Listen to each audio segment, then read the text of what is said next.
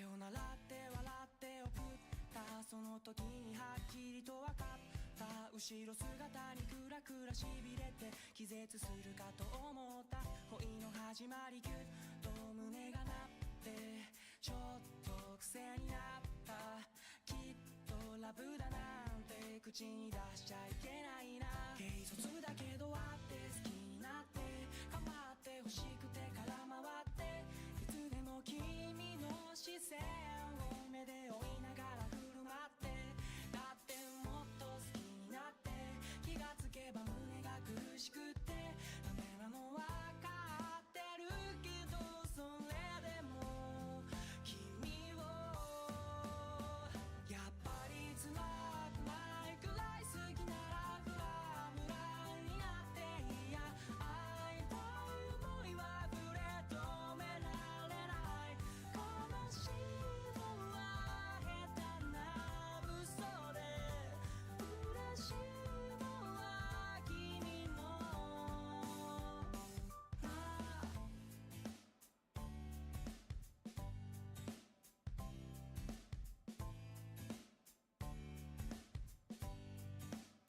唐突だけど会って好きになって笑って欲しくておどけちゃっていつでも君の機嫌を伺いながら振る舞ってだってもっと好きになっていろんな思いが束になってダメなの分かってるけどそれでも君をやっぱり痛いくらい好きな気持ちがブラブラぶら下がってら会いたいだけなのにやりきれない足りないのは君の声であげたいのは僕のフラフラ揺れてフラフラしたよだけど願いは君の幸せなのにやっぱり辛くないくらい好きならフラフラになっていいや会いたい想いは触れ止められない悲しいのは下手な嘘で嬉しいのは君のなだれないのは君の声であげたいのは僕の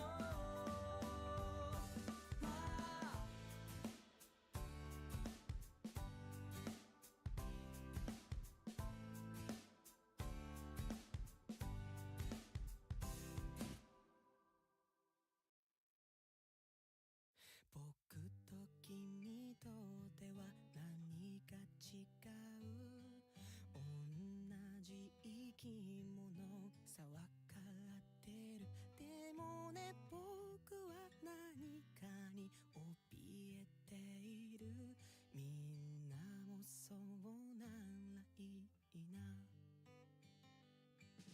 がむしゃらに生きて誰か笑う悲しみ切るには早すぎるいつも僕は自分に言い聞かせる明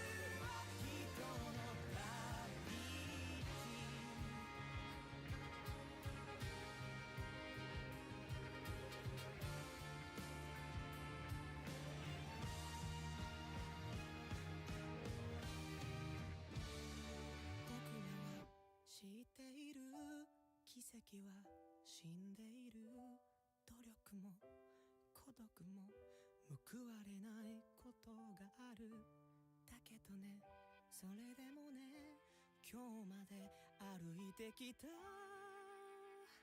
日々を人は呼ぶそれがね奇跡だと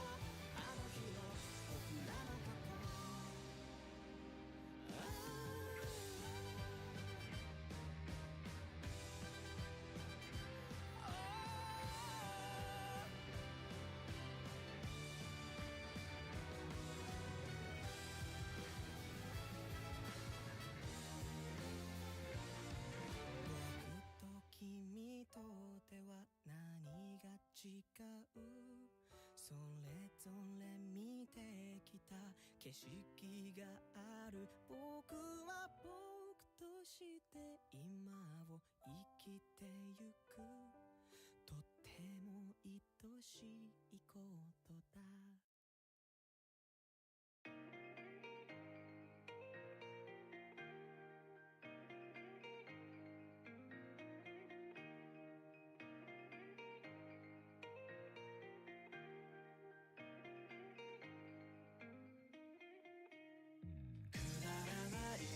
街に光君と見た夏の花火霞んだ空がある光この街に君はいない蒸し暑い夏の朝日差しがあの日のことがよぎる夏祭りに誘ったあの頃に戻れたらずっと考えてた日々の中は眠れず不安でたまんないな誘わない方が良かったのか今でも自分でわかんないな何度でもやり直せられるならあの日に思いを伝えくだらない街に光君と見た夏の花火霞んだ空がある光この街に君はいない浴衣姿の君を初めて見た夕暮れ時の5時人混みの中で君は僕の浴衣の袖をつかみ花火が終わり二人で話をしながら次は線香花火最後の日の玉が落ちる前に告白すると内心誓い言い出すのが怖くて毎回一人になると落ちるくだらない街に光君と見た夏の花火霞んだ空がある光この街に君はいない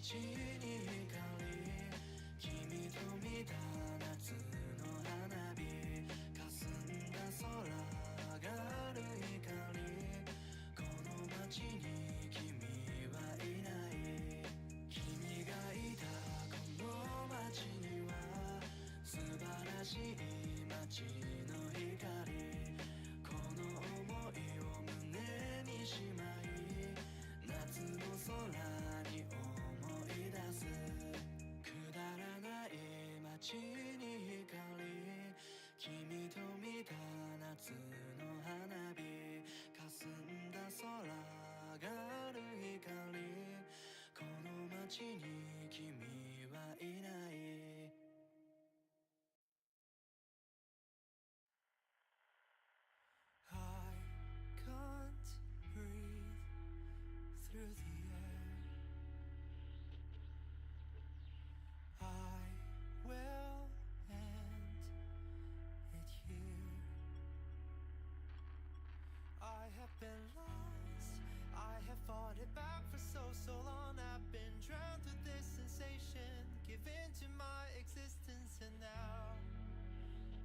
it begin? Do you see me?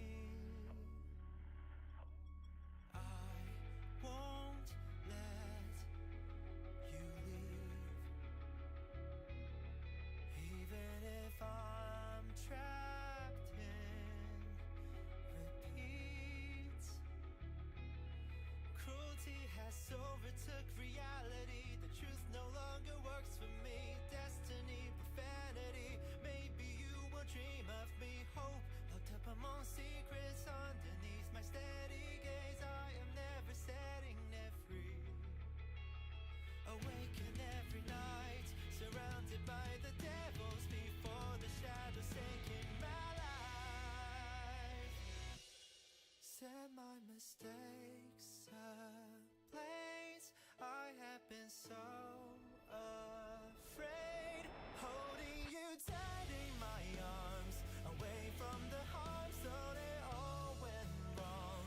I leave you the dawn, I will keep me mine. Be brave so that I can find the path where I took all the pain and still walked away with a true heart. I've known it all the way.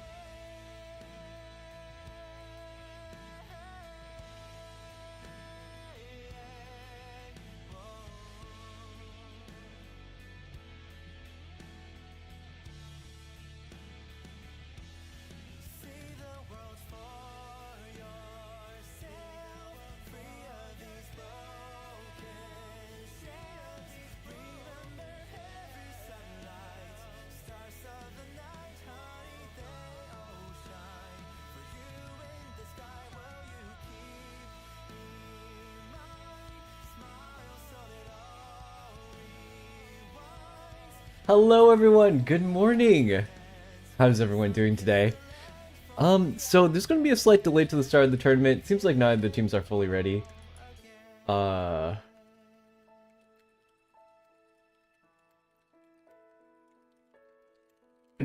So some parts of the bracket were not updated last night, but however, this first match was updated last night. If I don't have teams showing up in about, let's say, like half an hour, I'll probably just reschedule this match to another point.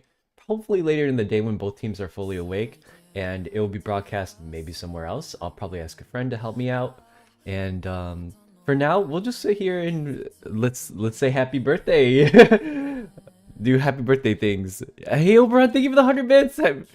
Thank you so much, everyone. I'm back. I'm just going to change the screen for a little bit until the tournament things are resolved. Ooh, I had a bit to drink last night. Good morning, hey sir. Guz, thank you for the birthday wishes. Let me change to just chatting really quick.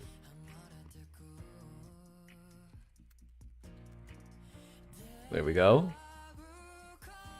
If you guys want to use the Crunchyroll thing, now is the time. So, yeah. I actually have to read this off of Twitch chat because it is being restreamed as well. But, I hope everyone's doing well today. Good morning, good morning. Yeah, last night I was... Hey, Snowball. Hey, Molten. Good morning, everybody. Zen, Yokana, Rushferu, Mochi, Shinny. Thank you for the raid earlier, and thank you for the sub as well. Reg, hi. Good morning, everyone. Hold on. My face is a little bit frozen. Okay, yeah. This needs a reset. Give me 1 second, you guys.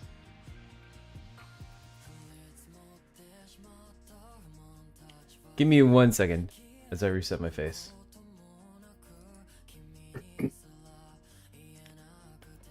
My dad ate the cupcakes I bought? No!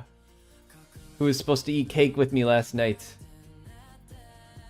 My goodness, I was unhinged last night. Happy birthday, thank you, Soul! Good morning! Alright, so neither of the teams are ready right now, but I have awakened them. So, we'll see where this goes, but, no promises. We'll have to see. Oh, a hype train? Yokana! Thank you for the 10 gifted. Oh my god. Another 10. Thank you so much. Oh my. Okay, last night's kind of a blur. I might have said some things that I don't remember. And then I woke up this morning. I woke up at like 8 a.m. today. Pounding headache. Did not feel good. And then I went back to sleep for like another couple hours. And then I woke up at like 11. And by that time, my alarms were starting to go off. And I ran downstairs and I got ready. You need some honey water, your voice. This is my... I woke up and I'm still tired voice. Because I did not sleep enough. Do I sound different? Obvious after drunk? Is it that bad? I do have some water, but I don't have any honey. Anyways, thank you guys so much for the birthday wishes. Do I sound different? Do I sound different? It's fine. I sound the same. I don't know what you guys are talking about. Lunar Marbles, thank you for the 100 bits.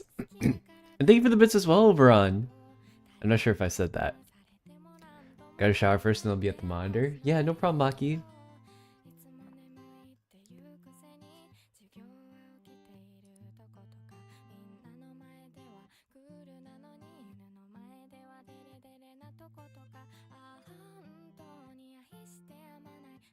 Sorry, I'm just I'm getting out the just woke up things. The morning sleep feedness. You sound the same? Well, that's good. I was gonna ask, you know, tomorrow we have a lot of stuff going on. So, if we end today's stream, I got 14 hours today to work on, so... It seems like some of the teams are not ready yet to go. I'm not ready to take poop from people. Hey Annie, welcome in! Happy birthday, thank you so much! Did you check the advice? Oh, advice. Oh yeah, we can't. Alright, seems like some people messed up on their time zones, which is why they're all running in to to get in. Birthday, yes sir. I don't... did I see advice? When was this? Either way. When I'm done with this, I'm just gonna go straight to bed. Wake up on Monday. I don't care what time I wake up. But I do have to schedule some time for dinner, so... At one point for today, maybe around like 6 or 6:30, at the 6 o'clock time slot, if someone wants to move their time slot, I'll probably be like, sure. Because I need to move it as well. And then I'll probably just sit on the screen for a while and then do some stuff. Yokana, where did you put the advice? I was like running around all day this morning. Oh, that. The scorekeeping.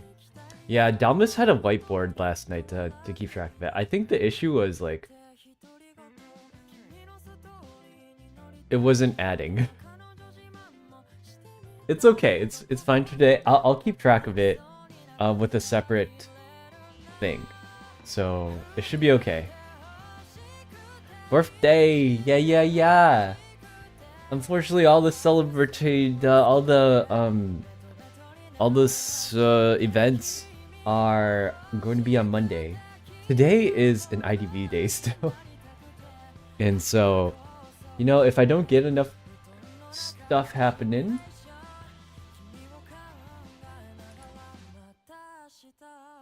Oh, they're asking which VC they need to go into. Let me check. Challenge bracket.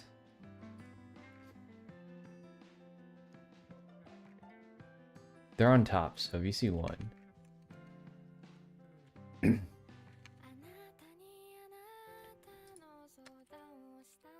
And this time, I think I'm going to start bottom of the bracket hunts first. Because yesterday we did top of the bracket hunts first. That means that if you were at the top of the bracket, you just hunt first every single time. But now, if you're at the bottom of the bracket, you will hunt first.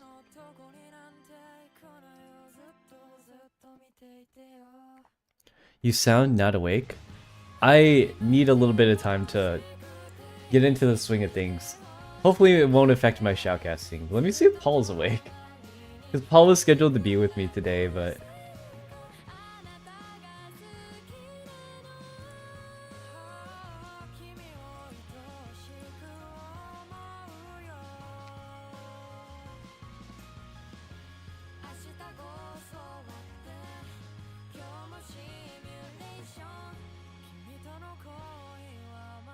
Where'd you put the plush though?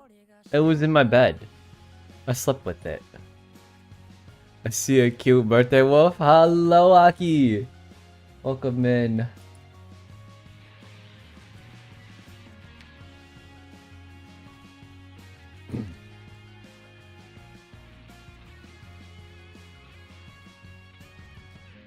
I can't blame it on drinking. I'm just sick. Oh no.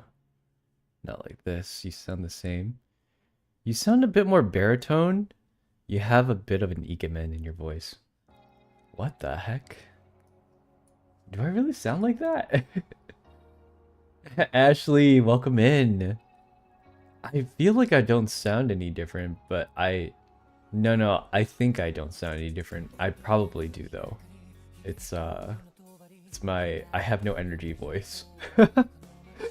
Welcome in, Ashley. How you doing today? I try to put on my peppy voice for when I do shoutcasting, and it's typically higher pitched, but I think I'll stick with this from now on. There's more vibration in your voice. I'm tired. What can I say? He only sounds 5% different. Yeah, you can tell it's me still, right? I hear no difference whether you're drunk or not. What happened last night? Oh my god. Starry! Hey, welcome in.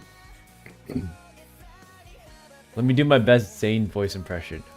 Hello, my voice is like Zane's. I'm Zane. Wait, that's not something he would say. Doing good. How's your morning going so far? It's pretty good. We're getting ready for round 1 of the tournament. Both teams are about half an hour late. We'll have to see.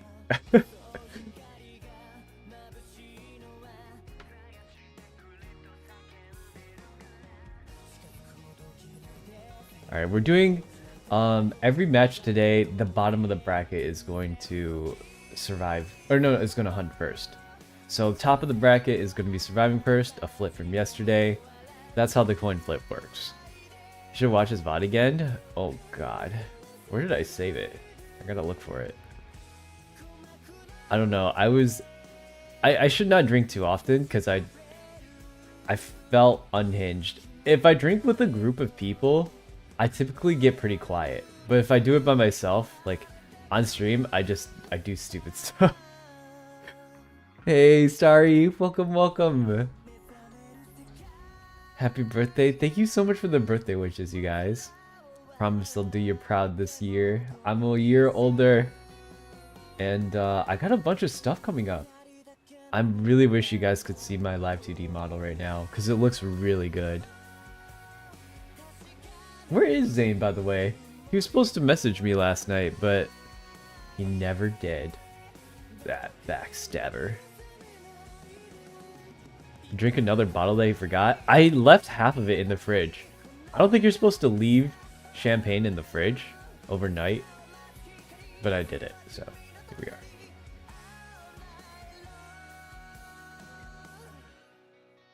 Hold on.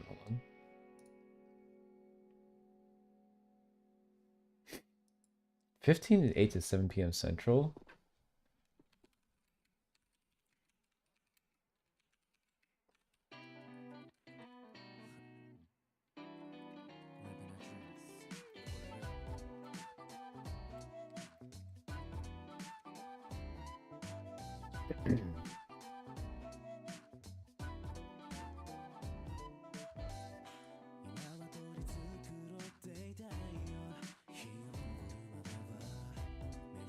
Alright.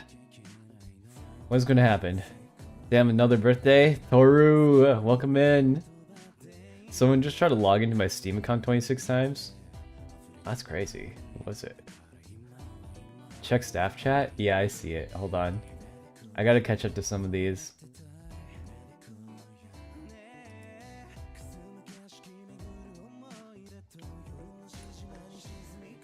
Okay, so the issue that I'm having right now is if we allow the other tournament to reschedule, it rolls over another team's slot. So I can't really allow that to happen. And plus 8 p.m. is when they're supposed to go again. So if this is 12, 2, 4, 6, 8, it can't happen.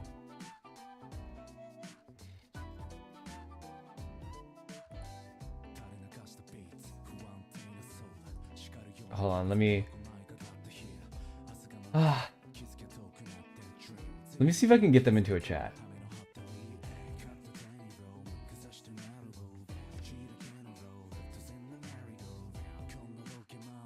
And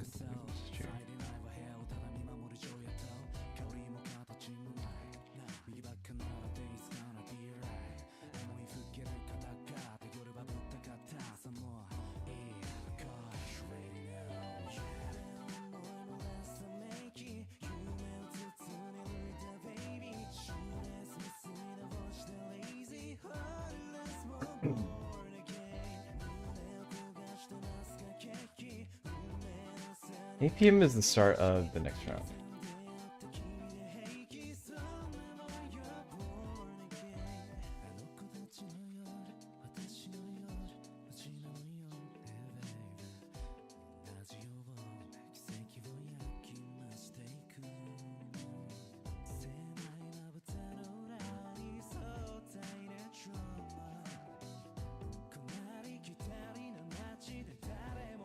Hold on, there's an issue with the stuff. Hikaru, hey, good morning. 25 subs. Wait, did I miss something? No way. Yo, Kana, thank you for the thank you for another 10 gifted. Or Starry, thank you for the 25. Thank you so much, Starry. I didn't see that, but thank you so much. I'm trying to deal with a lot of stuff right now, so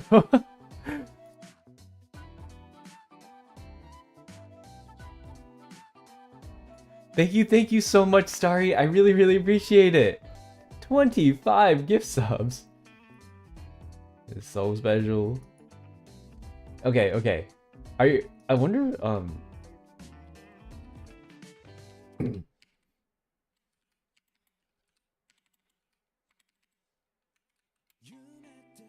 hold on. Thank you so much, Starry. I gotta clarify with this team.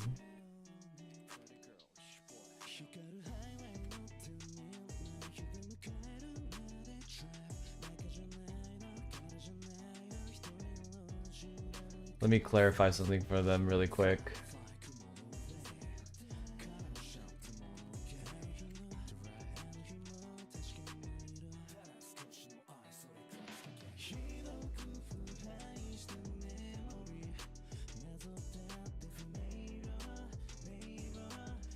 Alright, so I took a picture for them.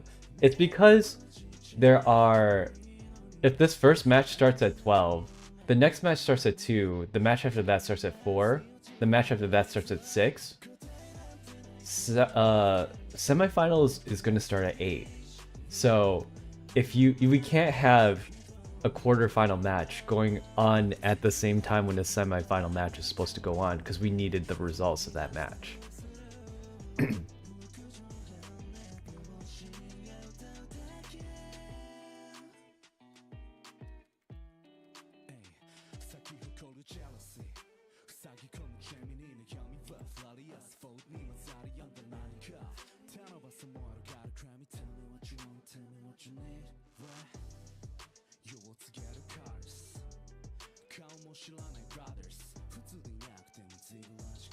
Oh, everything's a mess.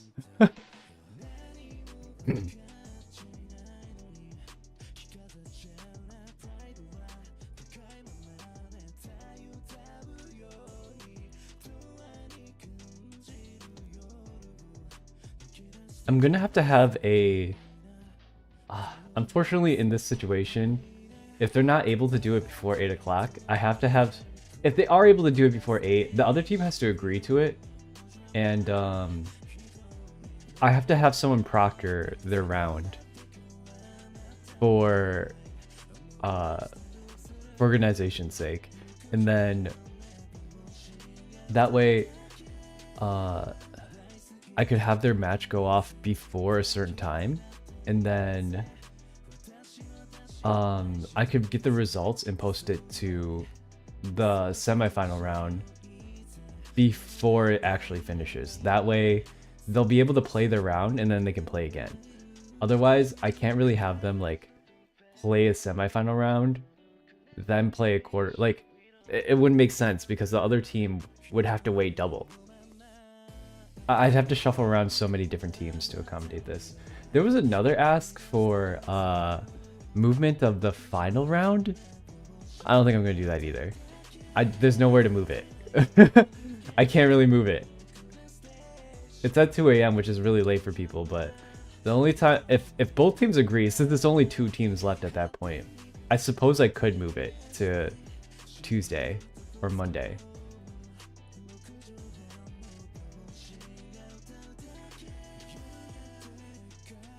Don't move the final round. I wasn't going to. I was just thinking, like, if they really had to, that would be a time I could move it. But yeah, this is the more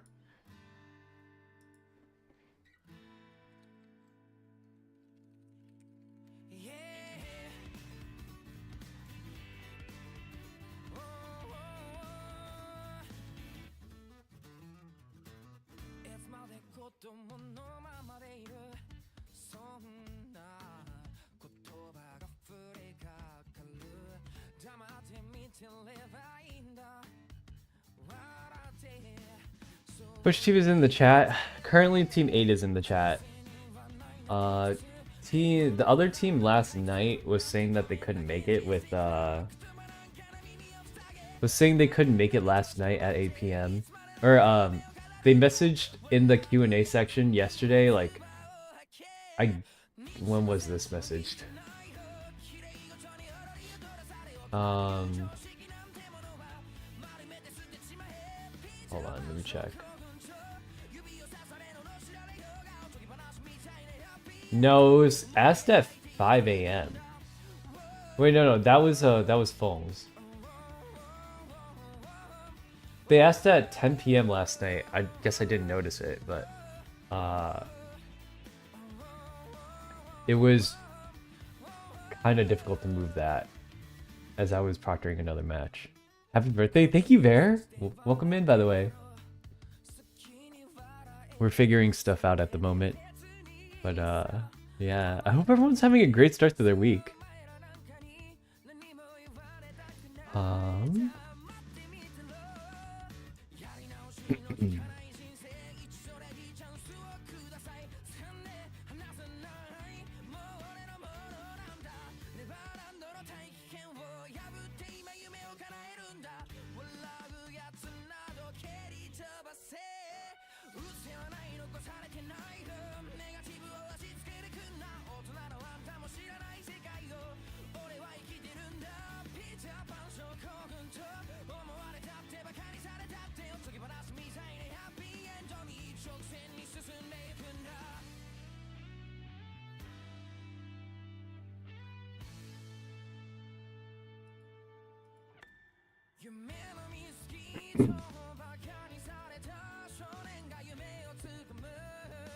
Okay, so it seems like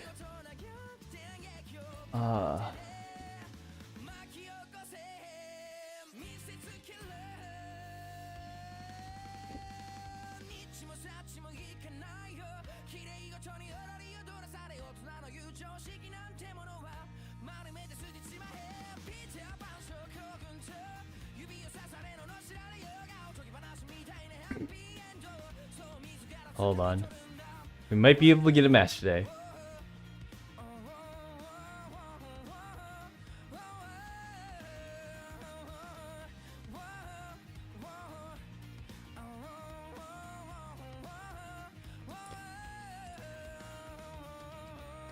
I will make a small compromise. You're one step closer to being grandpa? Ha! I'm not even a dad. That'll teach them. Can't be a grandpa if you don't have kids. Found the loophole. That means I'll never be old.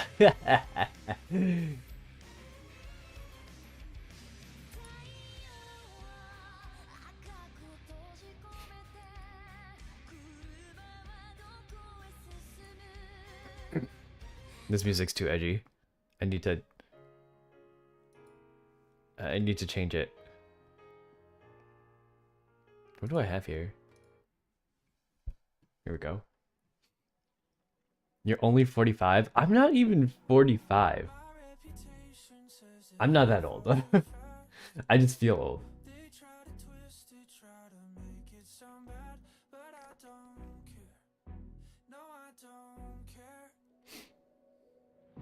Forever young, true. He's 50. I'm 1235, dude. No, I'm one of those characters that regress in age. Like, I have a birthday, but as when I get a year older, I just go back a year. So I'm always the same age. I'm over 100. Well, I guess I don't technically have an age then. There's a biological age and there's chronological age. I just wanted to say hello. I hope everyone's doing well. Hey Momi, welcome in.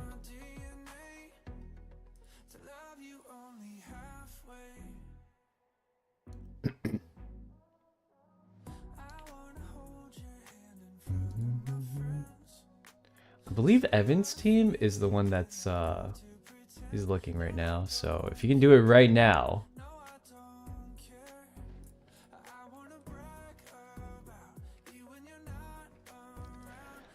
All right, we gotta run. Speed this up. Is Paul here?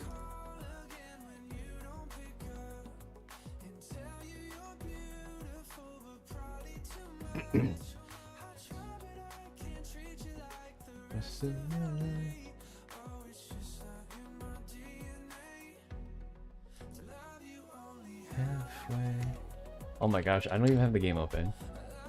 Look at me, not being prepared. What junkery. But I'm getting into it. Give me 1 second, you guys. I'm shaking off the sleep. Shake it. Can't believe the age gap between you and me. You're basically my older brother. Damn.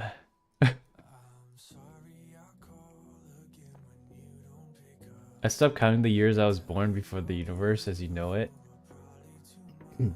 No, I was born in the universe. This is my lore accuracy is I'm technically born in the universe. Hey Fong, happy birthday message. Hey, oh, you were asking about whether I could reschedule the finals. Unfortunately, I cannot. I mean, I can do something if both teams agree to it, but unfortunately, unless both teams agree, I cannot really do anything about that. So, here, let me get these invites going out.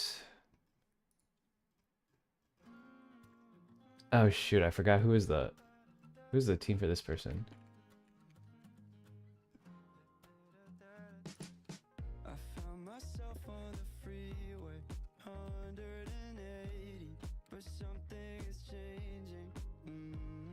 What was the IGN? Let me see.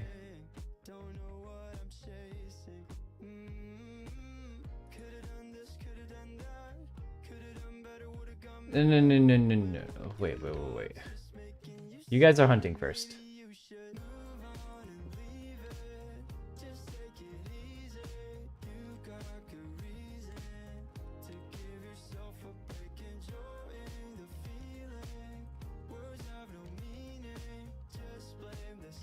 We're only 40 minutes behind schedule. I see them in VC. I see them. So rescheduling for an hour later wouldn't work for both teams if people would agree. Oh, we can do an hour later. I don't mind doing it slightly later on the same day, but I cannot do a different day. I have a lot of plans the upcoming week, and I'm literally leaving the state for a week. A couple days after that. So there's literally no time.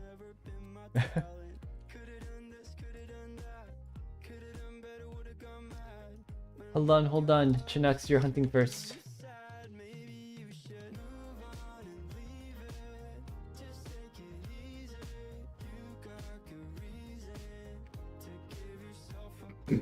Stuff schedule? Yeah, there's nowhere for me to move it, unfortunately.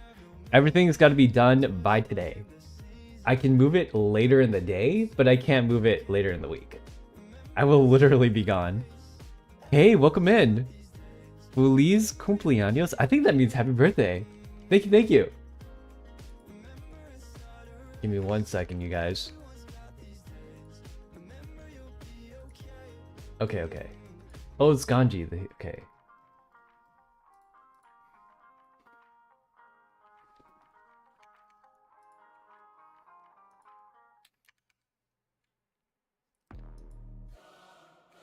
Alright, it looks like Paul is not awake just yet, so I will be solo casting these upcoming games. Let me change my... shoot, what are these team names again? One was like Team Pollo or something.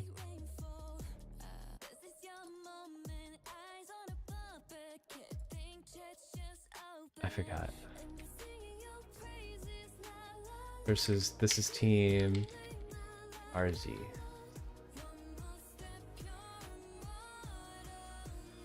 Here we go. All right. We are all set to go into our rounds. Hey, Black Glove, welcome in. Stuff schedule? Yes, it does mean happy birthday. Thank you, Ikadu, for clarifying for me. Welcome in, by the way, everyone. I hope you guys had a wonderful Saturday and enjoyed the games from yesterday. Today is the start of day 2 of the tournament. We're starting with the quarterfinals, moving on to semifinals, and the grand finals all on the same day. So there will be matches until 2 a.m. Hopefully I can get these matches rolling out as quick as I can, and we can get these complete before the scheduled time of the next match. But it seems like we have a little bit of schedule conflicting. This match is going off about an hour late after the schedule was scheduled to go. So we're just gonna try and get these first. Okay. Match ban. The banning order is going to be the same. The ban and pick order is going to be the same as yesterday. The only change is that the person on the bottom of the bracket is going to be hunting first, which means Chinox's team is hunting first with Ganji Sweat, and RZ is going to be surviving first. So once we get the confirmation on this the ban,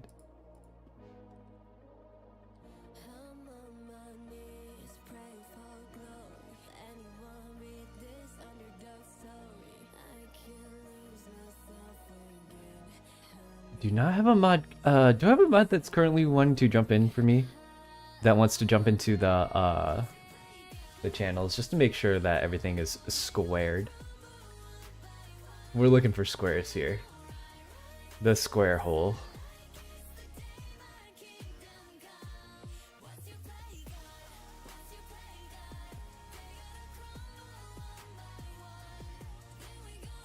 All right, it looks like it's a red church band.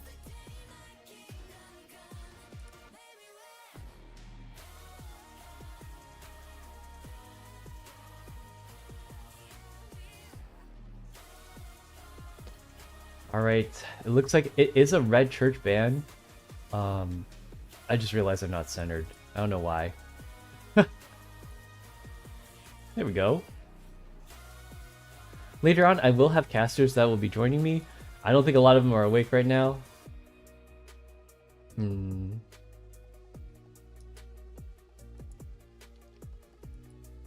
Arms Factory, got you.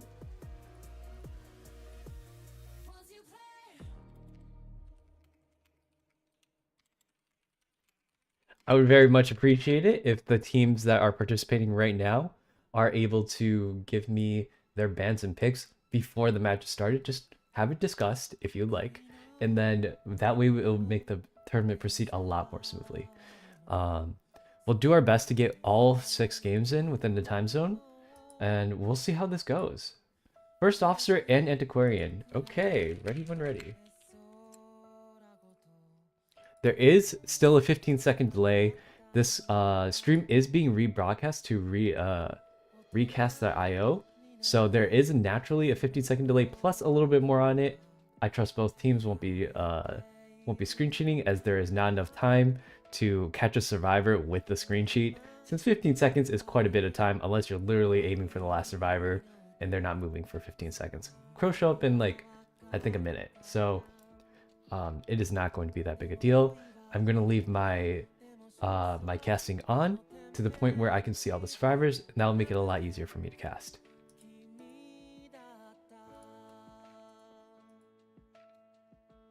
All right, we're just waiting for them to ready up, and then I will switch over to the game scene, and we can get this first game going on.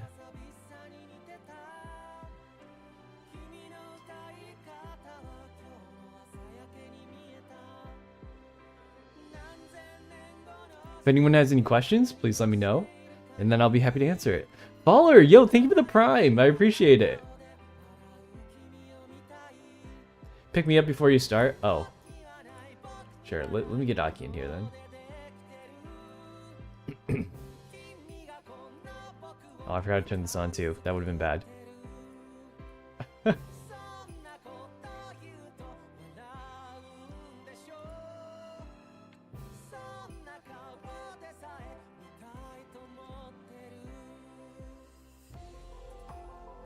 This way I'll have a mod that'll help me out occasionally when it comes time to looking for bans and picks.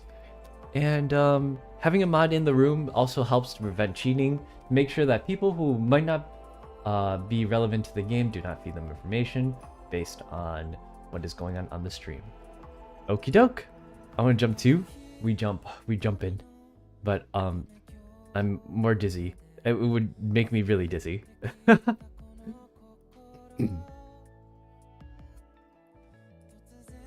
What are we waiting for? Am I missing something?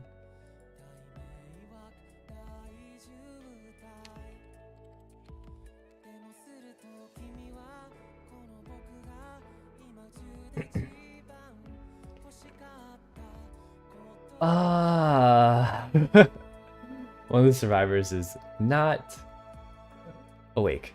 Alright. I don't know how they joined up, and then it's okay. It seems like they're going to find a fill or re-invite them. Let's give them a sec, and then we will get started. No, yeah, I don't know how that happened. Let me see. The teams for tomorrow are... Oh, he's coming.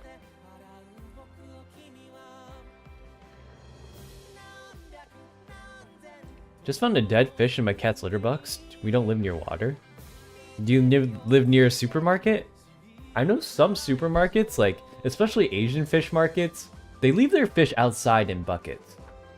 I never liked that, but when I was younger and we went to Asian fish markets, it was always fun to look at the fish. I remember when I went to Japan, there was like a large group of my friends who were really interested in the fish that were just kind of out there.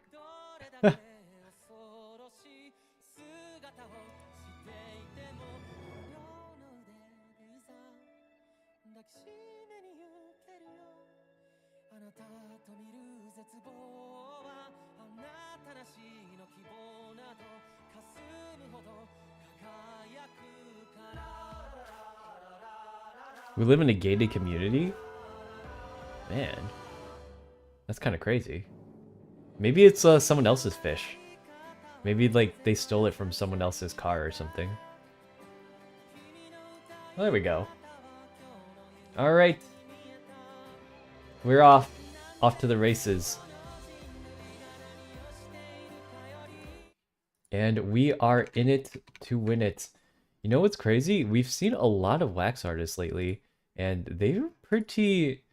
Ooh, they do pretty well. I think wax artist has been one of the highest... Oh, never mind. They're changing back to opera singer. Opera singer is definitely the most popular hunter, but I think wax artist has been the strongest hunter consistently through all the matches yesterday and today. Or, not today. These are the first games that are going on. And although opera singer has been one of the more popular hunters out there, I think that she hasn't been doing as well as some of the other hunters. she's been seeming to get a lot of draws, sometimes even less than a draw, because although she's a very, very powerful hunter with the chase, she is, in the end, a single hit hunter. And it's very difficult for her to get the edge if she doesn't scuff with rescue or isn't able to get an advantage on the survivors with like a really early down. And based on this team, Patient, Batter, Cheerleader, these are all really strong characters that work pretty well against Opera Singer. I would say, like, in the end, Opera Singer is definitely a lot quicker and able to do a really good chase. However, I think instead of kiting, they wanted to use blocking more often than not. Also, I apologize if I don't respond in time for people who are waiting in the alley to spectate the game. I will have my Twitch chat up. However, I will not be responding too often to chat because of the game that's going on. RZ is playing with HZ. I'm not exactly sure what this team's name is. This is Evan D's Plato or Chinox's team. So, yeah. The person who played Undead yesterday was really amazing. That's true. We did see an Undead yesterday. Did their team advance? I don't remember. Potols. Yes, I believe this is one of the Spanish names.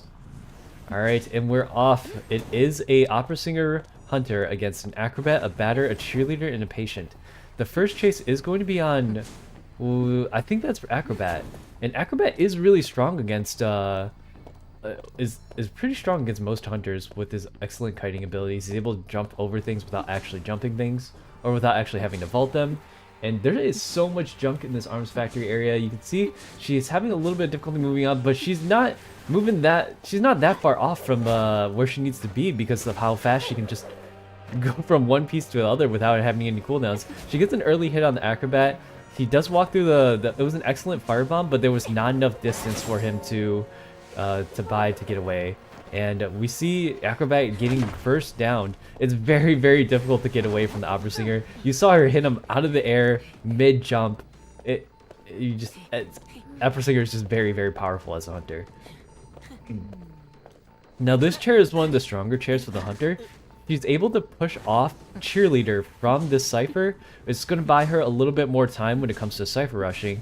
And that way they'll only be able to complete 2 Cyphers or so before Acrobat ends up biting the dust. Oh, but she does leave the chair a little bit too far. And she doesn't see the rescue coming up from Cheerleader. She kind of just zoomed over with her ability. Having 2 speed boosts, it just propels her so quickly across the map. And now she's back on to having to chase the Acrobat. It's only his first chair, so he does have 2 more chairs left to go. Yeah, these little areas right here where he doesn't actually have to vault the window. It'll buy him so much time just jumping over it, and plus slowing the hunter with his white bomb is going to buy him a lot of distance. Oh, he's trying the same trick over and over again, which is great. He walked a little bit too close, but the hunter still misses when she swings into him. It looks like the Acrobat got a little bit turned around when he used that bomb. It was really excellent bomb, by the way. It just the execution after that was a little shady. Now the patient's trying to finish off the Cypher, and if he's able to finish it, that will complete the Cypher rush. And they will only have to have 2 more Cyphers left to go. But unfortunately, the Opera Singer is here to push him off, but if she's not careful, there's going to be a rescue from behind, as there was another person behind going to rescue. And I think the Opera Singer catches wind of that, and now you see Opera Singer back onto the Acrobat. There was a tide expended by Batter for Acrobat, and so that is going to be the tide for their surviving team. He is going to be able to harass at this point because he's down in this corner right here, and there isn't a lot of places for him to be chaired, but I don't think the Batter is actually coming in to harass. It looks like they're going to sell the Batter. It is very, very dangerous trying to harass an Opera Singer, as she will just drop them and go after you, and her chase is just very, very strong. She actually teleports right onto the Cheerleader and is able to catch her out first. Cheerleader is already half health, so she's taking a bunch of damage right here, and now she's going to go down onto the chair. 2 Cyphers left. That cipher sounded maybe around 60% or so, and Batter's gonna have to start an entirely new cipher uh, before they're able to get this rescue off. Granted, both Patient and Batter, both are at full health, so either of them could come to rescue. It looks like it's up to Patient to do the deed here, though. Cheerleader is about to get that second cheer up. I think it's almost up. By the time they get it before half, they might be able to get here as long as he doesn't get terror shocked. Oh, there's no terror shock. And oh my gosh, that the amount of time that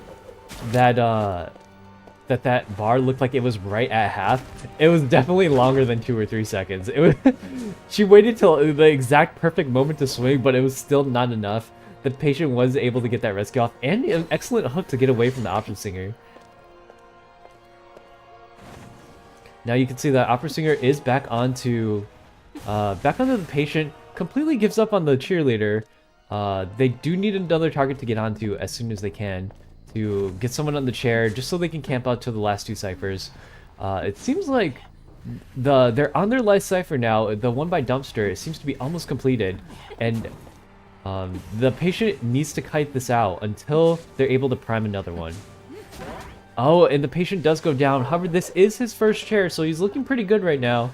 The cheerleader did end up starting another cipher. The Batter's back on one of the ciphers at 49%, but the Patient is going to be taken down into the basement. It's very, very difficult, as we've seen in this tournament, for survivors to try to rescue from the basement, especially because they've expended Tide already.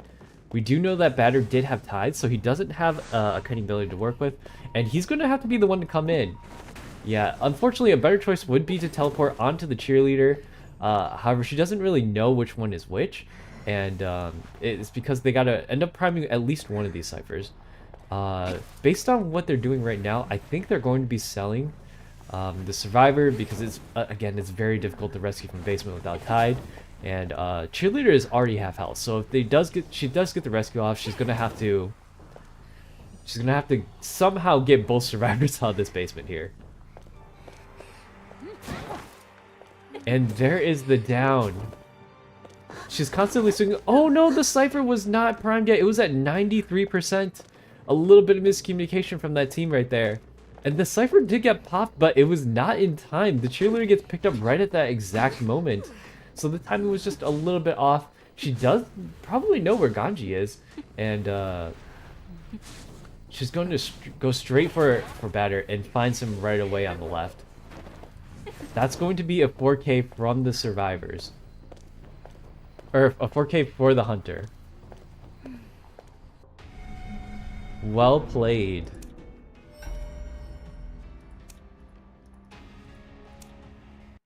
Starting off the day strong with the 4K. Alright. And just so I have this right, that's Evan's team. I'm more used to this now. We're starting off the day with a 5-0. Alright, and now it is the other teams to hunt. It is going to be on Arms Factory, of course. And I'm kind of curious. Are we going to see...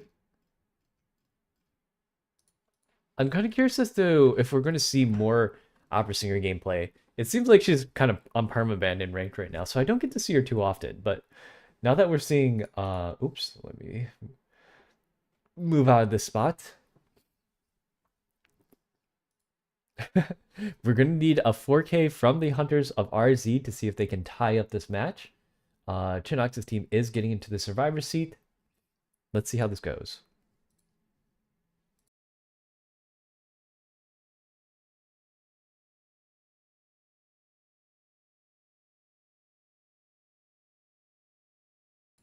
Sorry if you hear me blowing my nose on occasion. I did have a little bit of drink last night, so I am not 100% right now.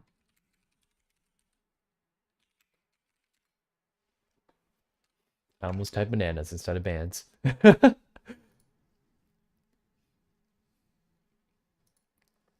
Happy birthday. Oh, thank you guys. They know. That's really sweet of them. And I know I was pushing them, but the tournament was scheduled to start at noon today.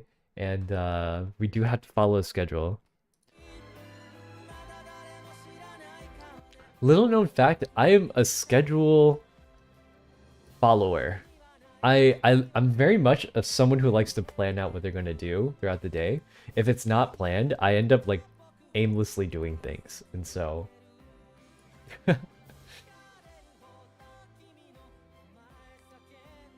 it's better if I just here. Let me invite Aki as well.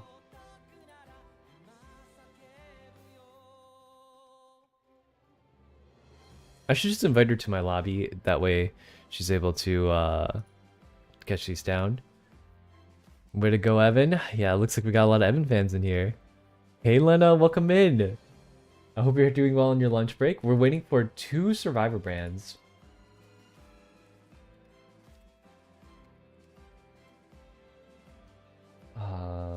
Sometimes they end up messaging me in the other Discord, so we'll just see what they have to say. Got it. Thank you, Aki, for that. They're banning Merc and Priestess. Priestess on Arms Factory. That's a really interesting choice. But, you know, I have seen Priestesses do kind of crazy things on Arms Factory, and that long portal is no joke. Depending on what hunter you're going to be playing, if you're not able to get to the other side of the map very quickly, Priestess could be a strong pick.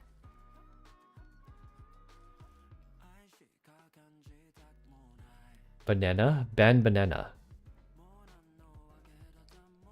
We don't have plans for your birthday yet? I mean, the plan is to do a 24-hour stream. That is the plan.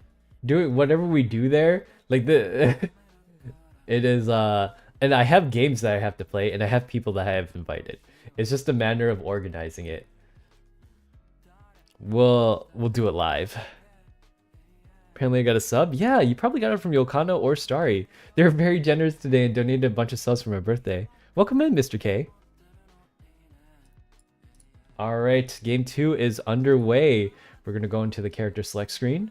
Let me see if I can answer a few more questions in chat before I hop over. Happy birthday. Thank you, guys. I appreciate it. Hey, Mitsuki. Welcome, welcome. Hey, Lava King. Welcome in. The Restream simulcast promo is changing the gamer title. I changed this one right now, but I probably have to... Oh, that's right. I gotta... Hold on. Give me 1 second. I gotta change the game back to Identity V. Here we go. Now we are in the right category. All right. We are in game number 2 coming up. It is a clerk hunter. We love to see a clerk. One of my original mains. I think clerk is one of those like really hard to master but really fun to play characters. And she has one of the highest skill ceilings because of how much you have to know the map. And she is up against a lawyer, a first officer, an antiquarian coordinator. Because this map selection is on, it's very difficult for certain survivors to know exactly it's very difficult for her to catch out survivors because they know that she's going to look there first with her inspectability.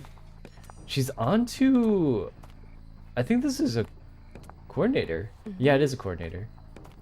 She can see her walking all the way around, and a lot of survivors make the mistake of just constantly walking until they hit a wall, but you know, this coordinator is doing a really good job of keeping out of sight of the clerk before she's able to record them. Once the recording goes off, she can go play it forward or backward to block off a window or drop a pallet.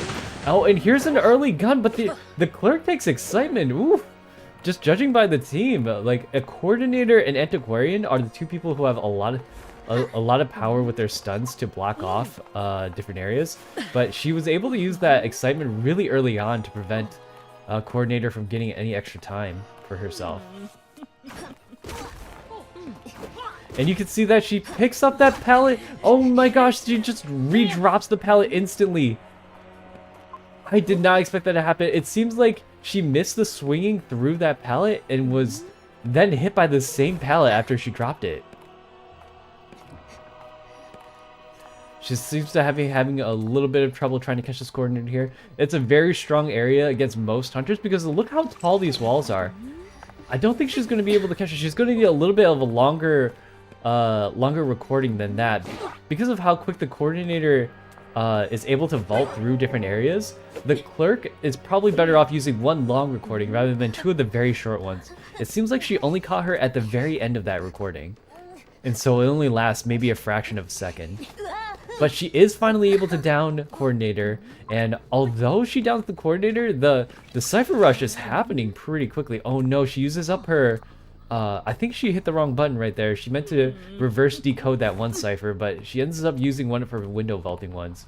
The area here is pretty strong for Clerk, as she's able to body block this that little pallet area, but I think the first officer catches whiff of that. And now that Rescue is just going to go off straight for the coordinator, there's not a lot she can do for that. And she gets pallet stun as well, but there's actually, the excitement's back up. I did not expect the excitement to be up that early. And gets the down on the first officer. Now she's got to re-chase down this coordinator, and hopefully she can get her down before they're able to complete either of these two ciphers. There is a lawyer going around who has incredibly fast decoding at this point because he's got so many stacks. You see her utilizing that the moonwalk. It's not really an ability, but she holds up her scrolls and walks backwards to prevent being caught out. The red light from being caught out by the survivors, and you can trick them into kiting right into you.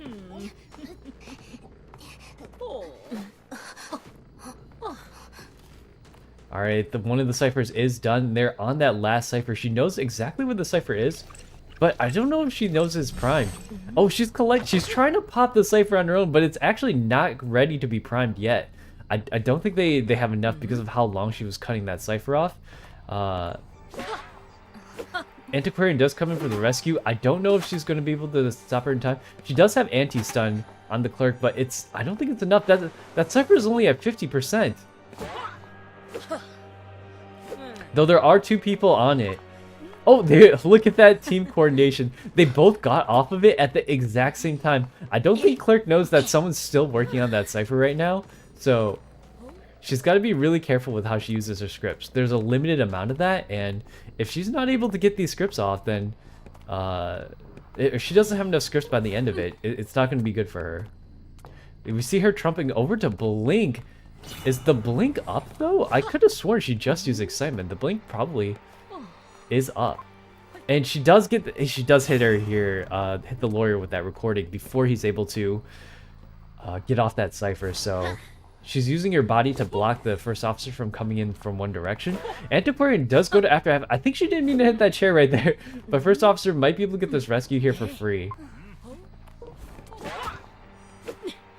Oh, I think I don't know if Antiquarian meant to hit that right there, but the survivors are doing an excellent job coordinating, switching on and off these ciphers. Oh, and there it is, the fourth cipher pop out. Though I don't know if you want to do it right now because there's no survivor currently within her radius for her to get, and first officer dies very slowly on chair. He's got built-in snooze, and so if the clerk doesn't know where they are, luckily enough, clerk is very, very strong at the late game. She's able to cut off the doors even from being decoded, and now she's going after the lawyer. I don't know if this is a correct decision for her, as she needs to find a survivor that is already about to die on chair.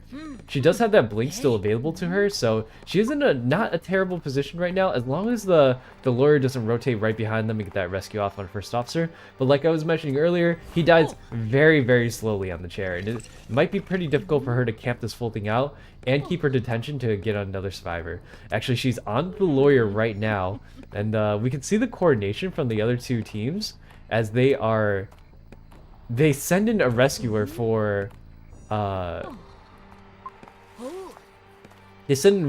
first officer. She does manage to catch the lawyer. However, this is lawyer's first chair as well. Literally everyone is on their second chair except for this person. And so the other door is being decoded right now by a coordinator. It's only at 19%, so if the clerk managed to stall this door out, or maybe to get another hit off onto one of the survivors, she might be able to stall out this game long enough for her to get a second kill. You can hear that door opening from across the distance, and I don't know if she knows where that's coming from, but she's got to go back and finish off this camp, otherwise they're going to be able to free the lawyer too. She gets a little greedy here, and the lawyer is now free to do whatever he'd like. They're still blocking off that door. Lawyer's only on their first chair, so she's switching on the Antiquarian, but she's got to be really careful here. She's only got 10 seconds left on her detention, and Antiquarian is at full health. So she does have to find one of these other survivors to deal with. First officer does still have one more pocket watch to work with. I don't think she saw where she was going, and as you can see, as 15-second delay is more than enough time for a survivor to, for a hunter to think about like where exactly the survivor is going to be, and enough time for a survivor to react to where they're going to go.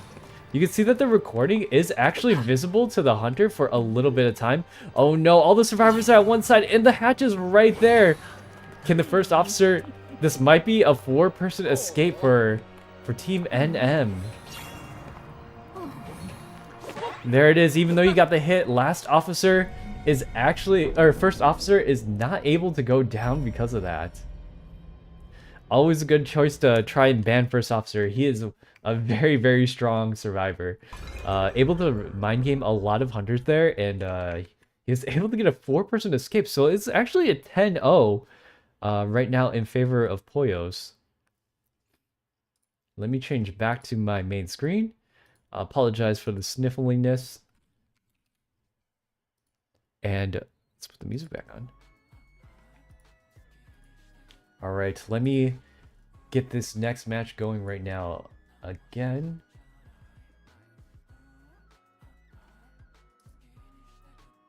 We're gonna have to see a really big return. Wait, this is the Ganji's supposed to be in here. Ganji's sweaty Ganji or something. We're gonna have to see a really big, important play on the part of RZ if they want to stay in this tournament, because they're 10 points behind on game 2. If they're not able to get a 4K here, it might just be over for their team.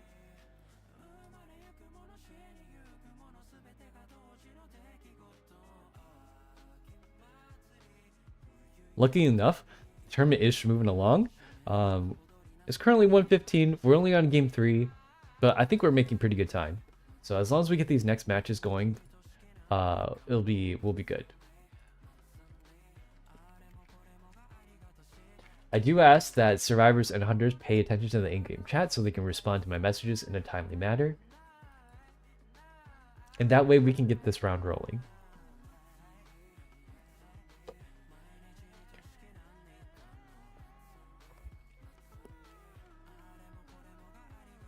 Four-man escape. That was a really impressive play on the part of the survivors. They had perfect coordination there. A couple of mistakes with the clerk. I think she tried to play for a lot of... clerks sometimes make the mistakes of making their plays a little bit too fancy. And although that, for example, looking at ciphers and then walking into a wall, or using up scripts when they trying to get the correct recording, that kind of stuff, it's very, very difficult for clerk to get the correct recording when there's 2 survivors on, especially if you're on PC, because it kind of defaults to whichever survivor is like, I don't even know how it picks, but it picks whichever one's closer to the cipher, I guess. So if survivor isn't decoding and one of them moves further away, sometimes you can pick out the wrong survivor. The same thing works for the door. I'm not exactly sure how the selection process works. It's just very difficult too.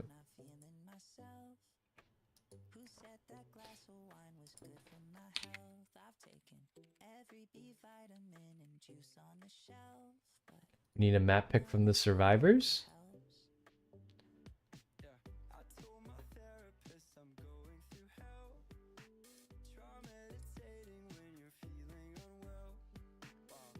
Yeah, that 4-person escape was really impressive though.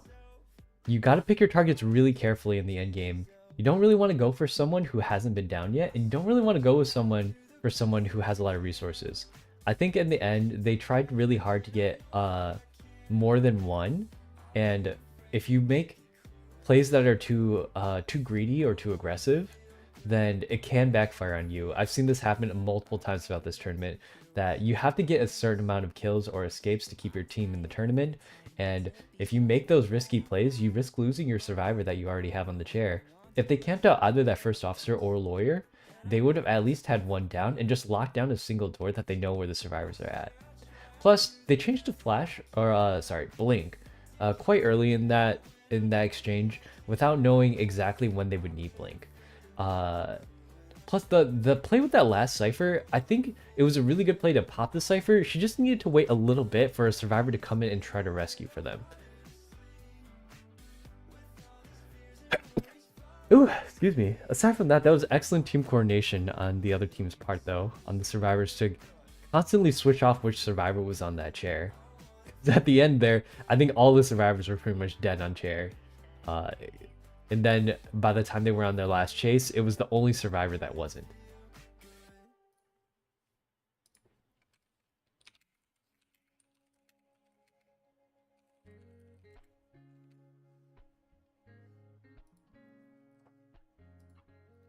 Excuse me one moment.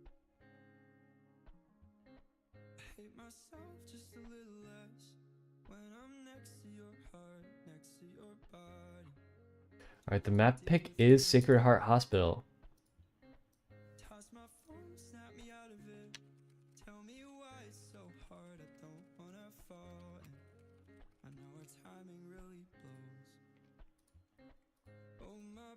The map selection is Sacred Heart Hospital.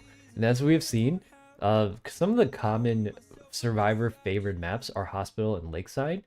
If you can get like a toy merchant or something to do some gimmicks, Priestess can even do a couple of fancy lineups to try and get the ones that like take you in and out of Hospital from the front to the back. Yeah, it looks like the bans are going out for the survivor. It is Priestess and Antiquarian ban.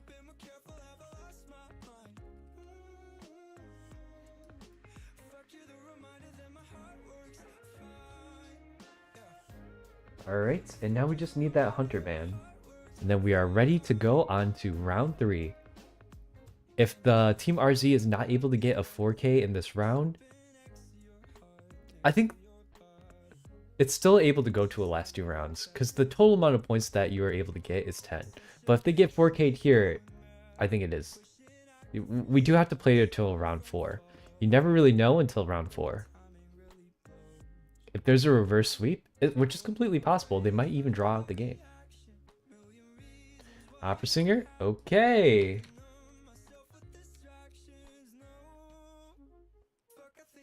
I'm so used to running this tournament now that like I'm just moving along. I'm pressing these games on. Alright, so game 3 is underway. I'm gonna pause the music right here and we're gonna go right into the game scene. Let me see if I can answer some questions. Oh. Oh, there we go. Hold on, let me see if I can answer some questions in the meantime. That coordinator play was really good. Yeah, the coordinator did a really good job kiting that first game. Bless you. Thank you for the 1 bit as well. Eikichi, I gotta go sleep now. Thank you for celebrating my birthday with me, you guys. I'm gonna be doing a proper celebration on Monday, though. Hey, Leah Luna. Bless you, Kara. Thank you, you guys. Hi and happy birthday. Thanks, Shiro Luffy. I didn't really mean to schedule the tournament over my birthday. It just kind of turned out that way because of how pressed for time I am this week. So I appreciate you all being here with me, celebrating, and watching the tournament. Later on, we will have Problems coming in, along with Temple Mao. And then Yasuka is going to be also here, shoutcasting with me. Alright, it looks like we have an Anne, a Disciple on Sacred Heart. Interesting pick. I'm usually pretty nervous about picking her, especially around the hospital area, because of how easy it is for her to dodge the cats in that middle section. I think she's going to do well, though. The Seer is probably going to be her first chase. It's probably the furthest one away from the entrance of hospital, so I doubt she would want to go for a batter that can just knock her away while she gets the stun off, so she's got to be careful with the harassment here. Anne is not very strong against a lot of stuns. Although she can't stun people back, she herself is pretty susceptible because she has to get in your face to do it. She's not like a hermit who could stun you from across the map. She's got to be on it. And if your cat field is not big enough, it's even a little worrisome about getting the cat to the correct radius so you can stun from a safer distance. Oh no, she's going for the batter first. You know, also not a bad choice. Seer can protect himself with the owl right before he gets stunned, because he knows when he's gonna get stunned. Oh, looks like the batter is lagging a little bit. He gets hit right off the bat. I think the batter was lagging. There aren't a lot of places for him to go there. Wow, it's a great cat placement. She's immediately jumping to her other cat, and she's right on top of the batter now. Oh no, he slow vaults over that window and he's going to get hit really early. The ant is doing a great job on hitting the batter before he's even able to hit any of the bats out. So he's got to be a little bit careful when he slow vaults those. He's getting taken into the basement. Gotta be careful with this struggle. If he's able to struggle out, this could be pretty bad for Anne. But she's able to make it all the way to the basement for chair number 1. There's it looks like Journalist is sort of moving in for a rescue. It's going to be pretty difficult for her. If anyone can do it though, it's Journalist or Mercenary. And setting out those cats to maybe try and block off some of the ciphers. These cats aren't really great for blocking off ciphers unless you can really get them onto that cipher itself. And it looks like they're doing an after half rescue. Kind of a risky play at this point because none of the ciphers have a lot of progress on them. It seems like she almost knew where Journalist was coming from. She actually gets the stun off and is able to get a drop hit and a double stun. Oh my goodness, that was a crazy play on her part.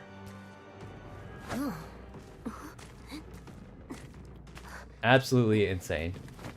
We got 2 stuns and 2 drop hits off on that Journalist. And downstairs, and that's a double basement here.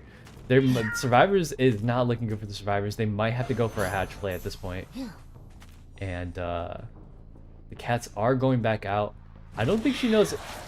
Oh, the cats do reveal the survivors when they get near them, so you can see them around walls. She knows probably where Cheerleader is now. Yeah, one of the cats was on that Cheerleader at all times.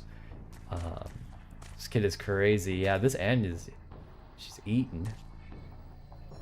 I think she knows that Seer is on one of the other ciphers right now. Oh, the Cheerleader tries to run away from the cat, but it is not happening because these cats... oh my gosh. A great dodge from that cat.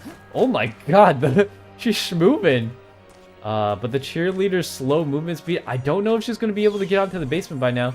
Oh, but the owl comes off to rescue them. She's going to try to get some drop hits here. I don't know if this is a good move. She doesn't have Tide for these survivors. And now that she has the stuns going out, both of these survivors are going to go down. And that is 2 more for the basement. The basement has been really strong for a lot of these hunters these days. And this is the best case scenario for the hunter.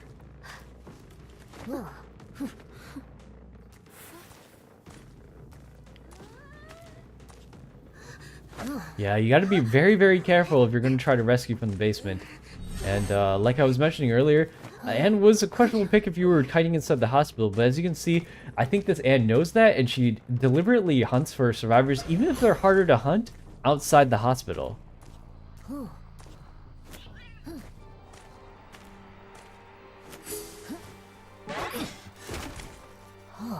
Alright, there's the first hit onto the Seer. And it doesn't look like Seer is going to be able to get very far at this point. It's looking like a 4K. He's actually near the hatch a little bit. Let's see if he's able to get out, he might be able to secure at least 1 point for his team. Oh, you can see how quickly they're able to... what is this? Was she moonwalking there, or is that just a little bit of server lag? Hey. Hey. Who sprayed there? I can't tell if that was Seer or if that was Anne. I will tell you, this is my one and only warning to teams who are spraying today. I will literally not be having any of that. Okay? So I will message them right now. This is their first warning. No spraying, no emoting. If I see it one more time, I will disqualify you. And I believe this is their first warning.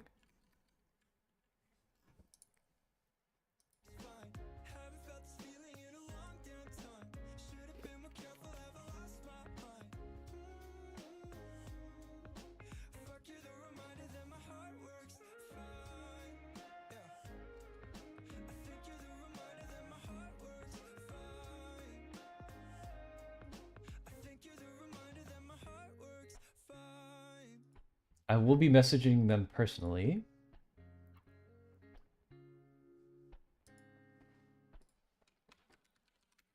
Okay. Let's go. Woke up, I feel pretty damn weird. 1 week, 2 weeks, maybe a year. Think it's been a while since I've been myself. Took more breaks, but it really don't help. Think the news all wearing me down. Booked 2 flights to get out of this town. Oh, I asked my friends and they're feeling the same. Let's plot our escape. I slept 12 It's graffiti, yeah. It's called graffiti too. I've been craving these summer skies. I spent too much time inside when I don't care if you know me. I don't care if you accidentally hit the button.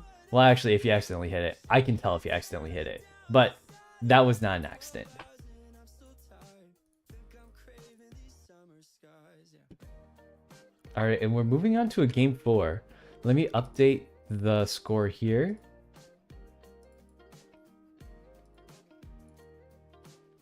I always hit a harder all-time low. Self-aware, do I really run this show? Yeah. Feel safe when I'm in my mind. The bar doors and the lock shut tight. I wish I could drown at the same. Yeah, don't think I'm not willing to disqualify teams. You think I don't want a 2-hour break? Heck, I'll take it. I'll take what I can get. Has to change. I slept 12 hours and I'm so tired. Oh, I've been craving these summer skies. I spent too much time inside when all my people got plans tonight. And I don't know what else to do. Wish I could tear it down inside anew. 12 hours and I'm so tired. Think I'm craving these. Emoting is pretty much the same way. Yes. He ain't playing today. I've been craving these summer skies. Yeah. I'm sorry, what was the question? I've been craving these summer skies. Who cares, babe? My head, it won't. Alright, it's going to be the hospital map. So, at this point, the survivors need only one person to escape for them to sweep this match. Who cares, baby? My head, it won't change. It's bad manners, kind of like mocking the other team. Yeah, it is not... This is not that tournament. We do not allow that kind of stuff here. Every team will get 1 warning. And I swear on my life, if I see it one more time, I will ban.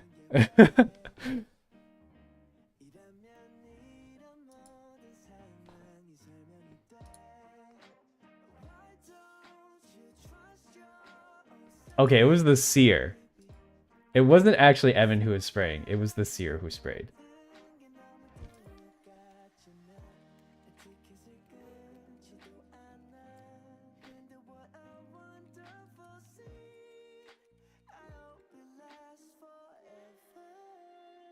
If it's 0-15, then it's a huge gap. Yeah, but the thing is, like, so there's 3 games, right? If RZ ends up winning all 3 games, then they could potentially draw it. But it's up to them whether they want to play the next game or not. No funny business Hikaru today? No, it's not. I'm not a haha Hikaru today. Zen's already looking for a rank match? Okay. So it looks like they're okay with not continuing on then. Zen, the one who was the hunter? No, I think... Was Zen the hunter? Was it RZ? Oh, it was Zen. Yeah, they're looking for a match right now, so there's no point in playing it through. Yeah, there isn't a huge point in playing it. It was, if the survivors were confident enough to maybe do like a sweep, then they might be able to advance, but yeah, at this point, alright, I will announce it.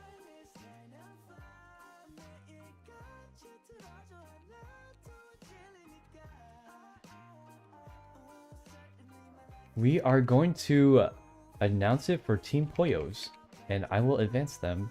That was, I believe it was Team 15. Alright, and so the next match is Team 9 versus Team 4. I forgot to advance someone last night. Who was the match of Team 11? I think Shinny would know. Was it Team 12 versus Team 18? Does anyone know the result of that match? Let me update that really quick.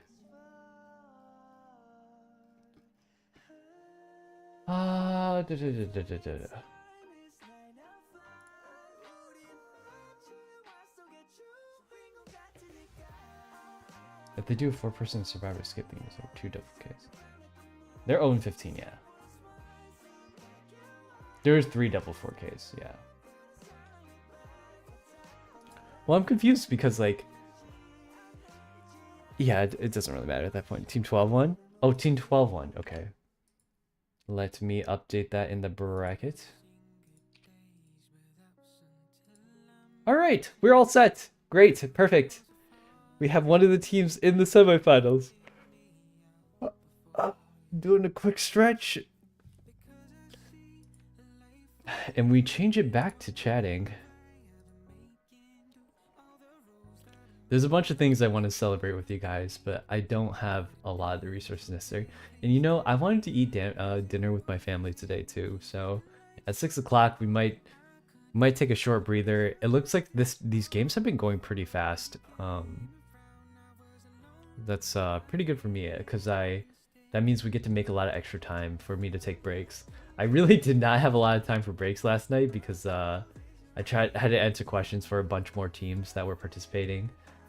A good show from all the teams though, like that are playing today. I really appreciate them coming out to play in these games, and I think that you know, next time that I host the tournament, if I do, that I will have NGP write down what they're gonna give me. I was very upset with them last weekend and this weekend, but needless to say, NGP is like kind of a scam. No, they are a scam. And this is me like straight up shit talking NGP because I'm really not afraid of them. They can't give me any less than they're giving me because they're not really giving me anything at all. So if they would like to actually do something for me, I will gladly change my opinion on them. NGP is it's like a special rewards club. NGP is like a rewards member club for IDV members or IDV players who spend a lot of money on their game, and they do not give a shit about their players. I'm sorry, I started swearing a little bit, but I was just like really passionate about what was happening with the NGP Discord, and I was so incredibly disappointed in their responses to my questions. There was literally nothing that they were going to do for me, and I was very upset by our interaction. Everyone I know has had a bad interaction with them. Shinny was not able to get anything out of them. I know Music Man wasn't able to get anything out of them. And honestly, like the responses that they were giving me were almost like a spin in my face by what they were trying to suggest. Like they kept trying to get me to dilute my own tournament in favor of getting more viewership, but then like none of the rewards would go to the members. It was like they're literally throwing scraps at you by trying to dilute your tournament, and it's very insulting, and I don't like how they were messaging me about that. It seemed like they would try to avoid responsibility for literally everything by saying that, oh, someone else is in charge of it. And I asked them multiple times, maybe just let me talk to your colleague. If I can just talk to whoever's in charge. Like, I hate to be that take me to your manager guy, but like if this isn't helping. This isn't getting our conversation anywhere. So that's why I was really upset with them. And I still am upset with them. That doesn't mean I'm like giving up on the IDV community or at all. And if they do want to help me in the future, I'm open to it, but they better give it to me in writing. That's really rude. Yeah. Happy birthday. Thanks, Watcher. Oh my gosh, thank you for the $5. I don't know what that is still. I think it's a super chat, but I didn't know Twitch had this version of a super chat. I really appreciate it, you guys. It's so horrible. Yeah. So, like, what they offered me, I put up, like, probably around, like, this could probably going to be $200 for me to put up for this tournament. And Devil Aki also offered to put a lot of money into the pool. And from what I understand, what they told me was that based on everything that you're offering, based on your viewership, because like a tournament of my size and a tournament that only has like 3 people in it will get the same amount of prizes. And the prize is an A-tier accessory for the winning team. And then the beginners tournament, I filed this separately, was a B-tier pet for the winning team. That was it. In case you didn't know, that's about like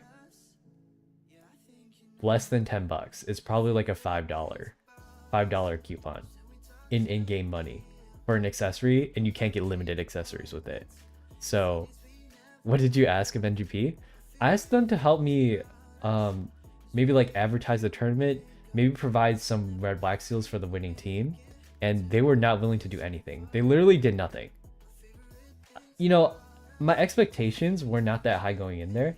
Like, it's hard for me to be mad at someone when they didn't exactly explicitly promise me anything, but when I'm doing something like for the community and their like goal is to support community involvement, it's kind of a shame to see that they're not doing anything about it. Here's my little rant about NGP, right? Because I've been kind of railing on them for a while.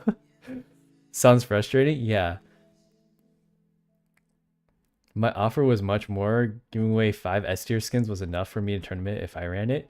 It wasn't even 5 S tier skins. It was 5 A tier accessories.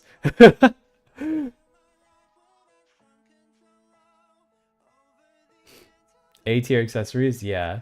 With the amount of teams that have been coming in, plus the amount of money that's being offered, like the A tier accessories, like what are you doing? Like I was like, if you just give everyone a winning team like maybe a few thousand red wax seals, and granted like an S tier skin, let me take a look right now. An A tier skin is about $10. An S tier skin or an S tier accessory is about $20. And an S tier skin is about $30. So it's $30. Hold on, are you taking me to your room? I'll take a look. Let Hikaru, how dare they be like that? Horrible people. Yeah. I mean, again, I can't really be too mad at them because they never promised me anything in the first place. But because they're not promising me anything, like, because they're not doing, I feel like, what they're supposed to be doing.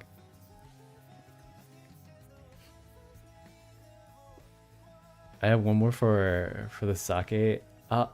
What?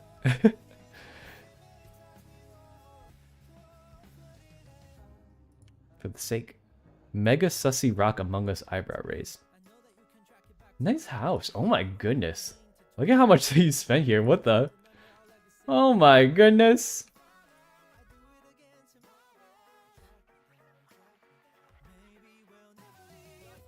What the heck? For the sake, sorry, I accidentally pressed shift. Oh no, it's okay. I just read it wrong. What the heck is this room? Aki, you have spent too much money on the game. Look at all this stuff. Oh, there's even the table outside. This is one of those like $100 things. I believe that furniture is $100. This table, I think, is a $100 table as well. This swing is the... I should have bought this swing, but this one was... You can get it for free. I didn't have enough clues at the time, though. It'll come back, I think. This looks like a $100 piece of equipment. I don't know what this is, though. This is definitely a $100 thing, though. What the heck? The fireplace, I believe this is free. The bed looks like it costs money. Sofa. I know I'm not showing it on screen. That's okay. Sorry, I forgot to show it on screen. Aki's always been a whale. I'm looking at it and I'm like, no way, dude. Anyways, let me try and get the next 2 teams up ready because I have to get them ready to go. Tournament Q&A.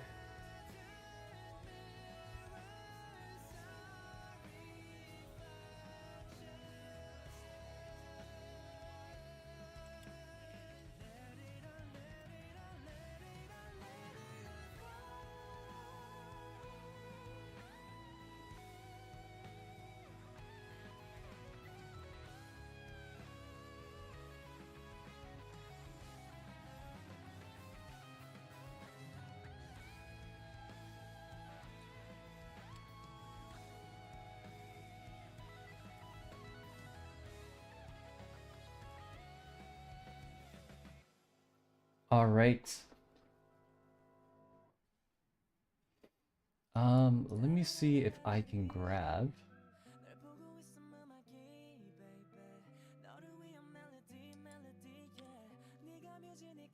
the 2 o'clock match is between 9 and 4. So team 9 versus team 4. Who's on team 9?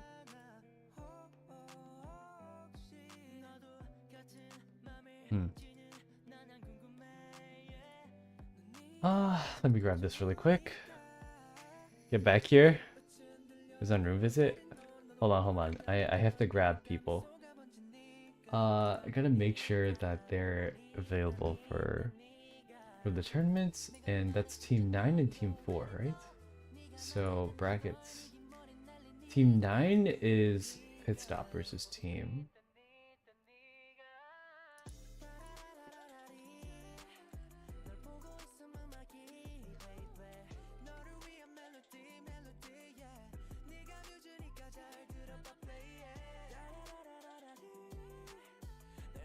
And then team 4 is Azui's team. Alright. I'll put myself on be right back. Give me 1 second, you guys. I'm gonna run to the bathroom.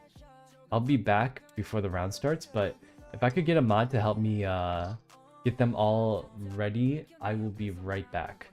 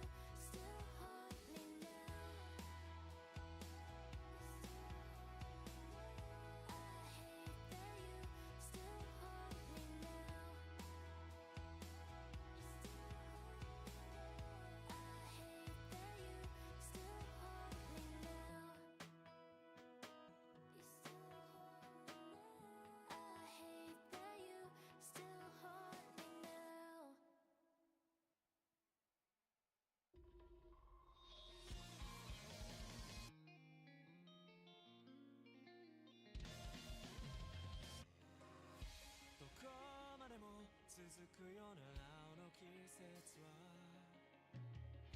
4つ並ぶ眼の前を遮るものは何もないアスファルトセミしぐれを反射して君という沈黙が聞こえなくなるこの日々が色あせる僕と違う君の匂いを知ってしまっても置き忘れてきた永遠のそこに今でも青が澄んでいる今でも青は澄んでいるどんな祈りも言葉も近づけるのに届かなかったまるで静かな恋のような頬を伝った夏のような色の中昨日の言葉がずっと喉の奥に使えてるまた会えるよねって声にならない声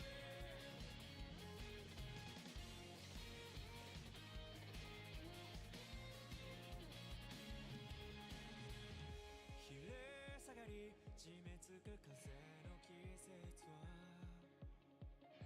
思い馳せるまだ何者でもなかった僕らの肖像何もかも分かち合えたはずだったあの日から少しずつ君と違う僕という呪いが太っていく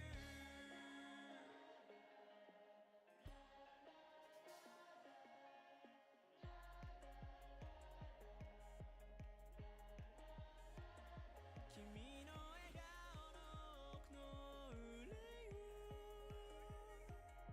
見落としたこと悔やみつけして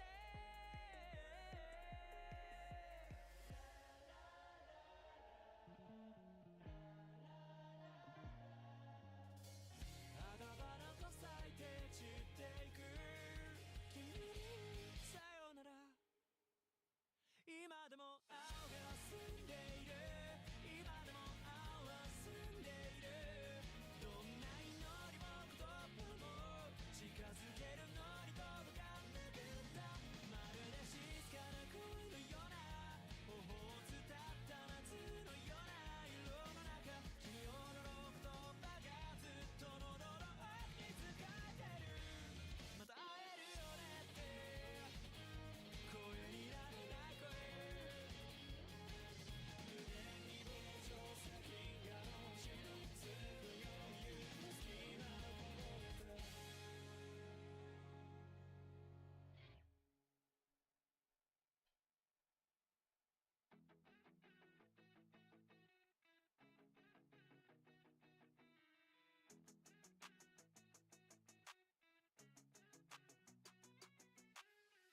Fucked up, lost loving today. I know you're gonna call me. I hate bad endings on the low. You got me feeling lonely, love. I just can't entertain you. Less small talk, you know I fucking hate it. Wasted, faded. Tell me what your name is. Lost stories, I don't wanna play pretend. Yes, love, we'll go to that party. Another shutdown. I'll see you in the morning. Give me reasons why I gotta focus. I don't wanna talk till I'm falling in a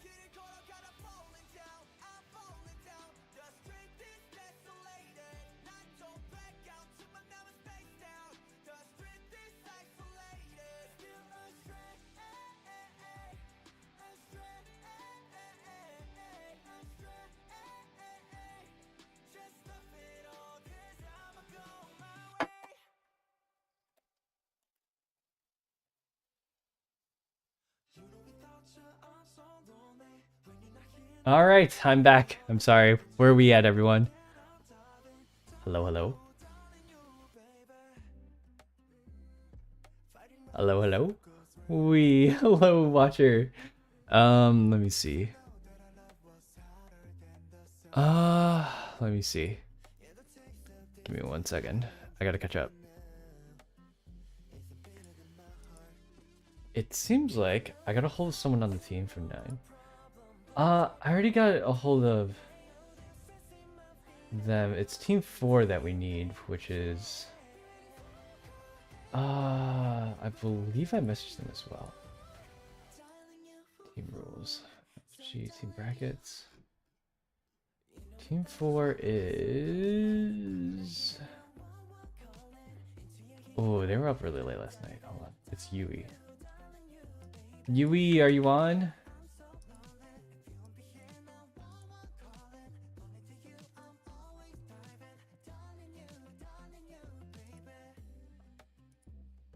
Let me see if they're on here.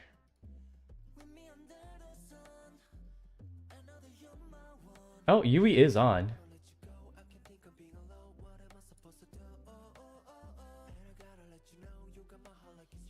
Okay, she is here. Got it.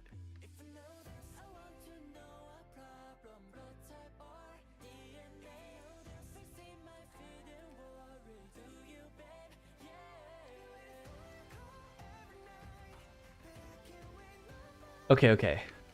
Guarding the side.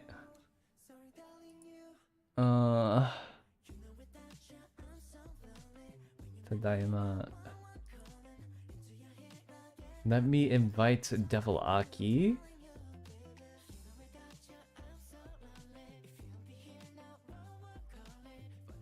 Alright, Team 4 is on, and they're ready for their game, I believe. Team 4. Where is Aki? Where's Aki? We'll do it this way. There we go. And now I can get Aki into my group. So now we have Team 4, which I believe their name was Zeitgeist.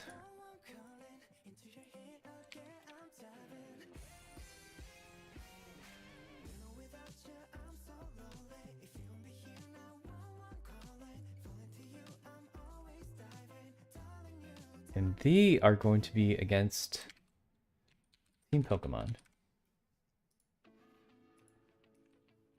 Hello, Yui.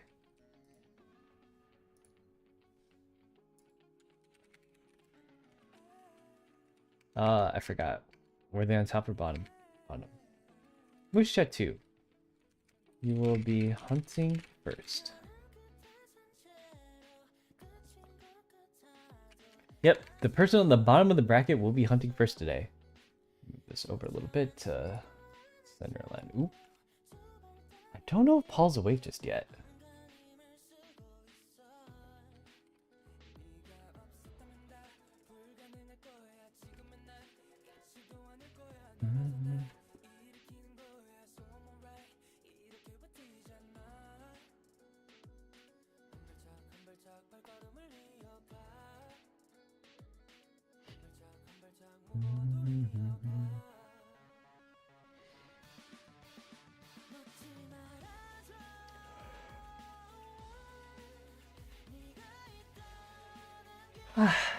Sorry.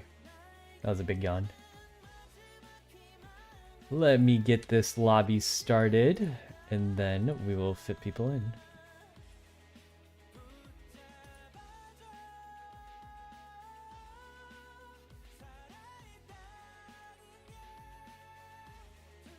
Alright, this is a clear case of one team is here and the other team is not here. So we will give them until the 15-minute mark to show up, and if they do not, then we will be disqualifying them. That'll give me 2 hours to next round.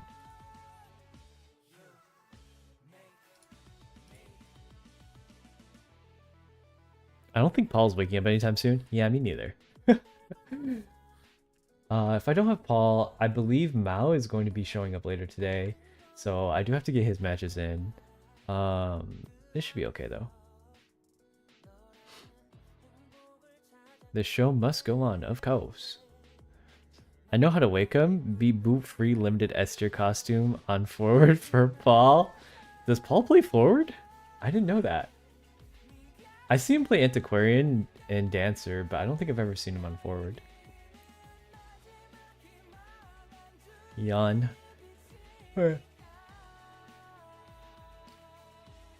If you say the word, you're gonna make me do it again.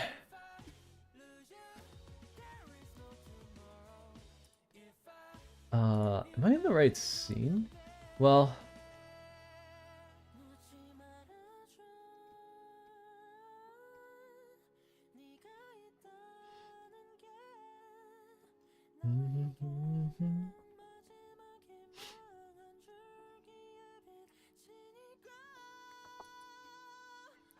We stayed up playing a game until 4 to 5 a.m. Wait, what? Did he know he was casting today? Because I'm pretty sure I posted the itinerary for him like a week ago. My usual ranking schedule? No way, dude. 4 to 5 a.m. Who's up for that? I don't know anyone who wakes up during that time to play.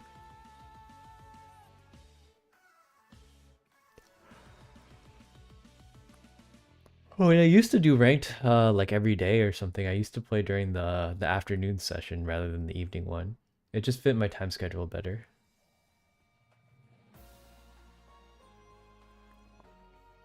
I used for my rating. That was horrible. Oof. You mean you used to rank? You used to raid in the evening and then you did IDV ranked in the middle of the morning? That's a little too early for me.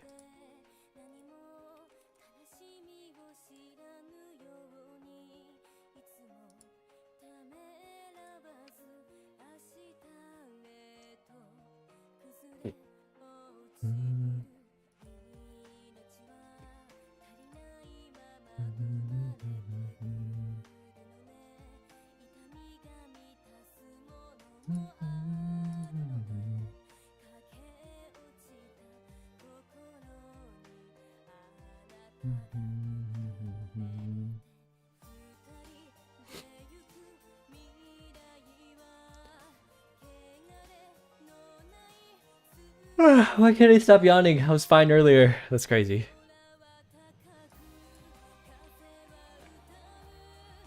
Let me see. Do we have another team here? If not, that's quite alright. We can just move on with the DQ and then head on to another game. And the game after this one is Team 12 versus Team 5, which is going to be...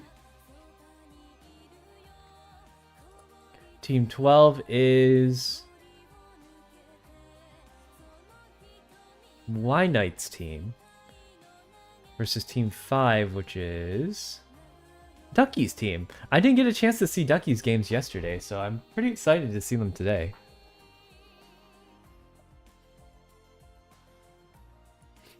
Stay awake, Hikaru. I'm not going to fall asleep. I'm just going to be yawning a lot. Team 9's coming? Okay, great.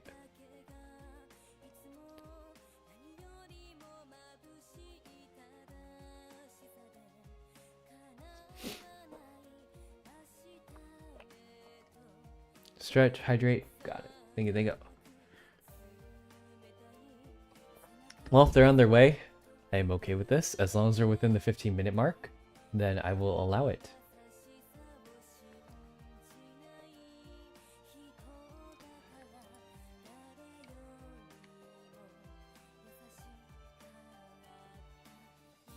I'm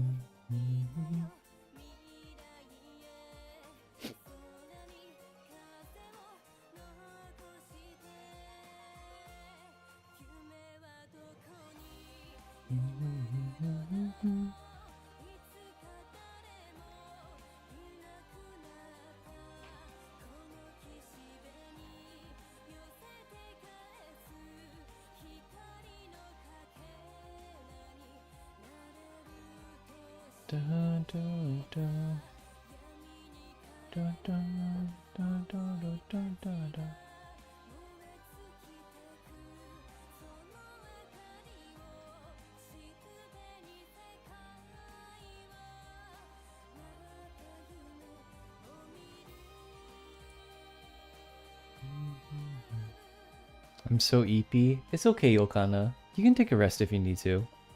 I saw the POV of Zeitgeist as a German word. Time Spirit. I believe there was an anime with that name too. After I finish the art, I might go to sleep soon. Ooh, art. I saw the Sands by Toby Fox. You know, I will do this one, but I will not be doing I might turn off the song request for just today. Cause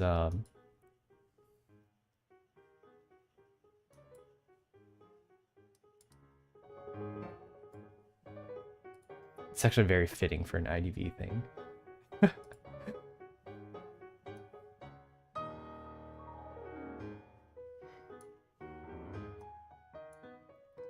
Where have I heard this song before? Soul's feeling sick? Yeah. Mwah. Good night, Rena. Thank you for being here today. And thank you for the birthday wishes earlier. If you guys want to hang out, Monday is going to be the party day. Today, we're just finishing up the tournament.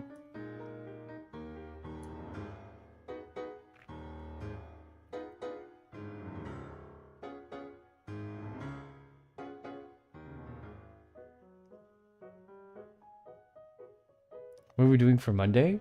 That's my 24-hour stream start time. I'm starting at 7 p.m. and I'm going till 7 p.m. the next day, on Tuesday.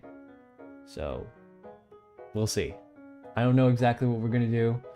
There will be some League. There will be some Apex. There will be some IDV. We might play a horror game or two. Gonna prepare my sleep. You don't have to stay there the whole time. Only I have to stay there. I might do like, what is there? There's gotta be some horror games out there.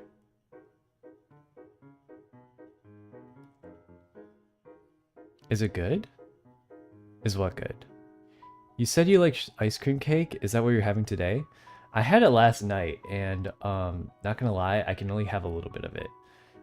I thought it was gonna taste like ice cream, but it tastes more like 50% ice cream, 50% whipped cream. And that's too much whipped cream. Because whipped cream is like pretty much just sugar. You already ate it? I only had like 2 slices of it. I didn't eat that much. He was drunk? My cup is still here from yesterday. Oh, I should have turned off my camera. Camera's been on this whole time. Oops.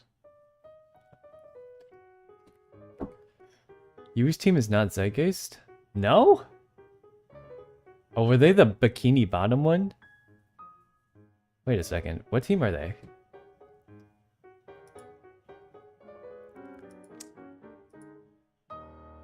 Zeitgeist lost last night then, right?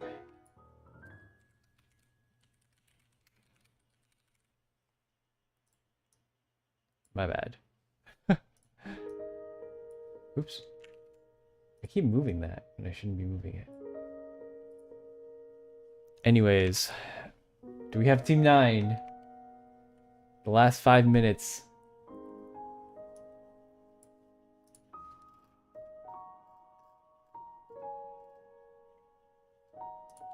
Looks like they are on, so we'll grab him here.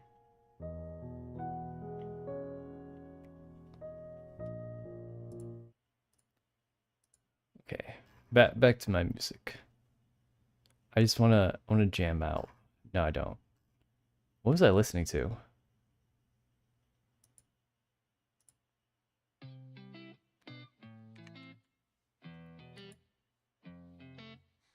of this discussion, talking about nothing you'd ever said to my face.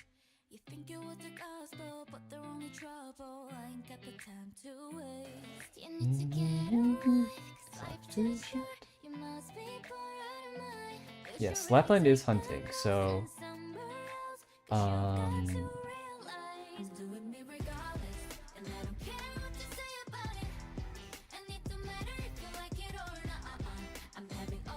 having a different cake? I'm supposed to be having dinner with my family, but that means I have to finish early and I have to eat pretty quickly if I want to come back. Either that or I gotta let my mods take over, so there's going to be a brief interruption of service between 6 and 8 o'clock. That game is going to be scuffed, because I'm not going to be able to change the scenes.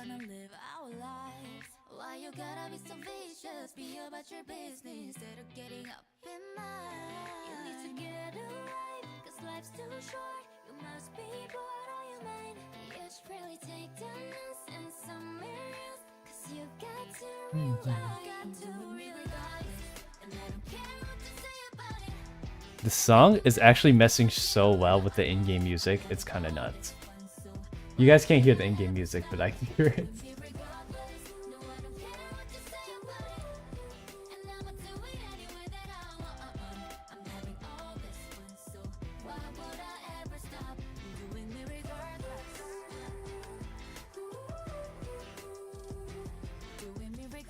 Is this the hunter? Oh, it is. Okay.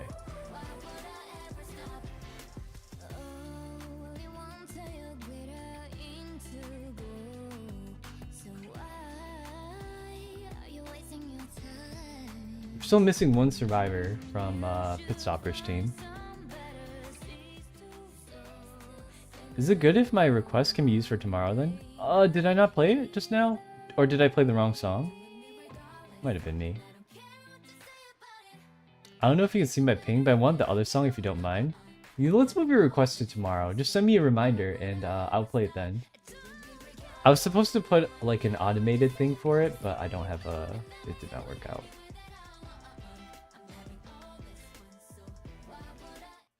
Oops.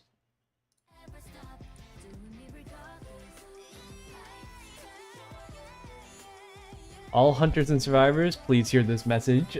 Please be paying attention to the in-game chat so that you're able to respond to my messages pretty promptly.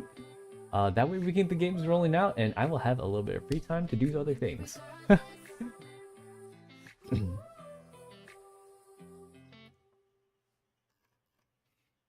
Wrong song. Yeah, I'll get it next. We pick Ever Sleeping? Okay.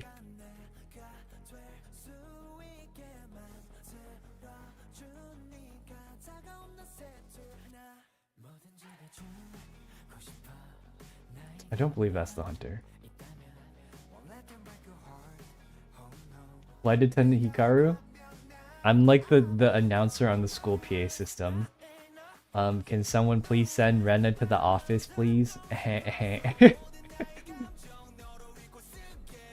don't know if you have that in schools in Europe. Not again. You're in trouble. How have you been, Rena? How's the... No, we'll definitely get some time to talk tomorrow. And you know what? Finally here in Ash... I don't know if you heard yet or have watched the latest Ashes of Creation news, but it's coming to release next year, so... it's going to be feature complete sometime next year for Alpha 2, and I'm really excited for that. Will you be celebrating your birthday with your friends in New York? Yeah! It's apparently my birthday, and it's also Hachi's birthday. It's like a few people's birthday all at the same time.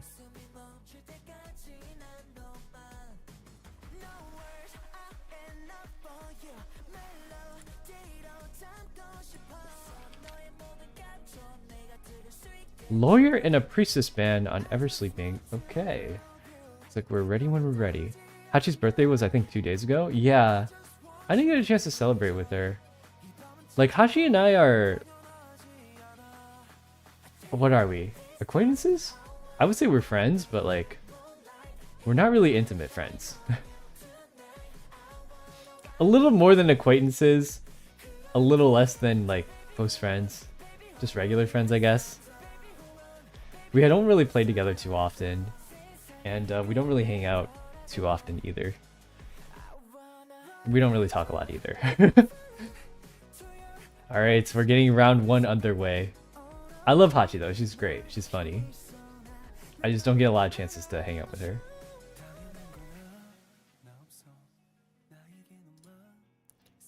Okay, the first round is coming underway.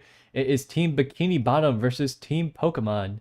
And the map pick is an Ever Sleeping Town. I think they banned... what did they ban? Was it Hospital?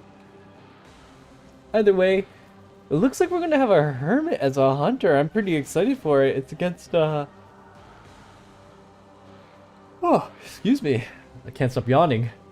It's Seer, Mercenary, Acrobat, and a Psychologist. This is that new Juliet skin from Psychologist out there. And the new Catboy Alva skin. Hermit is a pretty good pick against most survivors generally. However, he's a little difficult to use against a Seer and a Psychologist. Those are kind of the characters that you want to use against Hermit because he can... just because of how much he can spread the damage out amongst a Psychologist, heal, and the whole damage that can be blocked by an owl. Seer is generally a really strong character in that case, pretty much against any hunter, except for maybe certain ones like Bon Bon or those kinds of chip hunters. Yes, Lawyer and Priestess was banned, and there was a Church ban as well. Sorry, I forgot the map ban. Lawyer and Priestess were the bans on the survivor side, or the hunter banned those survivors. And so we see the Hermit starting off in the corner side of the map by the door. Let me turn off the positions of the survivors. I remember this was a request of the last team, so this way it's going to be a little more difficult for me to shoutcast, but I think he did catch on to see where Seer was at, and he does manage to tag him from across the map. That was a really quick tag. Looks like he saw him going all the way around. However, I don't think the survivor is going to fall for it by going all the way. Oh, but he does! Careful. The cat is blue, and it's confusing me because it looks like it could be a different color. He does get pit stoppers really early as he's able to vault. Oh, but that shot was just a little bit too far. He might be able to get on the tram from here, and that will extend his kite by quite a bit. Yes, he does get onto the tram, and let's see what the Hermit does as a result of that. The way he connected the ciphers was a little interesting. Oh, he actually has insolence here, and he's gonna wait for the Seer to get off the tram. He's gotta swing exactly when the Seer gets off, because otherwise they're gonna have a Seer Owl. There it is. Yeah, you gotta be careful about that Seer Owl, and now you don't want to walk him too far into the trade. If it starts moving, it's gonna smack him in the face, but he does get the timing down. The Seer Owl was able to go off. You can see the owl actually popping through. This is one of those pay-to-lose accessories. It's the Rashomon skin that kind of pokes his head through the wall, letting the Hermit know exactly where he is. He doesn't have any of the ciphers connected right now, which is kind of interesting because he probably doesn't want the other survivors to... he probably doesn't want the other survivors to take a charge and potentially allow Seer to extend his kite. But now, as you can see, almost all the ciphers have a little bit of progress on them. He's going to try to get the Mercenary here. Oh, a great hit before he was able to use a pad. I think... no, he wasn't able to expend a pad before that. But he might be able to get the Seer here. Yes, he does go down. He's going to try to get some as much damage as he can out here. Maybe go for the Mercenary for just a little bit. Seer's going into a corner. But when you go into the corner like this as a Seer, if you have Tide, you're just going to get smacked again. And it's going to spread damage around to your other teammates. Yeah, that's a big reason why even when you have Tide against a Hermit, you still have to be kiting, otherwise you're going to be sacrificing some of your teammates' health. There are 3 ciphers left, which means all the ciphers are connected. The way he connected earlier, if you hit that connection button and you don't specifically select the ciphers, I think it just selects 5 randomly for you. So you have to be careful with which ciphers you are selecting at this point. Psychologist, you can see the stress working out right now because she healed up that Mercenary all the way up to full from across the map. Psychologist is very strong against her in this situation. Oh, Mercenary actually pads, but he wasn't able to pad all the way.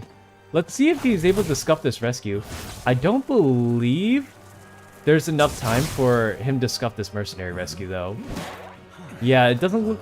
Just barely he wasn't able to get the mercenary down in time. And now he's got to do one more chase onto the seer. I don't think his blink is going to be up in time. Yeah, he disconnects the... He actually uses his owl, interestingly enough, but I don't think that was what he intended to do there. He disconnects the Cypher.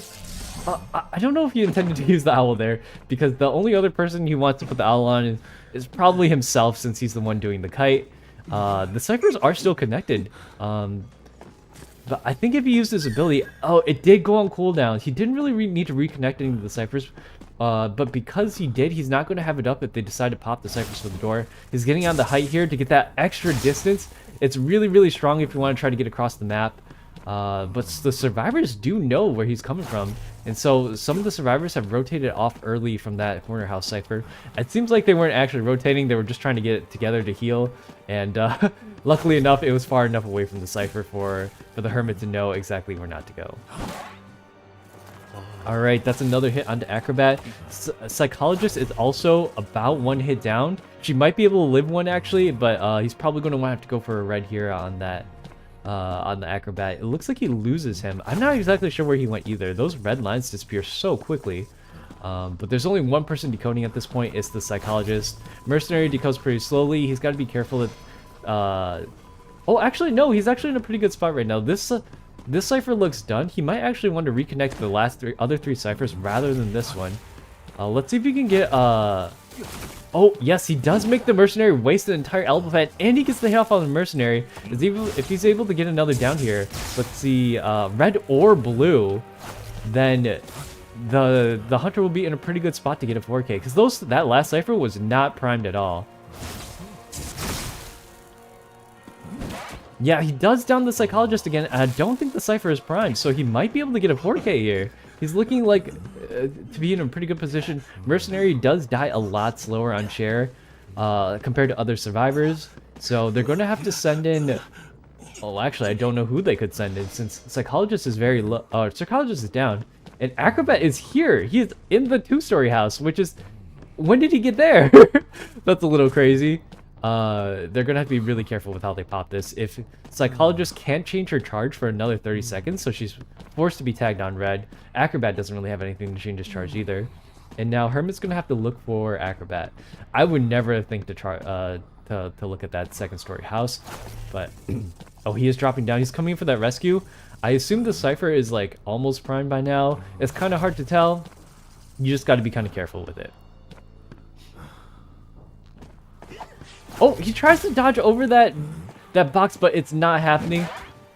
He does take the hit. Is the Cypher primed? It's so late, though. But he gets the flywheel, and he downs the Acrobat. There's the Mercenary again. Acrobat does not have... Or, I'm sorry. Mercenary does not have a quick pickup time, so he's going to be down on the floor for a while. It says leave him there. But he does pick him up, and now he's looking directly at the Acrobat, who is trying to kite for his life right now. I believe Psychologist is probably going to be on that door already. Let me just take a quick look. Yeah, it does look like she's on the door, and which means that...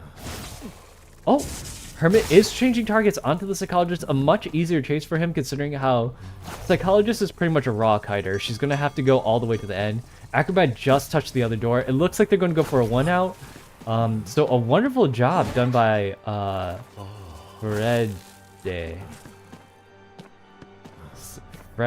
Freddy's Front Tooth? Is that his name? Alright, Psychologist is down right now. She does have self-pickup as far as I'm aware. And he's changing targets. You want to be very careful against a coordinated team, because they're going to know. And they're going to message each other saying that, hey, the Hunter changed targets before you move on to a door like that. So they're going to know pretty early on and then rotate off from that door. Psychologist is still crawling on the floor. I feel like her self-heal is almost up. Acrobat's headed over to the hatch. I think he knows where the hatch is by now. Let's take out these positions again. And Hermit is looking in the completely wrong area. But if he does want to go and jump, he can do it from a 2-story area, and it'll give him so much distance. We've got about 18 seconds left on the Hermit. I don't know if he knows where Psychologist went. You just kind of want to be... When you're crawling on the ground like this, you want to be crawling as far away from where you think they're going to be as possible. He does have a little bit of tinnitus here. I don't even know where the survivors are at the moment, and this is the worst part about looking for survivors. Oh, he catches a little bit. I think that was a psychologist. Yes, it is. And there's the blink down on the psychologist for a 3k. I don't know where Acrobat is. He might have picked her up because he does have a whip of tinnitus here. He doesn't know if psychologist still has that self pickup. He could be by the door. Oh, he just saw a little bit of the red outline, so it's definitely, this might be a 4k for him. Yeah, he does find the Acrobat here. I apologize. Oh, he is already talking to the blue. This is why I don't like using that skin. When you're pointing that cat, it looks blue literally every single time. It is on red now this time. But even I get confused. Oh, he flywheels the stun. I can't emphasize how hard that is to do for survivors. Trying to flywheel the stun that comes out that quickly is very tough. And down goes the Acrobat for a 4k. Well done. This is I know some of these people play for professional teams out there, so really well played by this hunter. It's only 4Ks today, I see. Impressive. We love seeing hermits. Alright, let me update this. That's team 5 points for Team Bikini Bottom. I know some of them live in Russia right now, so it's quite the time of their life for them. I hope that it doesn't... You know, I root for all teams, but if it goes to 2 a.m., it's going to be like 9 a.m. for them in Russia, so I hope they get enough sleep. They do get a little bit of a break in between this match, as they are the second one to go. Well, actually, their break isn't as long as Team 1's, so, or the top team right now. So, let's get the invites going out for round 2. Wait, hold on, let me see this. No, I can't cancel anymore. I saw Aki sitting in her perfumer chair, and I was like, wait a second.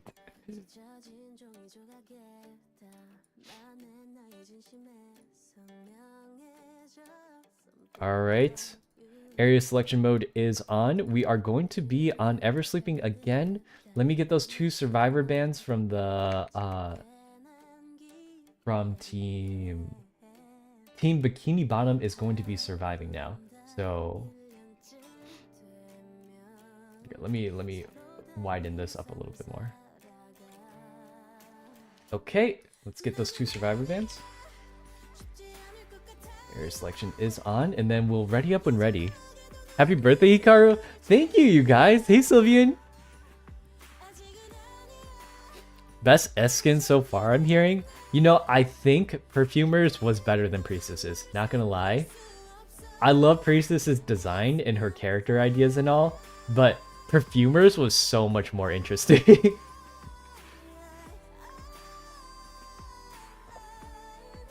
Thank you for the birthday wishes, everybody.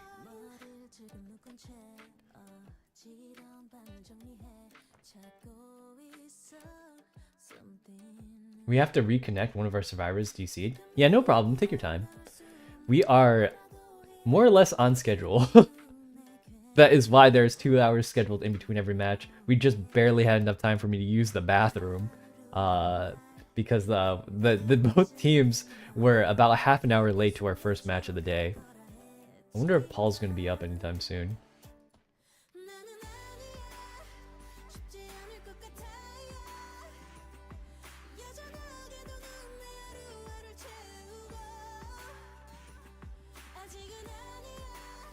All good, okay.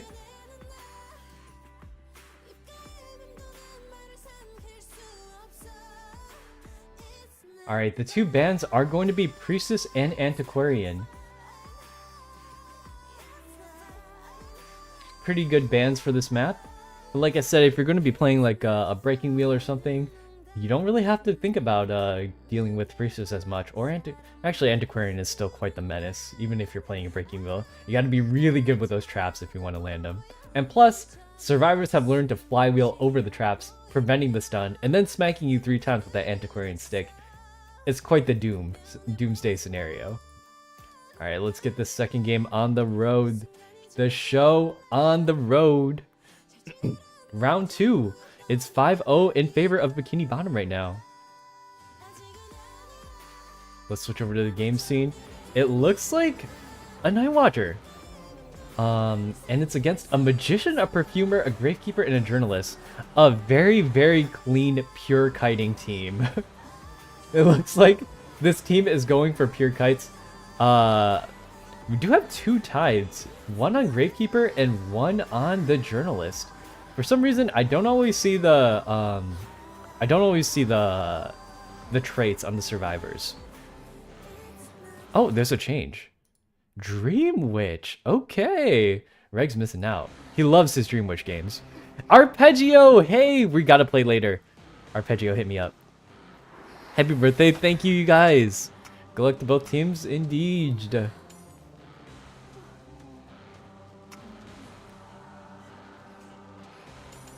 When are you gonna play IDV, Arpeggio? When's it gonna be? Better than DVD. It is tournament mode. Alright, we see Dream Witch going by the... I think this is where that drop down... Oh, no, it's not. She's on the other side, kind of by Corner House. We'll see if she goes after Magician first or Perfumer. Those are probably her 2 chase targets. Both are pretty difficult for her. Actually, I believe Perfumer is a lot harder to deal with than Magician. I don't know if her leech can see invisibility while she's on her leech, but even if she does, she's gonna have to hit them with that leech to be able to hit a magician using his wand. Reading Chucky and DVD? Who cares? Chucky was scary to kids. He's not scary anymore. She sees Magician right off the bat, and Dream Witch is very quick in her main body. I think he's gonna know. Here, let me turn off the positions really quick. And she's bringing the spawn follower over. The spawn follower is gonna take a while. The train is right here. He might be able to just get on the train and just say see you later for a bit. He's hopping back on these spawn followers. You gotta be really careful that you don't get mind game. As the magician, you do have your 3 wands to work with, but it's going to be very difficult to kite out a Dream Witch that has you cornered like this. Let's see if he gets the wand pop here. Oh, he doesn't actually choose the wand. There aren't a lot of places for him to go. In this open area, you kind of want to use your wands to transition as much as you can. But as you saw, it's kind of stuck out in the open. You know, if it were me, I would probably have gotten that train as quick as I can. But I do have the positions of the survivors turned off, so not even I know where it is. But the leech does know. The leech always knows. The leech is stuck at the top of the building. Oh, and it got body blocked by actually the magician's clone. And she swings right through the pallet and downs the magician. However, that was a pretty amicable kite. As you can see, Gravekeeper's Cypher is pretty much almost done. Perfumer's is pretty much done now. Journalist's Cypher is not quite there just yet. I think she got pushed off her Cypher at some point, but that leaves at least one person free to come and do a rescue. I think I saw someone over there already. Yeah, Journalist is on her way over. The spawn follower is still by that chair. She doesn't have a second leech out here, so it's going to be a little bit harder for her to keep pressure on these other survivors. Oh, she does get that free rescue off on the magician. I don't know if she saw where that clone is going, but that magician, the passive that lets her kind of escape a little bit is so powerful for hunters that don't know where he's going. I saw it for a little bit, but on the stream delay, it's not gonna matter. Alright, magician is headed right into graveyard. Not a bad decision. The leech is following him right now. He does have he does have 2 wands to work with, I was gonna say, but she gets blinked down. I don't think that was the leech either. That was the spawn follower. Luckily, she's right next to a perfumer who just finished her Cypher. She'd use a perfume there just to get out safely. Gotta be careful with vaulting those windows next to a Dream Witch that has blink. She essentially has 4 blinks to work with if she can get a different leech on different cooldowns. So magician is going to go back on this chair. There are 2 ciphers left, and 2 of them are already almost being worked. One of them is almost done. The journalist is working on another one, and the perfumer is probably going to come in for a rescue. And if there's anyone who's really good at rescuing from a Dream Witch, it's probably going to be someone like a perfumer who can take that hit from the leech, get rid of the leech, and then also still rescue at the same time. All right, we see the perfume come down. She actually changes targets right now. Oh, really? That was really risky of her. You gotta be you gotta dump out those magician wands as soon as you can. If you don't get those magician wands out, they essentially get wasted here, but I suppose another survivor could come around and then maybe pick him up later on. The perfumer only has one perfume left, so she could come here and get those magician wands later.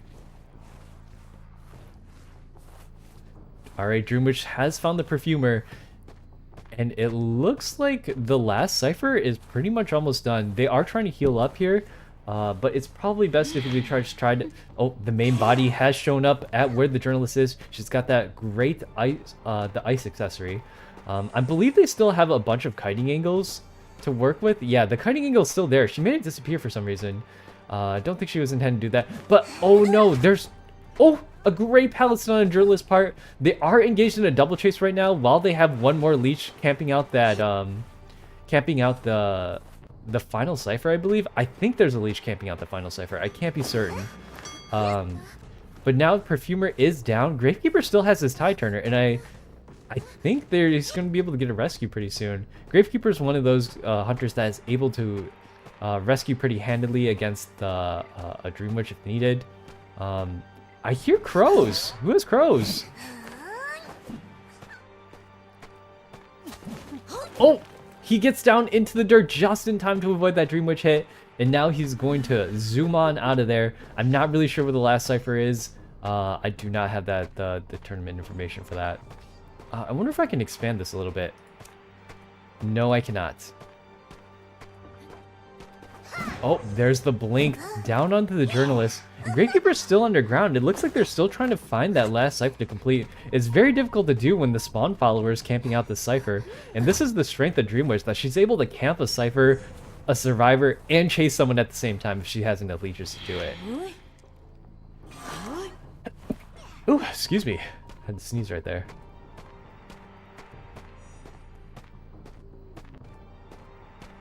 Alright, the chase has started onto the Perfumer, and there are multiple chases going on at the same time. One on Perfumer and one on Gravekeeper. And like I said, oh, who did that spray?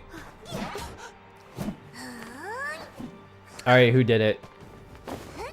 I will be messaging whoever did it, and I will make sure that if you do it again, that I will ban you. Remember, you only get one warning today. One. I am serious about this. One warning.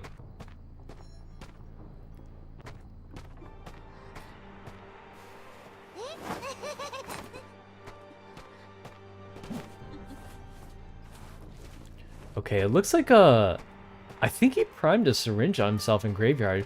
I don't know where that leech went, but it looks like they're gonna have trouble probably getting this rescue off. One of the leeches, actually the leech is headed back to the Gravekeeper. And this is one of the strengths of Dream Witch. The survivors her leeches are very, very quick if they're moving towards their original leech target. I believe their movement speed is like 50 to 70% faster or something like that. Whether it's headed towards the main body or it's headed back to a survivor, they can't get this rescue off because there's one on the chair and she's simultaneously chasing another survivor at the same time. You can tell this is one of those mobile Dream Witches because of how fast she's changing between these leeches. And there goes Gravekeeper, which means she loses out on this leech. So she's only chasing with her main spawn follower right now, which I don't believe has blink for another 30 seconds or so. So Journalist is starting another cipher. You know, now that the cipher, the leech isn't working on another cipher anymore, it might be okay to go to that prime cipher and try to finish it off. I believe it's at 80-some%. This is the slow burn of the Dream Witch.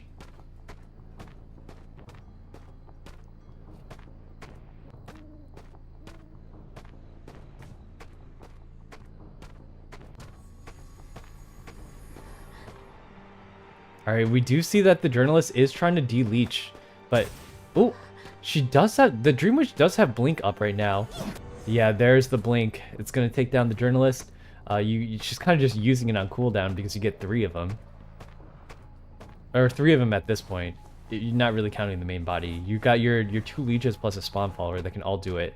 And now she's on to the Perfumer, who tried to do the cipher. I don't think she was able to get very much of it done. Her blink is up in 18 seconds. She's got to make this kite last long enough for... Oh, those are those magician ones that I told you about. She had 2 that she didn't end up using. Great dodge on her part for the first one, but she gets down by the second one. Journalist does pick herself up, and she has to be able to finish one of the last, ciphers. I believe Perfumer still is self pickup too. A little bit of the red trail is bleeding through that wall, so she does see her out here, and now she's successfully leached on the journalist. The spawn folder is on her now. It looks like it's going to be it for the journalist as well.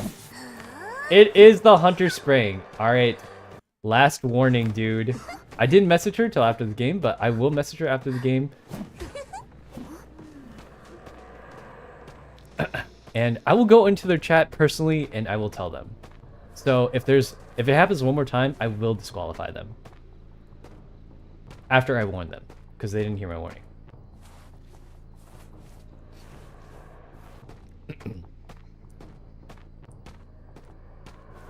It does actually make me a little annoyed that it's happening. So, we will have none of that. Alright, they do find this perfumer here, which is the last survivor that they need to finish the game. Alright, and there's the forfeit. I will be right back. I'm going to go and inform the teams.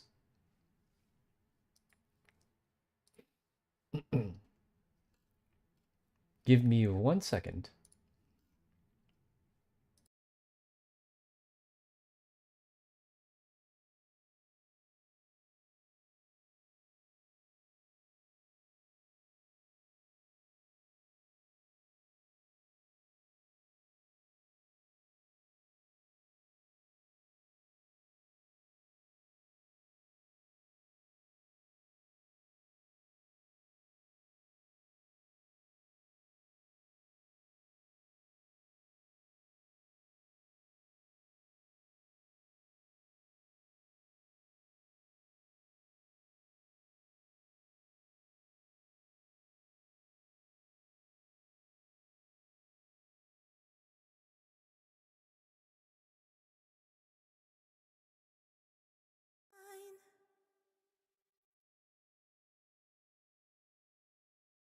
Alright, I am back, and I've made the teams fully aware of what is going on. So, I mixed up who was spraying on what team. So, I apologize if I sounded a little stern, but that is what it comes with. Did my voice change? I feel like it got higher. Maybe it's because I started waking up. I need coffee. That's what this is. Alright, so that evens up the score. Hunters are eating well today. It's been a 4K every single game. Well, there was a 4% escape as well, but it's been 5 points every single game. Alright, let me get the invites going out for round 2. Oh my gosh, 4 6s on Gravekeeper's score. A lot of 6s.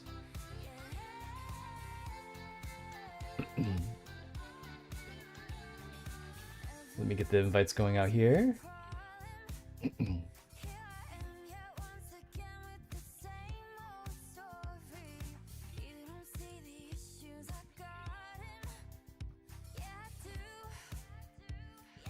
Oh, I saw another question on the YouTube chat earlier, but so I do want to inform people that Novelist is not allowed in this tournament. He is currently banned because there are a couple of exploits you can do with the character that I've seen this on TikTok. I'm not sure exactly how true they are, but you can like Novelist and force hunters to get stuck in smaller parts of the map that survivors can get into, but hunters can't. So we don't really want to deal with those issues right now.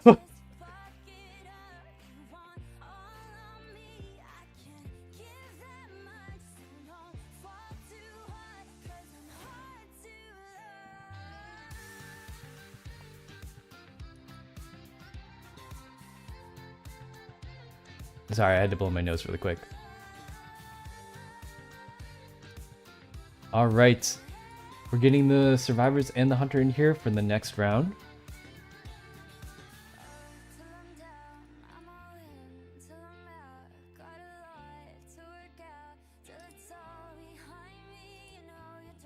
Could the hunter move into the hunter slot really quick, please?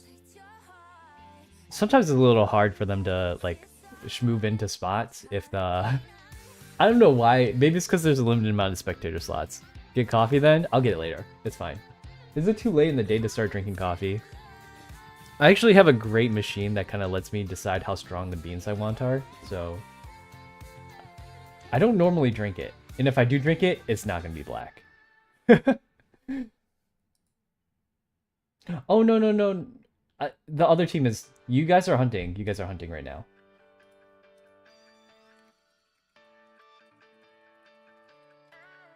I believe they just survived, so it's their turn to hunt.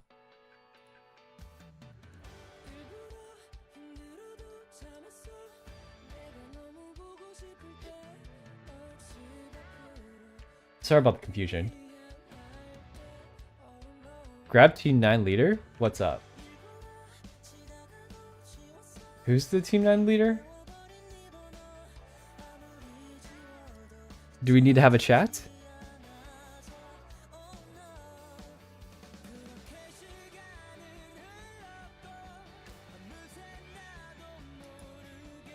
I believe it was Pitstoppers, right? Pitstoppers is the Team 9 leader? No, in the match? Yeah, I thought I invited him. There we go. I sent a few of the invites out.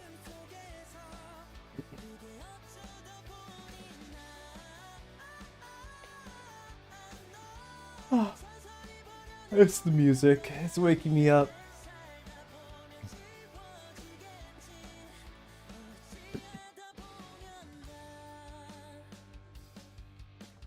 Another?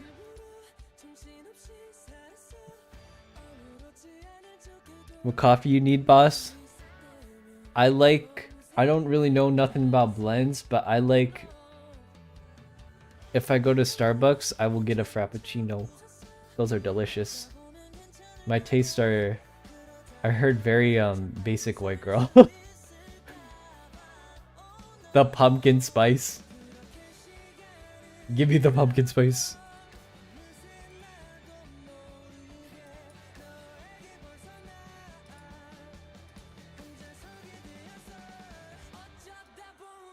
A Frappuccino sounds so good. Yeah. They have a lot of sugar in them and a lot of calories, so you don't typically want to drink them too often. I don't really go to Starbucks because, frankly, I think their prices are a little too high. Although they have really great blenders. I don't know how they get the ice like so perfectly crushed like that. But I don't know, is Coffee Beanery, is the Coffee Beanery like an international brand, or is that more of a where I'm from kind of place? Oh, we also have some place called Big B's Coffee. They have really great coffee there. I didn't realize like how many different things you can put in there. There's something called a black bear. I believe it's chai, a scoop of peanut butter, and then some other things. But it was so good. In coffee, I don't know about that, but it was really delicious.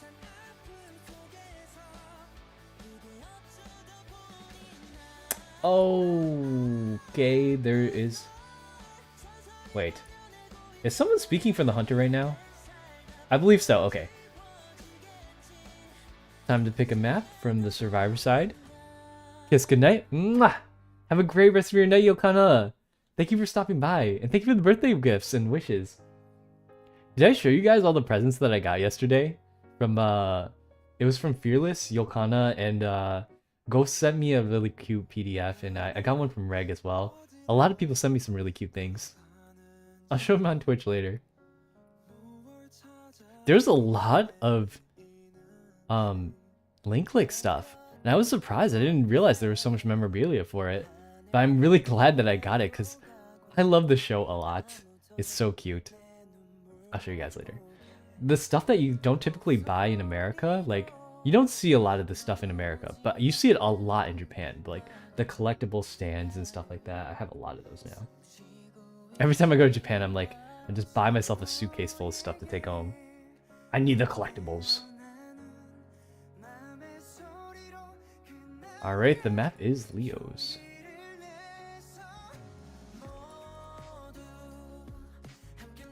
Ban on Lawyer and Seer.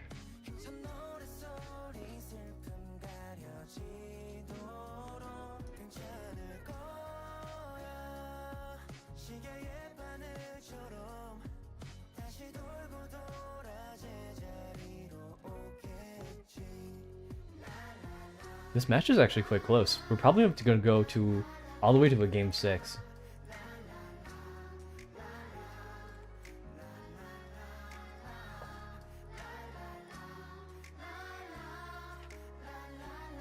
Actually, Paul seems to be awake. I think Paul was busy this morning, but...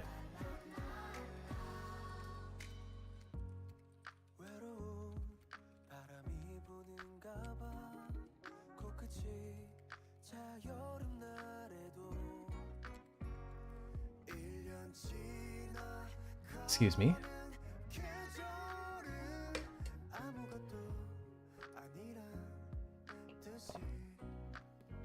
Paul will be joining me soon. Great. We'd love to see it. And there's a Hermit ban. Considering how well the Hermit performed, not surprised. That was a really great Hermit play. And I'm glad that the first Hunter is not an opera singer. We've seen a lot of opera singer, but we haven't seen a lot of different variety of Hunters. Like, the only times we see some of the non-meta Hunters, Lucino, I don't think we've seen a Hellenberg yet. Who haven't we seen? We saw Bloody Queen quite a bit. We saw Lucino during the beginner matches, and then... who else don't we have? We even seen an And. I didn't think we'd seen an And this time.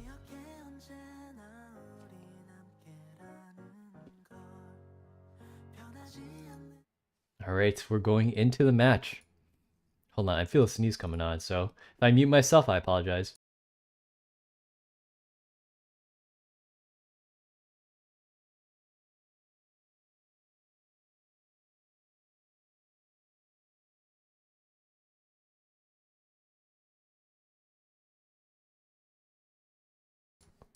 Okay, we're in it to win it. It's round 3. The score is tied 5-5 with Hunters getting 4Ks on both sides. Ooh, excuse me. Sorry if you hear some sneezes. I'm in a sneezing fit right now, I guess. Bring the man in. He'll join in after a bit. Alright, we have a wax artist against a mercenary, a patient, an acrobat, and a cheerleader. Patient, as you know, is really strong on this map, as he's able to grapple up into the 2-story areas here with this grappling hook. Mercenary, as always, a strong pick. Wax artist, though, we've seen the wax artist yesterday. Every single wax artist has gotten to 4K yesterday, and I'm really impressed by that. He's very, very strong as a hunter. And let's see how he performs against this team.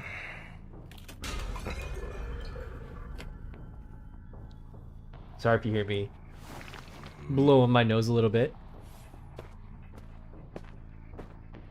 Okay, let me hide these survivors really quick. But he does know essentially where survivors are going to spawn.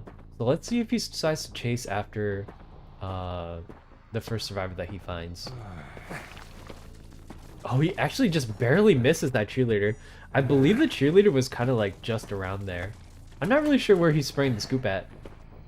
Oh, that's kind of crazy. How did he know? Oh, the peeper. I guess I'm not seeing the survivor through the peeper wall. Oh my gosh. You can crawl through your own wax. I did know that to a certain extent, but cheerleader is using up a lot of her cheers right now just to get to that other pallet. She's going to start eating that wax, and once she starts eating the wax, it's going to be... Yeah, you got to be really careful with that pallet drop. You kind of knew she was there based on where she is. Survivors always try to get that cheeky pallet drop in that section right there. Cheerleaders at 96 wax. This is a trick that wax artists often do. They'll get you to like 90-ish% wax, and that way they only have to tap you once to get a second hit on you. It's almost like a second, like a instant double hit, except it's a little bit slower, but it's almost guaranteed because of how much wax you have to get on them. As long as you tap them once, if you're close enough, you just take the basic hit whenever you can get it. You can see him blocking up the window so that if the survivor does come to rescue, they won't be using that window. And the mercenary is around here already. He drops a peeper, so mercenary probably has walked on that peeper already. He's gonna know where the survivor is coming from. And I don't see the peeper on the map, but I do know it's there. He gets a hit on the mercenary. That's going to be a free rescue onto the cheerleader. And he gets the hit on the cheerleader as well. It would have been nice if he get a double down there, but unfortunately, with the time that he's making, it's actually not bad. Cheerleader used both her speed boosts again to get all the way to the other side of the map. And yeah, you can see she has no speed boost left. It buys her a little bit of time. Hopefully she's trying not to give off full presence to the hunter. That is a second chair for the cheerleader. We don't really know any of the cipher progresses right now, but there are 3 ciphers that still need to be decoded. It looks like one of them is he's headed towards patient cipher right now. It looks to still be decoded by someone, but I don't think there's a prisoner in this game. That's weird. I could have sworn I saw it shaking. It might just been the screen. Cheerleader is still in that chair. It doesn't look like anyone's going to come in for this rescue anymore, so that is a cell on the cheerleader. The survivors look like they're going to go for a tie on this one. They don't have any more tides to work with as far as I know. I did not check at the beginning of the game, but Wax Artist did manage to push off Patient from that cipher. He's headed towards the cipher on the completely opposite side of the map, launches a Wax to cut off that cipher, and I think he caught a whiff of that Acrobat going behind the water boiler. And now he's on the chase for an Acrobat. He's not at full presence just yet, so he can't get that double hit. But Wax Artist doesn't really need it just for now. Once he gets to the camping portion, it'll come in handy. But he just needs to get these the full presence to start camping out these survivors. He misses the hit there, but I think it buys him enough time to get close enough for him to hit the Acrobat once more before he gets to the next kiting section. And he is full presence now. He's able to block off that window with the Wax. Oh, but he misses the window. What? Wait a second. He had so much Wax to work with. I didn't realize you could throw two of your abilities there. What? I didn't know you could do that. That's kind of crazy. I guess you can do it once when the Wax is hot and once when the Wax isn't hot? That's really interesting. This is one of those like Wax Artist things that you don't really notice until you start playing Wax Artist quite a bit. Very, very high level tactics for him. He's putting down the peepers right now. Don't know if he has trump card or not, but he's probably able to catch out one of the survivors. That last cipher is probably being worked on right now by, it seems to be Mercenary. It's only at 31% because of the cipher that was got pushed off of was Acrobat cipher, which is where he's being shared right now. Patient, oh, he misses the top of the wall. Unfortunately, that's not going to give him enough distance for him to not be double hit in time to rescue that Acrobat. He's at 97 Wax, and it is hot Wax. Yeah, you can't really get over this hot Wax. It is steaming hot. So he's going to get the chair. That cipher was only around like maybe 60 to 70% done based on when Mercenary pinged it. And he is all the way across the map. He knows where the cipher is that was being worked on. And I guess he knows where Mercenary is going to run based on the trail. Like, there's only one of two ways he could go, and he 50-50 guessed it correctly. So now Mercenary is going to go to the corner of the map. I believe this is the section that's called God Kite. You definitely saw him dash right there past that window. And now he is going to be caught out. There aren't a lot of places you can go here. It's looking like a 4K for this Wax Artist. He hits that pad a little bit too late. I don't think it matters too much right now. Yeah, at this point, he is caught. Another 4K for this hunter, doing an amazing job. We got some top tier hunters out here. Mada mada. Indeed. Well played by both teams. Paul is here now. Let me see if I can oh, Paul, can you hear me? Testing, testing. I went back to the screen. I was like, oh hey, there's someone here. Yeah, I can hear you. Hey, how's it going? Good, yourself? I'm doing well as well. I've been better actually. I'm lacking sleep, but yeah, it's good to see but you. I'm also happy, are you doing like a little birthday stream too as well? I'm doing it tomorrow. It's being moved. 'Cause Yeah. I gotta finish this tournament Oh, today. okay. Ew. Did you say ew? Tomorrow then. No, I said, oh, Oh. okay. I was like, wait a second. No, not ill. No, I'm not gonna disrespect you. All right, I'm I'll getting tell you these- it tomorrow then. Yeah, let me invite you in here. I mean, technically today is my birthday. I didn't know this about VTubers, but Yeah. a lot of them don't use their real birthday. like as their birthday. They use like a second birthday. So then they like double dip into the birthday pool. I didn't know people did that, Uh, but they you just know, want more gifts. I guess. I'm not like the other guys. Trust me.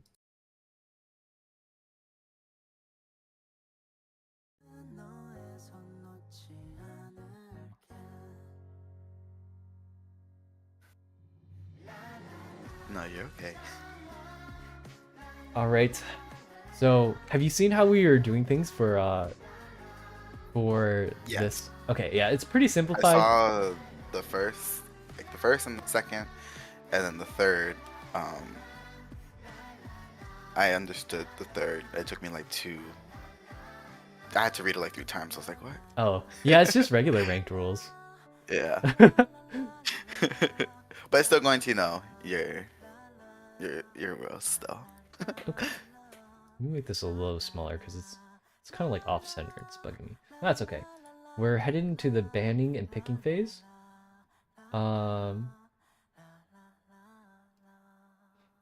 Map is still Leo's. We need the 2 survivor mages.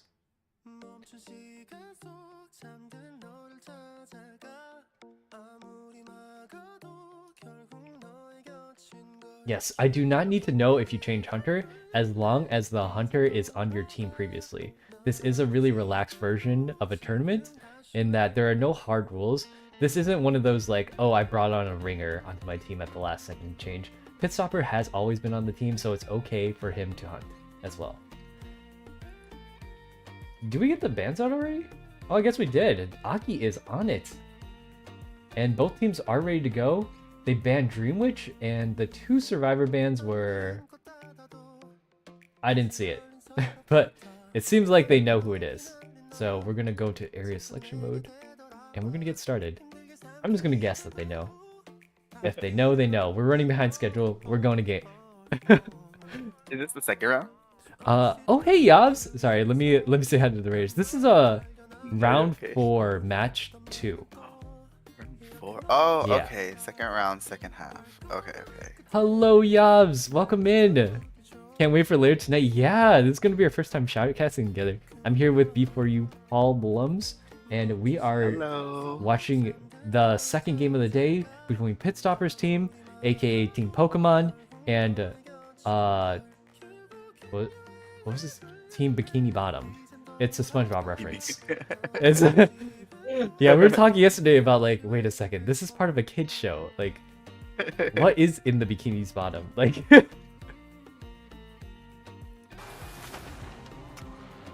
run, gotta go. All right, thank you so much for the raid, Yavs. I'll take good care of your community. Yaska will be joining me later tonight for the last 3 games of the day.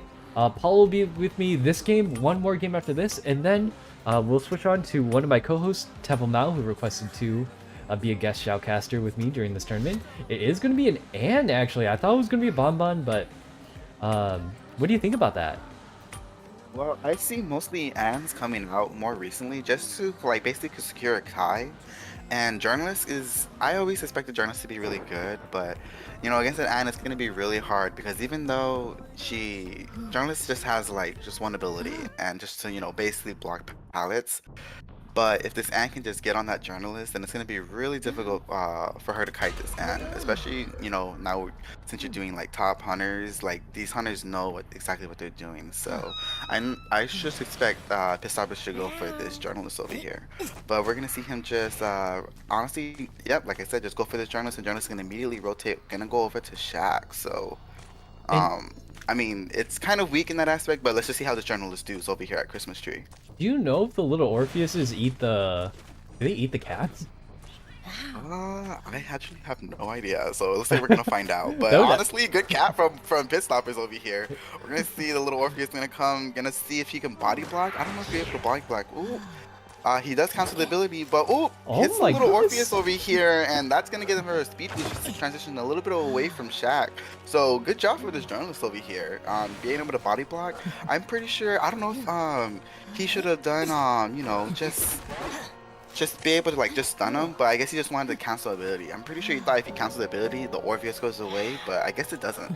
Yeah, it was kind of crazy how she perfectly made that Orpheus like get into body blocking range after kiting like that.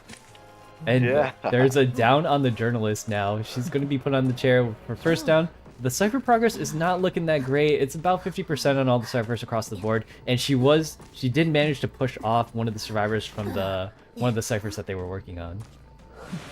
He does share journalist over here at the stairs, so if there is a potential rebound at stake, she is able to get into factory. But it is an Anne, and Anne is a really good she can be able to stuff saves it's those cats, but Pitstopper's doing a really good job throwing his cats out, seeing where everyone is on the map and be able to stop Cypher Rush. So good job on his part. But it looks like I don't think they're gonna save, and I think he knows that. He only knows one person at Shack, one on the left of him, and one probably deep bad corner. So I'm pretty sure he can just move out since he does have tinnitus, but I think there's just gonna be a full sell.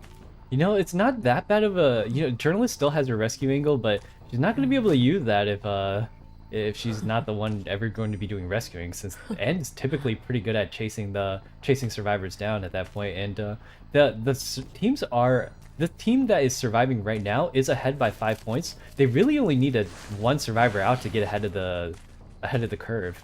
So that's probably why they're selling so early, just to try and guarantee a tie. Oh wow, but you just missed it just by a little bit. They were about to save the chair, but they just missed it by like 1 second, and it looks like Perfumer is gonna get that hit. She did perfume, but she was canceled out of it just because of the cat's ability, just to cancel your abilities with the survivors. So she isn't not gonna be able to perfume back. So good job on Pitstopper. He's playing a little bit aggressive, knowing that he does need points for his team.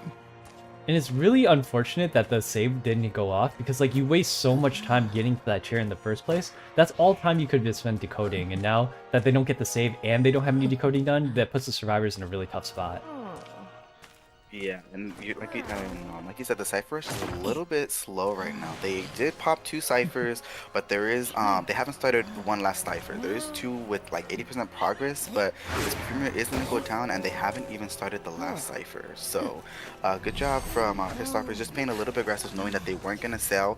But unless they just saved on that last minute chair, it would have been a completely different game. Yeah, I do want to remind people, I don't know if that was a spray or not, but I thought I heard something, so I will check back in the VOD later on. I did warn both teams about not spraying in this tournament, and if it happens to be the case, then I will mete out punishment. So just be aware. Yeah, no sprays in the puppy bowl. This is not the puppy bowl, this is the veterans bracket. No, this is the doggy bowl. the full dog bowl. Alright, there, the Cypher Rush wasn't going off, but they are at 2 ciphers left, and despite how aggressive this Anne has been being, the cats are really on point, actually. They're still at 2 ciphers left, and I don't think they'll be able to... Oh, there's a teleport all the way back to Perfumer. I spoke a little too soon. She might be able to get the body block there, but she does the little, like, fake hit thing with the cat. I believe that's an emote, but I'll allow it, since... emoting for gameplay purposes are probably okay. It's the random ones that are meant to disrespect people that are not. Oh no, like a lot of hunters do this, especially with Dream Witches. I think a lot of hunters have like those emotes that they can fake hit. So I mean, I understand like just trying to bait them, and then if they go for it, you can probably get a terror shock. But yeah, that's we are gonna see Perfumer gonna get out of the game, gonna go be sent back to the manor, and they are on the last cipher. He did use teleport, so it's just a matter of how this team is going to get that one man out, just to transition and keep the N away, just to have so much separation and enough distance so they can at least do one cipher. They just need one cipher in order to get one man. But good job on Pit, knowing we're kind of understanding where everyone is going to be. They are probably going to potentially heal up, but it looks like Pit's going to spot at least one and not going to see the other one. So this is going to be real bad for the survivor team. He does hit the psychologist, so she does have self-heal, but it looks like he's going to go find the Gravekeeper and going to probably slug. Right, they need at least a 4K here just to tie it up against the other team. We will be going to another match after this, so it could be anyone's game at this point. Yeah, and I was surprised. Did you know what the trait was for the journalist? I believe it was tied. I was expecting, if you just need one, I was expecting to bring just broken windows. You do have one rescuer, and if you just need one, I would surprise giving the I would suggest, like, out of this team comp, Perfumer can kite. She has 3 perfumes. Ada can take 3 hits. I would want to say the weakest kiter would just be journalist. Give her flywheel broken windows just for her to, survive just a little bit. And if she died early, at least she used all her trades. But it looks like Pit's gonna teleport onto the Gravekeeper, gonna get that hit. He does have no more items, so we see that Psychologist is gonna heal, and Gravekeeper is gonna try to kite as best as he can over here in this factory, while Psychologist does 10% Cypher over there at Christmas Tree. He is moving with those cats, gets all the way up the stairs in 2 jumps. And you can see that the high level Ans know how to curve the cat. Well, not curve the cat, but curve the jump while they're jumping towards the cat. And you can like loop around corners with that jump. Help them catch up to the Gravekeeper very, very fast. And I think the Psychologist now is kind of probably going to go for a hatch play at this point. The Gravekeeper is on the chair. I think he dies slightly slower than most survivors, so she's gonna have to kite out or hide this entire time before she's able to get out through the hatch. Yeah, we're gonna see Pit does have that Snyder, so he is gonna look around to see where this Ada is. Gonna throw out that cat and is gonna spot her. So really, this Ada is gonna have to kite along, but the range of full presence and just be able to get that stun off that Ada, and this is gonna be a 4K from Pitstoppers and over here. Yeah, that ties it back up for Team Pokemon. It's going to be 10 to 10. There's only been 4Ks today. Interestingly wow, enough. really? That's impressive. Right. 4-person downs, 4-person escapes, yeah. Let me update the score really quick. So it is currently 10 to 10. We're moving on to game 4 and it's complete, or game 5, I guess, but well, how do you explain like difference between like a match and third set? round? Yeah, something like that. Oh, you mean like third round, first half? Yeah, round 3, first match, first half. Yeah.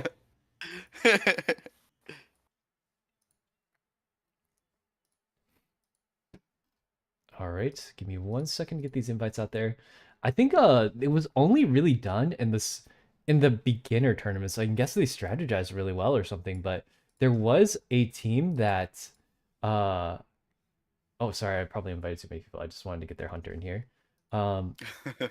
There was a team that did exactly what you said, and they anticipated who the first chase was, and they put all the kiting abilities on them. It was like I think it was a lawyer. Oh yes, it was the lawyer that we saw on Right. Eversleeping. Yeah. Because I mean, and he just kited over there with broken windows and flywheel. When you have Against what I was think it? it was Lucino. Oh yeah, it was. We haven't seen too much of that, like stacking the survivor you know is going to get chased. Because like Mhm. usually those high priority targets, the lawyers, the prisoners, those kinds of people, they always get the first chase, but they almost always take borrowed time.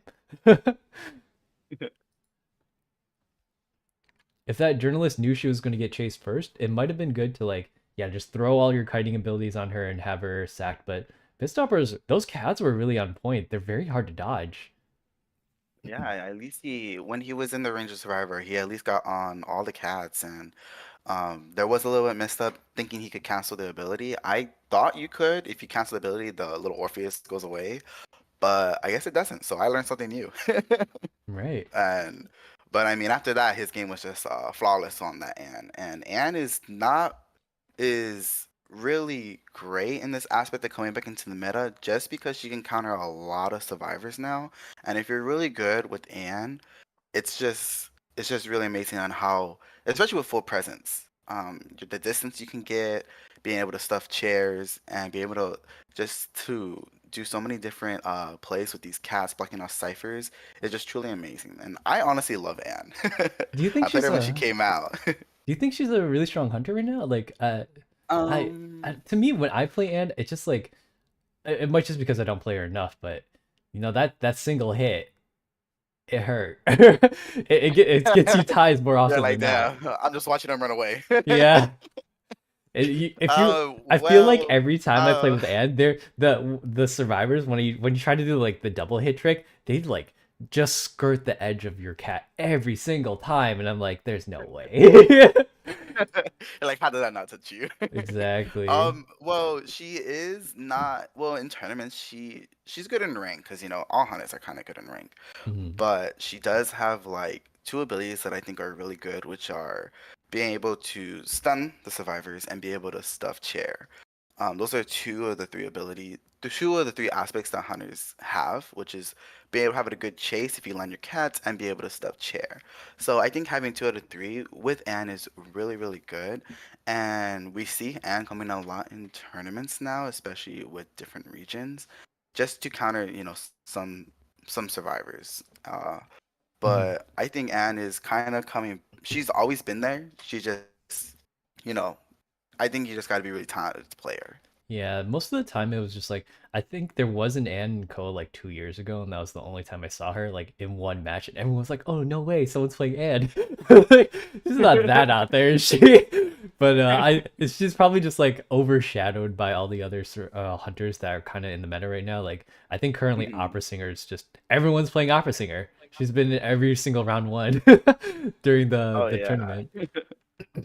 Even after all her nerfs, she's still quite strong. Like she I know zooms. her nerves, but I feel like they kind of made her a little bit for opera singer. They made her a little bit decent, but I still feel like she's slow. But I still feel like she's gonna be like how I said, Anne. If you know how to play her and how fast she is, if you know all the spots, then I'm pretty sure you'll be really good with her. But opera singer is still Mhm. gonna be first round, I believe. She's Almost just too always. fast. Yeah, she's.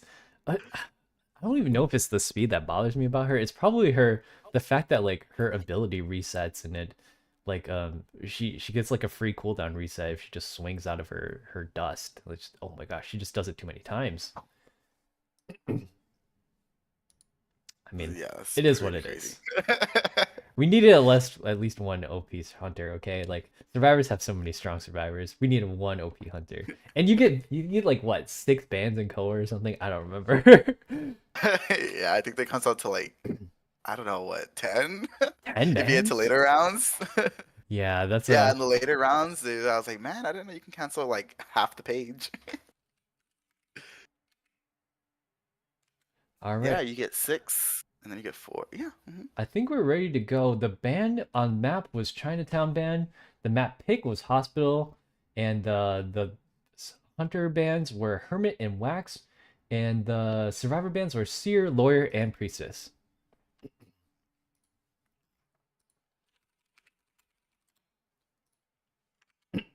Wax Artist has been getting a lot of attention lately. I feel like he's one of those really strong hunters. Every single Wax Artist has gotten a 4K this tournament, and that is saying something. Mhm. Especially the wax artist that I was just watching on Leo's. Remember how he brought peepers just to counter that cheerleader? That Mm-hmm. one was pretty good. I expect like especially since he is like a slow mobile, not kind of like a slow mobile hunter, but if you don't hit that wax and especially against a cheerleader, I thought it was gonna be like a really long kite, but he brought those peepers out to slow her down, so that was Mm-hmm. pretty good on him.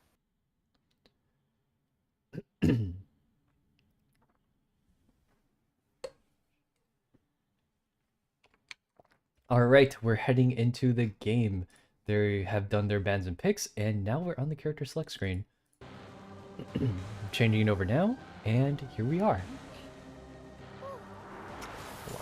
I'm muted. I'd do a quick double take there, just in case. All right. The hunter is going to be a night watcher. We haven't seen too many night watchers, and honestly, I don't know if he's that great on this map. There's a lot of tall walls, especially in the area that Antiquarian's standing in, that makes it really difficult for him to move around.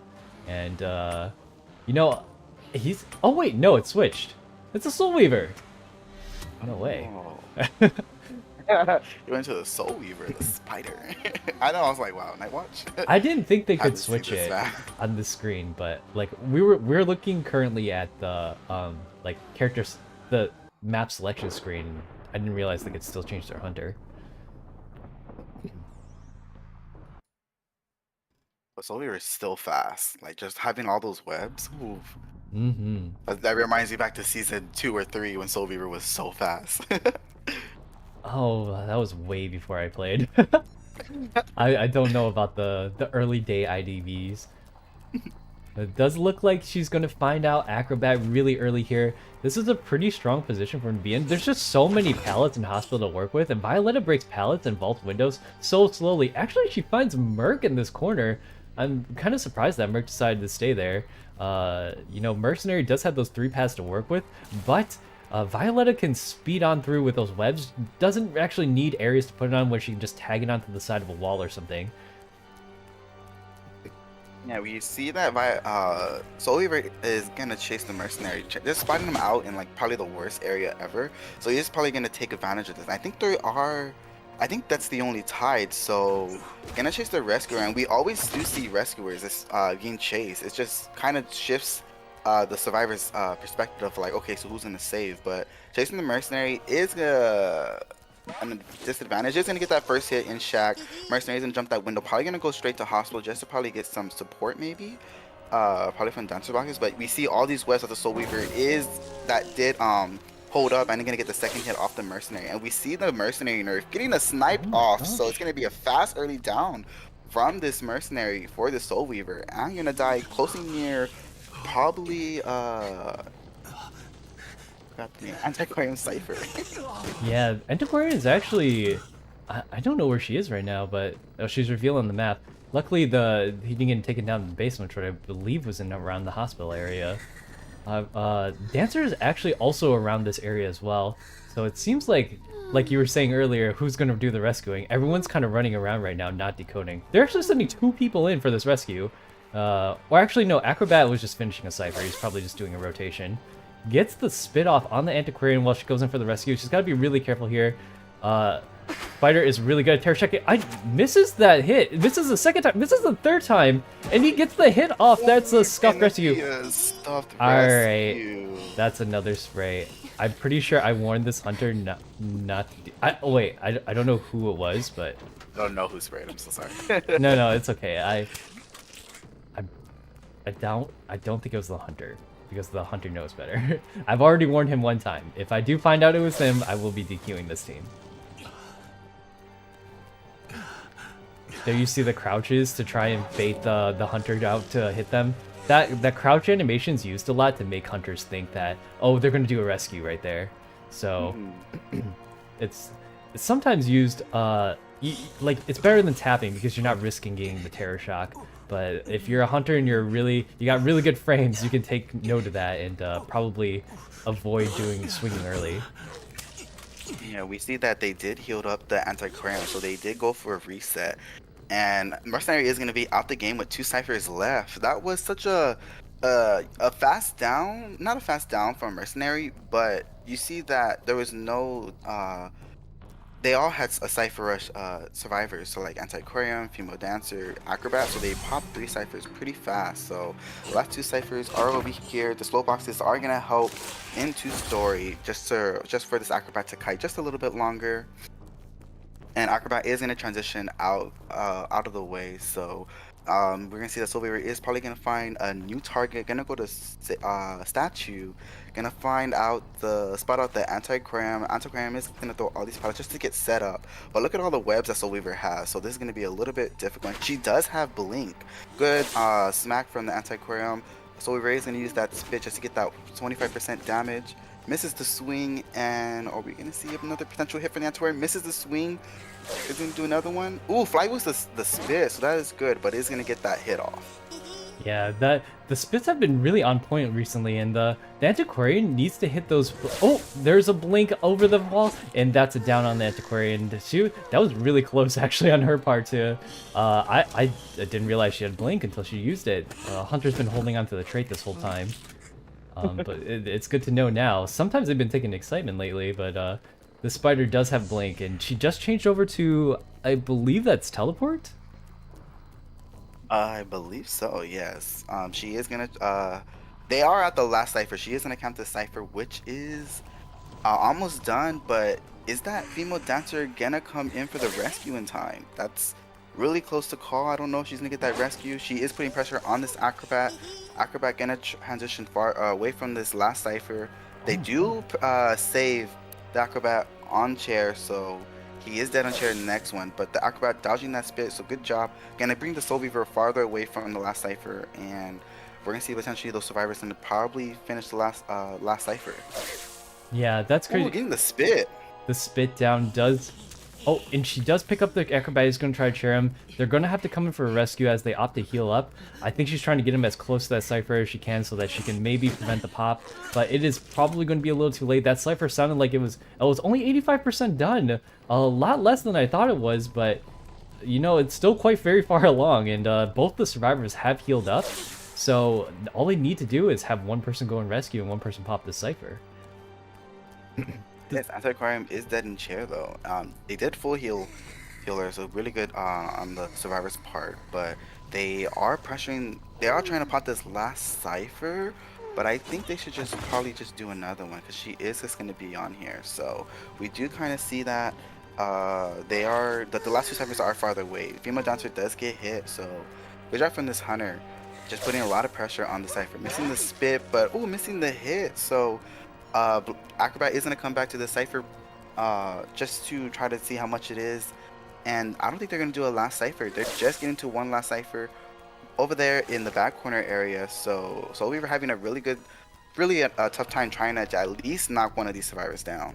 Yeah, they're greeting this cipher really hard, but you saw that the Antiquarian also just started another cipher across the map. It's already at 20%, almost at 30%. The accelerated decoding doing a ton of work here. Spider does have to down someone. The teleport's up, so there's no way for her to utilize her blink anymore to try and down the survivor as quick as she can. And now she's probably going to do a last chase on this acrobat here, who's doing a really great job of abusing this corner. Yeah, this pallet over here, she has not broken the pallet, so being able to have this acrobat just loop, she is fine. Gets one spit on the acrobat, so he is gonna get slowed down. Oh, look, I'm so sorry. Teleport is up, so they do have two ciphers being worked on. Acrobat is she's probably just gonna wait just to have the spit on. Oh, right there, they're gonna pop. No, is it Prime? No, she breaks the pallet. Oh, and they popped. Oh, it's very unfortunate. It's not enough time for him to get away. But yeah, I was really surprised there too, because when you get that spit down, usually survivors pop right away. But thanks to good team coordination, they know, hey, don't pop the cipher just yet until they break the pallet. It was, however, just like maybe half a second late. Even though she breaks pallets really slowly, that was enough time for her to turn around, spin around really quick, and hit the acrobat while he tried to jump away. Here's a sneaky rescuer coming up by the Antiquarian. Somehow manages to get the rescue off from behind Violetta's back. And now Antiquarian is going to have to cut this last one out with no more stick left. Yes, and she is dead on chair and teleport is up. Right. She does see the acrobat out. Acrobat going to use that ball just to get enough distance. And female dancer is on the gate, which is 98%. So it is going to be a race. Do they know where dungeon is? She teleports, but the gate's already open. And Acrobat's going to the dungeon, as you can see far over there, so it is going to be a tie. So that was amazing. They were everywhere in that match. Yeah. they were like roaches on the last cipher, and she just tried spotting them away. And I know that feeling of trying to be on the last cipher when you're the hunter, and it's just like, what do I do? Where do I go? Who do I hunt? Everything is a bad choice to me. Because like, even though you looked like they were in a really strong position, the survivors are actually in a pretty decent position that whole time. That's going to be a tie, so 2 points for each team. And good potential, good coming back from the survivor team from that terror shock too as well.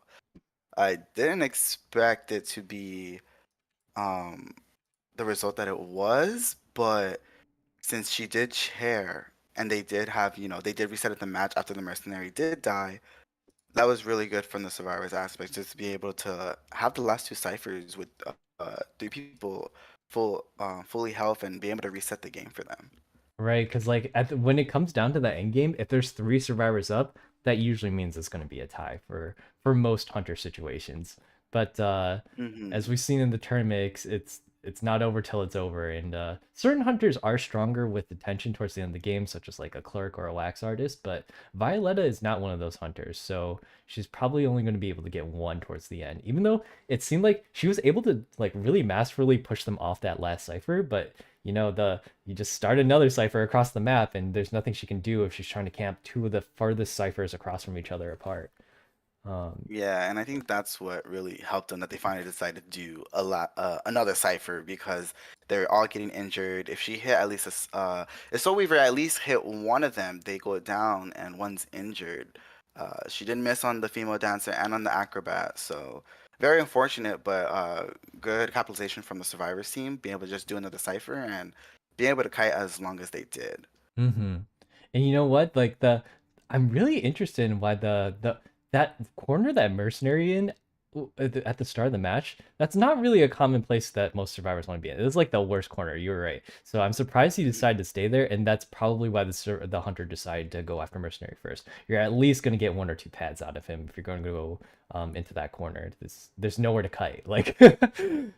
Yeah, and it's really understandable. There was no other probably a decent cipher to probably do.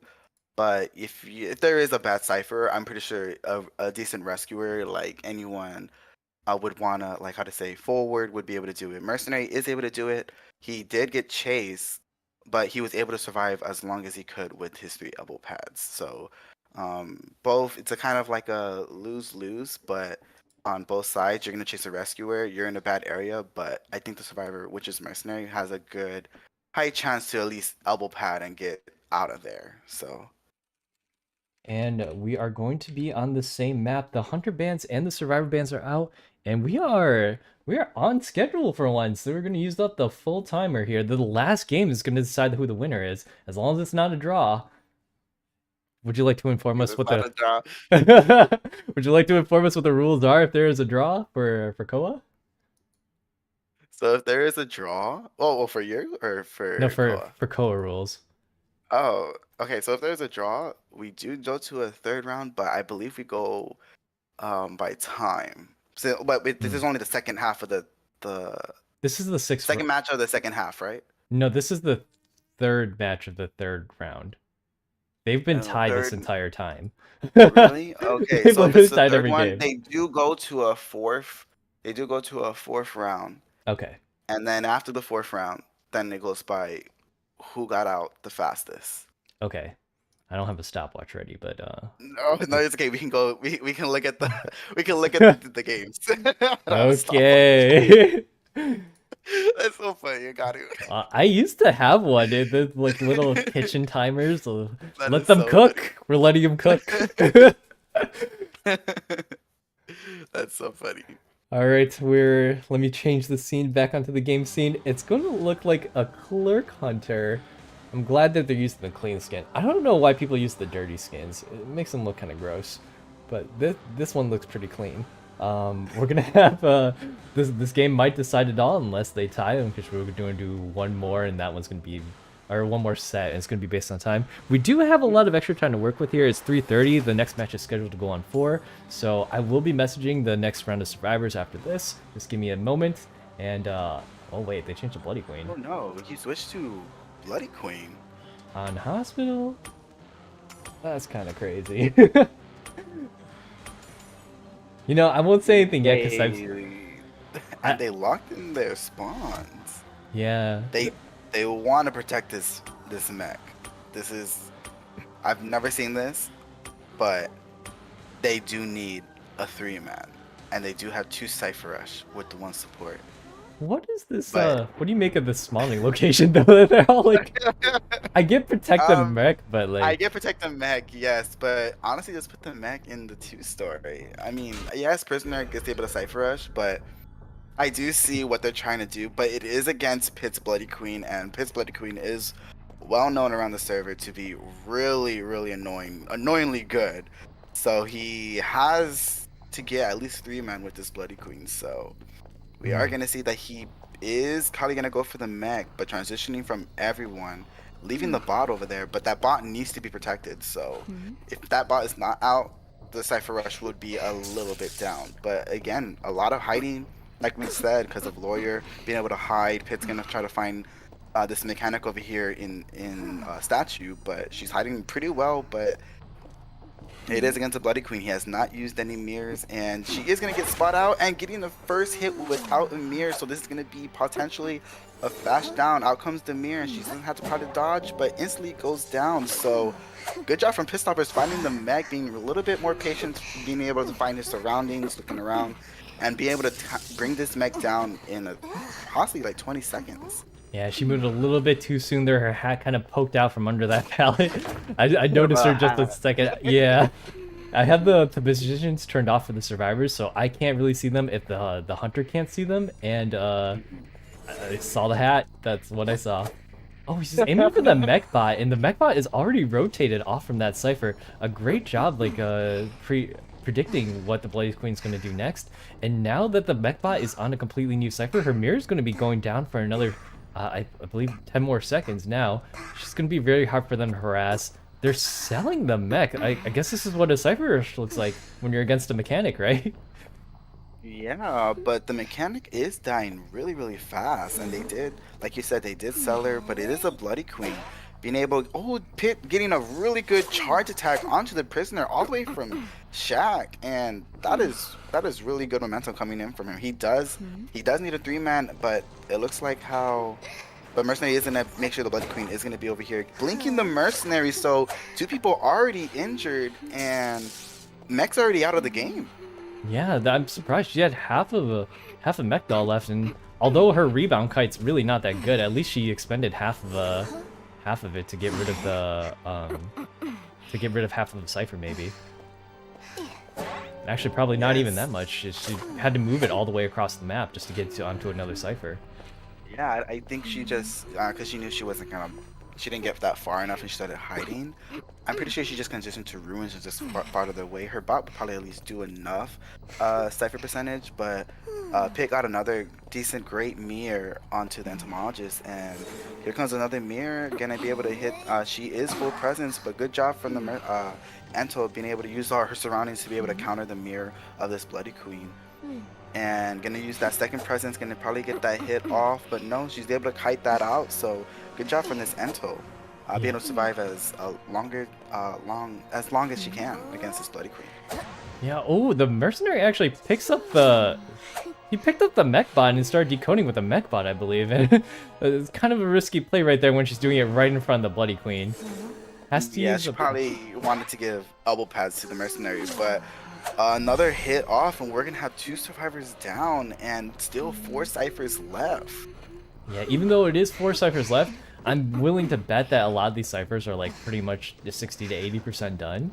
Like almost 3 or 4 of them will be that much. And but so who's gonna come and rescue this entomologist when Mercenary's down on chair already? He still does have Tide to work with because they ended up selling the mechanic, but I don't think it's looking good for the survivors at the moment. This mirror? He is gonna spot out the prisoner with this mirror, so this is why Bloody Queen is a Tide Queen, but if she hits all those mirrors, she ain't a Tide Queen anymore. True. She's been really on point with these mirrors. Finds out the Mercenary too. Prisoner's gonna have to go in for a rescue if he wants to get more than a tie here. And yeah, Mercenary is gonna land on that chair. We're gonna see what the prisoner is gonna do at this point, but there's not a lot for him to do. It is a Bloody Queen, and even though you are able to get rescues off of her pretty easily based on her, if she doesn't catch you out that early, you need more than a tie here. So they got to get all these survivors out to win. Yeah, he looks like Prisoner is gonna come from a sneaky save for the Mercenary, and they do get it off. So it is gonna be cat and mouse to see which one he's gonna want to choose, and he is gonna optimize the Prisoner over here. Prisoner does have a stun, so let's see if he's able to kite at this one mirror. Gonna stun the Bloody Queen and gonna probably transition over here to Ruin, but Blink is up, so he's gonna charge attack. Ooh, getting that nice charge attack through a pallet, and Pistolper just disrespecting that pallet over here. Yeah, to be fair, I don't respect pallets either, but I get it. They're on this prisoner right now. It's going to be down on the prisoner, and I don't know if Mercenary is going to be able to get this last. I don't even know where he is on the map right now, but oh, she's actually quite close to him based on Tinnitus range. He's got the peeper off. Nope, it was the mech bot. My bad. Yeah, I forgot that was still out there. In memory of the mechanic. Right. But he did switch to peepers just to be able to spot out the mercenary if but you know, he just needs a 3-man, so but you know, Pistop is just wanting to prove his Bloody Queen. Just try to get that 4-man for his team. Who knows? Did There he was a last cipher? no, there's still 3 left. Someone did just pop one. I don't know from where. Oh, he's doing one right now.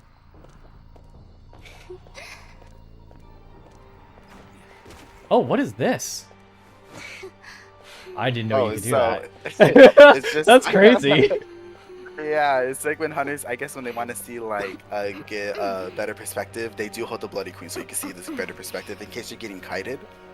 By behind walls and all that. So that's just what hunters kind of do sometimes. Is she holding the peeper? Yeah, she's holding the peeper just to get a more Oh, perspective. I have never done that before. But Pistopper is gonna find out this mercenary over here on Shaq's side. So bringing out the peepers, and it looks like it's gonna be a potentially 4K for gets the past one, but getting the delayed hit after. So mercenary is gonna go down, and Pistopper is gonna go back to the prisoner, gonna go chair him, and then possibly find out the mercenary. So 4K from Pistopper is over here, especially with Bloody Queen. Yeah, prisoner. Against a Cypher Rush team. Right, the prisoner is back up, but I don't think it's gonna. He's not gonna. The mirror landed right on top of him. That's kind of nuts. Well, I guess she might have been on a peeper. I can't see the peeper's locations from here, based on my map, but she probably landed right on top of one. But the range for this mirror is just so crazy, and being able to see the outlines of survivors sometimes from the distance of the map is just, it's kind of broke. Yeah, the precision of his mirrors have been super on point. Like every single hit, almost every single mirror has been a hit. Mercenary is just gonna try to kite out this last and just see how much he can do. Just probably like survive as much as he can, see if he can last long before the prisoner is dead. But Pistopper is gonna use that mirror, gonna try to attack just to get this mercenary out, and the mercenary is finally gonna fall down. Yeah, that Bloody Queen was such a menace, and that should be a 4K. He does have to chair both of them. And survivors. Yes, but we see that prisoner is on the dungeon over here, so I don't know if Pistopper knows that. If he decides to chair the mercenary. Right. But no, he's gonna go probably see that dungeon and gonna probably chair the prisoner. Yeah, you always want to be careful and look at the spots. Mm-hmm. Dang, I'm gonna use this peeper trick later on. I'm gonna use this. You gotta just find something interesting. Yeah, well, like I play Bonbon and he's super low to the ground. I don't know if it gets you tall enough to look over with the peepers. Or maybe it might, I don't know.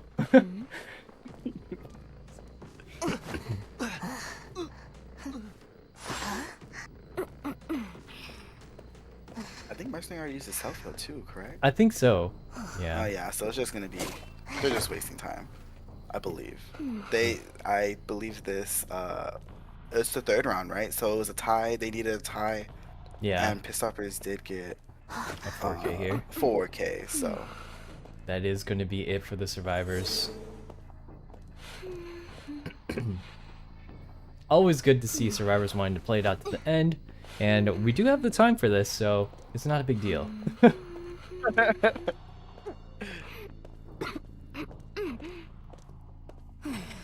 I'm trying to find a needle in a haystack. Right? I'm pretty sure you had this when you can't find the last survivor and you're like, man, where is he? Literally, and you find him. every ranked 5 game is like this. And we do see that Pistopper does find the mercenary and it's going to be a surrender. Yeah, a good And that gives the win for... what team is this? I forgot. Team Pokemon. Team Pokemon. Yeah. Such a cute name. I mean, it was a really good show from this team, though. Like, a lot of these survivors and hunters were top tier. They're top tier from like previous seasons, as well as I believe Argomon's like a professional player for OM, right? So Yeah, Agumon did go to Koa to go play against the top teams. right. So Always like, good to see. I'm really glad that they were able to hold their own against a team like that. I will update the bracket right now, and then let's see if we can get the other teams in the channels. we will go to a be right back screen. See you guys in a bit. Oh, thank you for the Prime, Home Far North. We'll be back in just a little bit, actually. Yeah, give me about like 5 minutes.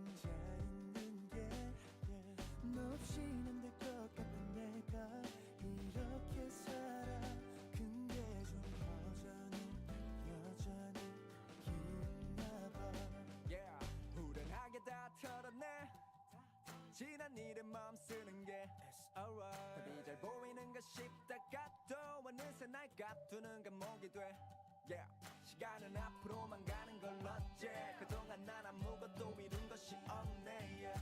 아직도 내 마음속에 너 너를 그리워하다 하루가 다 지났어 너를 그리워하다 1년이 가버렸어 난 그냥 그렇게 살아 너를 그리워하다 다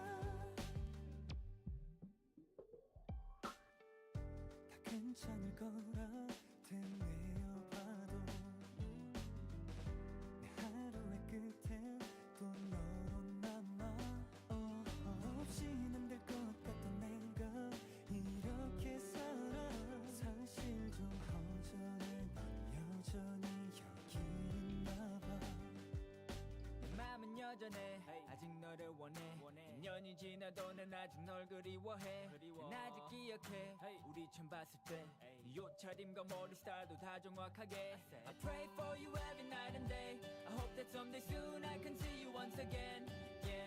아직도 내 마음속에 너를 그리워하다 하루가 다 지났어 너를 그리워하다 1년이 가버렸어 난 그냥 그렇게 살아 너를 그리워하다 잠에서 깨어 헝클어진 머리처럼 내 일상도 꽤나 엉망이 돼버렸어 책임져 아무렇지 않은 척 드리워진 표정도 내 모든 것에 스며든 내 흔적도 다 책임져 아직도 난 잊을 수 없나 봐 다시 돌아와줘 또다시 같은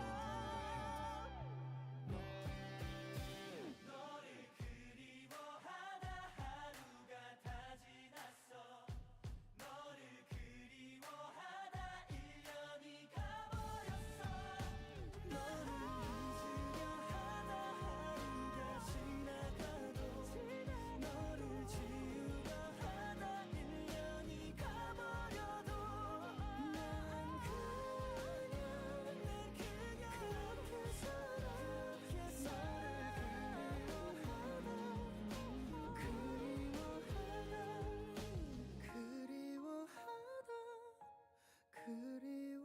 그리워하다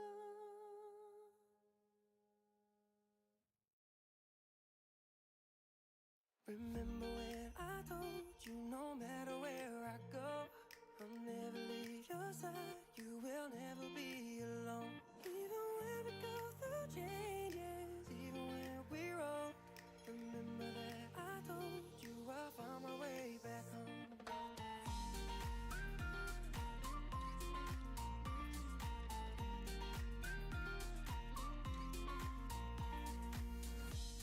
I could never let you go Couldn't run away if I tried Cause even when I'm all alone You still got a hold of my mind And I'll always let you know That I'm always gonna hold on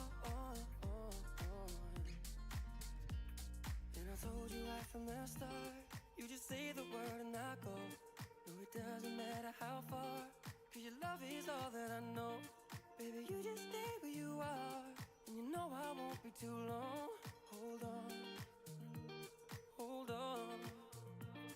Remember when I told you no matter where I go I'll never leave your side You will never be alone Even when we go through changes Even when we're old Remember that I told you I'll find my way back home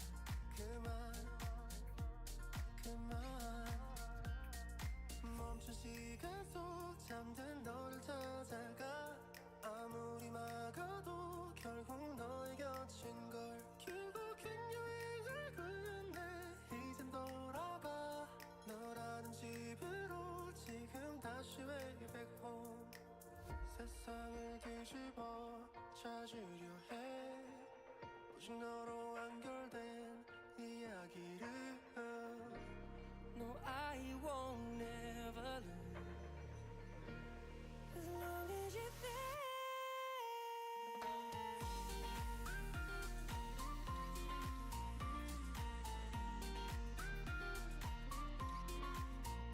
빛이 다 꺼진 여기 나를 안아줘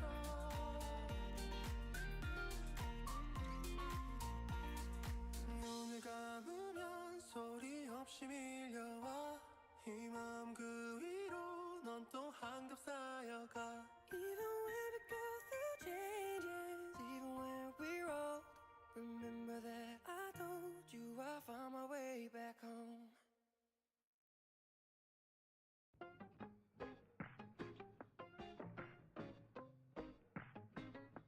이곳은 참 고요했어 시간이 멈춰버린 것 같아 난 네가 보고 싶었죠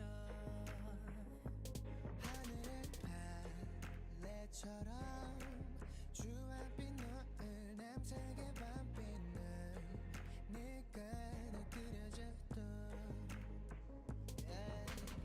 세상에 우리 둘만 있었던 기분 서로의 숨소리만 들리던 침묵 온 세상 별이 모두 네 안에 있어 Every night I'm singing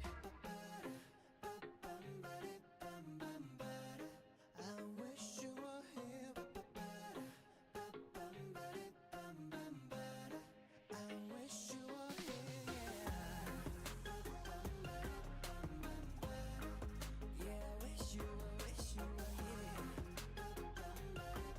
After all these years I wish you were here Yeah, okay. 어제를 펼친 책 읽어본 너란 페이지 모든 것이 선명해 난 여전히 그때 같아 다른 밤 똑같은 동 같은 기억과 다른 마음 너도 날 떠올릴까 아니 다른 걸 또 채웠나 I could never lie 너와 나 다시 돌아가길 I wait for 바다 속에 널 담아서 자연스러워 내 옆에 있어 바다 비 푸른 베이스에 오랜 푸시 널 대입해 변한 게 하나도 없네 This is where you left your sin 언제든 손에 잡힐 것 같은 기억 널 마주보며 새긴 수많은 표정 온 세상 별이 모두 네 눈에 있어 Every night I'm singing I wish you were here I wish you were here Yeah, wish you here After all these years I wish you were here 옅어지는 맘 이른 해보다 빨라지는 맘 너도 지금 날 생각하나 봐 Are you interested? I wish you were here I wish you were here Yeah, I wish you were here After all these years I wish you were here 세상에 우리 둘만 있었던 기분 서로의 숨소리만 들리던 침묵 온 세상 별이 모두 네 안에 있어 After all these years I wish you were here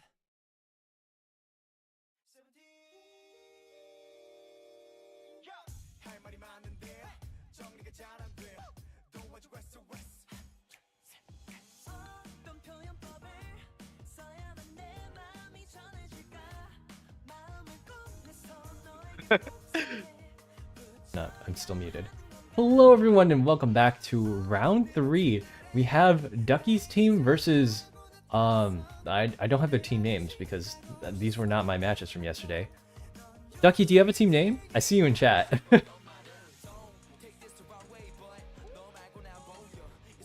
Lore accurate. Interesting.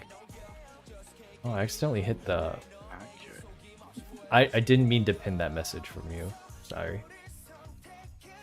I hit the button. Lore accurate versus team something else. We'll just go with that. I was like, oh, that's her name. I felt the need to chew a piece of gum, so if you hear me chewing, it's that.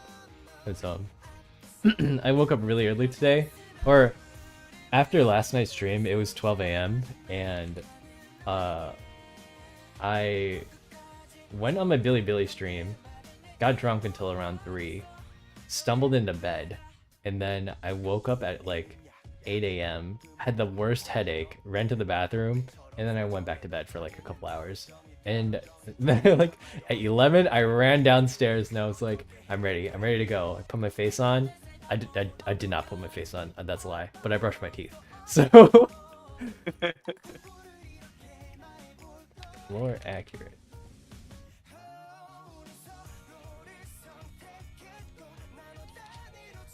Was it 12? I guess 12 or 5. No. Team. It's team. You guys are team 2 right now, so you guys will be hunting first. Oh shoot, I don't have one of you added. Do you have one of them added by chance, Paul?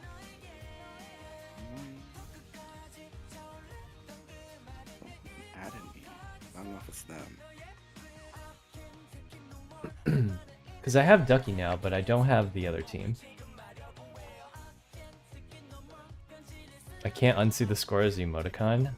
The O's look like eyes. Oh. No, I only had the other teams. Oh yeah, no problem.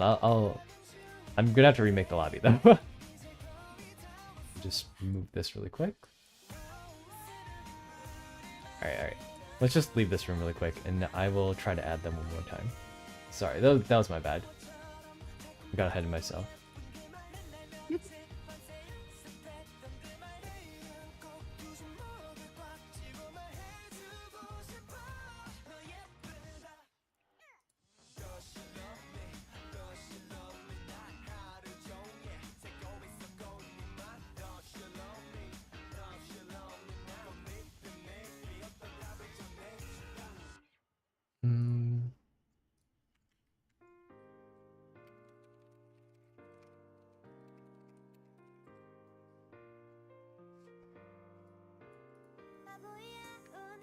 Give us 1 sec to get started, everyone. We're just getting organized. It's 4:04. We're a little bit over. That's okay.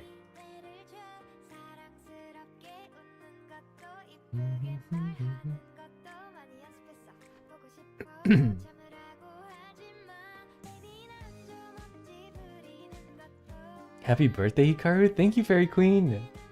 Welcome in. I'm pretty happy. It was a really good birthday. I haven't really done anything, and it's going to be celebrated mostly on Monday. So if you want to get in on the festivities, it's going to be tomorrow. It's going to be all kinds of games. League of Legends, Apex, Valorant, some IDV. I haven't hunted in like 2 weeks.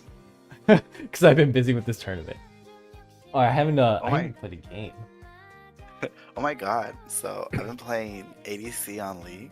And I finally... Yeah, I'm getting really good with Aphelios.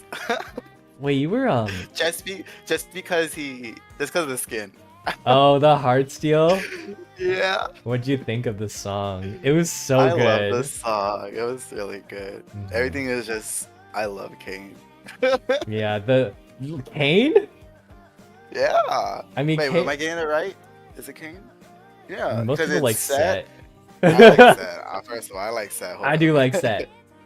I like Set. I like Set Aphelios. It's okay. It has to be Set Aphelios and then Kane. No wait. You put Ezreal at the bottom.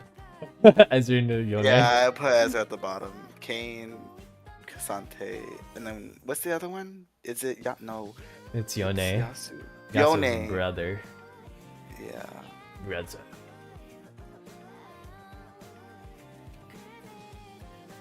I think it's Yone. Yeah. And then it's Cassante, then Ezreal. The song is so good. Alright, let me send the invites back out. I got one representative from both teams, so we can get started. Oh Happy birthday. Thanks, Pumpkaboo. Paul is commentating. Yes, sir. No. I'm just scared.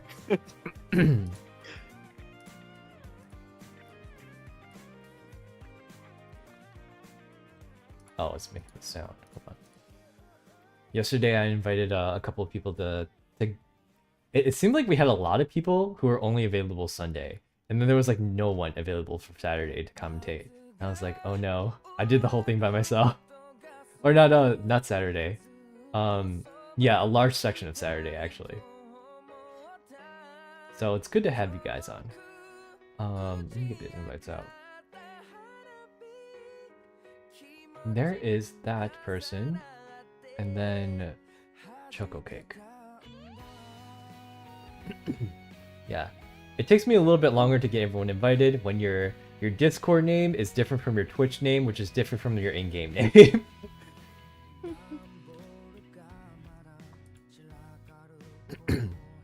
All right, we started bottom, right? Yes, bottom team is hunting first, so that will be team 5.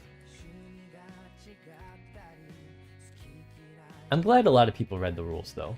Or like, the only problem that I had so far, the only hiccup was that the first 2 teams that were supposed to go today were late by half an hour.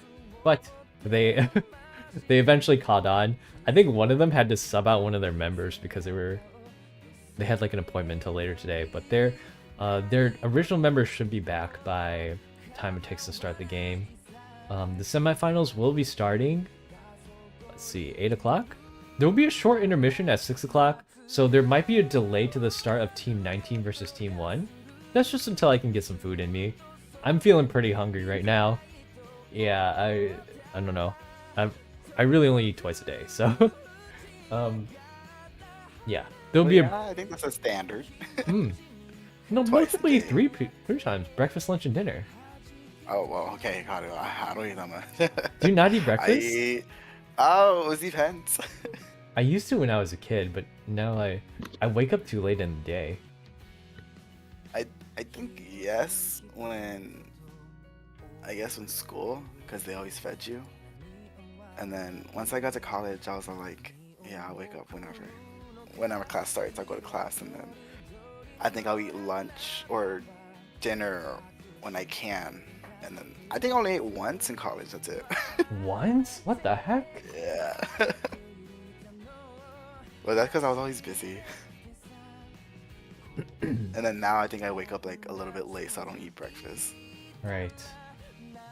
Yeah, I don't really eat breakfast either. Sometimes I usually have. Well, I wake up at 12 and I eat right away. So I guess that's my breakfast. Sorry, something is going on here. Their team member is in the spectating slot. No, they're all in the right spots, I think. One of the teams, 3 people have Chinese names. 1 person has a Korean name. But I assume they're all on the same side. And then the person on the right. I've noticed that there's some people who... There's a lot of people who've been using like Japanese names. It makes me think that they're Japanese, but a lot of the times they're not. In this game. Yeah. Most Japanese people play on the Japan servers. Or the Asia servers.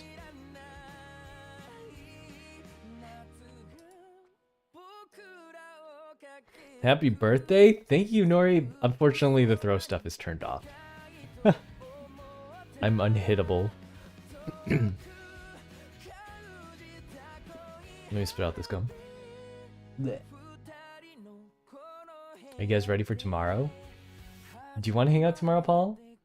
I have a lot of time to work with. Oh yeah, your birthday's... Well, like basically your birthday's today, but you're Yeah. having like a full thing tomorrow, correct? Yeah, it's gonna start at 7, so if you want to hang out, 7 p.m.? Yeah, but you'll probably be Okay. later because I have some stuff scheduled. Like I have stuff scheduled until midnight, and then we go into the Gremlin hours, which I don't really know what's gonna happen then. Hey Mal, An hours. Yeah. That's what they're called. Or in League they're called Demon Hours because the Oh, demons come really? out. They in your games. Oh, yeah, sure. I just work in the mornings, but I get out like at 3, so Yeah. just let me know. But I don't want to. I can't play rank. We're gonna play like quick matches or something. Oh, you don't want to play 'Cause rank?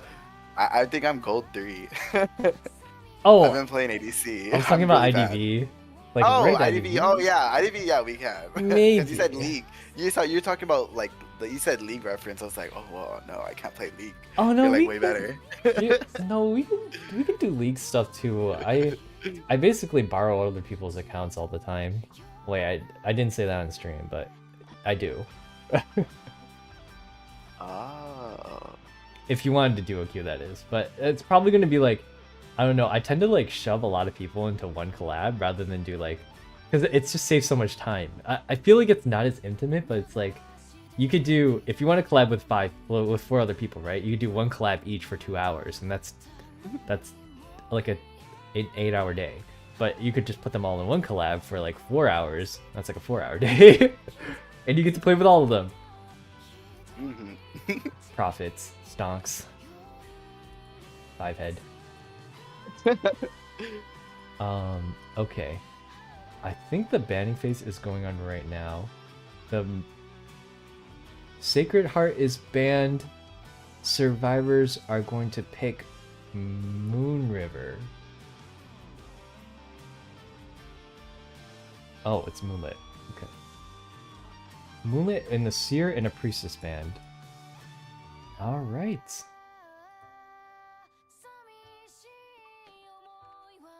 Let me pause the music here and we will get started. Oh, by the way, does Team 12 have a name? If you guys are in chat and you want to let me know your name, I will put it up on the board for you guys.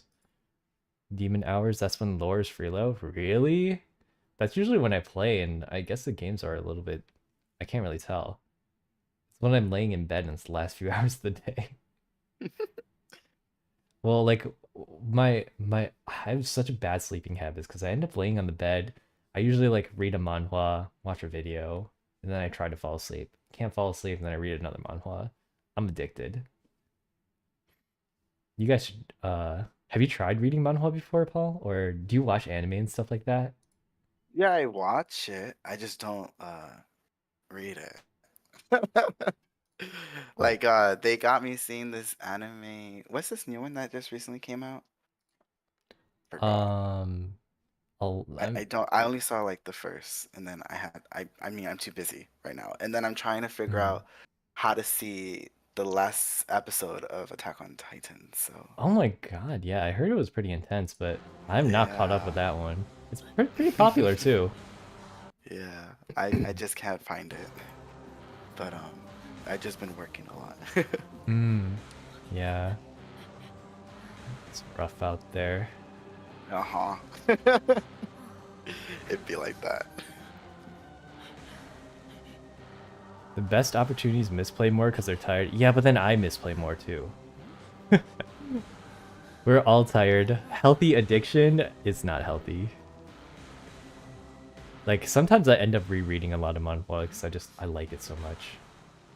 Oh, sorry? Did they say something? Alright, the hunter is Wax Artist on a Moonlit Park. I think he's pretty strong on this map. I think most hunters like the larger maps. It might just be me. But as a hunter, No, I like larger maps. oh, especially a wax artist. Just like they see like more vision, and it's so spread out, and so I always have to go across the map. So I do see like why, and especially since there's so many great, decent hunters like Bloody Queen, Geisha, Wax, Wheel, Dream Witch that can just control big maps than smaller maps. Mm-hmm. So, and I don't know, maybe we'll see another Peeper's Wax artist. Who knows? Yeah, I don't think we get to see the trait of the... Well, we can see it right when the game starts, but in the character select screen, we don't seem to be able Oh to. yeah, no, we don't see the trait. But I mean, good spawn selection from the survivors, commonly used. T Swiftwell on the hunt. Got teleport. It's not a Peeper's Wax Artist. And he goes after Psychologist. I don't think hunters usually go after this area first because of the roller coaster that survivors can just get on this coaster and go all the way to second stop. No one seemed to have gotten on to turn the button off, but yeah, he's gonna get the hit and oh! We There's a have a little pause in pause the of reduction. What happened here? I didn't realize other people could pause it. Yeah. I thought don't- only I could pause it. Probably because they were laggy, maybe? Mm-hmm.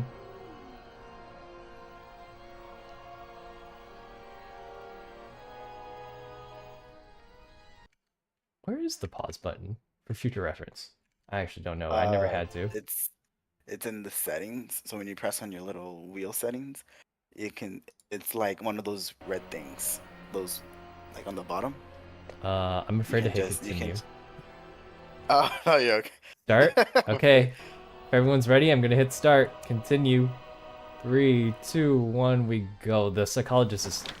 He's basically in hit recoil, and they're gonna go to second stop at this point. Psychologist does have a free hit, but this is gonna buy her enough time to get all that wax off of her. She was at 96, about to get double hit, but now she's probably gonna go back to down to 0 and transition to a pretty strong place, which seems to be the 2-story house. And a lot of hunters have a lot of trouble going up the stairs in 2-story areas, so let's see how the Black Artist deals with that.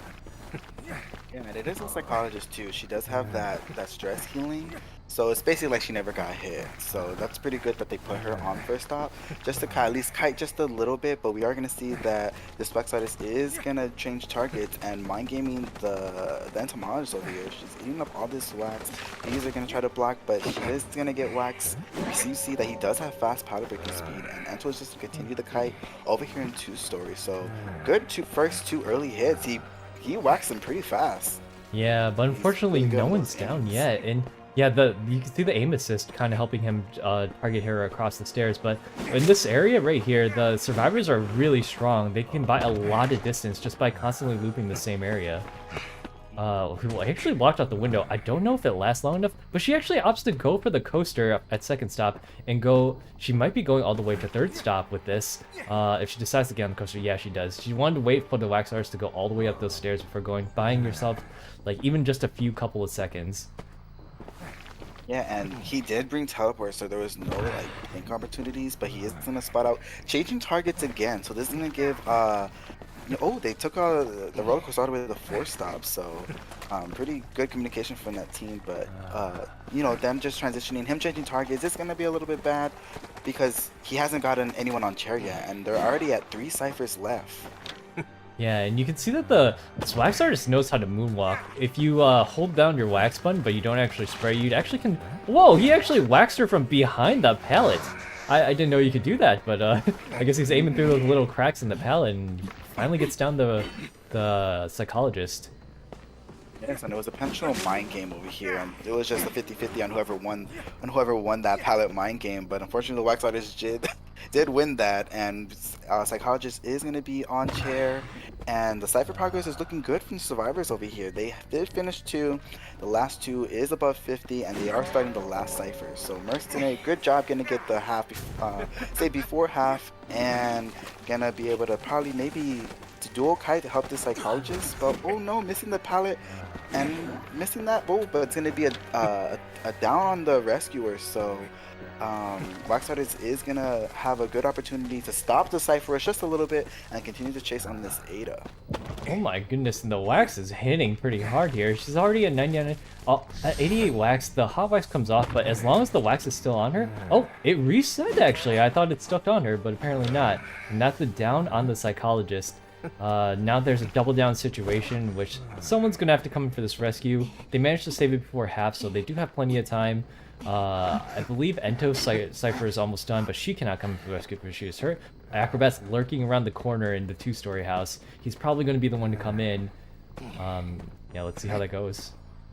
Yes, and very unfortunate for the survivors. That down on the Mercenary is delaying the Cypher Rush right now, but Mercenary is going to get up, try to maybe Cypher Rush this last one. Acrobat is going to come in for the save, probably going to do a red ball him just so he can stop. Oh, but misses, and here comes the hot wax. Oh, and gets a hit on the Mercenary again, so Mercenary is going to be going down again. They are going to potentially help this Ada kite as best as she can, and goes down the Acrobat too, so there is no person on the last Cypher over here, and he is going to be able to change targets on the Acrobat, putting the survivors in a tough situation. Mercenary doesn't have any self-heal, Ada is dead on chair, and everyone's injured. Yeah, it's going to be very difficult. And the last Cypher is literally right next to them. Unfortunately, if you're against a wax artist, he's going to cover that whole thing in wax, and you're not going to be able to decode it at all. So whether it be at 90% or 99%, there's not a lot survivors can do to make the situation better for them. Yeah, and you just see how like Wax Artist is just really good at be able to gain like 2 hits and be able to stop that Cypher Rush. Because look, he's putting the survivors in a very difficult position. Mercenary has no self heal, and so they had to get this save. Because if not, there goes Acrobat. Acrobat is going to be dead on chair, but he sees that they are potentially healing, and he is going to possibly maybe change targets. Mercenary is up. They did self heal the Mercenary, so but that Cypher over there is still blocked. So. It's going to be a really tough, and gets a Terror Shock off the Mercenary, and Acrobat is dead on chair. 2 people are down, and the Cypher is almost still blocked. No, he blocked it again, so another person in chair, again, Mercenary has no self-heal, and 2 people that are still up are dead in chair. Yeah, this Wax Artist is doing a really... He definitely has Berserkering with how fast his hit recovery was, smacking people coming out of that chair. And the survivors are doing such a good job rotating the survivor that's going on the chair. They're all living these extra like 30 seconds on the chair to bring them to their second chair. However, if you're not getting one survivor down, that's still 3 people running around at the same time. Well, not counting the Mercenary that's down on the ground, I guess. Yes, and it's just a basically back and forth, because when Wax Artist sees that the Cypher is basically unwaxed, he can just continue doing what he's doing and be able to put pressure on this Acrobat over here. So putting the survivors in a real tough situation. I mean, what can you do at this point? He is in a really good position to where he's near the chair, he's blocking the Cypher at least every time he sees it's unwaxed, and the last 2 people up are dead in chairs. So he is going to pick up this Mercenary. Acrobat fly loose, but gets the hit, and everyone's down, basically. And the Cypher's still blocked, so... And Entomologist is... Oh, but they did pop at the last second! Yeah, unfortunately, Acrobat got picked up at that time. So now he's going to be going on the chair. I believe this is his second chair. Mercenary doesn't have self-pickup. It's going to leave him a lot of time. Oh, no, he's dead, yeah. So now it's going to leave him free to chase at least one of the other survivors. Oh, wait a second. Mercenary is going to go onto this train, and if you guys remember correctly, all 3 of those were turned off, but he teleports the other gate and finds Psychologist. Mercenary is going to have to take it all the way to the other side, or at least until second stop, because third stop was turned off already. Oh, and it looks like Mercenary is going to come and meet his unfortunate doom, because it's going to go all the way. Oh, it stops at second stop. I thought it was going to go all the way to the first stop. That would have been really awkward. I know, right? Like, you see, you're like, well... hello. I didn't know you came here. Yeah, but Psychologist is dead on chairs, so... Oh, but he decides to drop her. Yeah, I think he's trying really hard to get this 4K, and in tournament setting, every kill does count, so you want to try to get everybody down. But in this situation, it's pretty difficult. Your teleport's on a 60-second cooldown, and Psychologist, as far as I know, still has that self-pickup. Yes, he is playing a real gamble right here, because now... Psychologist did use her self heal, so they're in a really good position, and his teleport isn't up. There's still a 40 seconds delay on his teleport, but chasing the Mercenary. Oh, and Dungeons is in the area, so this can possibly maybe get a tie if played correctly. Yeah, this is like one of the other times where it seems like the greed of the hunter it might be costing them a tie instead of a 3K when they had it pretty safely. Actually, no, he still has detention for 8 seconds. He's got to hit him away from the hatch. That's correct. Yeah, and that is going to be looking like a 3K. Very, very dangerous play leaving the Psychologist like that. Sometimes you just got to be happy with what you got. And if one gets out, like, that was really close for the Mercenary. Very close. But I suggest you just cherish the Psychologist, and you know where Mercenary is, and just kind of use your Tinnitus range just to see out where he kind of went out. But I do understand that Psychologist was dead in chair, so maybe he didn't want to get the dungeon open. But I mean, the survivors, from the predicament that they were in, they were able to get at least one survivor out in the bad situation that they were in. So right, it was so risky. And no, we did see in the previous matches there were hunters who have lost survivors because they wanted to get that 4K, but instead got a tie. Got to be careful with that. Let me get the invites going out once again. Oh my gosh, what was the name?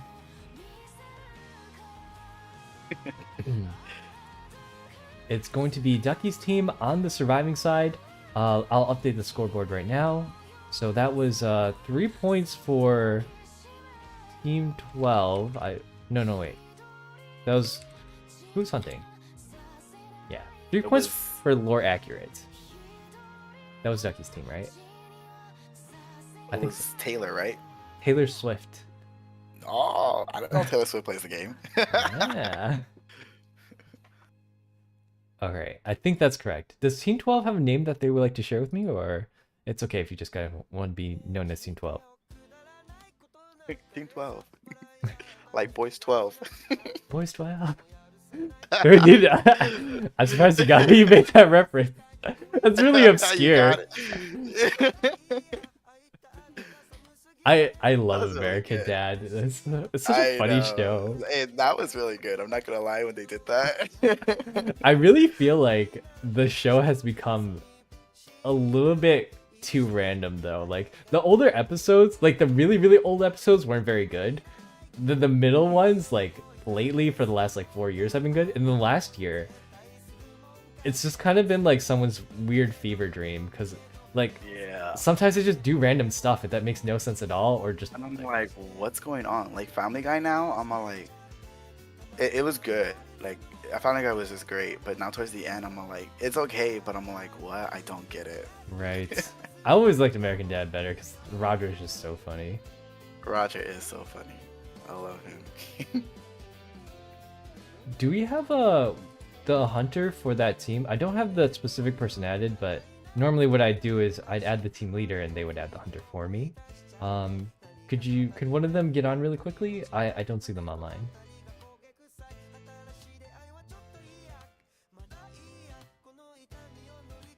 Sorry, I'm just taking a look really quick.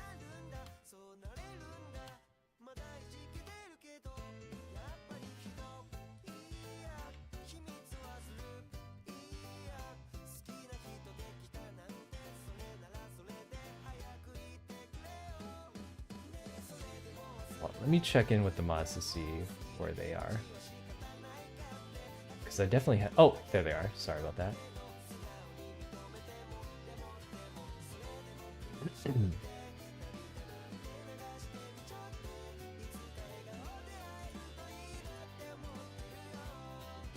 Oh, that's a pretty frame. Yeah, apparently it was last season that I missed out on it. I should have gotten that frame. I haven't played. Yeah, I haven't played enough either. I think I only get to like champion and then I stop. Okay, well, that's further than I do. I only play like ranked 5s on the weekends now, and then the 1 to 3 time slot on Sundays and Saturdays. So sometimes I even play it on my Smurf if I have to change over. It's not nearly enough to get like back into Dragon.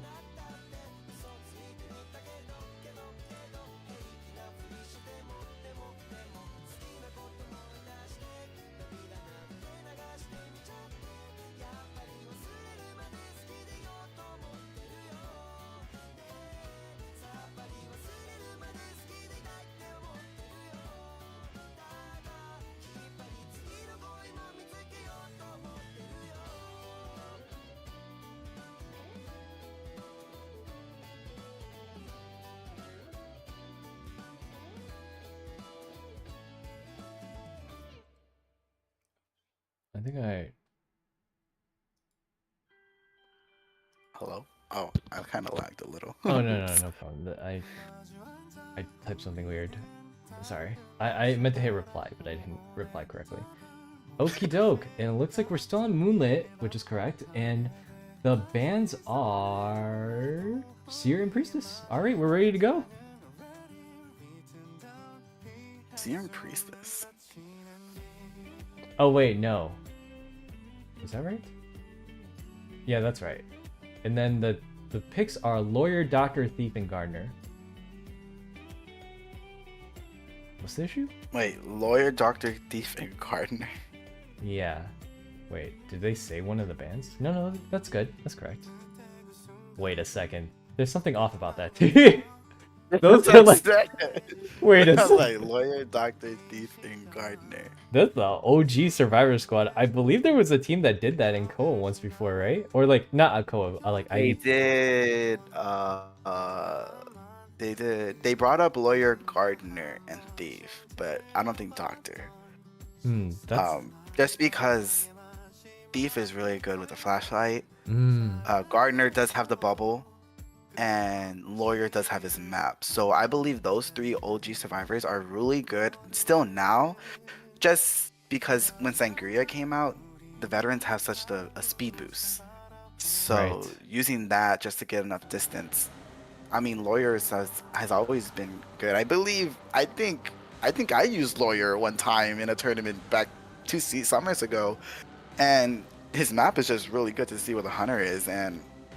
But I see that Gardner is really good just because of her bubble and her invincibility, and being able to recharge and having invincibility again is just really just stalls enough time like, for the hunter. But overall, I think they're really good.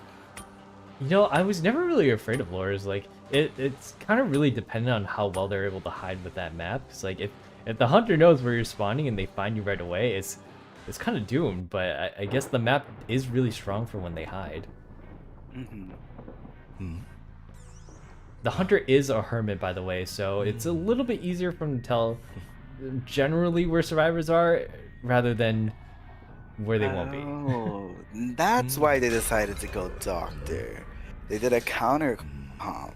Well, And if they get hit, they have their veteran speed boost to get as far as away as they can. yeah, well, I believe they picked the hunter after they knew there was going to be a doctor. So, when you're playing a hermit against a doctor, your only option is to hunt that doctor first. That's the only thing you can do. Otherwise, she's going to soak up so much damage for her team. It's going to be pretty much impossible for the hermit to deal with it. I have seen like wolves. There's a hunter named Alex, and he does not connect ciphers at the start of the match. So if they wanted to do that against a doctor, that's pretty possible too. But as you can see, this one did connect the ciphers together, finds the doctor first, and he is on top of her. And Doctor is gonna try to heal up, but you know, she got no distance from that. She's just trying to work with these two pallets. But having those two stuns over here is gonna be really difficult for this Doctor just to be able to kite against this hermit who is able to just stun you with all those, with his red and blue colors. So she is gonna try to get this heal off and stuns her, and this is gonna be a down because you know no one has no colors for her to share the damage. Right, So that's a pretty odd. fast early down. I wonder if that was intentional on the hermit's part to connect ciphers to nobody. Usually it's the other way around. Oh, yeah, they only connected these two ciphers to... Ah, that's really clever. He only connected two ciphers, Yeah. and one of them was the one Doctor was on. That was really good. Honestly, that was a really good smart play from this hermit, just so that no one was able to share this damage. And we are gonna see Gardner gonna come in for this rescue. She is gonna have that invincibility just for a little bit. Gonna delay this spot. Gonna stun her. Just to see if so she won't get enough too close to the chair, and it's gonna be an after half rescue. Yeah, this hermit, it really knows what he's doing. Oh, he uses the flywheel on the thief. Unfortunately, that makes it miss, and he doesn't get the second swing off. These flashlights are so annoying. It silences the hunter, and it blinds you if you let it go on for you too long. Thief is an excellent harasser against hermit because he's not able to shoot those balls at you, but he does have blink. He was just slightly out of the range of the thief, and now Doctor is going to be dead on chair. Yeah, that's gonna be a fast early down, but look how accurate these jumps are. That's like 3 for 3 already, I think. And Right. he's gonna go back to the doctor, and she's gonna be set back to the manor with. That's their healing right there. Lawyer's injured, thief is injured. I mean, they're in a pretty a little difficult situation. But look at that, already 2 ciphers left, Yeah, and it was an after half save. I'm really surprised that the Cypher Rush is going that far, but I guess that's the consequence of not connecting other ciphers. He's going to get Cypher Rush like every other hunter out there. That was his one defense tool against it. And not to mention that this hunter also he had insolence, so that means there's no trump card for him to try and get across the map with a teleport or something like that. It's no problem at all if he tries to go into these like 2-story areas. And when he uses his 2 ability, his first presence ability, he goes so far if you have any height at all. Yes, and Gardner unfortunately running into the Hermit over here is gonna get that shared damage between her and the Thief, and gonna use that veteran speed boost just to maybe transition farther away from. I bet I'll honestly just go to the other side of the map because, oh, gets a nice palace stun, so that's really good. Gonna be able to keep him over here on this area. Gonna do the best that she can. She does have a blue charge. Ooh, misses the charge stun. So good job from this Gardner kiting very well around these two pallets against a Hermit. Oh, that spraying is not allowed. I don't know what the glitch that they're talking about is, but I will warn this team as well not to spray like that. On the pallet? Yeah. I don't know why hunters do that. I know some people do that, but I never understood the reason. I don't understand that reason too. A lot of hunters do that for some odd reason, but I just don't know. And Gardner is going to go down, but the last two ciphers are being worked on. But it is a Hermit, you know, connecting those last two ciphers, and they are about the same progress, which is 50. And Lawyer and Thief are about underneath 50% damage, so one of them can get in for the save, but you know, Hermit does have that really great distance to potentially stuff someone, so they are going to share that damage. But you know, Hermit does have his eye just to probably maybe stop the rescue, but yeah, over here gonna do that, and it looks like Lawyer won't be able to save over here.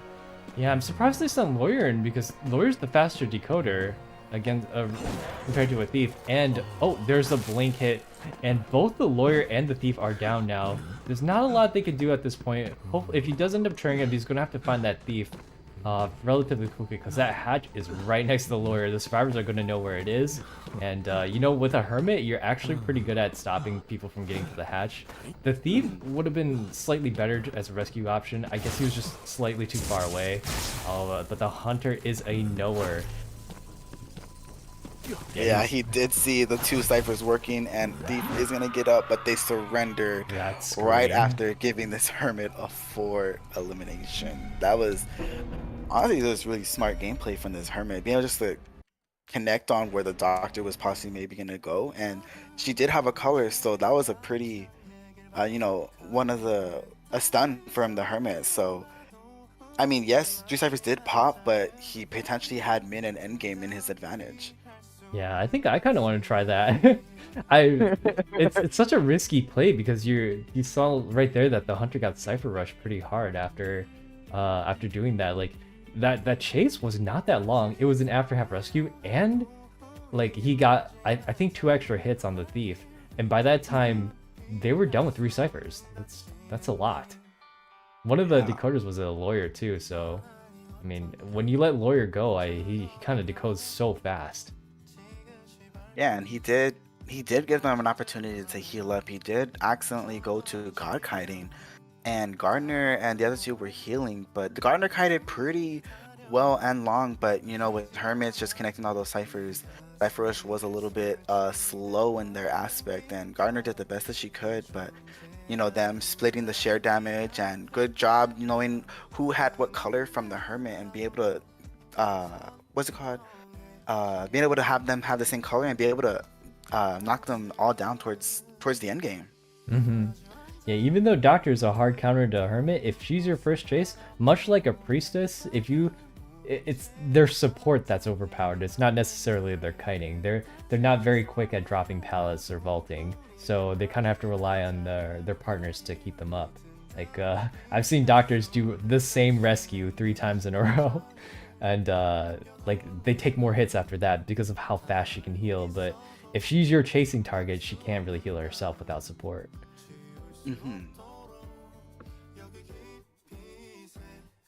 Alright, so we're moving on to the second match, or I guess second set. And I think I got these points right. That was Team 12, right? That was hunting? Yes, I think. Okay, well, we'll just say that it was. If I'm wrong, someone will correct me eventually. I was wrong twice last night. It's okay, it was a long night. Yeah.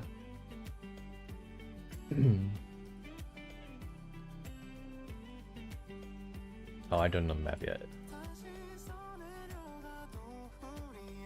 Last time it was the hunters that picked, so this time the survivors should be picking. unless it got flipped, because I have a suspicion that the map got flipped. So, yeah, we'll let Aki do the bans and picks.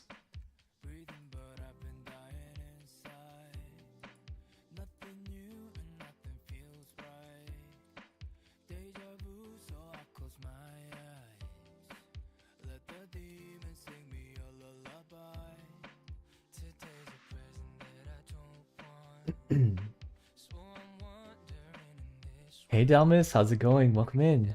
Tournament's going well. All the matches are going by smoothly. A little hiccup in the scheduling, but more or less it's going smoothly. As I said before, I know there was a couple of teams that asked for the finals to be moved. The finals cannot be moved at 2. I know it's at midnight and it goes till 2 a.m. and it's pretty late for people, especially in Europe or in China. However, I cannot move the timing as I have things to do the day after, and I will be gone this next week in New York for the rest of the week. So if I were to move it, it'd have to be 2 weeks from now. So this is your only chance to do the finals. I can make it later in the night if you'd like. Unless both teams literally cannot play, I cannot do anything about it, because one of the teams has already confirmed with me, or a few of the teams have already confirmed with me that they are able to play if they need to go later into the evening. So that will be that. And also the finals, we will allow a best of 5 if both teams agree to a best of 5, but I understand that it's very late into the night, so if you would like not to do a best of 5, you can also request that, just so that teams can go to bed.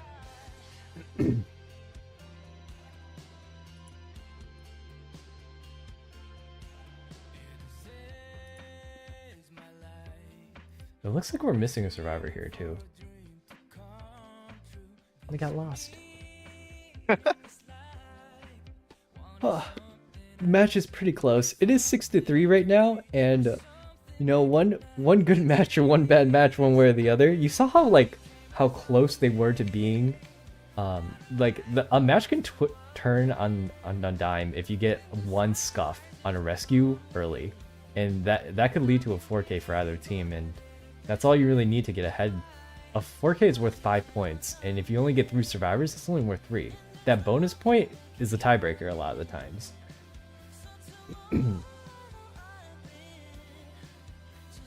Hey Fong, welcome in.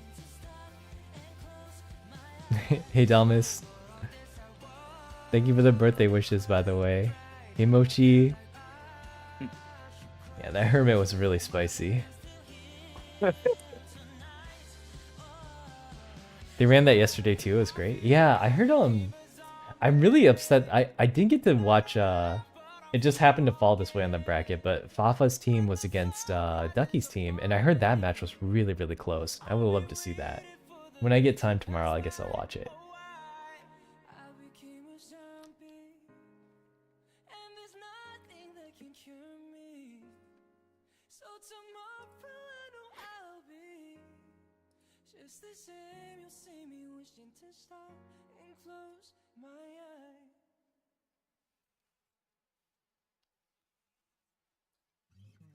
Okay, the last survivor is here.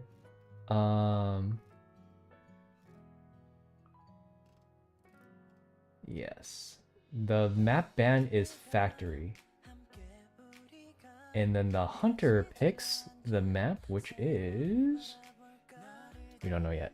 We don't know yet. Yeah. That's so funny. They wrote, I pick. So I was like, wait. People say that, but I don't know anyone who types that out. Red shirt. All right. One of the most balanced maps that I know of. What? Balance? You don't think so? I feel like Hunters has such an advantage in this map. That's balanced. That's balanced. I don't know what you're talking about. It's balanced. That's the only time when I feel like I'm not suffering. There's no like crazy spot for them. There's only like one God Kite location, and like hospital, you get a whole hospital to work with. Arms Factory, there's just so many walls. What is it? Lakeside's got both the boats, which are really obnoxious. The church. Neil's memory has the factory. Yeah, literally, this is the only place that nothing. yeah, there's nothing crazy for survivors to abuse.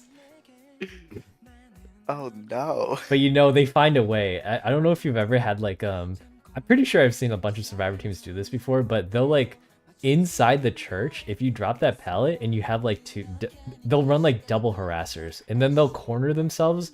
If the basement isn't in the middle of church, they'll just have like a cowboy and a batter stand in the corner with a down survivor, have one survivor decoding, and they'll just beat you up. They'll beat you up in the corner. It sucks, dude. You're like, well, damn. And I already used blink. Yep.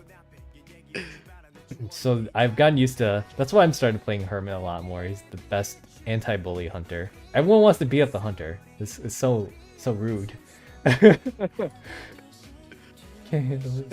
Trying to kill one of their survivors. Well, some of them deserve to die. Have you read their lore? Some of them deserve to die. Oh my goodness. This is the evil Hikaru arc. I'm villain arcing right now.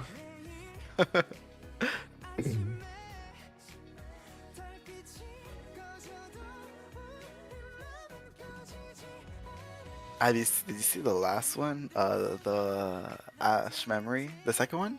Oh yeah, I got through the story. Oh, wait, did you finish it? I think so. I didn't realize I mean, Composer had a did you... gun. I know, right? I was like, wow, he really put out. I was like, wow. That was, yeah. I was like, what? I thought he was gonna put like a sword or something, but like, I was like, no, he put out a. I was like, okay. It would have been interesting if he did pull his sword. So we did see that there was a seer and a priestess ban, and the hunter ban was waxed. They're going with sangria. Oh, a sangria, second round. Whoa. Yeah, she got through. I know. And that wax artist game that they originally had, this team actually did so good against that wax artist. It was kind of crazy how close that game was. But Yeah. In the end, that wax artist did get a 3K. It's, a hunter that is comfortable on their hunter is stronger than a hunter that has never played an OP hunter before. So I get the sangria pick, but I'm sure this hunter has played her before. She's got the dirty clothes thing. That means you've completed at least a certain amount of deductions on her. The dirty clothes. That's how you know. Yeah, it's gross. Thank you for the birthday wishes, Alex. But overall, I'm pretty. I like this spawn. I always think this spawn is really good, just because you block all the entrances for your weak hider, which is the barmaid. So, you know, it gives the weak hider just to transition away. In my opinion, like I don't really think red carpet is good for any survivor though, right? Like, honestly, red carpet's usually where I hunt first.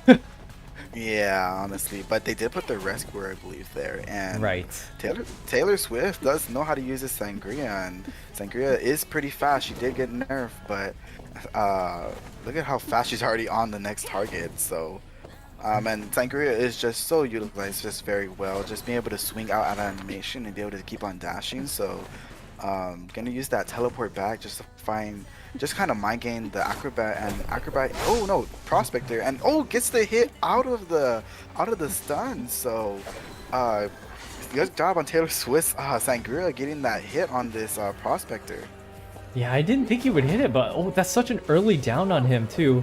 It's going to be pretty difficult for the survivors to recover from this, especially with Mercenary all the way on the other side of the map. They're probably going to send someone else in if they want to get this rescue off. Actually, he's coming. Yeah. You can see how fast Sangria can move across the map and come back to her original location. She actually can pressure survivors off a Cypher that's quite literally halfway across the map, and then still be able to camp out the survivor on the chair. It's looking like an after half rescue. Actually, Mercenary is here. He's zooming. He must have used. He didn't use any pads actually. I see all three of them still on him. And he's already at this chair, but it is looking like an after half rescue on this prospector. No ciphers completed yet. They're gonna have to go back for that, the cipher and wedding. And here's Sangria trying to push barmaid off that chair again. What, was that an abnormal? And that was an abnormal. So Cypher Rush is gonna be really slow and hits the chair unfortunately. But honestly, that's gonna stop the Survivor Cypher Rush just a little bit, because now it gives her basically enough chance just to be able to down this prospector a little bit faster. Gives her enough more time, just because since she had normal. But again, you have no blink, and they probably know that. So prospector can just play a little bit more aggressive in this kiting, knowing that she does not have blink and that normal trait has been used. So. And again, it was an after half save, so he has those 3 magnets up. Oh my gosh, an amazing stun for the prospector right into the pallet. That almost never works. That you have to like perfectly line her into that. Oh no, but when she went back, she just gets the terror shock right in the nick of time as he slow vaulted that pallet. Now prospector is going to be sent back to the manor, and the Cypher progress is looking a little bit better now, but it's still quite behind thanks to the Sangria's abnormal. It's back up in... Yeah, because if she didn't have that, that'd be... I mean, they would be down to like 2 or 3 ciphers right now. Right, and the abnormal is actually back up in 20 seconds. She's going to be able to use that again, even though she's not really using a chasing ability. She doesn't need it. She got Prospector so quick, and she moves so fast that, like, Sangria is hands down the best chaser in this game. Yeah, and very well mechanics on Taylor Sangria over here, using that normal again on the same cipher, just slowing down that cipher rush just a little bit, and his energy be able to change gonna choose targets on this barmaid and walking through the pallet. You see how fast Sangria is just walking through so many pallets, and her shadow form is just so really great. Barmaid does have that heal, and she is gonna try to kite as best as she can over here at back kick over here. She's gonna make that pallet. She is halfway into that healing, so it's just on how well Taylor is gonna be able to mind game this barmaid over here, and she is gonna get the heal off. So good kite on this barmaid over here. Yeah, look at how fast she's trying to juke out this hunter, or how fast she's trying to juke out the survivor. Sangria is literally like Mach 12, moving back and forth. I don't know how any survivor is going to be able to mind game that, but they got the reaction speeds of an eagle. Oh, just misses that hit. Doesn't hit. That was very close. Yeah, this barmaid's doing really well on kiting the Sangria. Yeah, the confidence of taking the abnormal, it does take a lot of confidence. It's back up in 20 seconds, but now she knows that she doesn't have anything to trade off of. I don't think she has a trump card to work with later on, so she's going to have to work with only abnormal until the end of the game. And although she does get the hit on the mercenary here, barmaid is going to be able to heal herself up. It's a great part about being a barmaid. You can make a second drink to heal yourself up to full. Yes, and they are down to one last cipher, and she is going to use that on normal again. It is going to take a little bit of the progress away, but you know, as you use that normal, this is our 3rd time using that normal, it's not going to be as great as it was in the beginning. It went down probably maybe 60, maybe 70, 63 as we see. And but mind games a survivor, and luckily Mercenary did have that elbow pad, so Taylor is using the Sangria just a little bit aggressive. He has no more elbow pads to use, so he's just using all the abilities that the survivors had, just wasting them all, just so that she can at least catch someone towards the end game. Yeah, she's actually like, she's hunting, I feel like she's hunting multiple survivors at the same time with how fast she's going right now. You've got to be careful though, because another cipher has been started by the barmaid in the back gate area. It looks like she's going back to... Oh, please do not emote, you guys. I know it's to get the hunter's attention, but that is... I will be going into your chat to warn you personally. So, that, like, there are a lot of things you could do to bait out things, but that is not one of them.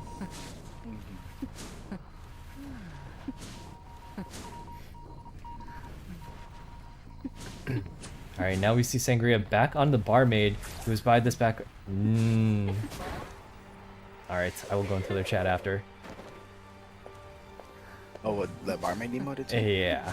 Oh, okay. Yes, that needs to be discussed. Yeah. I am the... yeah. Sorry, go ahead. Yeah, no, you're okay. But, you know, they are trying to draw the... Oh, but switches to teleport over here, and everyone's injured, so this is gonna be really good for Taylor over here. Being able, the mercenary is down, and she's able just to stall this what the survivors are doing, which is trying to start a new cipher, trying to be able to heal, and just trying to put a lot of much pressure on the survivor team as the best as she can. And good job. I think Taylor's using this Sangria really well, being able to go as far as she can, and she knows how much time she has left on her shadows. So when she goes as far away as she can to see if they're not working on the cipher that she is trying to protect, she immediately teleports back and kind of mind games them just a little bit. So that's pretty good on Taylor's part over here. Right, and thanks to her abnormal, neither of these two ciphers are primed. Down's the barmaid, and now that Mercenary's on the chair, there's not really anyone to rescue her right now. Teleports back to the chair to see if there's anyone's coming to rescue. She's just so mobile. Look at how far away she downed that barmaid at. Almost like halfway across the map again. She's just able to get that back there in the blink of an eye and prevent this rescue. Yes, and I'd be able to spot out. She does find the last survivor, which is the acrobat. She is gonna use that leap just to go into just to be able to cancel her shadows. And ooh, but misses the swing, the hit on the window over here. And honestly, I'm surprised. Oh, she's just making sure that the barmaid doesn't heal. Probably she just wants to make sure that. Oh, but barmaid is gonna heal. And what is Taylor's gonna do now? Does she go for the barmaid, or does she make sure? Oh, she just teleports back. And look how fast she's using this. She already used it 3 times in a span of like, what, 30 seconds? But she's just gonna, she teleports. Is the last cipher? Oh, it's 80, so that's why she decides to teleport. She doesn't want the last cipher to be prime and just put, enough pressure on the survivors. Right, and now they have to go all the way to that the other cipher in Top Broken. I believe it had quite a bit of progress on it, but seeing how fast the opera singer can move, she can be there in the blink of an eye and still camp out this barmaid. But with the mercenary back up, he can take that hit and still rescue at the same time. As long as he doesn't get terror shocked, I think the survivors are still in a good position to get a draw here. And the cipher is 90%, so look how fast Sangria is over here, just trying to use. Oh, but she's trying to bait out the mercenary, but the cipher is potentially almost prime, and we're gonna see a pop over here. Oh, yes, but it's a little bit of delay over here, and Sangria, as fast as she can, she is gonna possibly down this barmaid. A quick down towards end game, and it looks like barmaid might. Oh no, but she continues to go flip back and spots out the mercenary over here at backgate. Mercenary is a full health, but with that buff that they gave him, he is gonna. Oh, was he already injured? Yeah, he was. Oh, he was injured. My bad. I did not see that. And she's. Oh, she gonna. I guess she wants the barmaid first, but I don't think she remembered that barmaid. I'm pretty sure used her self pickup earlier, so you gotta be a little bit careful. He doesn't want Acrobat coming back for her, but Acrobat is all the way at the front gate. I don't know if Mercenary has her self pickup though, and she does have her detention still up. Look at how fast she's going. She's already at that front gate. It's not open quite yet. And she does have her teleport back up in 3 more seconds. As long as neither of those two survivors are getting up and healing each other, I think she's going to be pretty safe to hunt down this Acrobat. Might be able to get a 4K here. Yes, but she does have to down this Acrobat as fast as she can. Teleport is going to be up. There is going to be a mind game. Oh, look how fast she is. Oh, and misses the hit. She's almost really she's too fast. Yeah, I was like, man, he's dead. He's like, I'm fast, but I'm faster. But 2 people are up, and looks like Taylor's trying to be a little bit aggressive, but it is looking a little bit bad for her. But she does need to down this Acrobat as fast as she can, and Acrobat misses. Oh, missing Everyone's this hit. missing? Yeah, missed the ball, missed the hit. And it's the vault the window, but Acrobat is going to be in chair, and the gate they're not opening the gate. Yeah, she chooses the teleport. Yeah, it looks like they're choosing to heal up somewhere in the middle here, so Taylor Swift is going to probably assume that they're somewhere in between that middle area and the gate. So it looks like one of them is going to go for the gate and one of them is going to stick around for the rescue. Detentions only has 3 seconds left on it, and with Mercenary healed up, he's probably going to be able to get a rescue off on the Acrobat. Neither of them have Tide Turner. I don't know how much left is on that door progress, but with this amount of time, it's at least one of them will be able to get out. Yes, and honestly, this may potentially be a tie because Mercenary is able to eat 2 hits, and that delay effect is really good. But Taylor's going all the way to back gate. Is that gate gonna be open enough in time? She does misses that dash, and barmaid is gonna be able to get out. That one miss is but you see that Mercenary is going for a backdoor rescue, and Taylor being a little bit greedy on trying to get that Acrobat. You see how Acrobat just kind of enough just for this hunter. Just for his team just to get up and be able to potentially self-heal for just to get that gate open. And honestly, you just continue on the Mercenary, or do you teleport away? Like, you just continue on the person dead on chair, but Taylor is gonna go over here, gonna down this mercenary over here, and Acrobat is gonna try to go all the way to the back exit gate. It is a foot race between an Acrobat and a Sangria, so it's just whoever's faster gets there fast. Yeah, you're not gonna be a Sangria. Look at how fast she's going all the way across the map. She's already here. It took her like, I don't have a timer, but it was about 5 seconds to beat the Acrobat who ran all the way across. Granted, she did cut straight across the middle of the map, whereas Acrobat went all the way around, and he gets that terror shock on Acrobat. I don't believe Mercenary has any more self pickup left, but oh, Mercenary is on top of the hatch right now. If she's not careful, she can let him out, but I think she's caught with that. So she needs to get this Mercenary on the chair before Acrobat is able to get out, because I think Acrobat still has self pickup, and not to mention, Acrobat is kind of close to the door right now, so whichever one she has to pick up, you got to be careful with who you get. Yeah, he's crawling for it. Yeah, honestly, JR putting Taylor in a difficult situation right here. She is gonna pick up the Acrobat, but it's basically a race on. It's a dungeon's gonna open fast enough, but you see Taylor is gonna try to chair the Acrobat a little bit closer, or possibly if he struggles, she can just down him, because you know how you said Sangria is just so fast. Right.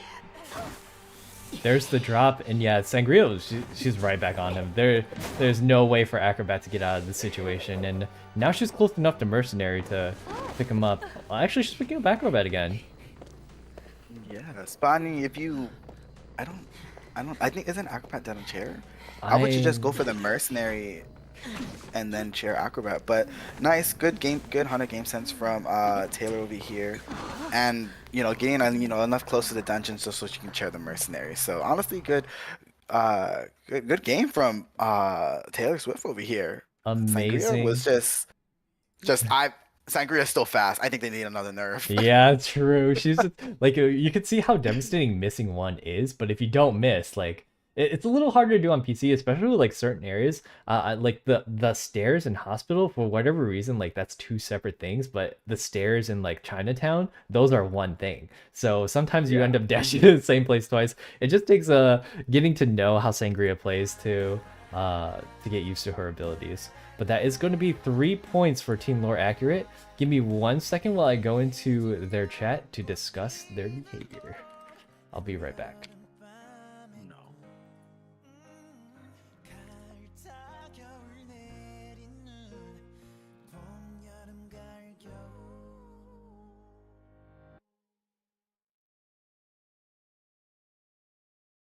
I'm so sick of lying. You gotta know that.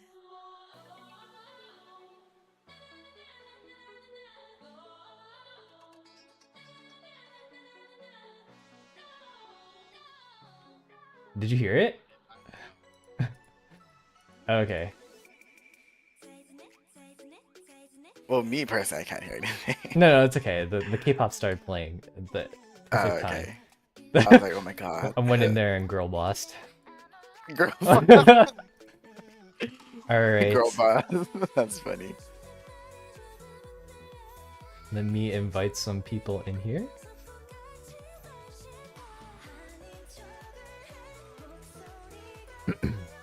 And guys, I'm very serious about disqualifying teams that break my rules. If I disqualify you guys, that gives me a full hour to eat. So, and it's my birthday dinner. I love that. If you give me a reason, I will take it. Not to mention, it is very disrespectful for the moderators of the tournament if you do not read the rules that they set, especially a tournament for money. There are multiple reasons for me to look for disqualification opportunities. So, with that being said, the teams have been warned. If you are watching this game right now, I've warned other teams as well. They only get 1. I'm pretty sure like every team is on their last warning right now. So as much as I want to be lenient with the rules of the tournament, I also want to be respectful of players. The purpose of this tournament was to like be more inclusive with new players, and one of the biggest reasons why people leave is because they don't feel welcome in the community because of this like spraying and emoting at hunters while they're at the door. It doesn't feel good for the hunters or the survivors if they get sprayed or emoted on. So it's kind of suicidal for the community to constantly do these behaviors. And what I want to promote is just like more inclusive, better community behavior. And if you're not willing to follow that in the tournament, then honestly, you're not needed here. So thank you for listening to my small speech. let me get in the hunter. This is the second round, second half, correct? Wait, whose turn is it? I believe it's second Yeah. round, second half. You're right. So, if Team 12, if we're accurate. Lord Accurate just hunted. Oh, okay. So Team 12 hunts, and the survivors get a tie. No. I'm confused on the points. I think I have it right. It's 7-6, right? Because Lore Accurate just hunted. They got a 3K. It was 6-3, so it's now 6-7 because they got one escape. The psychologist got out last round, which from 6 to 7 because they got a. It was 3-1. They got a 4-person kill with their hunter, so it was 6. Wait. Because of the hermit. Right. So then it was 6-3, and now it's 6-7. Is that right? I think. I think so. It's just the names. I get confused on the names. Yeah, I'm glad one of them. Like, Lore Accurate is the one with English names, and Team 12 is the one with Chinese names, so that's how I'm telling them apart. So they got 1, and then they got 5, so that's 6. And then the Chinese names got 1 out, so that's 7. And then Lore Accurate got 3 with Sangria. So that's 6. Okay, yeah, you're right. Okay. Great. Okay, you got it. I was like so confused. Hey, Kralix, welcome in. Macrin, hello, welcome in. Good to see you again. Zen, thank you for the birthday wishes. And did I miss anyone in chat? I apologize if I missed some of the messages. I'll try to answer as many as I can in between. How are the politician? I'm not a politician. Mega Wild? What happened? No, I was just warning one of the teams about spraying and emoting. Hikaru went turn. To be clear, you guys are allowed to emote if it impacts the gameplay. For example, if you're trying to bait out a hit, but you're not allowed to emote just to like disrespect the hunter or a survivor. That is definitely not allowed.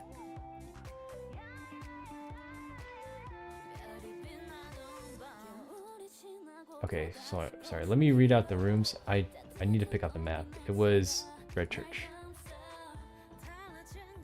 Okay, so it was map is still Church, Seer and Antiquarian banned, and the Hermit got banned. Oh yeah, I would ban that hermit too. That was a crazy I did not want Hermit to game. deal with that hermit. Yeah, happy birthday, Hikaru. Thank you, Jojo. Let's get into it right now. Oh, did I miss a notification? My stream label's not, so I haven't been getting a lot of alerts. But thank you for everyone who followed and subbed and donated recently. I really appreciate it. Welcome in, everybody. Let's switch over to the game scene. 7-6, anyone's game. We probably will have to go on to a game 3 at this point as well. And the hunter is another Sangria. When you let her go, she goes, I guess. I still think she's still good. Like the nerfs were not. The nerfs were not nerfs. Yeah, you didn't nerf the right You things. just saw how fast she was on Red Church. Right, you gotta nerf her like dash. It's not her speed in the smoke form, because like it can be as fast as she wants. She's already going to be faster than the survivors. The dash itself, it's like either nerf the distance that you can go or nerf the speed at which you dash at. I want to say it's the shadow forms, because you saw how the other Sangria, Mhm. she was able to go back to her shadow form so much, like at least 3 times in Yeah. a short amount of a distance. So being able to teleport back, being able to put so much pressure on the survivors, it was just crazy that she was able to turn it around, especially with that normal when she got kited just a little bit wild by the barmaid. I mean, she was just able to put too much pressure on there. She has so much pressuring ability for a hunter that has no ranged attacks. She's just fast. She's so fast.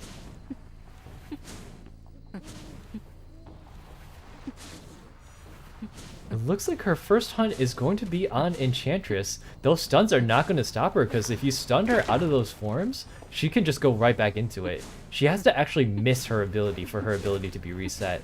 But you can see that the survivors know what they're doing by dropping down these pallets. Oh, she tries to mind game the opera singer by walking against the pallet. The Enchantress does take a hit here, but she's already doing a pretty great job of buying some distance. It's not going to last too long. She's only got 2 stacks to work with. More than enough for her to slow Sangria down. Oh, but she actually has excitement as a trait. And downs the Enchantress for a pretty early down. Oh my gosh, she brought excitement for... Oh yeah, because there is a painter and an enchantress, so she does not want to get stunned, but that was a pretty good fast down from Sangria over here. Being able to... And the enchantress did bring flywheel, so there was no broken windows in that part over there. So I guess they weren't expecting Sangria, because, you know, enchantress did bring flywheel and not the broken. But she is going to get this hit on the first officer, and first officer is going to get a clean rescue. And saying Enchantress is going to get that stun off just for her to enough to vault this window over here into church. But again, she has no broken windows, and Flywheel is up. Is she able to hit this? This is going to be really good. But look how the attack recovery from Sangria is over here, and Flywheels but gets the hit off of it. So Enchantress is going to go down right after chair, and how do you say? I forgot the trade again. Excitement?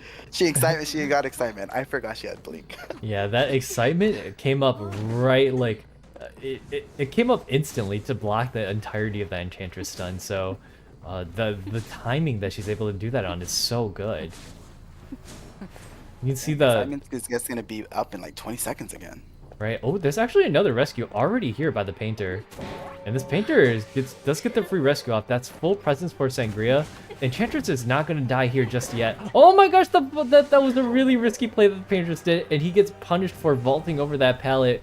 There's not really a reason for him to vault that pallet unless he wants to buy a little bit more time, because of just how fast the Opera Singer can go around those pallets. It does... Oh, and there's a stun from the Enchantress, but it does not matter. As you see, that when this Enchantress stuns the Opera Singer, she just goes right back into her form and starts chasing again. It buys her pretty much no time at all. Yeah, and excitement was up, but she did not want to use it. So she is going to probably save excitement for this painter if he does have a painting on the Sangria, just so he won't be able to get a rebound. But we are at 3 ciphers left. Last 2 ciphers are above 80%, and the last cipher is middle. So Sangria is going to put a lot of pressure on these survivors, baiting out the perfume. So if she does get hit, gets a terror shock off the perfumer, and this is putting Sangria in a really good position over here. And honestly, the first officer is injured, so what do you do at this point? You can't. You're so far away from, and you pop the last cipher, so she knows exactly where you are. I mean, she's just going to put out enough pressure, and look how fast Sangria is. Just going to go over here and find the first officer. He does have one watch, but gets hit out of it, and first officer will be going down any second now. Yeah, she switches over to teleport. She doesn't even need it. She's just so fast. Do you even need teleport? You could just be on the other side of the map. I know, right? I mean, you can just be from wedding to back gate in like 5 seconds. Yeah. Like, photographer's got to get that entire... the photographer's got to get his entire presence before he's able to backflip like that. And the card trick is a little bit stronger, but Sangria is just such a strong hunter in this case. Oh, she actually presses the wrong button. Oh, because she knows she's about to struggle out. Honestly, I did not see that coming. I completely forgot about that. But look how fast Sangria is. Even if you struggle free, she's just going to be right behind you. Yeah. And this is going to give a 4 elimination to Team 12? I believe so.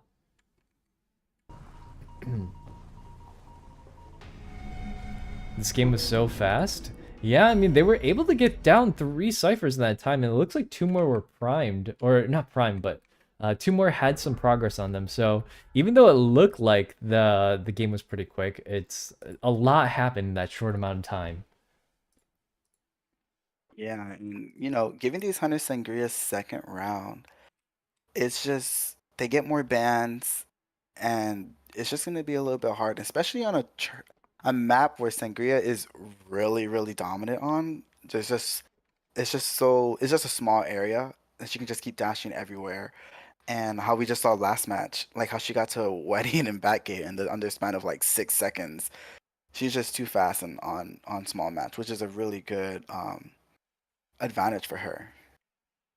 Yeah, maybe she. I was thinking about like maybe just put her on permanent ban. Everyone's playing Sangria. She's so crazy. She's just seeing it happen from a third person perspective, like while you're not actually the one doing the hunting, it's just like, so that's Mhm. how fast she is. It's Yeah, I faster was than I like, well, thought. no, no wonder I die in 10 seconds. Yeah. All right, let's get into a game 3 or match 3, I should say. Set 3, match 1. And it's going to be Taylor Swift on the hunt once again. What do you think she is hunting for? So Taylor Swift is lore accurate, correct? Yes. Okay, so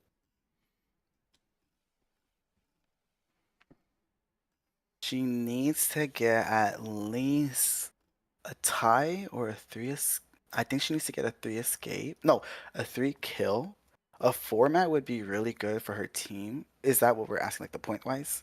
Yeah, I think so. Well, if we do it, if we calculate this, you're right. If they do get a tie here, no, they need more than a tie. They need at least a 3K to stay in the game, for lower accurate, because that Oh would, yes, yes. Loraker does need a 3K because if it's a tie, even if let's just say the other side of Lore Accurate gets a 4 escape or a 4 elimination, whatever side comes on, they'll still be 1 point behind. It'll be 14-13. So Lore Accurate needs this next match needs at least a 3 escape or a 3 elimination from one of the sides, whatever comes on first. right. I If believe they are not, hunting. then they won't be able to come back into they won't be able to come back because the Right. points would just be too far.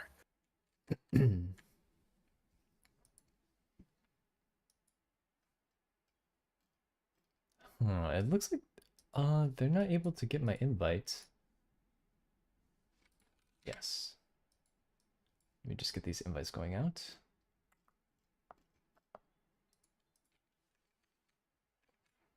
If you are participating, please check your invites. If you're not getting them, please let me know, and I'll try to grab them. Most lore accurate moment. Taylor Swift is lore accurate. What is her thing? Her thing is that she sings songs about like breakups, right? Uh-huh. Every person she's dated. Does she actually break up that often, or I don't know. It was just like I don't know. I don't want to like say anything and get proven wrong, but I'm not a I believe so.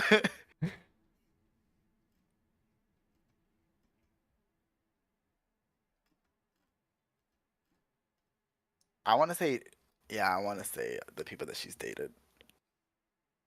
that's okay. It's not really important to be lore accurate right now. Let me try to get these survivors in here. Where are they?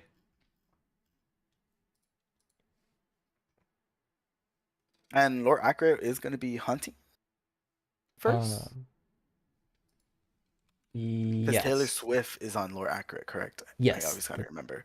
So yeah, so coming into this match, Taylor needs to at least get a 3 man escape, which Oh, three-man and kill. a 3 man kill, yes. Which was, I mean, she got 3 man as Sangria, and she She got got three-man what? twice. Yeah. Yeah, she got 3 man twice, so it is possible. We may go into a third second half. But in tournament settings, a lot of pressure. You got to get a certain amount, and it's I kind of feel like for these players because I've been in that still situation, not as hunter, but as survivors, where you need a certain amount of escapes or anything like that, and it's just I kind of feel the pressure. So, but I believe that this is a hunter sided meta right now.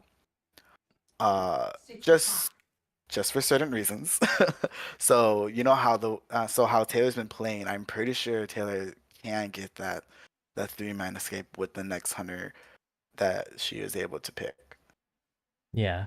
Oh, I think the survivors were confused. There is still one more game on your guys' part because the survivor team is able to make a comeback in this situation. Uh, the there does need to be another game. So if you guys manage to get a tie or better, then there will not be a second half.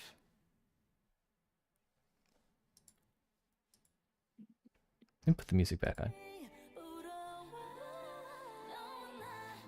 Music. It's K-pop.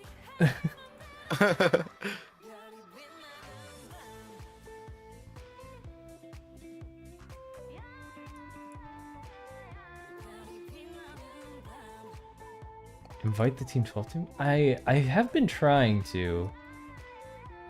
There we go. Yeah, I saw them leave the Discord server, so I was like, huh. Awkward.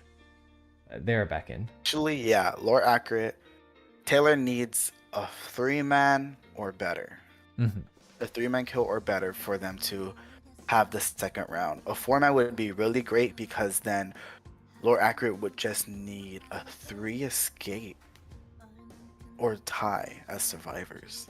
Mhm. But the way Taylor's been playing, been phenomenal with the wax artist, right? The Right. wax artist and the sangria. So I want to see what the third hunter is going to be from this hunter. Yeah, hold on. Lurk. It looks like there's something going on with the hunter.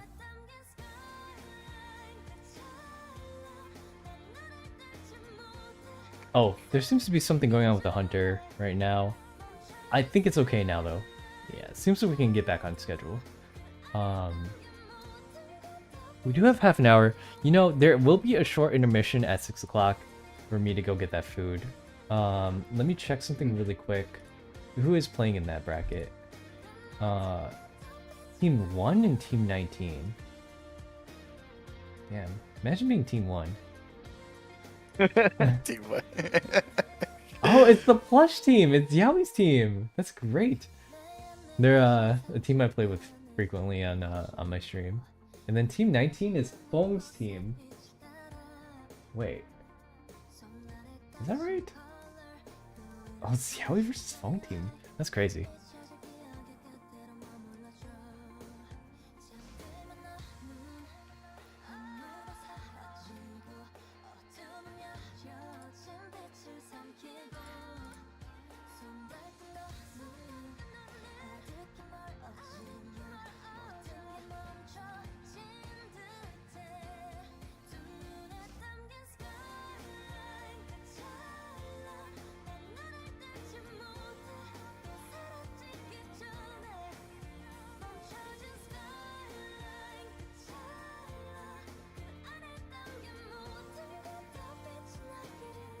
There's only been 4 games played, right? I'm not going crazy. I'm sorry? There's only been 4 games played, right? 3. 3? The one, and then I got to the second half of the second one, and this is the third one. I think. We're on game 3, you mean?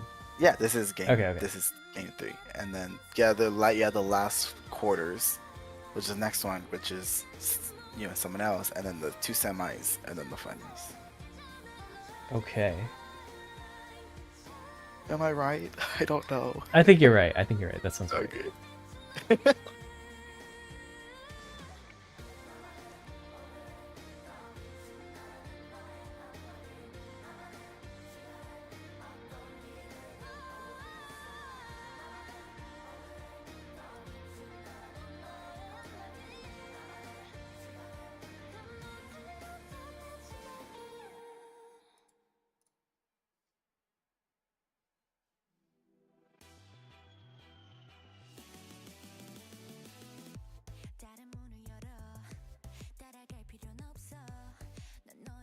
Okay.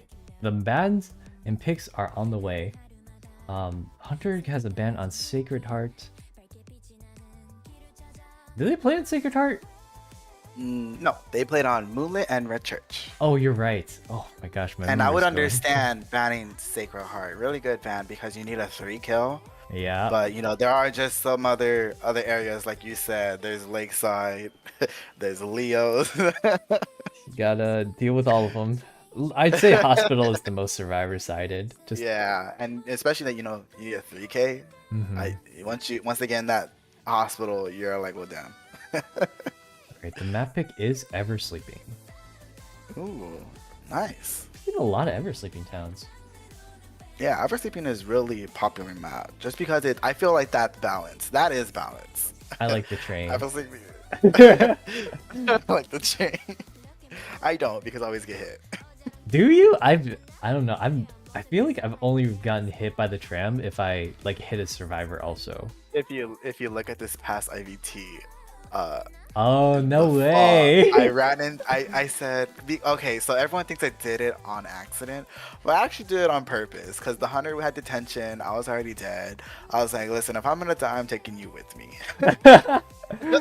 You know that's kind of what you want to do. Yeah, if it buys you enough time, then definitely get hit by the because like the time it takes for it to roll over your body is also time that he can't pick you up.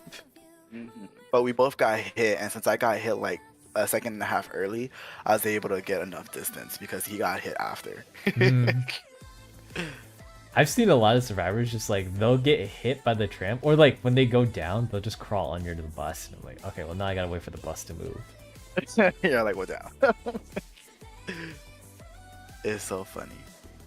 All right, bans are going to be on Opera Singer and Wax.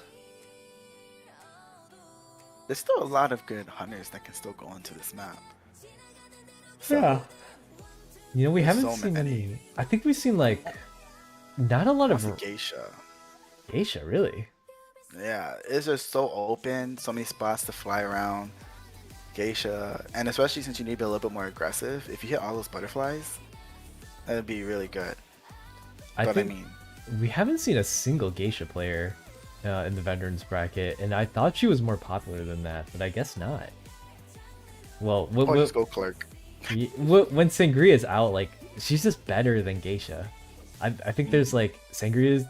By the time it takes for her to like zip up into a building, Sangria can go all the way around and do a lap. For real.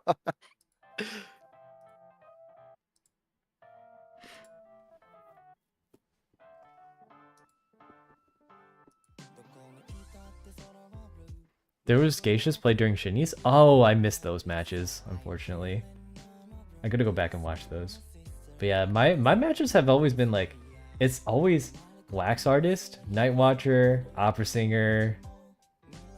We saw Hermit twice, which is pretty great. And then like, I think we saw Clerk a couple of times as well.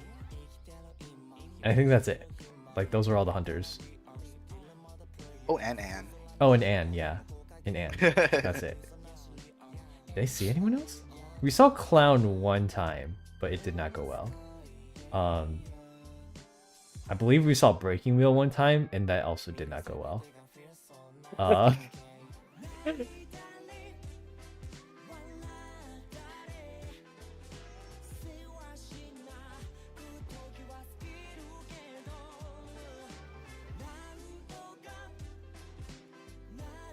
And Axeboy, that's right. We did see an Axeboy yesterday. Never mind, there were more hunters than I thought. I still can count them all on one hand, and I'm pretty sure there's what, like 20-some hunters? Wait. We saw Bloody Queen too. Oh my gosh. Oh yeah, Bloody Queen. It's just, we've only seen him once compared to how often we see the other hunters. they just kind of slipped my mind. Oh, and Soul Weaver. Damn. Oh yeah, I forgot about that one too. It's just, we haven't seen Lucino. We haven't seen Hellember. We haven't seen a Yeah, Mad we saw Eyes. Oh, that was the beginners, yeah. You know. There was Mad Eyes. Okay, Mad Eye. Hey, you still haven't seen him. Who else? I gotta like bring up my list of hunters. I can't get to it from the screen, can I? I want to see Naiad. Oh, we haven't seen Naiad. That's crazy. I want to see Naiad. Naiad's really she can just block off so many ciphers on this map. It is really powerful. I feel like if you're just really good at transitioning against Naiad, I don't really like playing Naiad because like they just transition, and I can't do anything.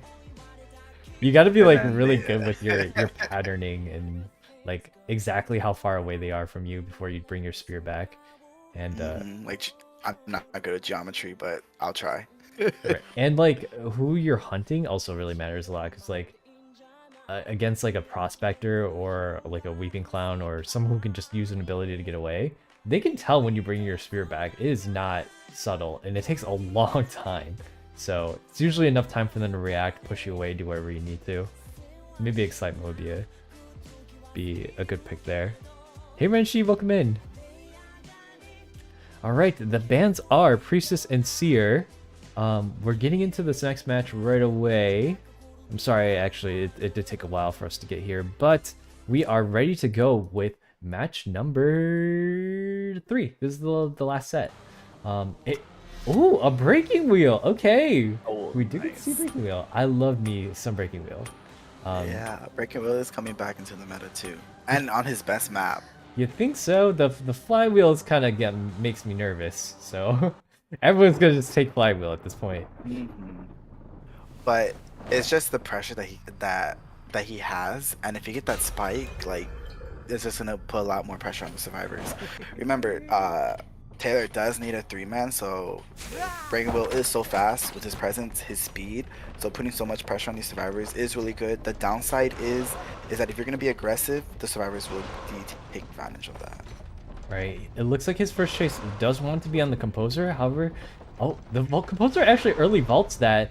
I think the Breaking Wheel catches on. If he gets into Graveyard, this spot is really bad for Breaking Wheel. I think he knows that. He gets out of wheel form immediately to make the Composer turn around, and now he's going to start the chase. But watch out for the tram. That notification's up there. He might get hit by it if you... no, he's good. He pops the Composer ability, but he goes back into wheel form just because he knows that there is enough time for him to be in wheel form because the Composer can't really transition out of this area into something that's really difficult for him. Even though this looks tough for Wheel, it's actually not a bad situation for him. Yes, and good job for Composer. 11 is a really good kiting area to be around, just because you have that window, and you see that Taylor is having a really difficult time just because this window is so abusive against a breaking wheel. Oh, but getting the mind game off, and Composer just barely missing that over here, and we are going to see a double spike, and she does have blink, and but misses the blink, so Composer knows that Trey is down, is gone, so there's going to be a long kite. Maybe it's Composer's ability coming up, being able to transition away, and having the knee-jerk broken windows is just so good. So you see how much Composer's ability using that tuning fork just to be able to transition so much farther away. And Breaking was trying to get all these traps, but Composer is just so fast and slippery that looks like Taylor is just gonna have to change targets onto someone else. And even the Mercenary has flywheel. Oh my god, I knew it. This is why no one plays Breaking Wheel anymore. Everybody's taking Flywheel. And you see, both spikes were already moved because a Weeping Cloud was behind. That miss on the blink is absolutely devastating for the Breaking Wheel. It's like at this rate, they would be lucky to get even like one or two down, because like as you can see, 2 ciphers are already done. Merc's cipher is pretty much almost done, and he doesn't have a spike on anybody. He also doesn't have insolence, so he doesn't have that first presence ability to help him take down these survivors. He's got to be really careful with how he chooses his next targets. Yes, and good job from this Weeping Clown, be able to kite in the open, not be able to get a spike. But we do see that double spikes coming in, and Clown is going to use his rocket just to be able to just get that little bit of speed boost that he's able to have, and missing the trap over here. Gets absorbed, but Breaking Wheel goes into wheel form, and this gonna. But changing targets again, they are at last 2 ciphers and gonna go to Graveyard, which is the Toy Merchant, but she does have this window, and you see how Breaking Wheel, this is his really good map, but being able to pick spawns and be able to know where to be for against a Breaking Wheel, these windows are just very devastating for Breaking Wheel. Yeah, like you saw when he was first chasing that Composer, he had to get out of the wheel form for him to be able to catch him outside of Graveyard, and now unfortunately when the blink missed, it was kind of spelling doom for this hunter.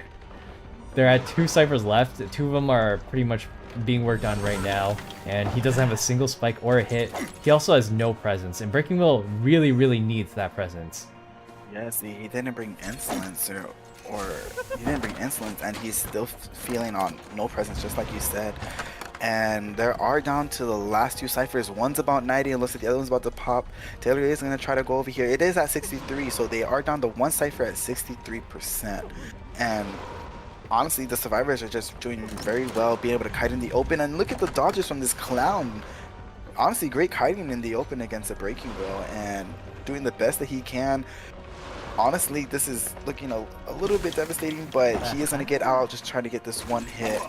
And Blink is up again, so they are setting up for an endgame from both ciphers, and they pop the ciphers, and he has no detention. What are these traits? He must have trump card or something. Or like a little spider. I have no idea what build this is. He has no detention, and they're already on the last two gates. He is going to eat that hit, and they do know where dungeon is, and this could potentially be maybe a 4-man escape. Oh, but the tram. Oh, I thought the tram was going to hit him. Yeah, the breaking wheel can get past it. Both the doors are probably open by now, and he's got to get out of this wheel form for him to be able to get into the hatch. Yeah, it's not looking good for the breaking wheel. Unfortunately, that is going to be a 4-person escape. So the set is going to go to Team 12. Where's 12? Yeah, no matter how good the breaking wheel is, like, I just, you know, you say he's back in the meta, but I don't know. He feels bad to play sometimes, especially when you can tight kite just like that. The Weeping Cloud showed an excellent example of, like, you just gotta stay a little bit ahead of him.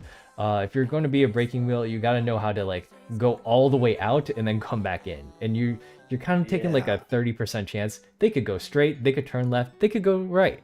But if you're not hitting one of those tickets, then it's gonna be a miss.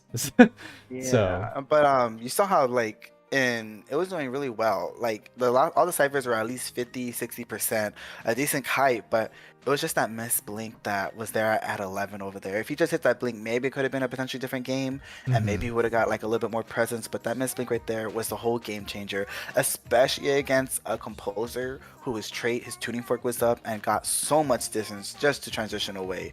That right there was just a game changer in the whole game. And you saw how Taylor tried to do the best that they could, just trying to put enough pressure, but the last two ciphers were in just really great areas, graveyard, corner house, or on top of two-story. So yeah, in that aspect, it was just doing the best that you can, just trying to at least get someone down. I'm really curious about that build too. Like most breaking wheels take insolence, or if you don't take insolence, they usually take detention, but he had neither of them. So only managed to get a hit at the very end. Not having that first presence as a wheel, it just doesn't feel good. You don't have your snap, you don't have the extensions, and so yeah, there were a couple times when he was actually able to catch up to the clown, but he got back into wheel form before he was able to down them. He might have been able to do something with that 1k there, but it was just a little bit of a premature wheel form turning in. He thought he was gonna miss, but he didn't miss. Yeah, but and you saw how like the Weeping Cloud was farther away but got absorbed. Yeah, I thought he dodged it too. Alrighty, and that concludes the match for Team 12 versus Team Lore Accurate. Thank you guys so much for participating today. Your next match will be for 6 hours from now, and then it's the last match before the finals. We are going to take a short intermission for me to get some food. There's 20 minutes before the next match starts, but I will probably be a little bit late in the situation, so I'm going to try and do my best to make it on time. Paul, do you want to shout yourself out? And I want to make sure to follow Paul. Hello, y'all. I'm D4U Problems. I do stream on Twitch, and I want to thank Haru for, giving me a chance to shoutcast. I'm so sorry. I had personal problems, and that's why I'm a little bit late. But, thanks. Y'all should really thank Hikaru for what he's doing. It takes a lot of effort to do this, and just respect him because, he's putting in a lot of time and effort for what he's doing for this community. So thank you, Hikaru, and happy birthday. Thank you.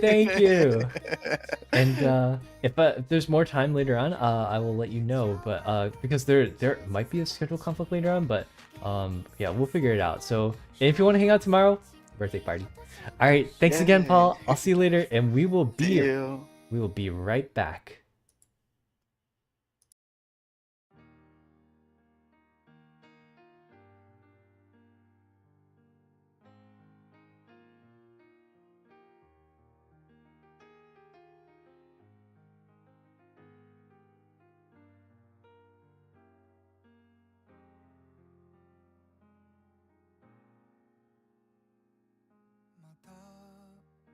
しくしてまた笑いかけて全部お見通しなのそのずるい偽物のエクボ似合ってるねそうつぶやく目線と心の奥底を見透かしながら争いよ嫌う私の言葉が本音の邪魔をするけど取り戻す日々はもうないの一度ほつれた毛糸のようにああかわいそうな人ね二人でいるより一人でいる方がお似合いよ皮肉なものねいつも貸してくれた茶色のセーターじゃ温まらないほど裸の心は冷え切っていた思い出に住むあなたはもういない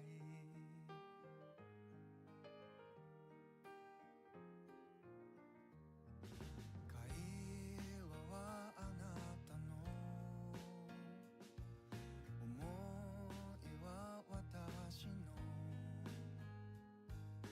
一方通行で気持ちは焦っていたでもねいつかあげたら痛で吸ってたタバコの匂いが消えないみたいに染みついた思いに今でも惑わされてそうあなたの気分次第私は置き去りうざりよもうこりごりなのこれでおしまいいつも貸してくれた茶色のセーターじゃ防げないほど別れの風が後押ししたの思い出に住む私はもういない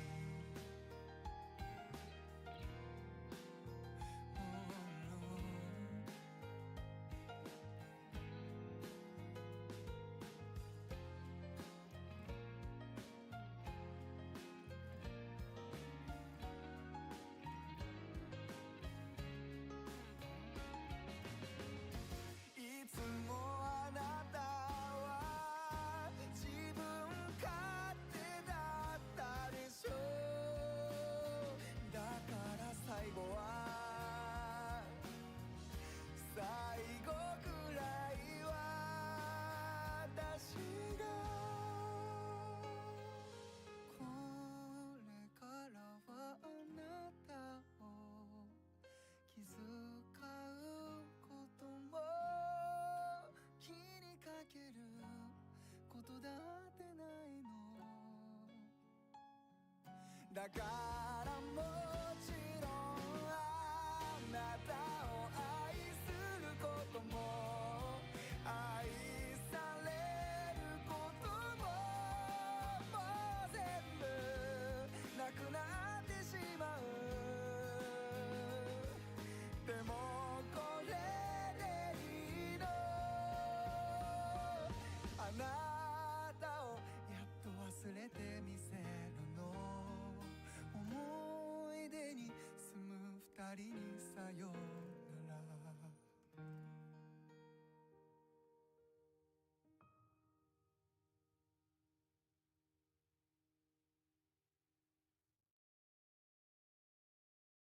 人ぼっちの午後窓辺に映ったシャボン玉が横目に過ぎてく姿会いたいなんていつのライン急いでベッドから飛び起きて走る134号線の海岸沿いを歩く姿が嬉しくて奇跡みたいな空の下で過ごす夕暮れずっと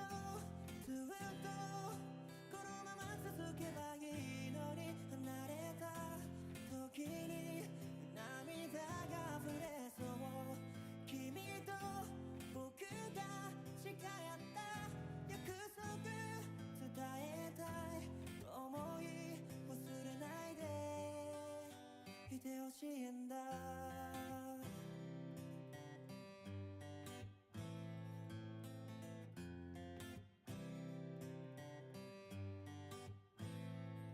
の朝起きたら君はもういなくてひどい寝癖のままでね滲んだ景色使い古した日本の歯ブラシなぜかねなんだかとても握る毎日一緒に通ったコンビニでも隣には君はもういないけどちっぽけな幸せをずっと噛みしめていたんだよもっと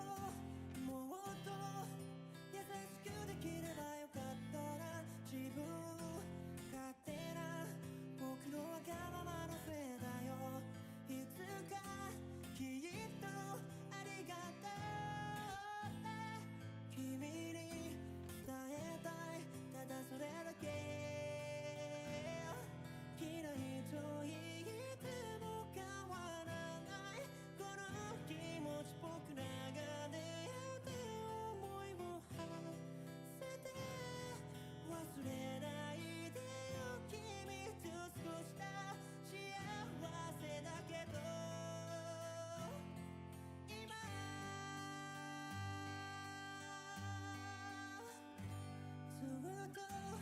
ずっとこのまま続けばいいのに離れた時に涙が溢れそう君と僕が誓った未来を伝えたい想い忘れないでいてほしいんだね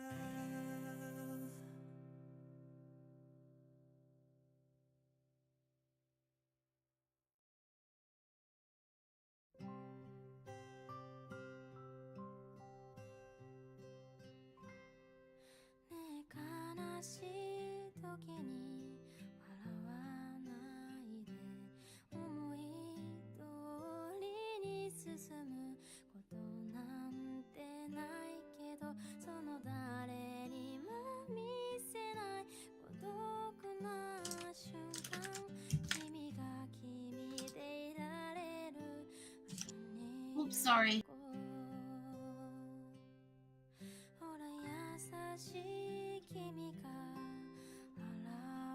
Hey guys, I'm back for just a moment here. Let me introduce my new co-host, Mr. Tempo Mao. He's an avid IDV enjoyer and also Legendary player.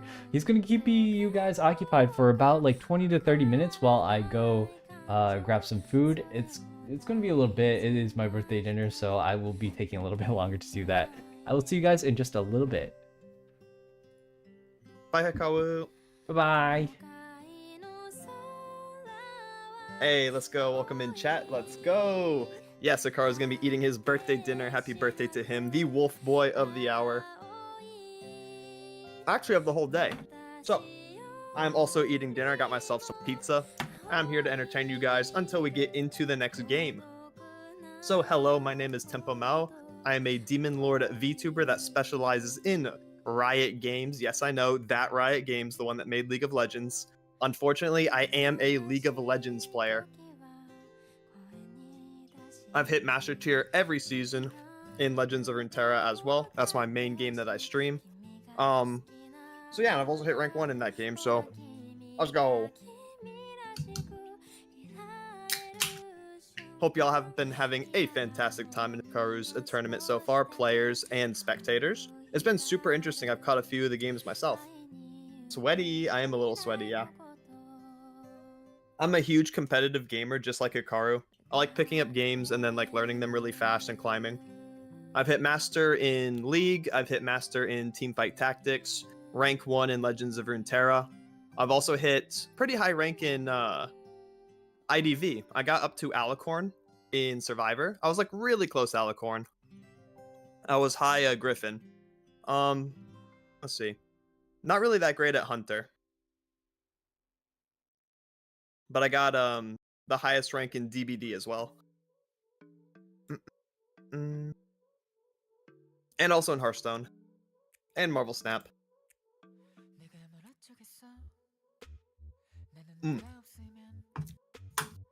Yeah, we be hella sweaty.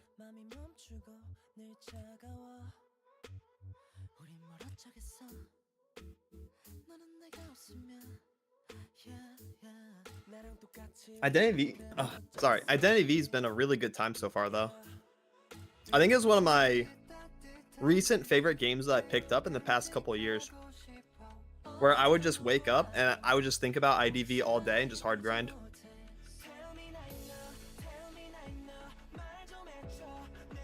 So I'm really excited to shoutcast the games as well. I've done some casting in the past for like fighting games and also for League of Legends, like little tournaments, but this will be my first time casting for IDV, so hopefully I do a pretty good job for you guys. Saw my head. Yeah, your head was jump scaring a little bit. The handsome new guest. Hey, welcome in, Mr. Magic. I am Tempa Mao, a Demon Lord VTuber and also Hikaru's homie. I'm a Riot Games enjoyer and also IDV player. Right now we're in an intermission as Hikaru is eating his birthday dinner. So I'm here to entertain you and, talk about some stuff until he gets back and until we get into the next game.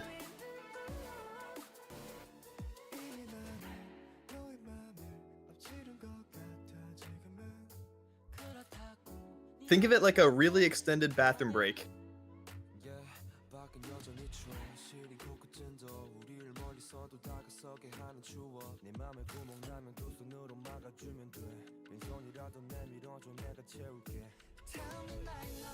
He's adorable in this state, but in his stream he's handsome. Hey, we're not talking about me, right? We're talking about Hikaru. Hikaru's handsome. Me, no.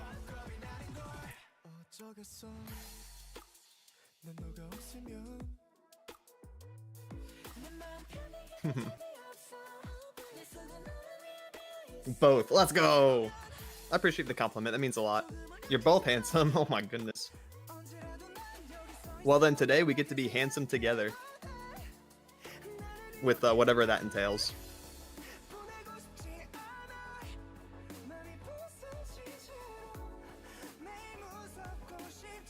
Even better. Yeah, it's like a 2-for-1 special.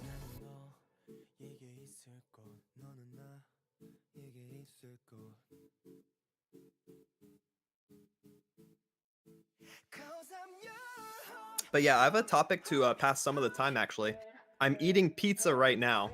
And of course, with any pizza-themed discussion, we have to talk about toppings. What are your guys' vibe? But right now, I'm just enjoying a chill pepperoni, but I know there's all kinds of pizza enjoyers out there. We have the cheese purists that don't like anything else on top, or just like kind of prefers going the solo cheese route. We have pepperoni, we got sausage, we got all kinds of vegetables. Man, I've seen some crazy stuff as well, like barbecue pizza, Alfredo pizza.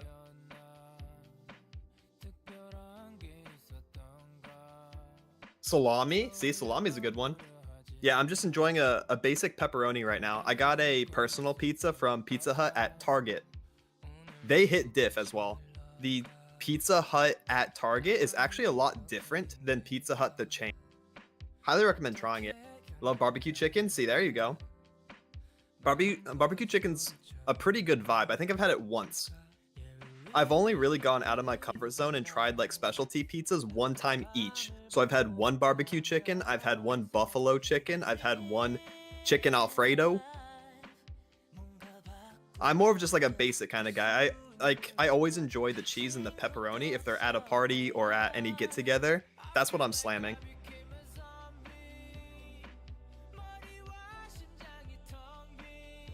Salami sounds pretty good though. That's just like another form of pepperoni. So I'd be down for that. Finland says pineapple all docs. So here's, yeah, that's the next conversation we have to have when we talk about pizza, right? Pineapple, yes or no? Love cheese and pep, yeah, the classics. So here's my take on pineapple on pizza. Is I don't mind, and that's because I'm not super picky. So like, let's say I'm at a party, which I would never be at a party because I'm a gamer, so this is already a weird story. So I'm at a party with a lot of people. I'm already getting uncomfortable just thinking about it. But there is pizza at this party, all right? And there's multiple kinds. Now let's say there's like one slice of cheese, one slice of pepperoni left, and there's like people in line, and they're kind of like talking behind me. Like I'm in the line as well, and I'm about to pick my pizza, and they're like, bruh, I only like cheese and pep. And I look down, I see those two pieces left, and then I also see like a full box of pineapple, like, you know, the Hawaiian style.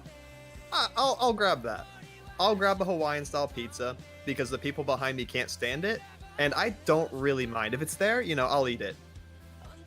I'm gonna help them out.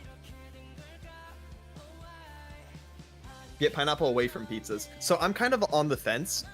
I don't mind if your take is, I love pineapple on pizza. I grew up in Hawaii. And I also don't care if your take is, get pineapples off of pizza forever. They're illegal. I don't really mind either way. So I get to be like the perfect mediator of the two sides. Because I know there's two sides to this.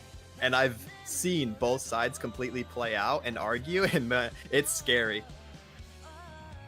I think pineapple on pizza is one of the most hotly debated topics on the internet, and it's terrifying. People get real passionate about their toppings. Like, even more so than the pancake versus waffle debate. I swear to God, pineapple on pizza is actually like terrifying when you're in the middle of it. That's acceptable? Let's go. No docs today. I like neither pancakes nor waffles? Alright, that's cursed. How on earth? Do you like French toast? Because that's usually like the third choice in that debate. Because that's the direction I would go. I actually like French toast the most out of the three. So when someone asks, I interject and I say, what about French toast? And they're like, yeah, that's a selectable option. I'm like, that one.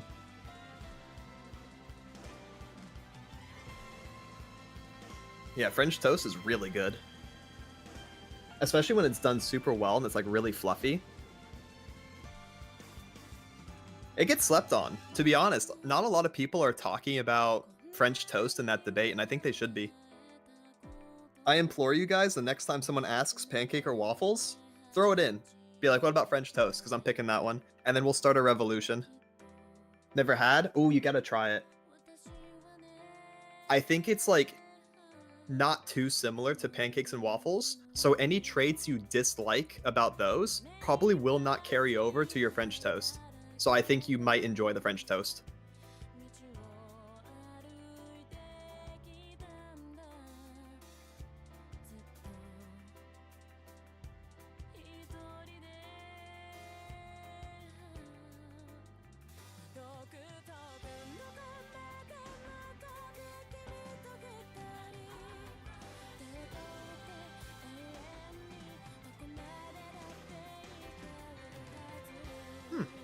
This plays out pretty well, though, because now me and Hikaru are eating at the same time. He's getting his birthday dinner. I'm eating my pizza, and then we're going to be, like, fully energized and ready to cast. I believe he has me on for 4 hours, so that's going to be nice.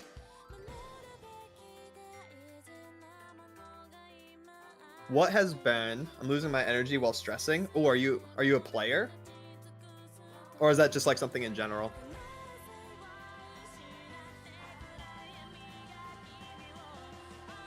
Because I bet, like, waiting for the next game would be stressful.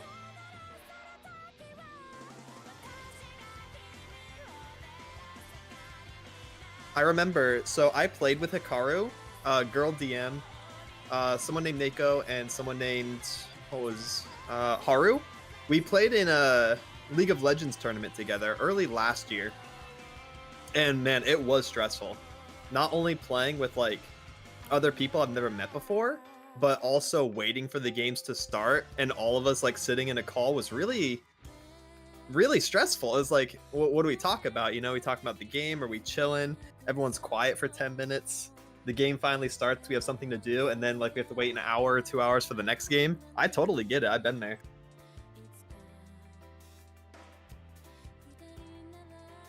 But yeah, as Festive Phoenix said, you know what? Just try your best. Believe in your team. Focus up and do the best you can. And be happy with the result, whether you win or lose. Just play your hardest. We have to have you for 4 hours? Oh no, whatever will you do? Not 4 hours of Mao. Oh no. Anything but that. I know, I'm right there with you. I'll try not to be as annoying as possible. Maybe.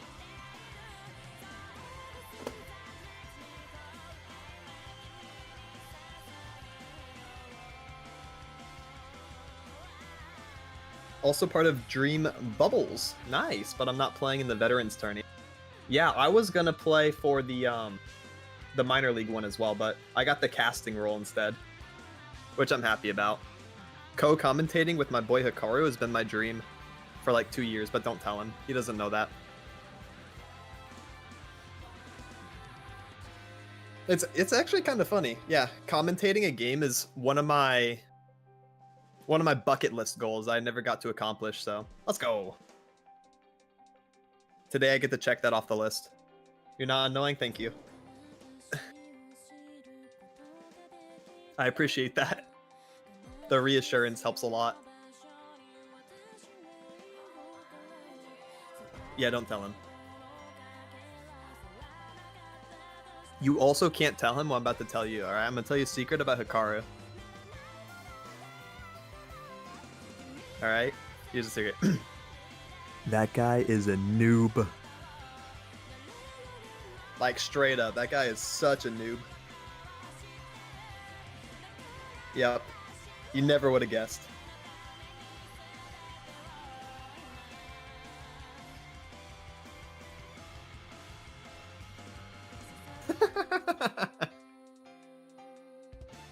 Most insane plot twist of 2023. That guy's the biggest noob I know.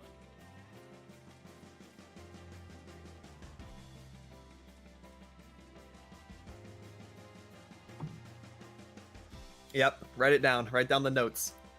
Just don't pass them around in class and don't tell the teacher. Because Hikaru's gonna come back. Oh, I'm like the substitute. I just realized the scenario that we have. This is a good dynamic. So I'm like the substitute teacher that comes in for class one day and just tells stories. Like, I don't do any of the work. I don't make you guys do any worksheets. And I definitely don't assign any homework. However, you cannot tell the main teacher when he comes back what transpired today. You guys ever had that experience? I had that so many times in middle and high school. The substitute teacher would just like go off on random tangents, literally like do nothing productive, leave, and I'd never see them again. Like, I didn't even know they were a teacher. Like, who was that? And then the main teacher comes in the next day and just like nothing happened. It's like that entire day became limbo. So that's what I'm gonna do. Hikaru's like the strict and super serious teacher that is like, you know, by the books. We have to do the curriculum. We have to do this assignment today. You guys are getting 3 pages of homework. And then I'm just the goofy goober.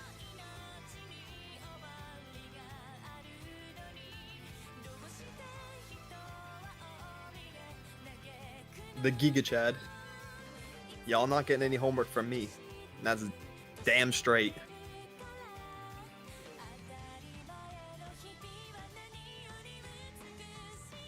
But no, like, I actually did have the substitute teacher that was like reoccurring, and whenever she came in, she would always tell stories as long as we kept reminding her like that she has good stories to tell. Be like, hey, tell that one. And she's like, all right. And then she would just run the whole story for 20 minutes. And then let's say like a couple months later, she comes to substitute again, and we're like, yo, we kind of remember that story. Can you tell it again? And then she would run the same story like over and over and over as hype. That way we always had like 20 to 40 minutes on lockdown for that class. I had a substitute teacher give us worksheets, had us do it all together without him telling us the answers, and then he just went on to tell us a bunch of gossip. Let's go! That's the best feeling, yeah. Personal stories and like gossip about like maybe other teachers or something is really an interesting dynamic.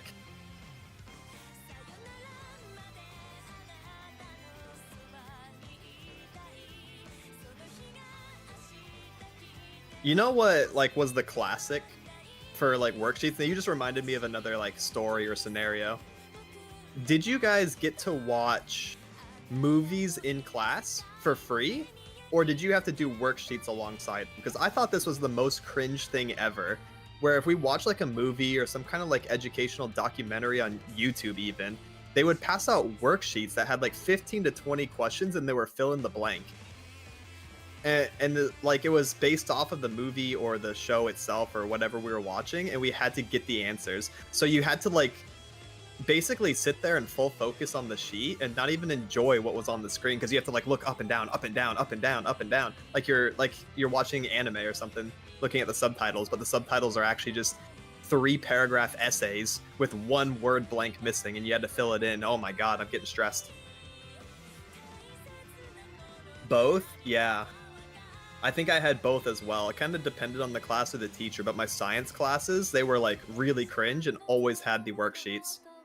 But in Spanish, I actually think that I watched the entirety of the Toy Story 2 movie in Spanish, and I don't remember a worksheet. So I kind of just watched Toy Story and had no idea what they're talking about. In English, we got to watch movies like Romeo and Juliet to study. That's hype. I love that. Yeah, English class is actually kind of cool because there's a lot of things that you can like translate to knowledge for your students. Things like watching Romeo and Juliet, or like literature class, you know, with movies based off of books. I watched The Great Gatsby, and I thought that was dope. My class had a plan: if we brought food, it would turn into a party, so we just watched the movies, and it worked most times. That's a good plan. Because, I mean, you can't watch a movie, eat, and do a worksheet all at the same time. That's just too much multitasking. So you can throw that excuse at the teacher, and they're like, I bet. I guess you're just eating and watching today.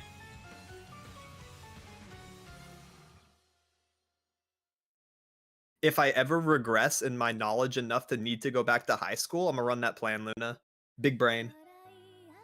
I will look very out of place as someone in my late 20s sitting with a bunch of high schoolers, but hey, I'm gonna bring pizza for the class and we're gonna watch a movie. I will apply this knowledge at least once in my life. English literature, we had a bunch of movies like that too after reading. Isn't that sick? I actually enjoyed that a lot. I think that's really cool for teachers to do.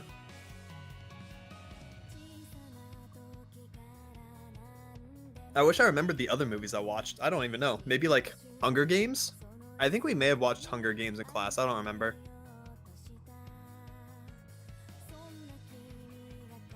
Like the first one, because I'm old. I don't remember when that was. Early 2010? Late 2000s? I don't know. Let me actually look that up. When did the first Hunger Game? I'm about to get like actually pressed. 2012. Yikes. Yep, I was in high school in 2012. That sounds about right. I'm age dating myself so hard and it's so painful. Every day I wake up and it's despair. Hikaru's older though, so that's alright. Don't tell him I said that either. I better not see or hear no snitches in chat, by the way. I'll be watching. I usually lurk these streams. I know who you guys are. If I see anyone snitching on me, you're perma'd. In every chat. I'll make sure of it. Everyone on Twitch. You just AoE site-wide banned. You can't watch any stream ever again. I have that power for sure.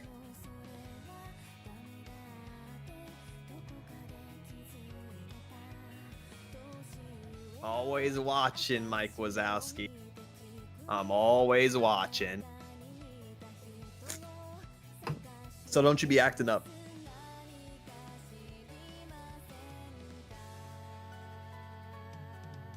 Wasn't here when you were joined? Oh yes, my name is Tempo Mao. Here, I'll type it in chat for you as well. Tempo Mao. I'm a Demon Lord VTuber that specializes in Riot games, hitting Master Tier in League of Legends, Teamfight Tactics, and also Legends of Runeterra. Which the last one is my main game of choice that I make content for. It's the League of Legends card game, so if you've ever played like Hearthstone or Magic the Gathering, it's like that, but with League of Legends characters. I've hit Master Tier every season in that game, and also rank 1 multiple times. So I make like, you know, deck guides and meta reports, things like that. Help people keep up to date on what's good in that game. It's a really fun card game. Highly recommend trying it. Free to play. Very free to play friendly. You get resources very fast in that game. Bunch of new cards. Yeah. Deserves way more love than it gets. That game is a banger. Back again. Welcome back, WTS Watcher. I hope you and everyone else in chat is having a fantastic Sunday or Monday, depending on your time zone. It's getting a little late. And all of you had a POG weekend as well. Much love. Thank you for stopping in and watching Hikaru's birthday Identity V tournament streams.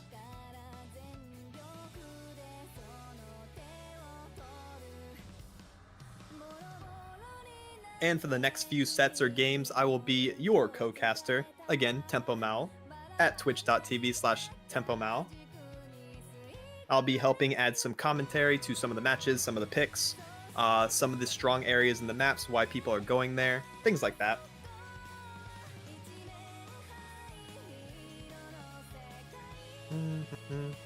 Yeah, I got you, Watcher. I'm Tempo Mao, a Demon Lord VTuber. I like the Riot games. I'm also a Legends of Runeterra gamer extraordinaire. It's my favorite one. But I picked up Identity V last year based off of Hikaru and Girl DM's recommendation, and I had a lot of fun with it. I've streamed it a few times myself. I primarily play Survivor. I like First Officer, and the Rescue class in general. I learned a lot of the game on Mercenary, and then like picked up First Officer later when I was already like pretty good, and then I ended up maining First Officer because he's just my favorite. I love Pocket Watch as a mechanic. I think it's really cool. But yeah, I put like 2 years into this game so far. I got up to very high Griffin. I was basically Alicorn. I had like an 80% win rate, but I got too busy and then the season reset. Because the seasons in this game are pretty fast.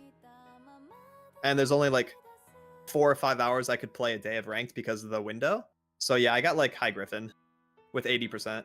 Hunter, I didn't really ever grind ranked, but probably somewhere around like Saber or something.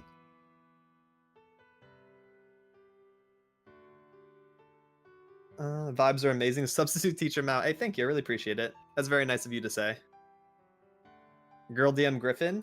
Yo, Girl DM is Challenger. What is it called in this game? Hero? No. You know, the one where he's throwing the spear. Looks like Percy Jackson. She's that one, but only at Kurt and Composer. She's a god at those characters. Titan, that's the one. Yeah, she's Titan. Or Champion, she's one of them. She's Percy Jackson. That's how I've always known it. The ranks in IDV are so funnily named, I just like made my own.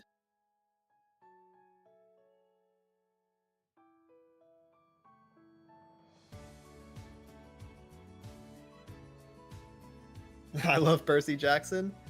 Yeah, as a movie or as a ranked name, or both. It's tier, yeah, see, I'm already lost. Tier VII or peak tier VII? Yep, she's one of those to me. She's that in our hearts. At Composer and at Kurt.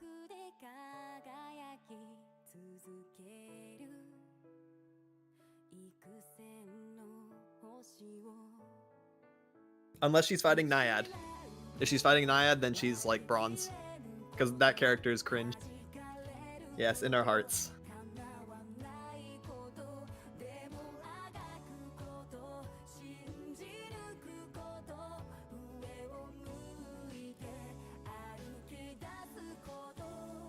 It's funny because like any of my friends that I see online, if I see them playing Naiad, I give them a hard time.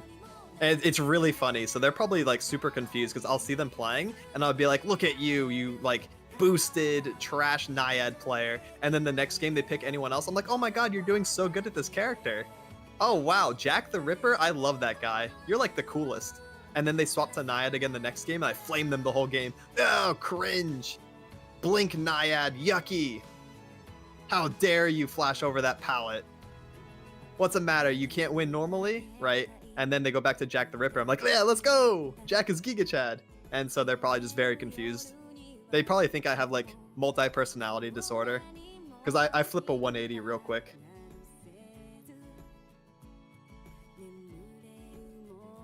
Oh yeah, my favorite hunter is Hermit. And then right after that is Ripper. I learned the game on Ripper. Like, he's the main reason that I wanted to play IDV. Ripper and Prisoner. Those are the two characters I first learned and had an interest in and wanted to play like multiple times. If I had like friends to play with, I'd play Survivor and go Prisoner. And then if I, just wanted to play the game but no one was on, I would play Hunter and go Jack. But when Hermit came out, I became a Hermit main. And I think he's still my favorite and my best. So it'd be Hermit and then Ripper, and then I think Nightwatch is probably my third. I enjoyed playing him a lot when he came out. And his trailer was really good too, I think his trailer actually gave me goosebumps. I'm like, yo, I'm gonna pick that guy up. That's so sick. I like his voice lines and stuff. So yeah, those are my top three. And then for Survivor, it'd be First Officer, Mercenary, Prisoner. Yeah, as those are just like the three that, got me into the game or helped transition me into becoming the best player I can be. Because at first I really liked decoding because I thought, I just don't want to be attacked by the hunter. I don't want to be hunted. That's scary. Because this is my first time playing an asymmetric horror game, by the way. I never played Dead by Daylight prior to IDV or anything similar. So I thought that the survivors, it's really scary to play a survivor. There's people chasing you. It feels like you're playing Outlast. Someone's always up your rear. So I just wanted to stay away. So I picked Prisoner. Little did I know, if you pick a decoder in the game, not only are you getting chased, you're probably getting chased first, especially by better players that shop and look for you. So that was a very, very unlucky thing that I thought that I would just get away scot-free and start decoding when Mirror, Bloody Mary Mirror was just on top of me every game. That was fun. And Wu Chang. Oh, I love when Wu Chang teleports to my cipher that I start across the map. That's great. So I learned very quickly how the life of a decoder is, and it is despair. But then after that, I picked up Mercenary. I got a lot more confidence in the game, and I wanted to rescue, so I picked up Merc, played him for quite a few months actually, and then transitioned to FO when I was already a lot better.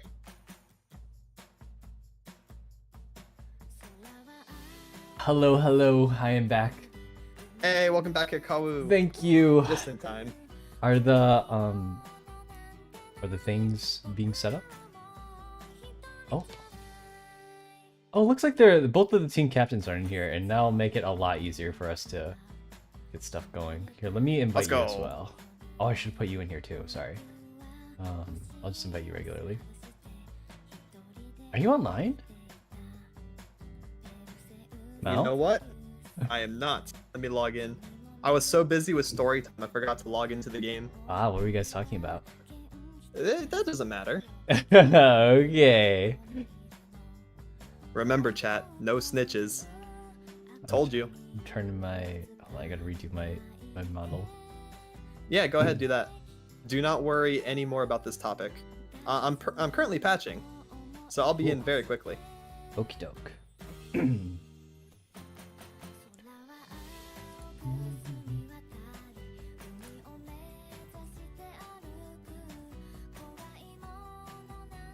We mainly just talked about pizza toppings and stuff because I had pizza for dinner.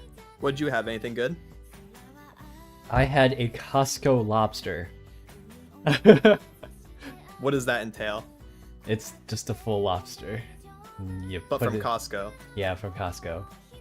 Is that good or bad? I don't know what that means. It's on sale. Oh, God, so it's good. The story keeps getting more vague. All right, it's good. It's a on sale Costco lobster, a full one, a piece of garlic bread, and some spinach. Okay. Sounds kind of healthy. Is it? A little No. bit. And then meat and greens. A little bit of carb in there.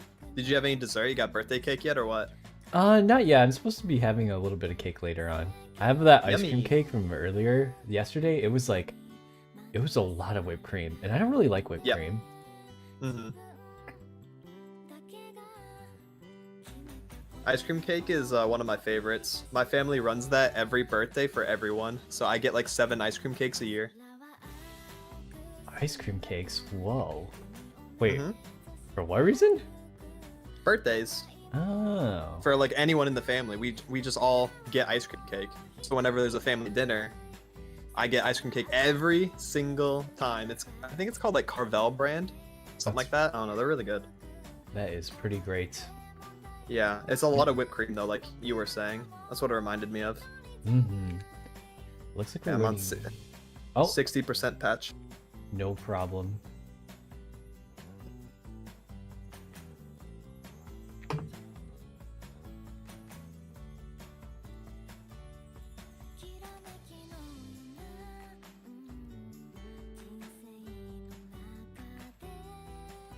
Oh yeah, Dairy Queen ice cream cakes are really good. Shout out Dairy Queen. Hashtag not sponsored, but they're very good. Yeah, I do like Dairy Queen stuff. In fact, I probably should have gotten my cake from Dairy Queen instead of Costco.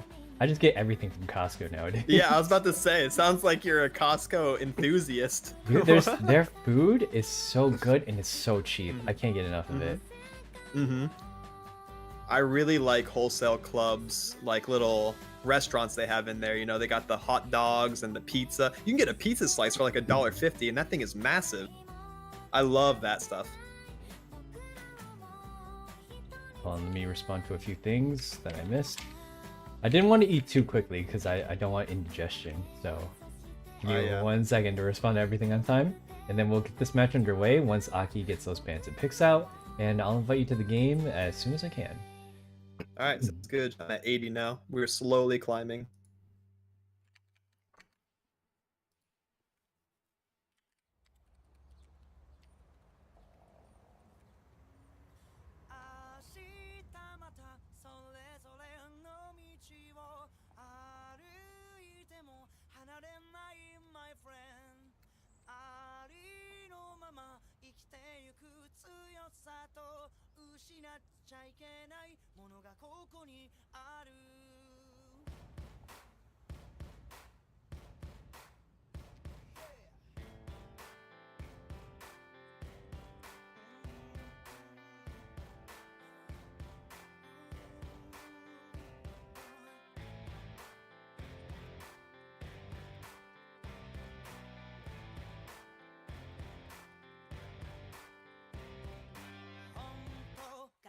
All right, I've hacked my way into the mainframe.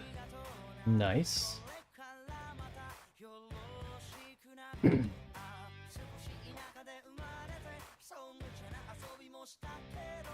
I also have some sparkling apple juice. That's yummy. We are age appropriate here, even though I'm well over 21. You're setting a good example. That's what it is. True. Let's go with that.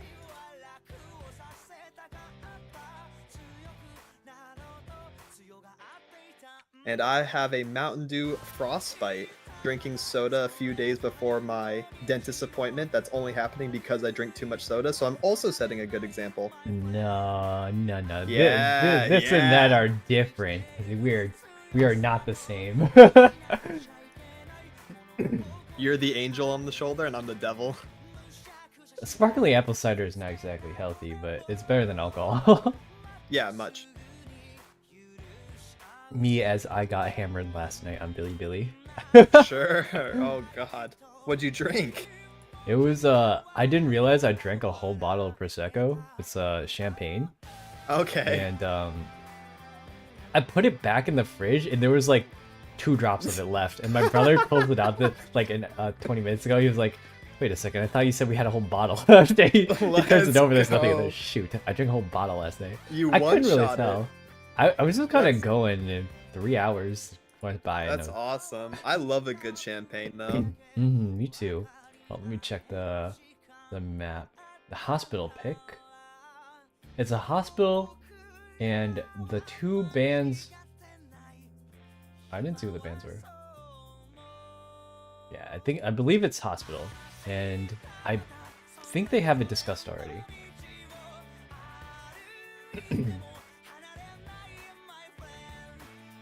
Apologies for the delay in programming, everyone. I was having a celebratory birthday dinner, and now we are going to return to our regularly scheduled broadcast between Team 1 and Team 19. Sorry, I don't know what the team names are. I think, well, Team 1 is definitely Team Plushie. I don't know what Team 19's going to be called. So we'll just leave that blank for now. I'm sure Phone will tell me as soon as they know. And we will get this game on the show on the road. Music is going to be paused, and we're going into round 1.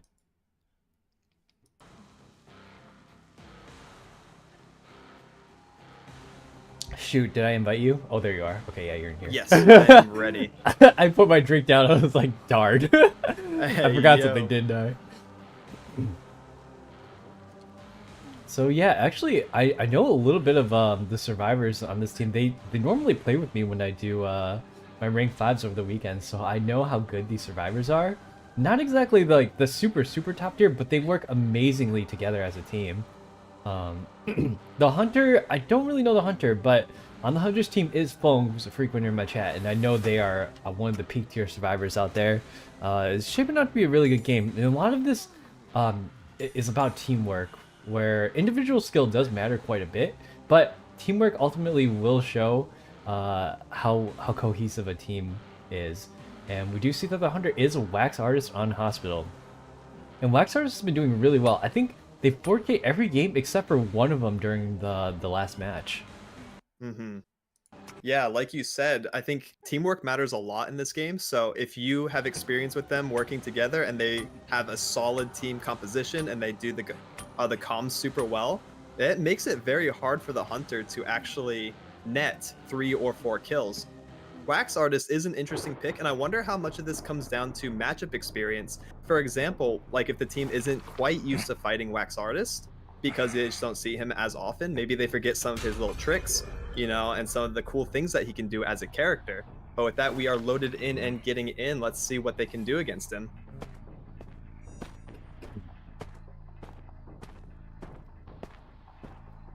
Alright, first hunt, he is spawning out the Antiquarian.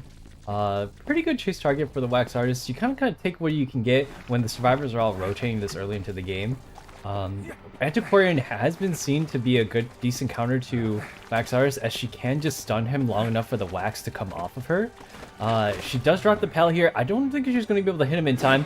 Yes, the Wax Artist is going to get a first hit on the Antiquarian as she transitions into Hospital.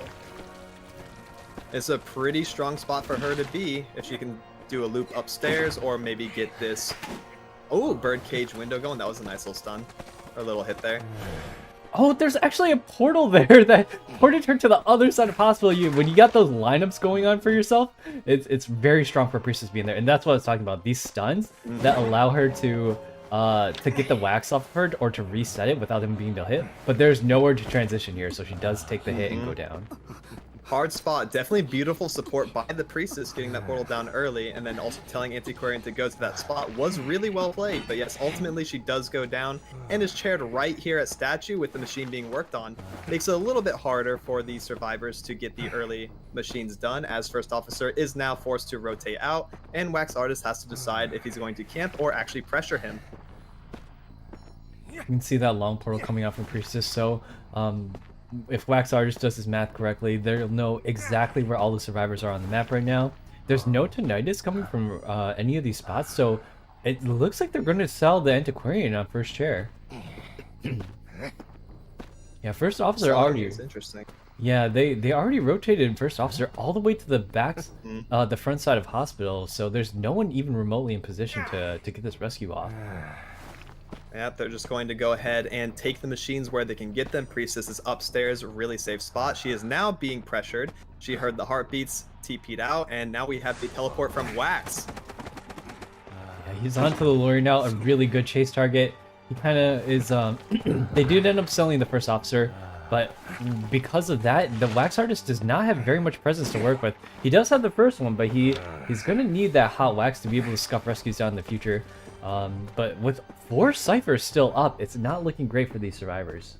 Yeah, this is basically going to come down to, can Lawyer fight this area for a long amount of time? We have to remember that First Officer does machines at a slower rate because of his rescue class, and he is one of the ones left doing these machines, so it is definitely going to be rough, like you said. Yeah, Lawyer doing a pretty decent job using the area, though. And it's not just the First Officer who's slow. Priestess is also pretty slow at decoding, and because she's overpowered at everything else, but yeah, Lawyer is going to go down here. Priestess is in position to rescue. However, I think she gets caught out by the wax artist. He's going to wax off that particular cipher. There's still 3 ciphers, entire cipher left to go. First Officer's been working that one for a while. I don't know if they have enough to push for this rescue this early. Yeah, this is looking like maybe a tie play at best for survivors if everything can keep going their way. Looks like First Officer is actually going to come to rescue, while Priestess wants to maybe finish the machine Lawyer was working on and then move over to Statue is probably their plan. First Officer going to come in, he can do some pocket watch shenanigans. We'll see how good he can rescue this. Almost a hit there. Looks like he's going to have to force the rescue after the hit. Not a terrible result. First Officer is going down immediately after the chair, though. Yeah, And then Lawyer is going to be trying to get some distance. that Tide Turner is coming in handy for him, and it's looking like a very standard game. There isn't very solid plays by the wax artist, just hunting one survivor down at a time. The fundamentals coming through. Right, there is a new long portal set up by the Priestess. Oh, he gets the pallet thrown down, but the hot wax does down him over the pallet. He doesn't really need to break these anymore. He just needs to wax you down and do the damage through it. Priestess is on. The First Officer healing him up now, probably trying to get him in for a second rescue, but it's going to be pretty difficult as Lawyer is already on second chair. This is tricky. I mean, the ball is definitely in Wax Artist's court. He has all the pressure in the world. Guaranteed at least tie play, looking really solid. It's going to be, again, an uphill battle for the survivors from this position, as he's now pressuring one of the only machines that has a good amount of progress on it. So once he finds another person, I mean, they're going to be really far behind. He's making another very proactive TP play over to Statue to continue this chase onto Priestess now. They are full HP. Lawyer just died, so now we have another pressure situation on our hands. Yeah, we're gonna have to see a really strong kite by this Priestess if she wants to give First Officer enough time to decode. Yeah, accelerated like an insane amount. Yeah, the accelerated decoding is going off. Oh, but he misses the timing on that. It's actually a very slim margin of time that you're able to put that hot wax on, and it was not up in time. Yeah, it is a ridiculous window for the timing. I remember trying it myself in customs and literally could not get it right. So shout out to the wax artists who have mastered that trick. It's definitely a lot harder than it looks, but he does eventually get the down on Priestess with hot wax later, and is looking for shaking machines. Where the First Officer is getting a little bit of extra intel and going to chair her. Looks like up next to Hospital Wall. Yeah. Actually dropping. Yep, you want to be really careful because like this is a tournament mode, so every single point matters. And First Officer running around with a pocket watch, that could spell doom for the hatch if you're not careful. So you don't want to shoot the Priestess right away. I'm pretty sure the First Officer just walked past the hatch, so he knows exactly where it is. Now it's up to Wax Artist to kind of hunt one down. Gonna be playing for the self get up. Let her get right back. Do this methodically and guaranteed 4K.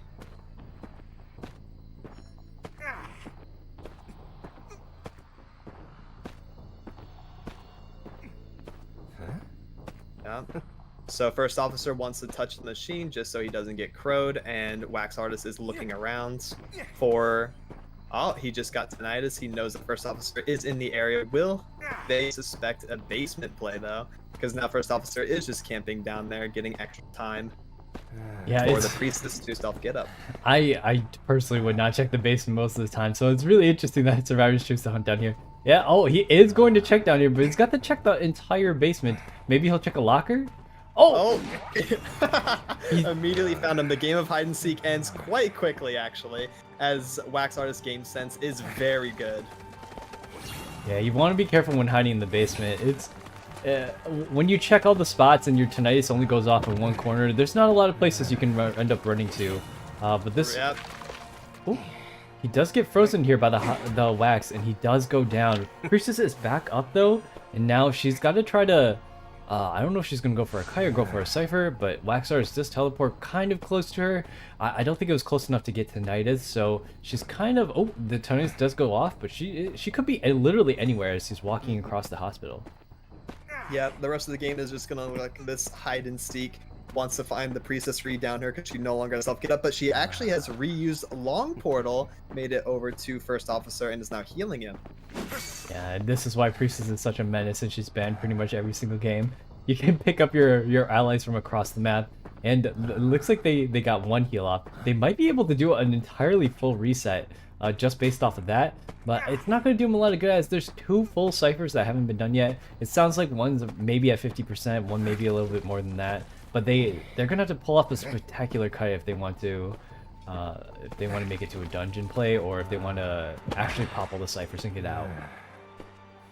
Very true. Still a rough position, but they have definitely made a lot of good decisions so far this game. Looks like we got the hot wax timing. Almost a double hit. I love when Wax does that. Yeah, the double hit was pretty close, but it's not going to matter in the end. The first officer is not in a great spot right now. Like, Wax Artist is so difficult to get away from unless you're actually in that hospital doing the kite. But as you can see, like, I think a lot of hunters will know, especially top tier ones, that you can't do a hunt in the middle of hospitals. So they end up always hunting for survivors and forcing them out of that area. Very good map movement by Wax then. Very, very strong play. We do see first officer healing up to 84. Priestess might... Oh my god, that was so close for her to being seen. That would have been absolutely insane. She's portaling around. Made it. Oh my god, she's like just out of his vision like 3 times. You see that? The That's little so funny. roach. She is the roach. She is. She's ratting. Oh, but she might walk into him here. Like, it's so hard to tell exactly where she is when you're kind of walking around the hospital. And she's not actually inside the hospital at this point. But Wax Artist knows. Where is he teleporting to? To the Cypher. And he actually gets this correctly because Priestess is on her way to heal the first officer. Does pick him up. Both of them are hurt right now. There's not a lot of plan of action here except for Priestess has just gotta kite out long enough for first officer to die. But I'm pretty sure Priestess does not have any more self... I don't know who has the self pickup still. Oh, actually, it shows that she does not have it left. And she does go down. Yeah. Wax is a lot happier about this position because he did see both survivors recently. A little bit of game sense will tell you pretty much where first officer could be, so I think definitely a lot happier than the last down situation that we had here. Wax also might be going over here to get the intel of the hatch in case he hasn't seen it yet. There we go. Oh, just saw a glimpse of first officer's head. Probably will capitalize and knows this as well. Yeah, he is caught out here. It looks like it is going to be a 4K for this Wax Artist. Yep, another nice game by your boy Wax. So as you were saying earlier, survivors have a hard time, actually running from him unless they have a big mobility tool like mercenary elbow pads or something like that. You need distance versus Wax. Yeah, let me move us back into the tournament commentator scenes. If Team 19 has a team name that would like to go with, feel free to tell me and I will update it in the scoreboard. But currently the score is 5-0 in favor of, or I should say 0-5, in favor of Team 19. I don't have a name. Well played by both teams. Let me invite Mao in here to this room. And that way we won't have to constantly do re-invites every single time. I believe everyone in here is either a team captain, a mod, or a commentator.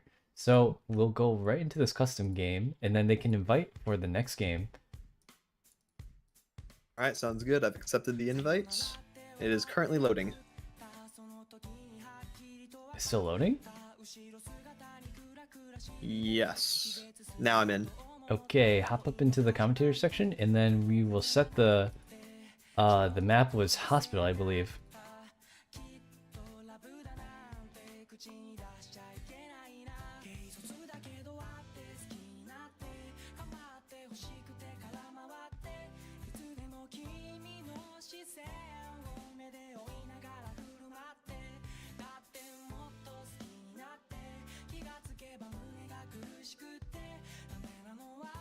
great try on Team Plushie's part. The Wax Artist has been kind of dominating this tournament lately. I'm surprised, like, it's been a lot of Wax Artists, if not Wax Artists, then Sangria. So I'm curious to see what this Hunter is going to pick.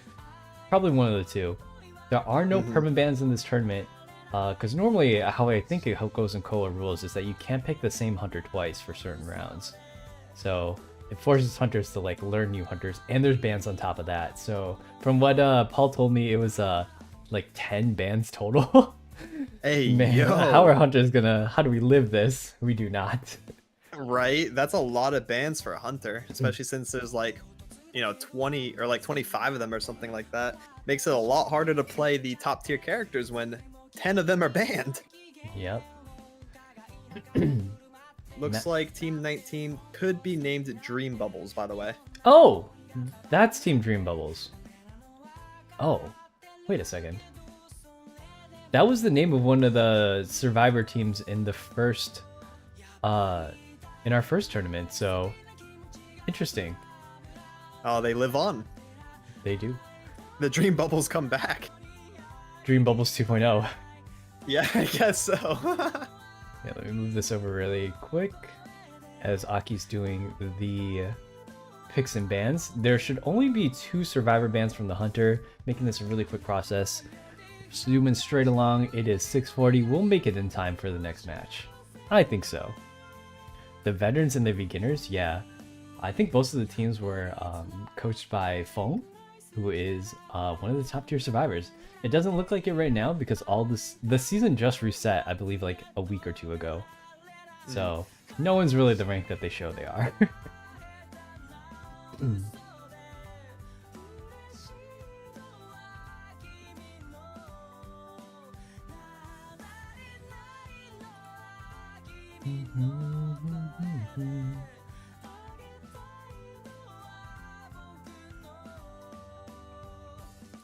I hope we get a Hermit. That would be very fun to watch. I'd love to see some, top players whipping out Hermit. Yeah, we saw a really good one last game, or 2 games ago, where that one of the hunters from Team 12, it was against an all veterans team, which is really interesting. You don't really see that too often outside of competitive play, and he connected only 2 ciphers together at the start to tag a certain survivor. And isn't that so interesting? Yeah, I've never seen that done before, and I kind of want to try that myself. Although, I'm too scared. I get if I do that, I'm gonna get cipher rush. So I just connect them all. I try to tag them all, and I just swing. I just keep on swinging. That's my strategy. True. The Hikaru curse is always getting cipher rushed. Definitely have to play around that. That's like a big debuff. They see Hikaru on the enemy team, it's cipher rush time. So you probably won't be able to get away with it as like other Hermit players. But I think what's really cool about Hermit is just how different you can do every game, You can start with 5 machines tagged, you can start with 2, you can start with none, and then tag them after they already have a bit of progress. And as long as like the Hermit knows what they're doing, all of those plays are optimal in their own rights. I think that's something that's really cool about that character and something about the game in general. Oh, seems like there's a little bit of confusion as to what's going on in chat right now. Oh, they're doing survivor picks. It's okay. Thank you, Aki, for sticking with me this whole day. I completely understand. My brain is like slightly mush as well. We need a break to get food. Don't worry, I can take care of the next ones. If you just need a break, I know that Soul is sick today. He helped me out all day yesterday, and he had a sore throat today, so he cannot stick with us for now. But I appreciate his help nonetheless. And Reg doesn't really understand IDV. He's kind of lurking in the chat right now. He's gonna be a chat mod. Yeah, shout out to the tournament organizers. It is very difficult. It's a lot of work for everyone, so yeah, I believe congrats to the team for pulling through so far. Shinny and Chad are the ones who are helping me right now, so much appreciated. Oh my gosh, she's got that thunderous resonance. I believe that's like one of the highest money tiers.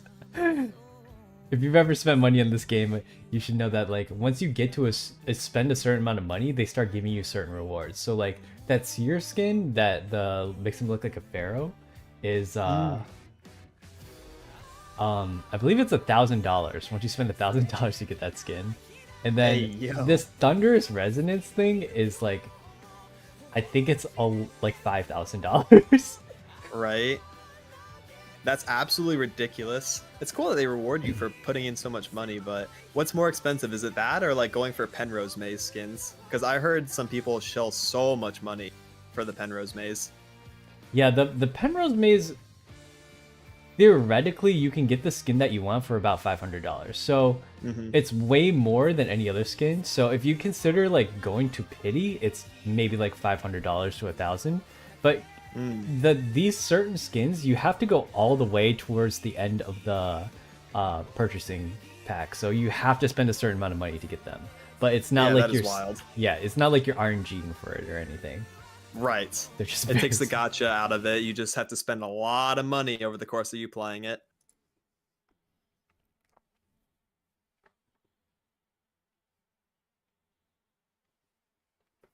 Okay, and we're moving on into the game scene right now. Oops, sorry about that. We have a Bloody Queen versus a mercenary, psychologist, lawyer, and entomologist. We saw Pit Stoppers with Bloody Queen earlier today, who did excellent on Bloody Queen, landed every single mirror in hospital, which is pretty impressive, considering how you really only have to run into hospital to get away from Bloody Queen, but she's obviously not going to hunt in hospital if she knows you're going to be somewhere else. So let's see how Tang-san decides to, hopefully I said that right, decides to hunt this one. Yeah, it's going to be really interesting. Mary, like you said, not super good in hospital itself because of the stairs on both sides, messing up where the mirror actually goes. So that's really interesting. Good, strong spot for the survivors. Something I want to point out that I think is really cool and I've seen a lot is Lawyer.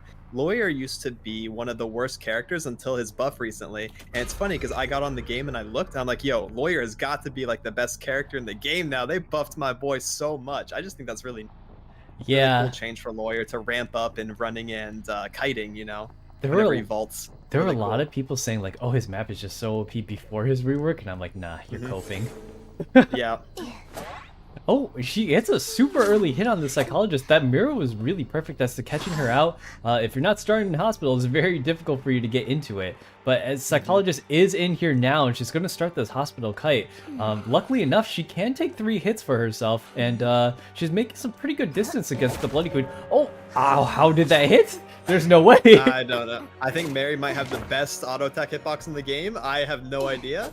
That looked absolutely ridiculous, extending her shard of glass straight into another dimension to hit Psychologist at the pallet drop there. Now Psychologist has to be extremely careful because she's down to 1 last hit outside of Birdcage. Mary did lose LOS of her, so maybe doesn't know exactly which way she left hospital from.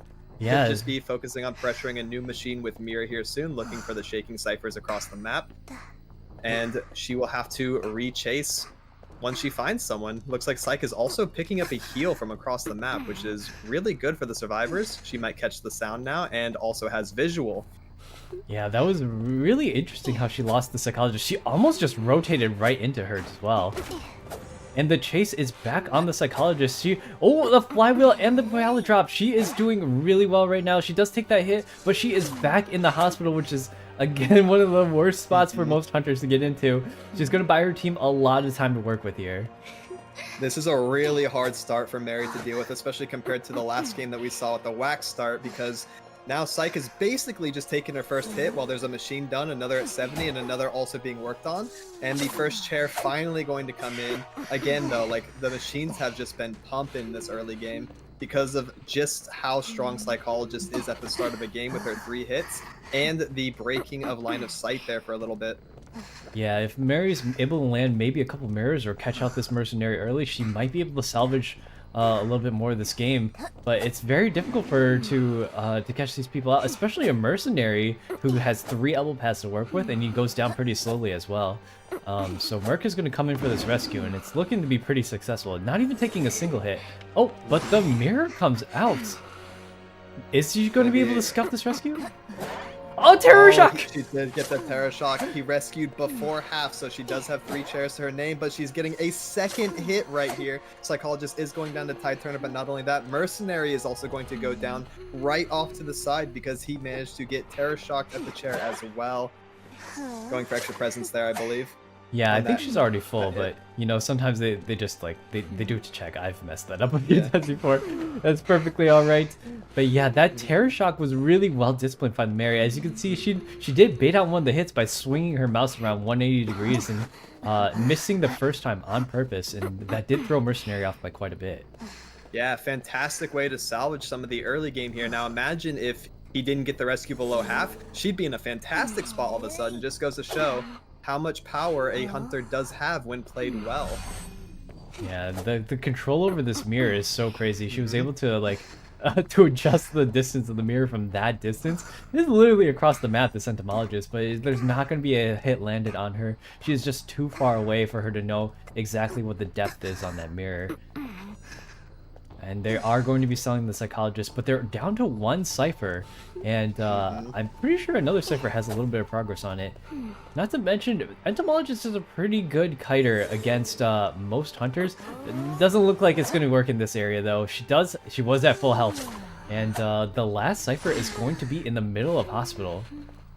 They're going to do an upstairs finish. It looks like Ento will try to drag on over to Godkite where there's a lot of walls. Mary sees that and is immediately like, no thank you, gonna go check the machine and try to pressure instead because this is a difficult situation for Mary to be in. 1 machine left, 3 survivors alive. If she commits too hard to one, we're gonna have a very standard down and then machine pop back up. So she's just going to pressure somewhere else, going after Mercenary, who she just saw on the machine upstairs. Very smart. Try to get a quick down if she can. And she does get the hit with a flash auto through the wall. As long as she pays attention to Merc, she'll know where he goes down. Mayhaps keep pressuring the final machine. Yeah, I think she caught wind of the lawyer that was right behind him. Always gotta be careful of the lawyer sneaking around because he's got that map who can almost know exactly where the hunter is at all times. And this is Mercenary's second down. I don't know if he's got that self pickup to work with. He definitely doesn't have Tide, but this lawyer does have full health, so he can potentially put off a pretty long kite. Another fantastic mirror, but the ghost is going through the floor, clipping in and out of walls. Mary is having a hard time dealing with the after image, and now there's some early unlucky debris. She actually misses all of the mirror hits. Very unfortunate for the Mary.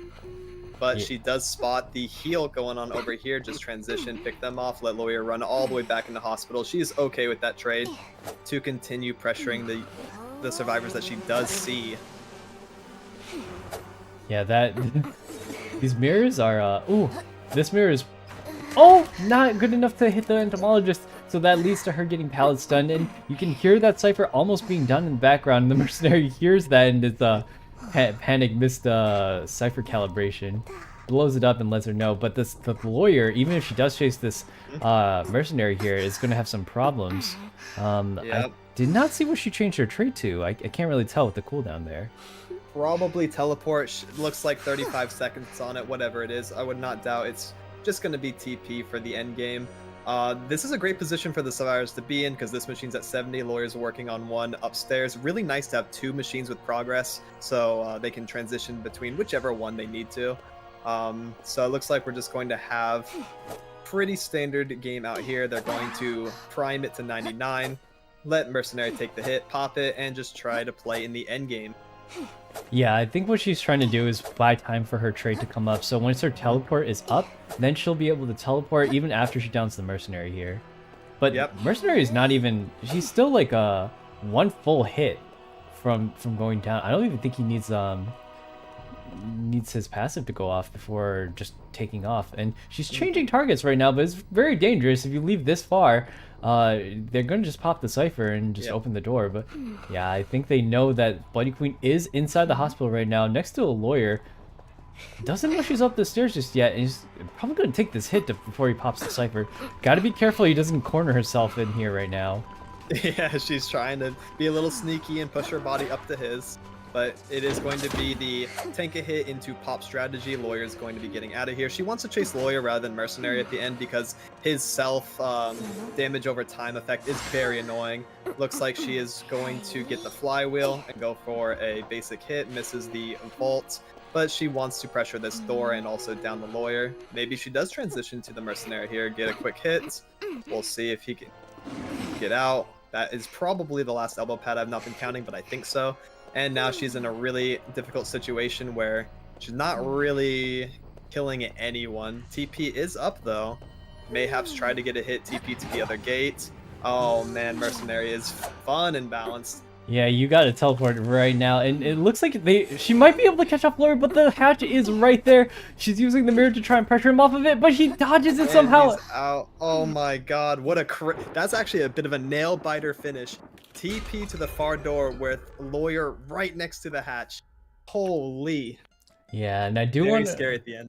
I do want to remind the hunters and the survivors in this match, do not spray. I will go into your chat right now and remind you not to spray or emote during the tournament. You are allowed to use emotes if you are trying to bait out an attack, but if it's done to be disrespectful to the other hunters or survivors, please do not do so, as I will disqualify you. So that is going to be 3 points for, or I believe 3 points for Team Dream Bubbles. Who's the hunter? What difficult names like Tang Yang, something like that. What team was that?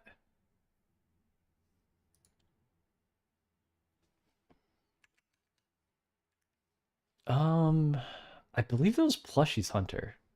Team Plushy's Hunter. Yeah. So let me update that score really quick for you guys. It's gonna be 1 point to 8. A very sizable lead from Team Dream Bubbles right now. Excellent work, teamwork from those survivors, getting that Cypher pop at that time. But yeah, it could still be turned around pretty easily in game 2. You never really know what's gonna happen until it happens, because like the match was, despite it not looking close, it was actually quite close in that survivor round. And the Bloody Queen, the original first game with the Wax Artist, you know, if he gets banned in the next round, you never know who the next hunter is going to be, and it could be harder to deal with than a Wax Artist, or easier. Oh, absolutely true. With the way the point system works, you know, you never know until the last game's actually finished, just because of how many points are allotted during these games, right? They get, you know, a 4K with the hunter, 4 survivors out. Well, all of a sudden, it's looking pretty close in the bracket, which is something to always, you know, be excited about. The comebacks are very, very easy to pull off. Yeah, as long as everyone is playing well, you do good bans, you do good map movements. Definitely still possible. We gotta redo the lobby right now. Could you leave the lobby really quick? We gotta get some re-invites out here. Yes, sir. I just realized I tabbed back in. I'm alone in the lobby. Yeah. Everyone left. One of the survivors got stuck, so we gotta remake it really quick. Shouldn't be an issue. Let me get the invites going back out here. It's full. I think Xiaoi's the captain. We'll get Aki in here, and then. Did you get that? It told me the team is full. Here, try again. Okay. Alright, let's get up Can do, Captain. Spectator chat. Oh, you're not in here. I'm in your house. Oh my god, you got stuck again. Try leaving. Leave the lobby really quick. Yeah. And then I'll reinvite you. There you go. Okay. Yeah, you do get stuck sometimes. Alright, so Team Plush is going to be surviving again. Let's leave Aki to do the picks and bans for us really quick, and we will get settled in. Area selection is on. How you doing, Chad? Did you miss me? Napkins dry, no Plush. Don't worry, they can still come back if you're cheering for Team Plush. It is 1 to 8, but of a win, a 4K on, or a 4-person escape on this side, which I've seen them do before, would even it up right away. Yep. We will come back. Always believe in the comeback for Team Plushy. I myself am an underdog rooter, so hey, I want to see the comeback. And if you could remind your hunter not to spray, that would be most wonderful. Thank you. I don't know who did it. I'm just assuming it was the hunter because I know Feng does not do that.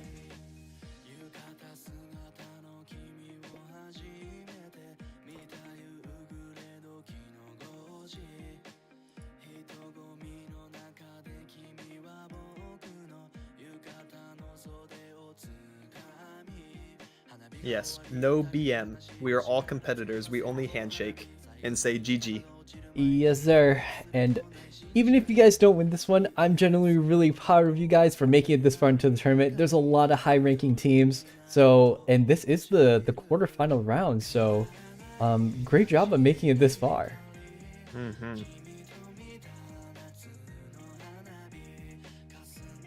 You know what's funny? I want to say the same to Feng, but the last night, 2 teams ended up forfeiting because they weren't able to show up to their matches in time, and they were both Feng's games. So they kind of just bide their way into the quarterfinals. Yeah, they didn't get to play yesterday.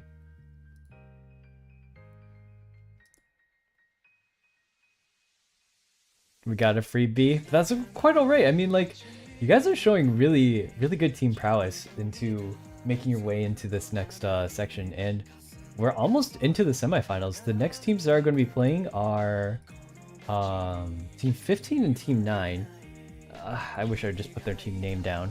But I believe Team 9 is Pit Stoppers. If you do happen to win this one, you guys will be against Team 12 in 2 hours after this. And Team 12 was, I believe it was that FY team.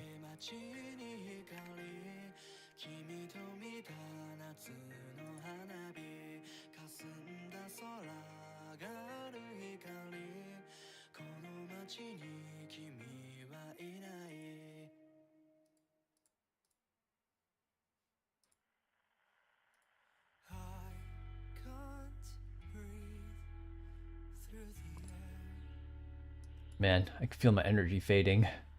My voice isn't as pep as it was 8 hours ago. Oh yeah, it is a bit of a slog. I got you. I'm coming over with some Monster Energy. You ready? No, I actually don't like Monster. I think it tastes a little gross. What about Red Bull? I don't like Red Bull either. Okay, what's wrong with you? Really? I had a Red Bull today. Red Bull tastes like gasoline. Well, I like gasoline. What the heck? I can't believe they keep jacking up the price. How am I gonna get a good meal? Dude, Red Bull, like, I think a long time ago when I was small, I had 2 Monsters, like, back to back. And then ever since then, I hated Monster. I think, like, I originally, like, the first slurp of it was like, this is amazing. But, I don't know if it's okay to tell this story, but, you know what? It should probably be okay, because this happened a long time ago. I was on a school trip in high school, and I roomed with like 3 other guys, right? And I was really young at the time. What was it? I was like a freshman at the time, and I was rooming with seniors. So one of the seniors was snuck in alcohol to an official school event. And he started drinking it in the middle of the night. And what had happened was the other senior who was in charge of the room, pretty much, he gave me a Monster Energy drink to keep me awake at night. It's like, you're in charge of watching him. We're gonna take shifts in the middle of the night to make sure he doesn't do anything stupid. And that's why I don't like Monster anymore. I started, like, I stayed up. I ended up playing like World of Warcraft on my laptop or something for a few hours. It was so dumb though. Like, man, I didn't even realize what was going on. But yeah, How did you feel the next day? I was fine. I mean, it was just an energy drink. The person who drank the alcohol was probably in a worse state than I was. Yeah, they were doomed. Huh. That's a crazy first experience for Monster. I would never expect that kind of story. Right? Alright, the map is... Arms Factory was banned. What was the map? Sorry. So Arms ban map, Arms ban, Hunter's Pick map. Did they say what map they were on? I don't think they wrote it down. They said they're fine with any. Run White Sand Asylum. Let's go. Nah. I want to see some Dark Woods. Ever Actually, sleeping? let's get Golden Cave going. Heck no. Alright, honestly. I don't even know the layout of Golden Cave. I know there's like Me neither. there's 3 levels to it and then a basement on top of that, but the basement could potentially be like on the 2nd floor. I don't know how that works. That I don't know. That map is wild. I played on it once for a custom just to see what it was. And I'm like, yo, never put me on this map. Thank God it's not in rotation. Because now they have to update all the like. There's a ladder in that spot. They have to have a climbing animation for every hunter. For survivors, it's not a big deal because they almost all have the same model. But like, if you ever seen a clerk walk up that thing, like, what the heck was that? Hey, yo, I can imagine what that looks like. Oh, she like one hand pulls herself up, like her entire body. Oh, It's got that upper is her body dumpy strength. in the screen? Sometimes. All right, let me go alt tab and try this. Oh no, we have a game to cast. Never mind, my bad. I'll do it later. Don't worry. True. I got incognito mode on the ready. So we are on Ever Sleeping, as you said. A very interesting start here. We have Opera Singer and the survivors are picking their spawns. What do you think is gonna happen this game? Well, she's gonna have to go after Priestess if she doesn't want to deal with the Priestess supporting the whole time. And she picks a spot that, like, these spawn locations for survivors are kind of iffy. I don't know what the plan is here. And Opera Singer is really good against Priestess, mostly because she doesn't have any cooldowns for abilities. The moment she walks through that portal, okay, it's a stun for like, what, 1, maybe 2 seconds, but she's just right back on top of you. So unless you got like infinite portals, there's no slowing Opera Singer down.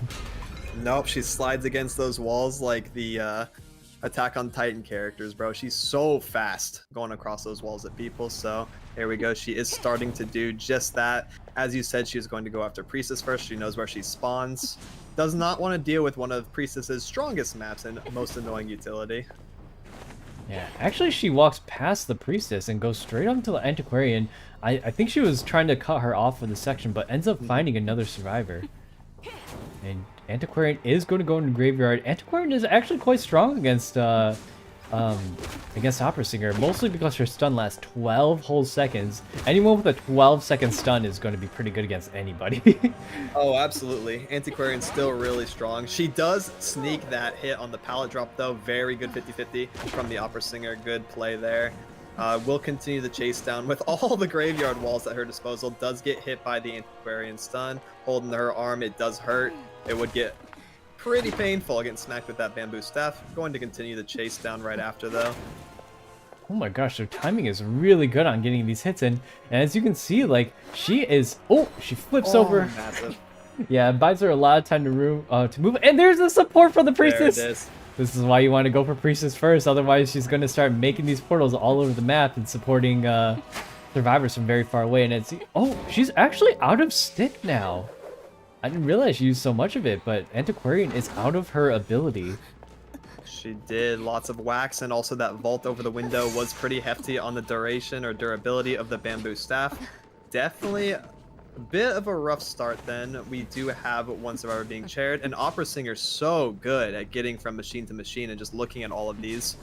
Pressuring wherever she feels necessary. Looks like she's just gonna hang around the chair at first and maybe get a first officer sighting very soon. There it is, approaching for the chair, about 15 seconds off. We'll see if he can do this rescue. Maybe gets hit while in stealth mode. Free pocket watch gets out of here, and Opera Singer wants to repressure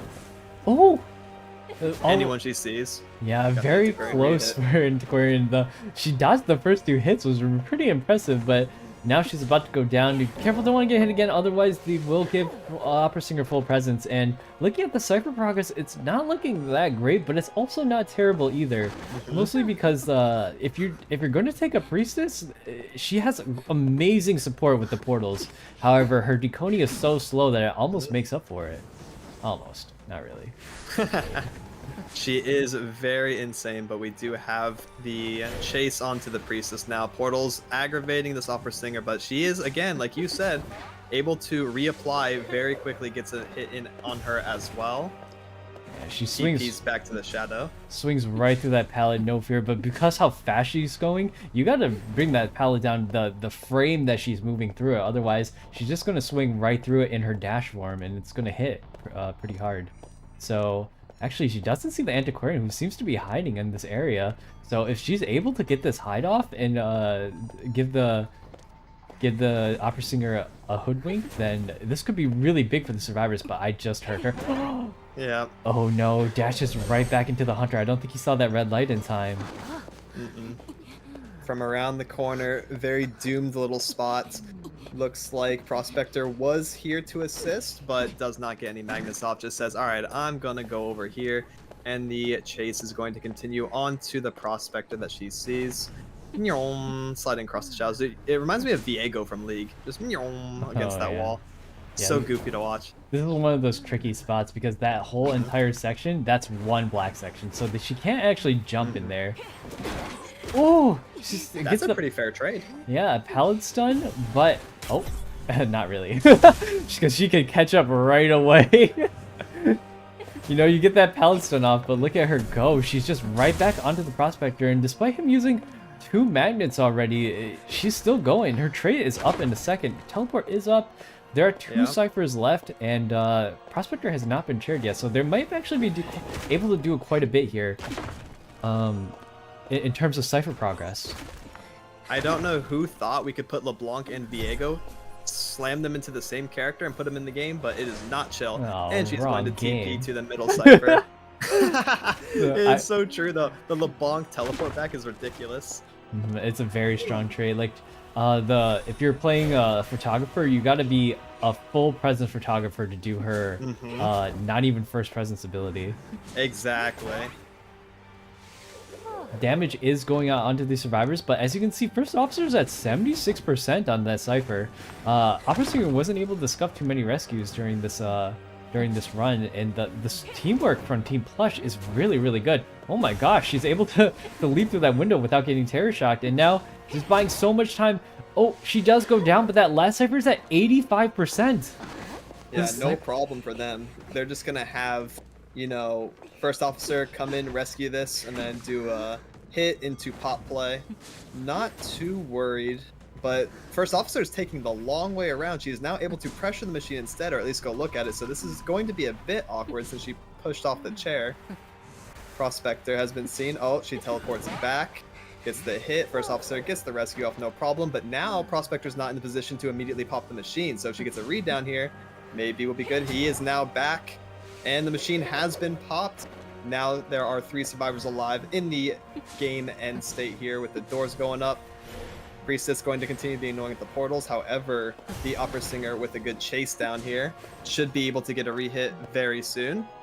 Unless Priestess can make it to this pallet. She cannot, so going to be very standard procedure. TP to the door.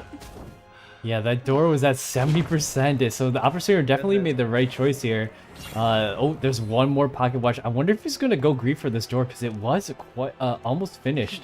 And if he doesn't get this Opera Singer picking back up in time, then Oh, what a crazy hit from Opera Singer, flipping back to that shadow, hitting first officer while in stealth. Absolutely fantastic salvage play. Opera Singer now has a lot of control over the outcome of this game. Look at that. Yeah, both Prospector and Priestess are up though, and I don't think she expended her self-pickup ability. There's the stun from Prospector. Priestess has almost a portal to work with. They're just rotating their refreshing cooldowns, and it's buying, honestly, so much time for them to get one of the doors open. Even though First Officer is down right now, he does have the self-pickup 83% before he goes to the door, which is at 80%.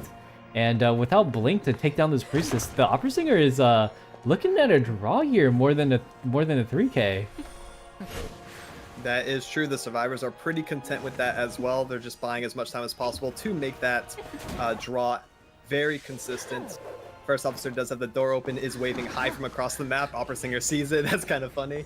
Prospector currently on the other door, which is also at 80. TP not going to be up in time. So yes, it's looking like a draw here at the end as long as they're okay with that. Pretty sure we're going to shake hands and call it a tie this game. Oh, maybe they're greeting for it because oh no, the First Officer they finally left. Oh, but Prospector is turning around, going for the rescue. No, never mind. There's no way, right? It looks like he's thinking about it. Prospector really playing with fire here. She doesn't have detention, so he doesn't have to worry about the one-shot down, but maybe they're just going to try to out-movement and get to the door. That's pretty, I don't know, that's kind of a reach. Yeah, remember the prospector did pick up the priestess earlier, so if he's confident, he might be able to make it out this door in time. But oh, the pull! He's got to do a little bit of a kite though. Like I'm not sure if he's gonna be able to make this door. Oh, he's able to dodge the opera singer, but for how long is this gonna last? Her chasing ability is so strong, but so is prospector's kiting ability.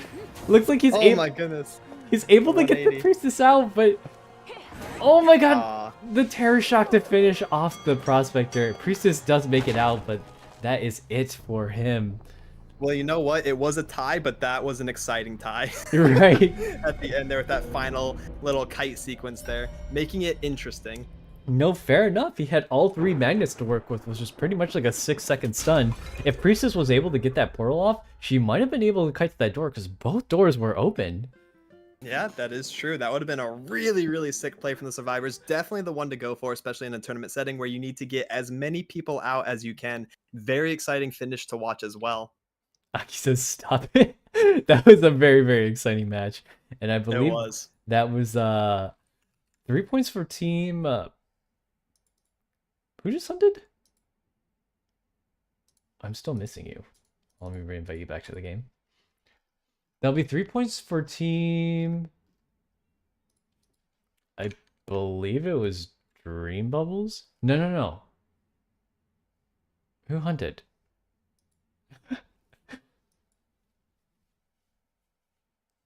All right, we'll put ourselves into the next lobby while we figure that out.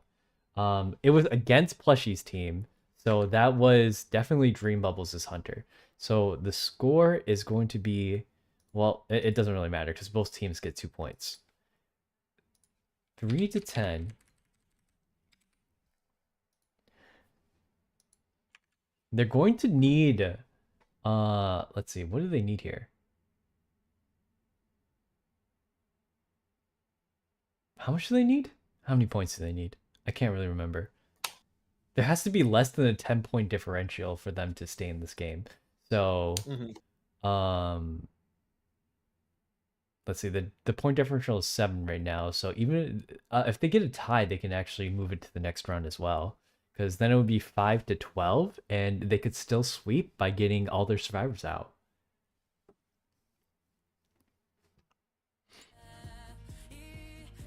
That would be exciting. I'd love to see the full sweep come back here. Let me get us back into the Ever Sleeping Town. I got stuck, by the way. Not like this. Right, I'll invite you regularly. Alright. You're stuck. I see it. Oh, I'm here. We got a different hunter this time. I believe it was Hang Do or something, who was our first hunter. But now, one of the plushies is actually hunting themselves. Pretty interesting to see if that adds any new spice to the roster, right? If we're going to see another same hunter, or we're going to see something completely different. You guys are so cute in chat.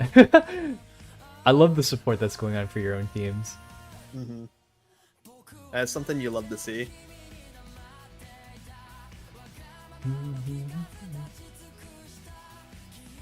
Alright, map is the same.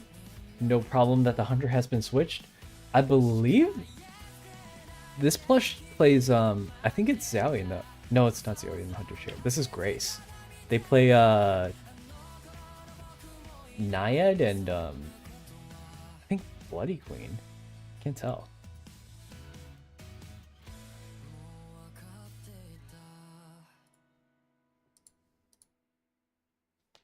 Give me 1 second. I'm gonna run to the bathroom really quick while they do picks and bans. I just need to do a quick pee.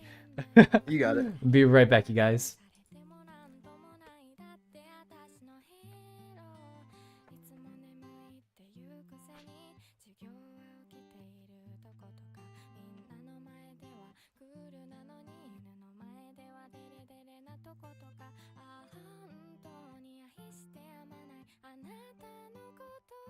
Hikaru's such a noob. Hikaru's such a noob.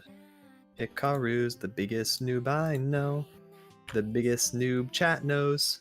The biggest noob we've all ever seen. And he's taking a pee right now in the middle of a tournament. Real gamers would hold their pee, but not Hikaru. But as for me, all I know is Hikaru is a noob. Hikaru is a noob, the biggest noob I know.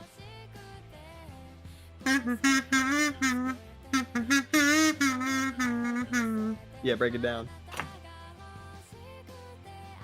There you go. That's my song that I wrote while commentating with this guy. I had it brewing this whole time. How do you guys think? Came out well, right? Help. Yeah, it's my new solo.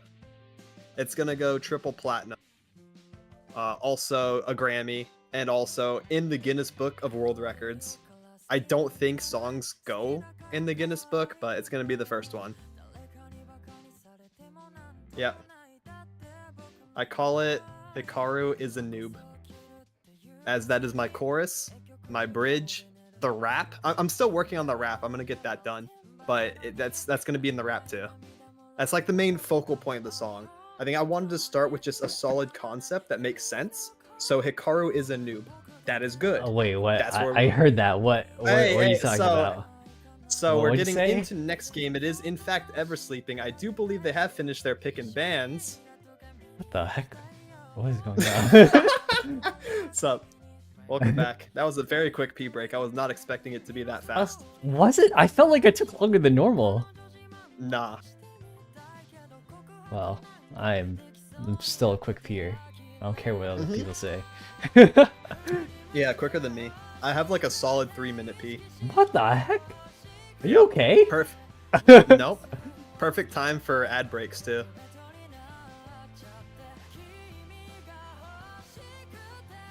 You already know I got that efficiency on deck. I'm like, all right, chat, gonna go to the bathroom, be right back, slam the 3-minute ad, come back right when the ads finish.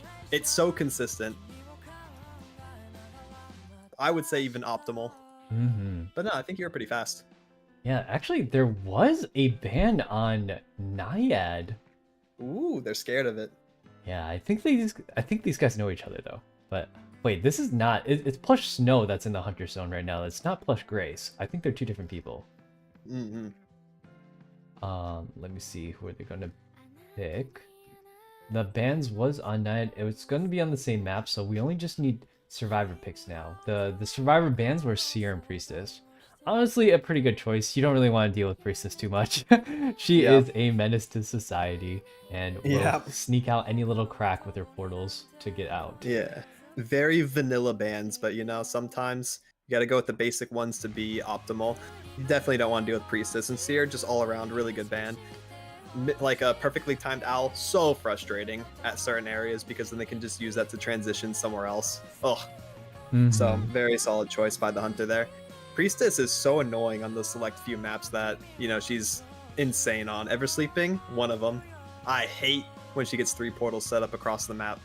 Yep. And I haven't seen any of them do that one crazy lineup that, I don't know if you've seen it on TikTok before, but they make 2 portals near where that graveyard section is, like the right outside of graveyard, and you can actually force the hunters through 2 portals because the hunter is thicker than survivors, where survivors can like eep out in the middle of it. So it's like forcibly teleporting them across the map.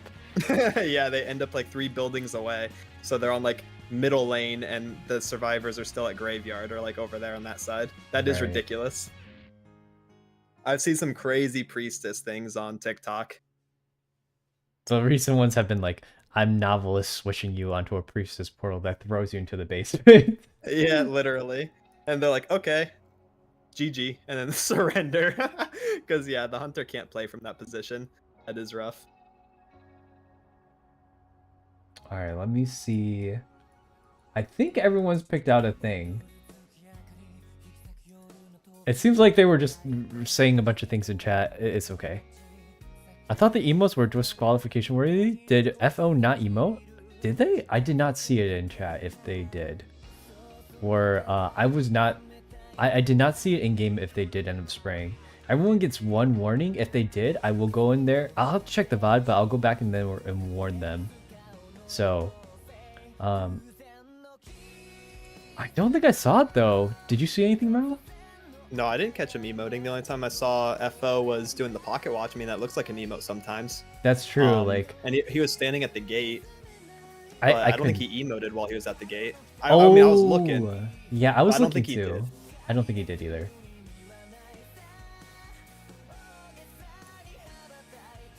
FO was fine. Yeah, I'm pretty sure FO was fine. I'm pretty lenient with that rule too. Like things that are considered, like if you're trying to bait a hunter out to hit you during that time, those are typically okay as well. So yeah, but if the survivor's like holding the killer hostage, right, by sitting at the gate or sitting at hatch and just spam emoting, that's punishable probably. Yes, sir. Yeah, that's pretty cringe. Yeah, sorry. We're switching to the screen right now. We have a breaking wheel hunter. We love to see it against lawyer, entomologist, barmaid, and shoot, I didn't see what that last survivor was. I think it's acrobat. Breaking wheel, especially good into barmaid because she can't really get her heal off if she's getting one shot by the spikes being in herself. Pretty good choice.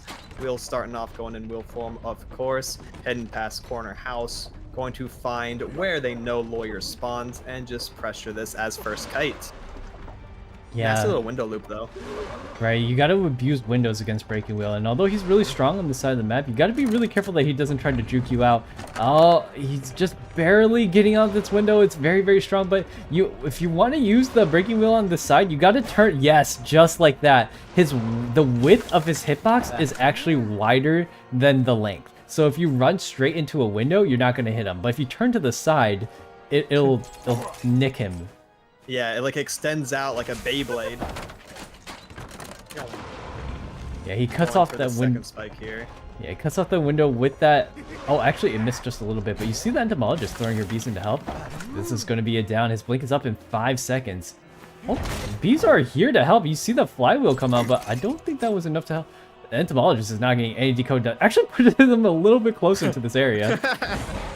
And the flash auto coming out regardless of bees. So yeah, just a little bit of wasted time from the Ento in an attempt to support with the bees from across the map. Lawyer now going to get chaired. And Breaking Wheel does see that machine was being worked on. I wonder if he's going to commit to barmaid in the graveyard area. This window in particular is extremely difficult to play around. True. Because of how long the wall is. You know, Breaking Wheel has to cover a lot of ground. But barmaid just running straight for it. Getting body blocked by the wheel animation and an early hit. Yeah, you want to do as much damage as possible, and even though barmaid is able to heal up just a little bit of that health, it's not going to help her out. Oh, actually, she's not healing it up at all. She's not drinking that Dublin. It does make her decoding speed a little bit slower permanently if she does decide to drink it, but it's better than going down to 1 spike. Yeah, that is pretty scary, especially if he gets a little bit more presence, right? He's going to be able to apply it when he gets out of the wheel form, snap, and she's just going to go down. So she has to be worried about that. It looks like we're just back to this one window loop. Lawyer still needs to get 2 spikes in him for the snap to go insta-down. I do believe, I haven't seen Breaking Wheel in a while, but I believe that is kind of correct. Yeah, that's correct. He only needs 1 more spike for a snap, or you can just regularly hit him. Careful with the flywheel. There it is. A little bit of a Thanos snap going down. This is second chair with 2 machines done. I see one at 15%. Into pinging it. Yeah, we want to be. Merc is here. Big apologies to any watchers that right now that get motion sick pretty easily. Even I'm getting a little sick watching these circles going around. That's the daily life of a Breaking Wheel main, though. You get used to it. You gotta watch, you know, 3 Tokyo Drift movies back to back to back to really master this character. So this player definitely did that. Is drifting around the center, getting a little spike on Merc, interrupts the rescue animation. Merc's just playing around with it right now. Careful, you don't. Not the last one. That was close. Mercenary, very well disciplined though. Does get the chair up at the last second. Lawyer taking a spike. Drops the pallet. Same animation as getting trapped, which is funny. Yeah, the lawyer is almost down. Like, he doesn't have to get a second spike in him for to be hit, because there's no, she can't go through this pallet, but the bees. Oh, the mercenary was actually the one who ran into the trap. The blink is up in not too long, but the spike trap is just a little bit off. You gotta be careful. This body block is going to be so annoying from Mercenary's part. You gotta be really careful going up this area because it's very tight and it can be very annoying for hunters, but he maneuvers there perfectly. Fall down. My goodness, almost on the basement too, but again, a lot of discipline on the wheel as well, driving perfectly. Yeah, he turned the wrong way a couple of times. The braking wheel does have blink. He's probably gonna have to blink through this and try to down. Oh, he swings through the mercenary. Oh, they're trying to force heal the mercenary out, but actually he gets a trap on him. Maybe you can get a free hit on him. Oh, He did, and with 3 spikes and a Mirko's instantly down, and then the machine is popped. So we're just gonna go into the end game here. Wheel Yeah. really good on this map though, bouncing between the doors and constantly pressuring. So it's gonna be interesting to see where the survivors go and how the positioning all, you know, pans out here. yeah, it was really good communication on their part to let them know that, hey, even though 2 ciphers are up, both of them are primed, and they both popped it at the exact same time. Going from 2 to 0, very scary for the hunter if they're not prepared for the double pop. And now we have the speed doubling going in. You know, can she make it to the corner? You saw that she was able to actually dodge through that, she was able to flywheel through it. Is this door open? It is Door open. is already open. You gotta be very careful with this, because if Entomologist manages to block the hit, she might And they're just gonna both run out. Oh! Wow, this wheel is really good at that auto attack. Yeah, the swinging around survivors trick, that takes a lot of practice, and, you know, oh, careful with the train! It's coming! Oh my gosh. I heard the ding-ding sound, I was like, no way, get out of the way. They might still come in for a rescue, though, because Breaking Wheel doesn't take the tension, and she is relatively close by the door. If they manage to have a tied rescue on her, which I don't know if they have tied, but they will still be greeting for this rescue. It's very, very risky as a play. Mercenary is here, but with them both hurt like this, if he downs the Mercenary, he could be going down as well, because if Mercenary is a spike, he's going to take 3 points of damage. It looks like this is another probably tie with extra steps, but there is, you know, a lot of room for something really crazy to happen. We've seen it once, we've seen it 1,000 times. I'm a little scared of what the survivors are planning. They're getting a little devious out here by the exit gate, pulling up their spikes and then seeing what they can do from there. There is another chair left in the barmaid, so Ento might do the reach around again, try to go around the side, and maybe get the rescue off. She's just playing around at the current moment, though. This is Just thinking really about it. risky for them. Mm-hmm. Oh, She did flywheel the spikes. Oh, but Merc, Mercenary oh my never goodness. pulled out his spike. He didn't get it off in time. The flash grab. Barmaid's, Oh, no. You're not gonna make it to barmaid in time. Ento. Oh my goodness, see, now they're getting a little devious with it and are punished for doing so. Yeah, that was really, really risky of them to hang around the door like that. He tried to pull out the spike, and I think he primed the spike to be pulled out, but didn't actually pull the whole thing out. Oh my gosh, this game completely did a 180 right here. Plush is bringing it back. Oh no, he missed the spike! They're gonna have to get another spike on this Entomologist before she decides to run out the door. Travels a little bit far. She is going to do the rescue. Yep.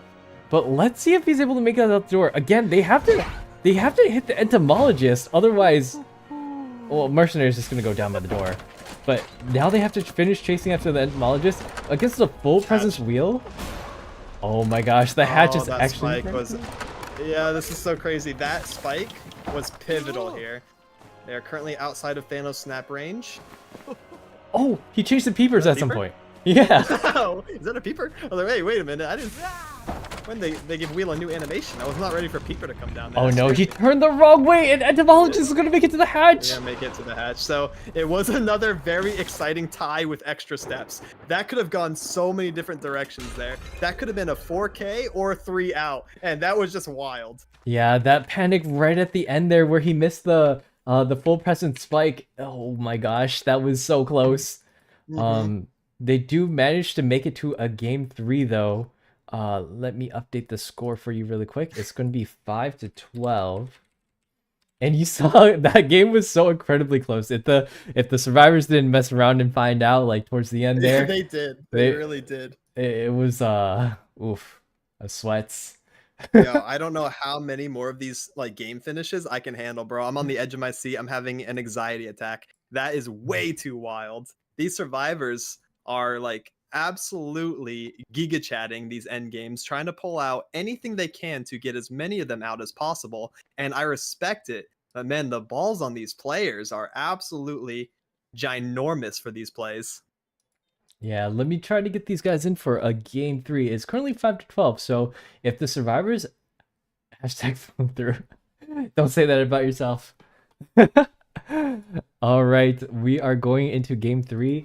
So it's although Team Plush is a little bit behind, you saw that Team Plush is perfectly capable of pulling out a win. Let's get into the spectator group right now. I will invite you separately because I don't know. I think you got stuck last time. Yep, I'm here. Okie doke. And it's going to be Team Plush on surviving with Team Dream Bubbles on the hunt. Now Team Plush is quite a bit behind, so they're going to need at least, let's see, if they get a 3k, it'll be 8-13. They're gonna need at least a 3k to maybe draw it. And if they're able to draw it, then we'd have to go to the final game of game 6, and it's gonna be up to them to get a 4k or a 4% escape. Mm-hmm.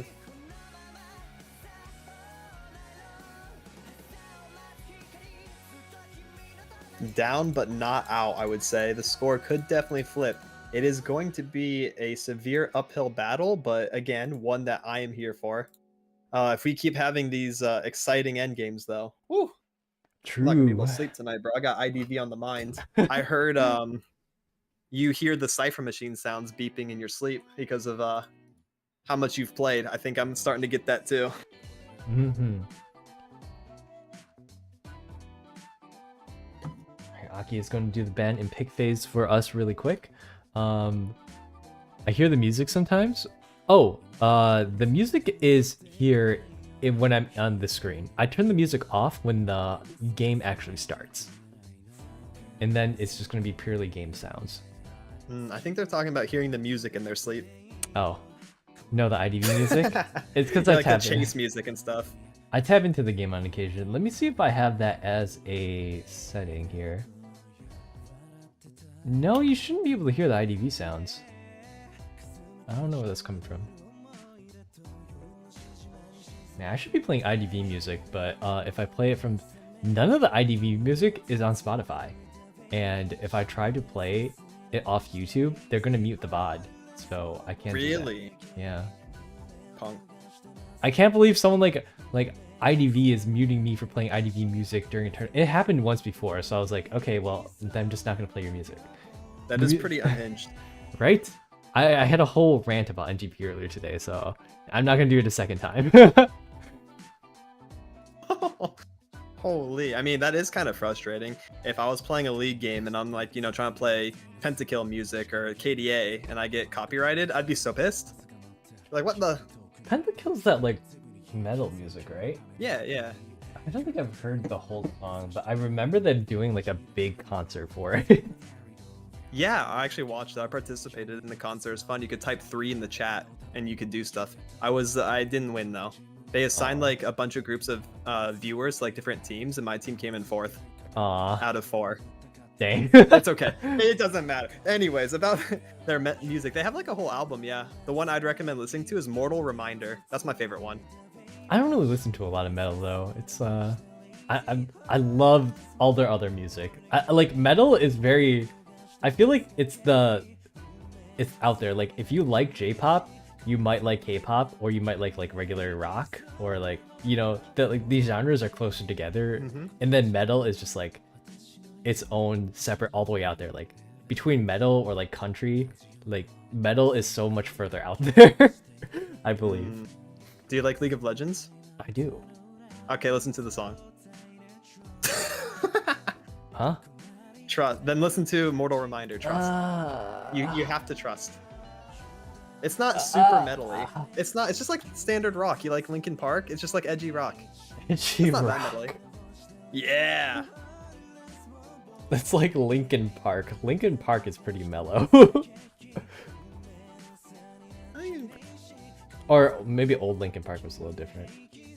Hello, are survivors here?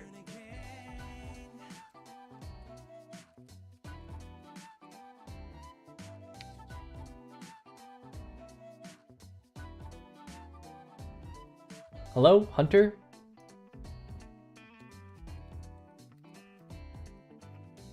Let me post this in the chat really quick, try and get their attention. If you are the hunter for Feng's team. Oh!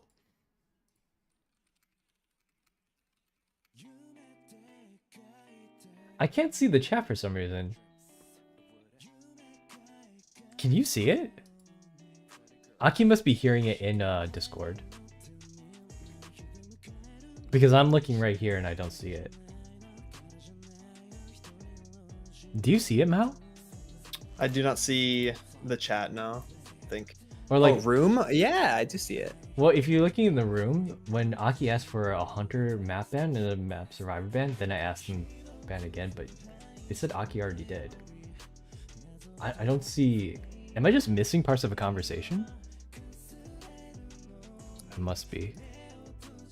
Just a reminder, getting 3 kill, continue the match time for hunter map ban, arms, survivor pick. Okay, I don't see arms. I don't see arms. Okay, they banned arms. Okay. Survivor pick map, Chinatown. I'm kind of relying on Aki right now. I don't know why my room seems to be bugged, but if I were to show you guys... yeah. Yeah. Just so I can show stream really quick. It is, when I go to the room chat, there's clearly some dialogue missing here that I'm not able to catch up on. Mm-hmm. Yeah. Yeah, you can't see any of their chats. You only see Aki's. Kind of crazy. Yeah, I see everyone.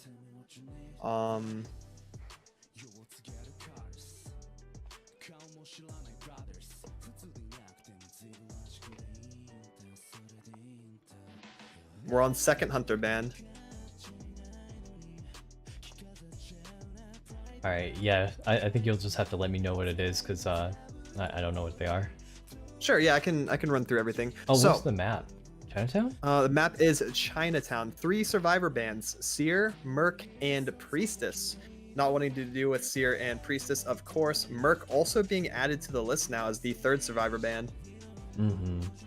Very good choice. Merc is a very strong survivor, regardless of where you put him. Then next is 2 hunter ban, Aki says, with no response quite yet. Looks like Wax and Sangria, so opera singer. Okay, pretty good bands, if I'd say so myself.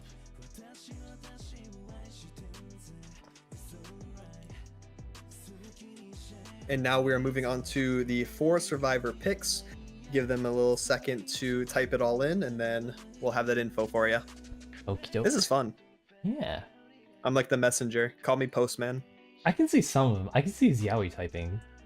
I can't see anyone else typing, though. Let me take off my... Why is that's really weird? You know, I think that means. I think they muted you, bro. They muted Sorry me? to say. I think you got muted. Yeah. Well, no, that wouldn't make sense. I would have to mute them. I know. I'm just messing with you. Wait, are they on my I think ban you got list? muted because I think you're cringe, maybe. No, I gotta check. If they're on my ban list, then they can't play in this tournament. That would be funny. I don't think so. I don't recognize the name. All right, we have FO, Cowboy, Gardener, Lawyer. It's gonna be kind of fire. Okay, looks like we're ready. Map selection is on. Let's go. Let me mute this really quick as we head into this section. Oh, music's not paused. Did they say who the hunter was? I don't think we know the hunter now. Okay, well, it looks like a Night Watcher. Very strong on this map, as the wide open areas let him get a lot of sucking distance in or dashing distance. Hey, yo. What distance? Sucking. Sucking distance? Yes. I'm trying to be in sucking distance of Night Watch. What the Alright, heck? so that's good. So Hold on. okay, so yeah, he's really good on this map. I like being able to do his dashes down the very long streets as well. Good in both the middle near the bonsai tree and also in the back alley. The back alley is not really where you want to get sucked, so ideally that doesn't happen to anyone here. Yeah. Oh, looks like I'm getting a birthday raid. Hello, Lily. Welcome in, Raiders. Hold on, let me switch scenes really quick just to say hi. The round hasn't started yet, but thank you so much for the raid, Lily. We are currently in one of the last matches for the tournament, so we are going to go back into the game scene and watch this Night Watcher hunt. And thank you so much for the raid. I'm really proud of you for participating in the tournament last week, and yeah, I hope to hang out sometime soon. Thank you for the raid, and thank you for the birthday wishes, everyone. Back to the game.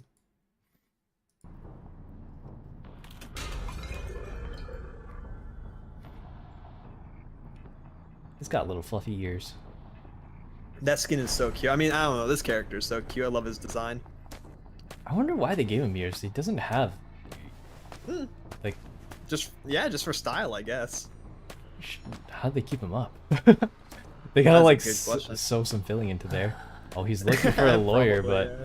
as with the lawyers, he's able to use that map to find exactly where the hunter is. And Paul was telling me about how strong this map is. Look, he already lost the lawyer, the main decoder on the team, and he's able to give him the loop-de-loop around the backside. There is so much debris in this map, so many ways that you can just hide behind something and not ever be an LOS of the hunter. So very good by the lawyer to check the map, know where they are, and then also be able to act accordingly, hiding behind some boxes. Now we see the chase onto Cowboy, so something that Nightwatch likes to do in the beginning of the game is some early sucks to get these little points on the bottom of the screen, use those points to get abilities off. So he is going to be approaching Cowboy with plenty of ability points, gets an early hit in here, and then we'll continue the chase down after. Very standard hunter, other than the ability to enhance their abilities every once in a while. So we'll get some movement speed, another suck in the alley about to happen. Here we are, and then this should be a nice down after a 180. Good auto there to confirm the down. And we are in the first chair situation with all machines pop. Or, I mean, my bad. That'd be crazy. Doors open. All machines still up. Yeah, he used a little bit of his rope there, and I don't know if you saw what happened, but it seemed like the rope got intercepted by the suck, and it made the distance of his suck a little bit different than it used to be. He gets a hit off first officer while he used the pocket watch. It seems like it was used slightly too late, and now he's gonna have to rescue while he's hurt. Actually, the rescue does go off onto onto the Cowboy, and now he's able to get off with Tide Turner. Still's got half a rope to work with. He can use that to get pretty much a lot of distance onto the Night Watcher, or he can use it to iframe the hunter. But he is currently in a corner with nowhere to hook onto. He's going to be going down in this far corner. Gardner is positioning herself to rescue, and it seems like Lawyer is just going to chug away at the Cypher. There's 2 Cyphers already done. It would have been really nasty if Gardner... Oh, she did. She destroyed that close chair. It looks like he has a second one to fall back on. Cowboys should not break away, and this will be chair number 2. Yes, 2 machines have been popped, 3 remaining. One's at 60%. First officer just pinged. Gardner is sticking around for this rescue. Is immediately getting sucked in the shop. Flywheel the auto. Pretty nice for her. And then a hit here. She has to be careful. There is some distance between her and the chair, and Nightwatch is going to flash auto through the wall. He heard Gardner's shield start. Flash auto straight through the wall. Insane 180. Really good listening there from Nightwatch. Yeah, that was a really good play to know exactly when that's going to be up. It is going to cost the plush team their Cowboy, and now he's going to start camping out this Gardner next. You can see that I think it was Lawyer. Oh no, the first officer is positioned fairly closely to Gardner, which isn't going to do him a lot of good. Even though he has that pocket watch, he is hurt, so one hit is going to take him out. Makes it really difficult to rescue off of this chair in particular. The survivor's in a pretty rough position because of that interception there. Being able to... Oh my goodness, he's getting sucked up against that table. Yeah, he's got a lot. He is just swinging back and forth to make sure he can get this first officer to get away from the door, but he doesn't notice the lawyer sneaking behind them. And Gardner does get the bubble off, so he's just going to camp by right by the palace, see if she can get the bait off. But it's not going to work. Nightwatcher can vault that extremely quick. Slow vaulted, but still makes it over. Yeah. Oh my goodness. Help me. Oh This my Carter's goodness. gaming. Oh my goodness! I can't handle this anymore, Hikaru. I can't watch. That was so many dodges. Oh, Oh but my the goodness. terror shock is Took a finally hit, coming out. finally. Oh my god. My heart. I can't handle this anymore. That was so much action. Yeah, they Anyways, yeah, she got her rescue stuffed earlier, and now she just... Oh, never mind, I was about to say something really bad. So she has been hit over that pallet there, near chair, no problem. Go ahead and do that. 2 machines remaining. Right, and because the lawyer came in earlier, there's not a lot of progress on the other ciphers. I think there might be one that has about 50% on it, but that's the most I'm willing to give. Luckily, he's not hurt, but it's going to be hard for the plush team to make a comeback from this one. And you know, it's already, you needed a 3K to continue this match, and if Gardner dies here, it's going to be pretty much over for the plush team. Yeah, based on this so far, only a miracle play can happen here to keep this going. Flywheel is a good start to the miracle. To be honest, I've seen this happen. The shield perfect timing. This Gardner is a gamer. Face in front of death. No remorse, no fear. Finally goes down though. Nightwatch shows her that death cannot be trifled with. Even one shield will not stop him. To the chair she goes, and there also goes the chance of getting 3 out, like you said, Hikaru. Yeah, unfortunately that is it for Team Plushie, but let's see the play out of this game. They are on 1 cipher left, and it sounds like it's around 60%. I wonder what the play is here then for Nightwatch. Camp the machine, stay around the area, and then have Lawyer go across the map and start a new one? Yeah, it's pretty scary as long as the first officer can kite well, to be honest. Yeah, he's got no item to work with, and Lawyer is already starting that item. Oh my gosh. The upward stairs suck. Did you see that tech? Yeah, but he was just barely on that railing, so he gets to live for now. Yeah, if that worked, I was literally gonna lose my mind. I can't handle this anymore. There's way too much action. Yeah, unfortunately Nice. that sucked. That sucked. Yeah, it's gonna take down the first officer. That last cipher, I don't think it's close enough, even though it is a lawyer with the accelerated decoding. It's not that quick, so he's not able to complete that cipher in time. Plus No. this, the Night Watcher does have his trade up, which is Blink. He might have trump card, and if the possibility that he's got teleport, if he wants to trump over to it, is very high. So, good job on the lawyer to sniff that out before it happens and look for a place to sit. Now, first officer is probably going to get up here in a second. Yes, Nightwatch sees that, wants to re-down. That way, don't have to worry about the self-get-up anymore.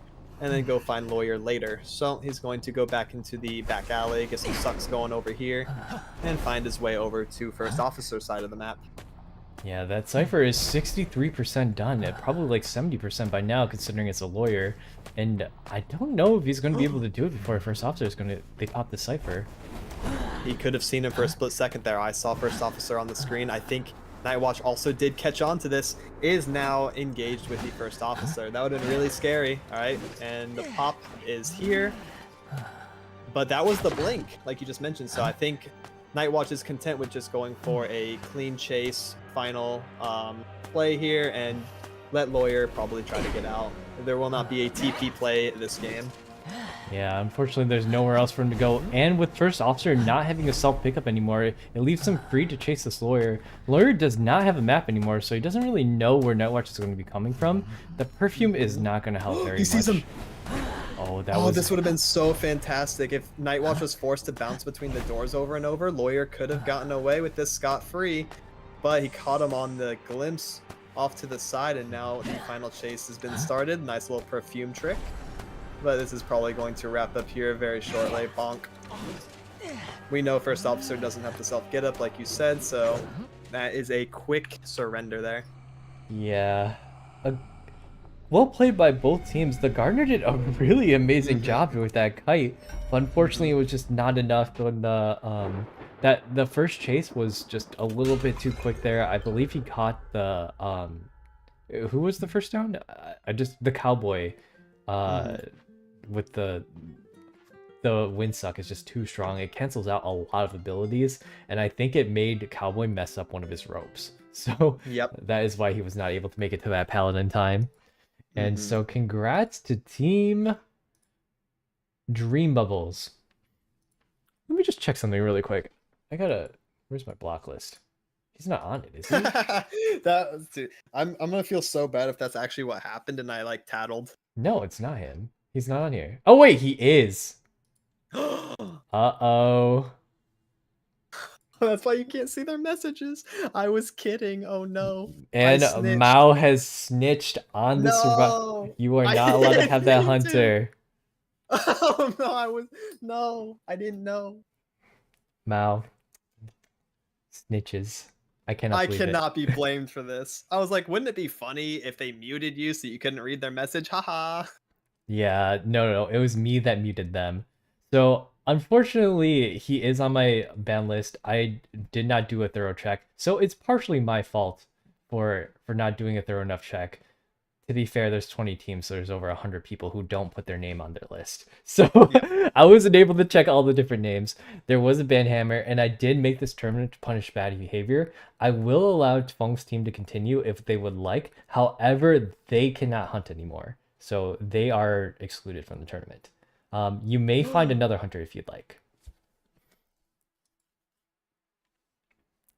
Wait, what happened? So the hunter on that team is banned on my ban list, which means they have been there to shown some poor behavioral choices when it matches with me or some of my friends, which means that they are not eligible to participate. And because of that, I will not be awarding that team a prize if they do not change out their hunter. So that is the short of that. But good job to Team Tree Bubbles regardless. We will be moving on to the next match soon. Just in time. It's 8 o'clock. Perfect timing. Let me see if I can message some of the other teams to get the next matches started. It's going to be... Hold on, let me just score. Well, actually, we don't need this anymore. And at 8 o'clock, it looks like you're having Tempo Mao as your co-caster. Yes, sir. For that time slot. All right. That's So I guess you. I'll be going. Good luck with Tempo. Have fun. It was nice being here. All right, we'll see Temple in a bit. Hold on, let me get these messages out here. All right, I'm in. What's going on? I'm ready to cast today. Hey, welcome back, Mao. Let's go. I'm ready for the 8 o'clock slot. Some more exciting games. But actually, I'm going to go to the bathroom if this is intermission time. Yeah, go for it. All right, bet. BRB. Don't snitch, chat. No, please snitch. Happy birthday. Thank you, Aru. I appreciate the 100 bits. Acting badly isn't good? Nope. This tournament was made to promote better behavior and better, how should I say, cooperation between community members. It's made to promote a more positive community. And if there's someone like who spams sprays or someone who is just generally disrespectful in the community, they really don't have a place on this stream. So, with that being said, I know they didn't really do anything bad in the game, although I'm pretty sure they did one time. I probably should have noticed at that point. I will not be allowing them to participate in the next matches. It is up to you what you like to do with your team phone, so just let me know and I will get that set up for you. But I will advance your team.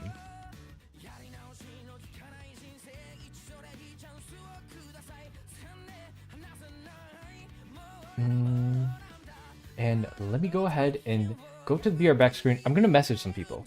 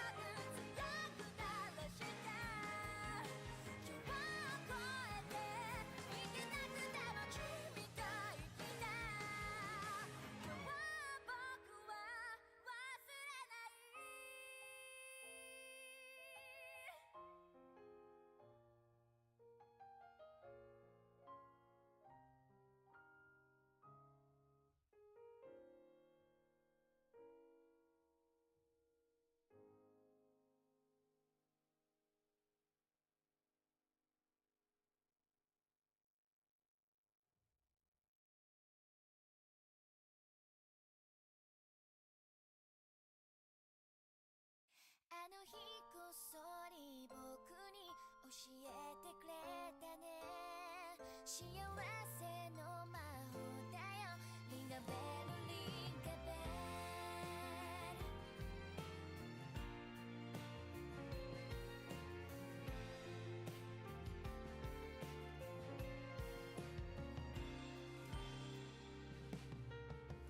ドレミ優しいピアノがファソラファソラ聞こえてくるんだいつも嬉しいことがあった時はおまた10歩君の家までありがとうずっとそばにいてくれたね Yep. Hello everybody, we are back. So hopefully Feng is able to resolve that problem for their team. But we are going to move on with the next match. It's going to be Team 9 against Team 15. Let me update the team names. I believe it's Team Pokemon versus Team Pollo Locos. Those are pretty good names. Yes, sir.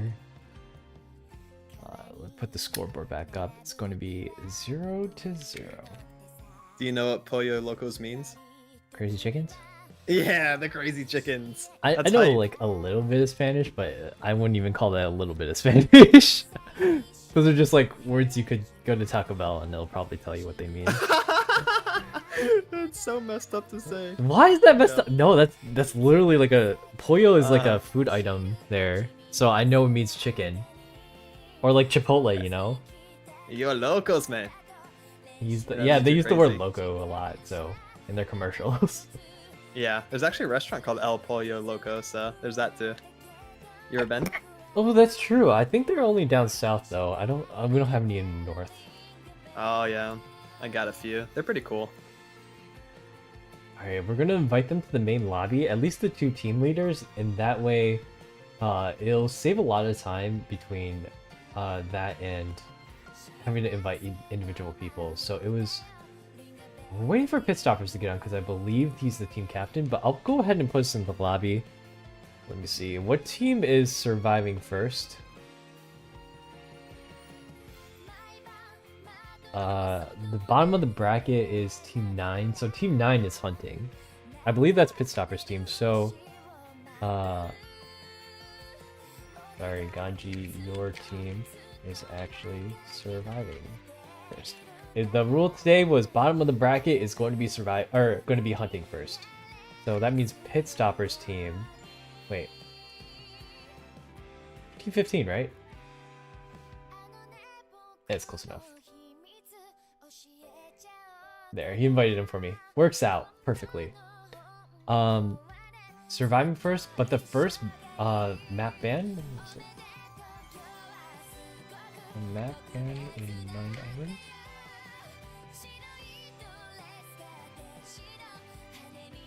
Crazy chickens for the win. Think I got someone? Okay, just make sure to run by me this time, Fong.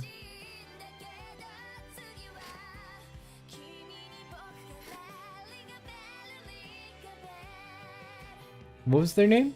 Just send it to me in a DM and I will check after this match.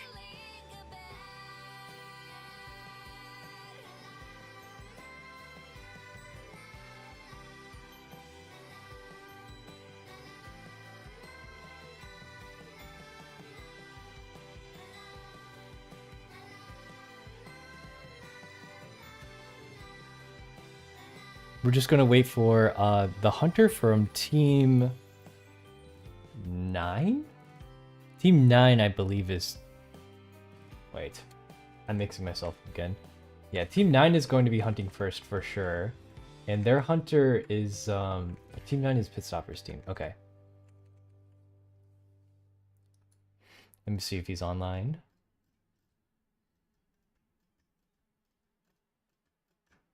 I don't think so, not yet. We will message them if they are. Oh, Soul is actually filling in for me as a stand-in mod. Thank you, Soul.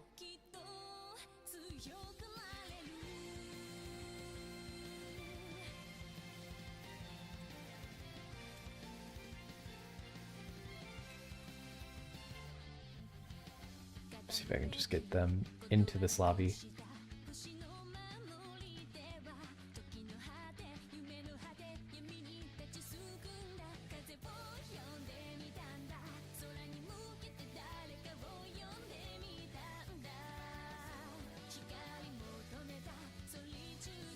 Okay, well, I can let them know that their first map ban is going to be Ever Sleeping. And then we'll let the hunter pick the map, and then we'll move on to the 2 survivor bans.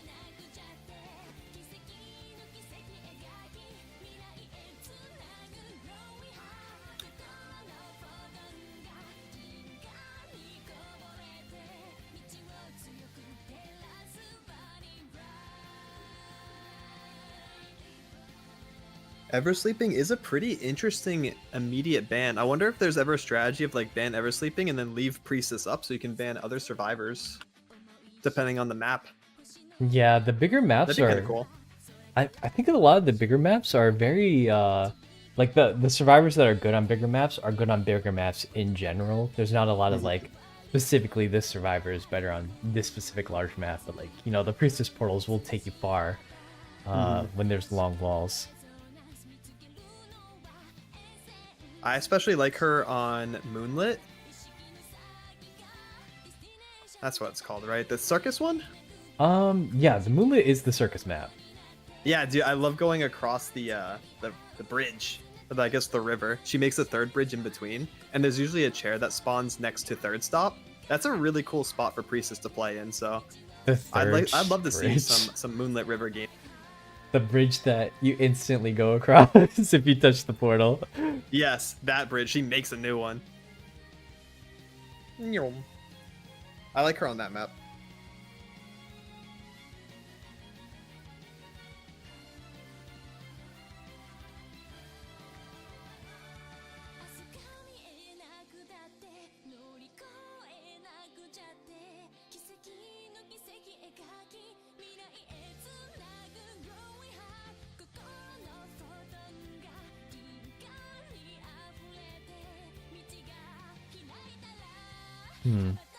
Where's their hunter?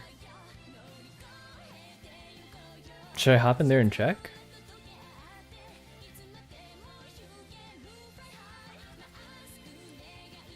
Oh, let me try to invite them one more time.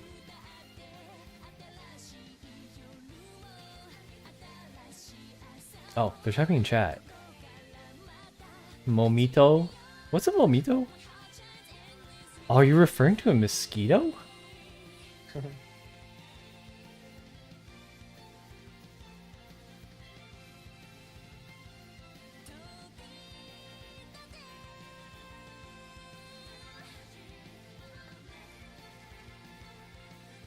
Is there a way to get into my, like... Oh, no, there isn't. I'm tired, but good luck, Pollo Locos. Yes, this tournament has been going on for 8 hours and 21 minutes so far, so completely understand if you need to take a break, get a drink, go lay down, whatever you need to do. after this tournament, there is going to be another 24-hour stream tomorrow, starting at 7. Sheesh. You're gonna join me, right, Mal? You did your Yes. We're not playing Call of Duty though. Oh man, no COD I gaming. watched you play it for like 20 minutes and I was like, ugh. There's so Oh, much screen shake there. Yeah, dude, it's infinite movement. It's actually like 3 times as bad as Apex, and that's if you're like playing Octane You're and not jumping around. right. You're not even moving as fast. It's just the screen shakes 3 times as hard. Yeah. Plus, like whenever you get hit by that grenade or something, like the stun grenade, it just everything. Ugh, I'm dying. Yeah. I'm nah, dying in real yeah, life. Yeah, no, it would one-shot your equilibrium. That's true. I did fill out my form though. I did. You'll be very interested in the name that I put. Let's go. I haven't looked at it. Oh, I grief like whenever I do a form for collabs, I put like a 3-paragraph I see. to make it like as annoying as possible. But it's just light fun. I did fill out a couple of the games, so if any of them fall in the time, then yes, I would be down to play with you tomorrow. I would have to re-rent a SCP server if I'm going to do it again. Right. That is annoying.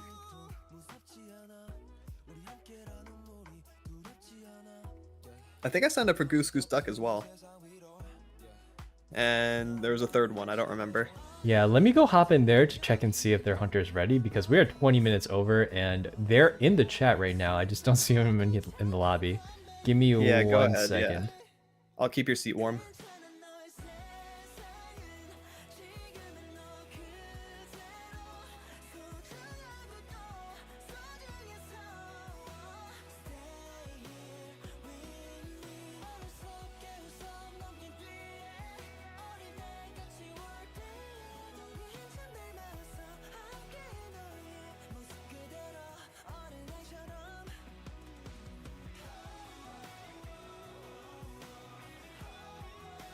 It is what it is. All right.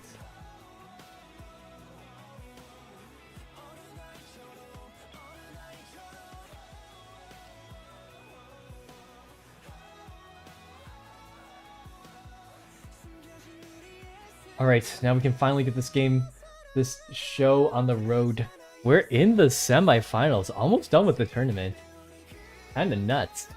That is crazy. Yeah, down to the wire here. Gonna finish up the entire tournament in your stream. Yeah, I think so. Wow, all the way through finals. That's exciting. 14 hours. Well, I mean, after today, I'm gonna have to. I do that 24-hour stream, and then after that, I'm leaving for New York on Wednesday or Thursday. So, if I go Monday and Tuesday, I'm probably gonna fall asleep to death for Tuesday into Wednesday, and then I gotta use Wednesday to get ready, and then I leave Thursday morning. That's a very tight and packed schedule, but honestly, that's not a bad one. I think recuperating, like sleep, yeah, you're gonna die. After my 24-hour stream yesterday, I slept last night from 8 or 9 p.m., somewhere in there, to 12 p.m. today. So it's like 16 hours. If you can pull that off, you'll be bing chilling on Wednesday and then be able to prep to leave. Mm-hmm. All right, it's pick. You pick church? Wait a second. Okay, Pitstopper's church. Priestess and Antiquarian Band. Okie doke. Ready when ready. And you know, I don't think any of these other people are on my ban list because I haven't been muted by anyone else, so... Or I haven't muted anyone else. We are looking good.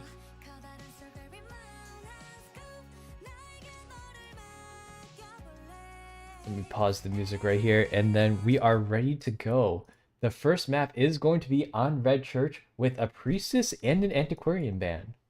That is interesting. This is my first time spectating Red Church this tournament and being able to commentate on it. Now, Red Church is a smaller map, tends to be a little Hunter favorite in a lot of situations. A lot of the spawns for Hunter are also red carpet side, so that's going to be really interesting knowledge. However, you do get to pick your spawns in this, so they're going to know pretty much where everyone is, and I think that's really cool. So Red Church is going to add a little bit of flavor to the game so far that I've seen. Excited to see what Hunter is picked. Yeah, we're waiting on them to ready up right now. We're just waiting for the confirmation from the Hunter as well as one more survivor. They're hitting the button. let's get the show on the road. We are 20 minutes behind schedule. I didn't realize it was almost 8:30 already. What the heck? Yep. Man, Sorry, we can crack open a cold one to that. Oh my gosh, you're supposed to be getting a surgery. This is my 4th soda today. You know, by the time I get back, you should be recovered, right? And we can start working on our podcast and stuff. We can advertise it right here, right now. Oh, hell yeah. Come watch our podcast. That's a crazy way to announce that, by the way. But Oh, yes, I've I should be mentioned it. okay a few days after. I have mentioned it before on stream a couple You of have? times. Oh, I've been keeping it quiet. Oh, hey, yo. I haven't really mentioned. Well, I didn't mention the podcast itself, but I mentioned that we're like putting a group together for stuff. Yeah. Okay. Didn't we talk about it when we were playing the forest? I don't recall. Huh. Maybe it snuck by. I haven't really been like announcing it or anything, but it's pretty hype. Yeah, I can't wait. Yeah, either way, we're going to be playing together soon quite frequently. Make sure to check out all our channels. Ooh, this is that S tier accessory that I was talking about for Naiad. I don't think Paul has seen it, so if he's tuned in here, this is a good chance to see that the S tier Naiad accessory. It's a little extra, not gonna lie. Have you seen this one, Paul? It might be my first time seeing it too, unless I like know what it is, but I just don't know what it is, you know? It's very noticeable. There's no way you won't notice it. Okay. If I've seen it before, I'll definitely call it out. Looks like Naiad is starting in Backgate area. That's pretty cool. Yeah, and his chase options are lawyer and cheerleader. If she's able to catch up this lawyer pretty early, the spawn locations for back of church are not that great for lawyer. His only options are to maybe try to run into church or maybe hide, but you're not hiding from an eye for very long, I don't think. Nope. Especially not when she's drawing her circles and turning off some areas while being able to pressure other ones. It's going to be a tall task for the lawyer to get out of this shack area over here behind church. Yeah. I'm not seeing anything too crazy with the S tier accessory. Yeah, I do see the lotus on her butt. Yeah, you don't notice it just yet, but when it starts to get flooded, right. you'll notice it a lot. All right. Does look like he does jump through the church window, dropping a pallet, going out that side towards graveyard. Yeah, if you notice, and in the other window. the hunter is looking down to get that trait. It gives her a little bit of movement speed if she's currently not in an active chase. Do you notice it Very now? good Like for these movement. little lotus petals? Oh! Yes. That would have been a terror shock if it were not for her, if it were not for Lawyer's ability to not be able to get terror shocked. I love that about Lawyer. I think that makes him a really good beginner character. You're not punished for simple mistakes as much, but yes, being able to vault out the window, only take one instance of damage, not getting terror shocked is really good. Now able to kite in this area, immediately goes down, flying around this pallet, and that is going to be the first chair with most of the machines around 50 to 70%. Yeah, the lawyer was a little bit nervous to drop that pallet down. It looks like he wasn't able to get downtime, but if he was able to, oh my gosh, he would extend that kite for so long. Oh my goodness. Do you see this? accessory? I know, right? It's so extra. Yeah, these are League of Legends particle effects, bro. It looks like I'm watching KDA. Yeah, when she closes her circles, the water puddle turns pink, so you know exactly where the inside of the water is. That's kind of pay to lose, no? A little bit, but when they all get mixed together like that, it's kind of hard to tell regardless. Mm-hmm.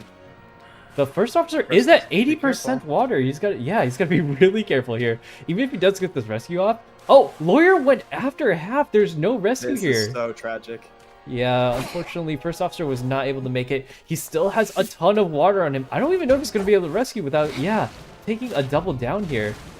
And because he got popped, the lawyer is very exposed now. There's not a lot of places he can go. The entire area is flooded out by the Naiad. And there it is. Blink auto. Yeah, the blink auto plus the full presence Naiad now. Yep.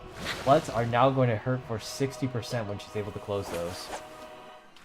Very scary situation to be in. Yes, that first officer was intercepted even before the center of church, so it made it really hard for him to rescue. Procced up the water, up to 80% before even getting to the chair, and then obviously the above half rescue on top of it. Definitely not good for the survivors so far. Naiad is also finding the heal and finding the downed first officer, going to pressure the psych here a little bit, get her up to 50% water, mayhaps just go for the chair. right now, and pretty happy with that hit. Yeah, the first officer did spend a lot of time on the ground there. Unfortunately, that double down was pretty devastating, not being able to get lawyer before half. They did finish 3 ciphers in that amount of time, but cheerleader just barely started another cipher. And although first officer can live on this chair for a long time, he's got to live long enough for them to kite to do another full 2 ciphers, 3 of which are all in the line right next to them. Oh, yeah. Actually, all 4 are in the line.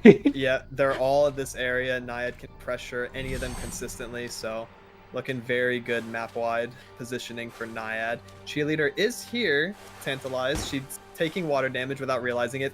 The actual area, as you can see in the back there, covers this entire circle of the chair. Also, the rescue is looking a little late, and it has reached above half. That cheerleader got intercepted at the chair. Wow, very scary. Yeah, now Psychologist's turn to go in for a rescue. You gotta be careful, the water's gonna build up. Oh, and she does get terror shocked and water hit. If you spin around in small little circles, it makes it so that survivors who are trying to get the rescue off are going to take 60% water. 2 of those circles and you're instantly dead. Yep.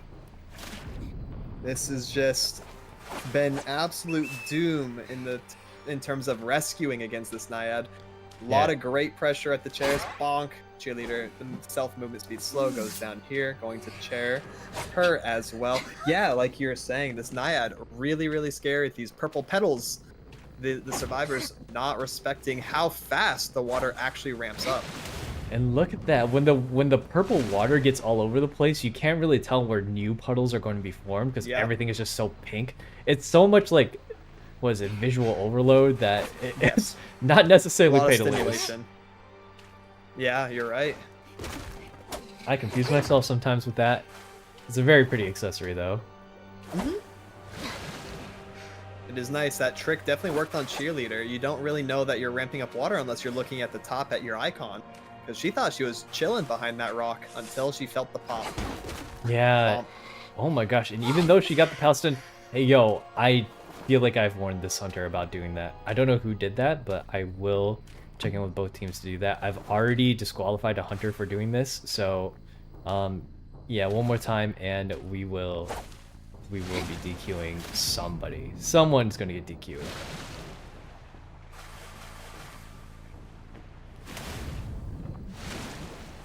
Cheerleader is coming back to pick up that psychologist, and she's zooming out of there. She's got one more cheer to go, so she can actually buy a ton of distance with that. She goes, kind of get around here and over the window. Naiad very quickly just says, "Not your good, Cheerleader. Gonna go to Upper Broken and find the psychologist here working on a machine." Much easier to chase target, especially in this area. Yeah, this area can get easily flooded out, but if you're a survivor, you want to transition as much as you can away from Naiads. When she's full presence, though, it's a little bit too difficult since she can cover out these entire swaths, and all the ciphers that you need to do are on the same section of the map.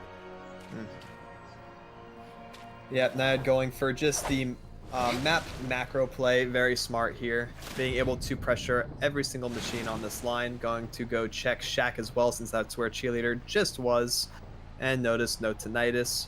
And time to look for either the dungeon, that way Naiad knows what to play around, or wait for Psych to get back up, because then she knows where the survivors are. Quick TP back to Middle Broken. Going to continue pressure on the psychologist who's down in this area. Also looking for tinnitus again. Yeah, didn't get even a whiff of it until she's all the way towards this backside of Chapel. Or when she went to the backside of Chapel, she didn't get a whiff of it, and when she teleported back, she also didn't get a whiff of it. So a little bit lost on what to do here. I mean, it does take a while to look for the survivors, but at least she's going to know where the hatch is now. She's explored the 2 other options, so it has to be in that back gate area. You can see Cheerleader coming in for the rescue. It's just going to be a quick heal up, but at this point, it might be better just to let that psychologist go. They probably want to go for a hatch play because I don't hear either of those 2 ciphers being near done yet.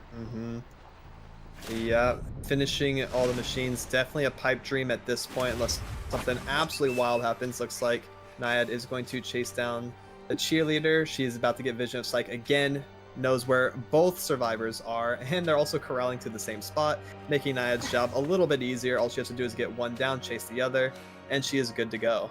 Yeah, the psychologist is like almost 60% water. Like, she used the flywheel to get a little bit of distance away, but it's not enough because Naiad is just so quick with it. With her, when she throws her harpoon out, I believe her movement speed is up like 30 to 40%.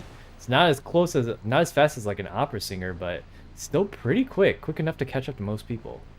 Oh yeah, especially on smaller maps like Church. As long as you keep line of sight on the survivors, she can continue chasing for a long time. And now we're seeing that back and forth between survivors. As long as they constantly keep picking each other off, Knight has to constantly look for the hatch, but at some point she might get sick of it and decide one of you is going on the chair. Yeah, she's very quickly getting tired of this hide and seek game, I would imagine, especially against these characters. The water plays have been absolutely phenomenal though, so I think Naiad is just going to try to end the game as clean as possible. Yeah, she's doing a really good job of cutting all these paths off, and you know, it's gonna take a while for them to officially down both these survivors at the same time. Basically, she's got to down one of them here and then down the other one. But ooh, it looks like that didn't actually close off the hole. But she's doing a great job of kiting. Unfortunately, Psychologist has to do 2 full ciphers to complete the circle, and now Naya knows exactly where she is. The teleport is up this time. I think Psychologist is going to get caught here. Oh yeah, this is what Naiad wanted to see. Being able to sniff out where Psychologist was, probably saw this shaking machine for a split second, and then TP right to it, caught the trails. Now we can finally do some chairs and a surrender coming in. Mm-hmm. I know it's getting late out there for our viewers. It has been an 8.5-hour stream, so if you do need to take a break, take a rest, get a drink, get food, do whatever you need to do. The stream is all recorded and will be posted on YouTube afterwards as well for your viewing pleasure. Yes, sir. We will be going back to the tournament caster scene. Oops, sorry, that was nothing.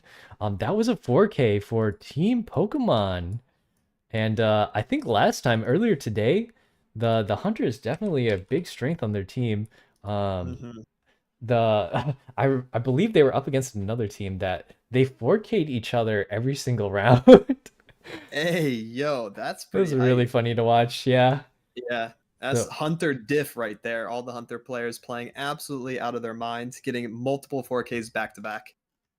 Let me grab the next set of hunters. I believe it's Ganji's hunting this time.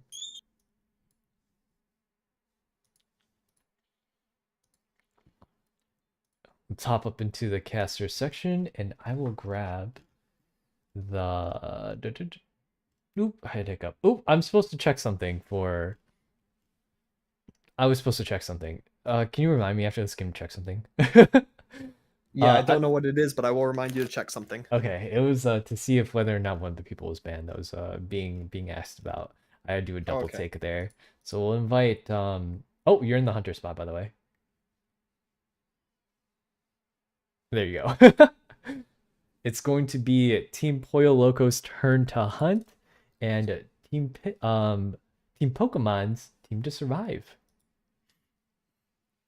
Are they Pokemon the collective, or are they a specific Pokemon? Or are they 5 Pokemon? We don't know. Yeah, I guess we'll never know. That could mean many things, but they do have to adapt and also evolve if they want to finish out their bracket run. Stop being clever. You're too clever. I was thinking about that the whole time, by the way. No way. I just realized there's 2 red church maps because one of them was it's the Halloween thing. Yeah, church at night. If anyone wants to pick that map, don't. It's not allowed. Not a tournament approved map. I don't know why. I think it's like, why is it? Isn't it basically the same map? Are there slight differences to it? I don't actually know. Me neither. I haven't played on it. I remember they used it for their Halloween event with the maze that one time, and there was a bunch of extra junk there, but I don't think that had to do with the map normally. I've never actually done it my own. Yeah, I might hop in a custom and see what's going on with church at night. I don't know. It could just be a vision thing. I really don't know. Maybe. Have you started adjusting your maps to make them brighter? Mm-mm. You should do that. It's very difficult to see during the boggy maps, but I think it was like 3 or 4 patches ago, they made it so that you can adjust the brightness of certain maps. And on Moonlit, it's no big deal, but I think on like Arms Factory or like was it the Lakes? Yeah, I would think Lakeside would probably need it. Yeah, they need a lot of brightness changes. Yeah, Lakeside is very like gray and dreary. And green too. A lot of gray and greens. We dislike gray and green. I looked at my model for a second. I was like, I hope I don't have any gray or green on me. I'm gonna flame him. And then I remembered. I have the both good those colors. colors on me. Black and Wait a red. minute. Well, Yeah. I'm technically monochrome, like rainbowish color, so it's and then black and white. Gray is not exactly like on my palette. I guess you could call it silver. It's not really gray. Right, yeah. You're It's not silver. gray and green. You're silver and emerald. Yeah, wow, so much better, Hikaru. I got a little bit of birthday cake. It's coconut. Yummy, I love coconut. Man, I'm gonna go to New York, and people are like, "Oh Mm-hmm. my gosh, you gained like 100 pounds." Come to me. Always worth it though. All right, we need 2 survivor bands from Evan.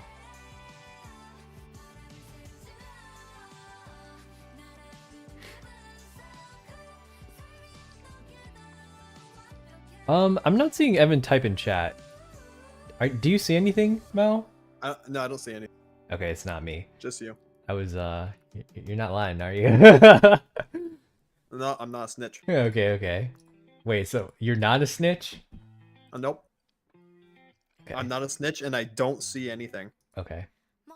Mm-hmm. What does that mean? I don't know. It's a riddle. Alright, well. Hello, Ganji. Do you have 2 survivor bands? Sometimes they type it out. I'm pretty sure this is Evan. Evan needs Play-Doh, right? Did they type it to me?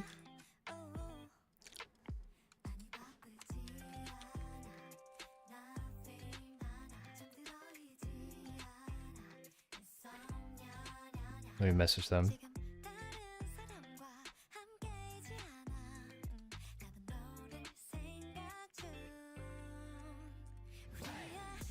Alright, we're falling behind. We need those 2 survivor bands or you get nothing. This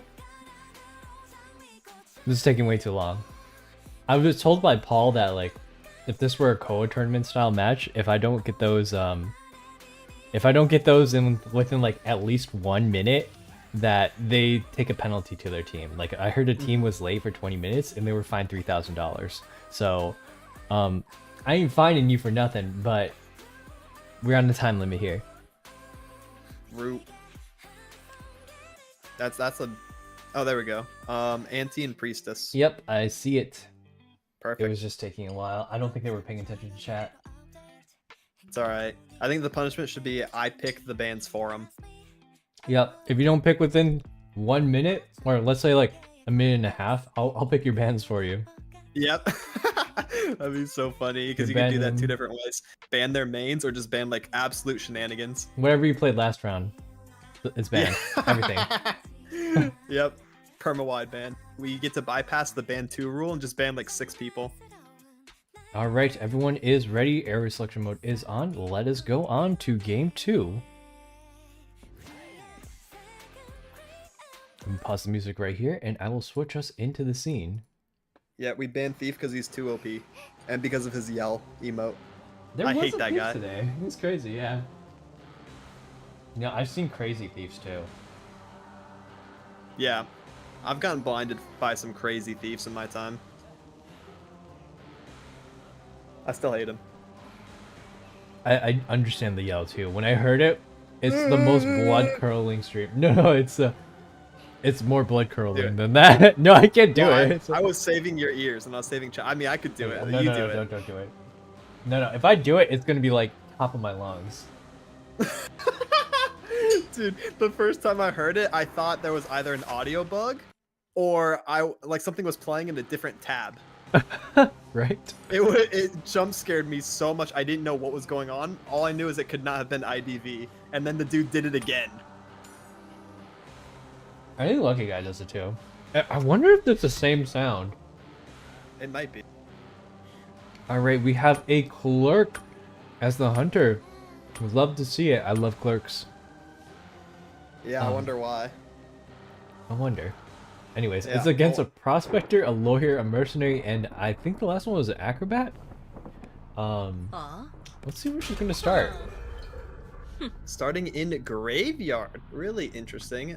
She has the entire map to go. Like if she wants to go to Upper Broken, find someone at Middle.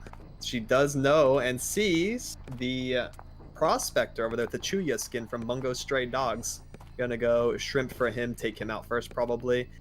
And look at Checking that. out a recording. She knows how to moonwalk, and moonwalking is actually quite difficult for hunters to do if you don't know where you're going. It pretty much involves like looking backwards and holding your scroll up. It zooms in your camera a little bit, but it hides your red lights so they don't know what side you're coming from. We did see him use that tactic earlier to bait out a survivor. This whole area is ruined. It's destroyed. You cannot use this as a hunter. They're slow boxes. Yucky. They're everywhere. They're on top of this pallet. It's everywhere. Gross. Yep. She wants to use this time to just go ahead and clean up the area. Yes, lawyer gets to start a machine across the map, but that is something that clerk and most hunters definitely do not want to play around it now or later.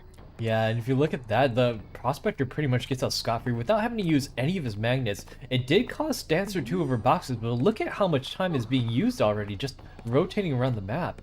Dancer is definitely a slept-on pick during this tournament.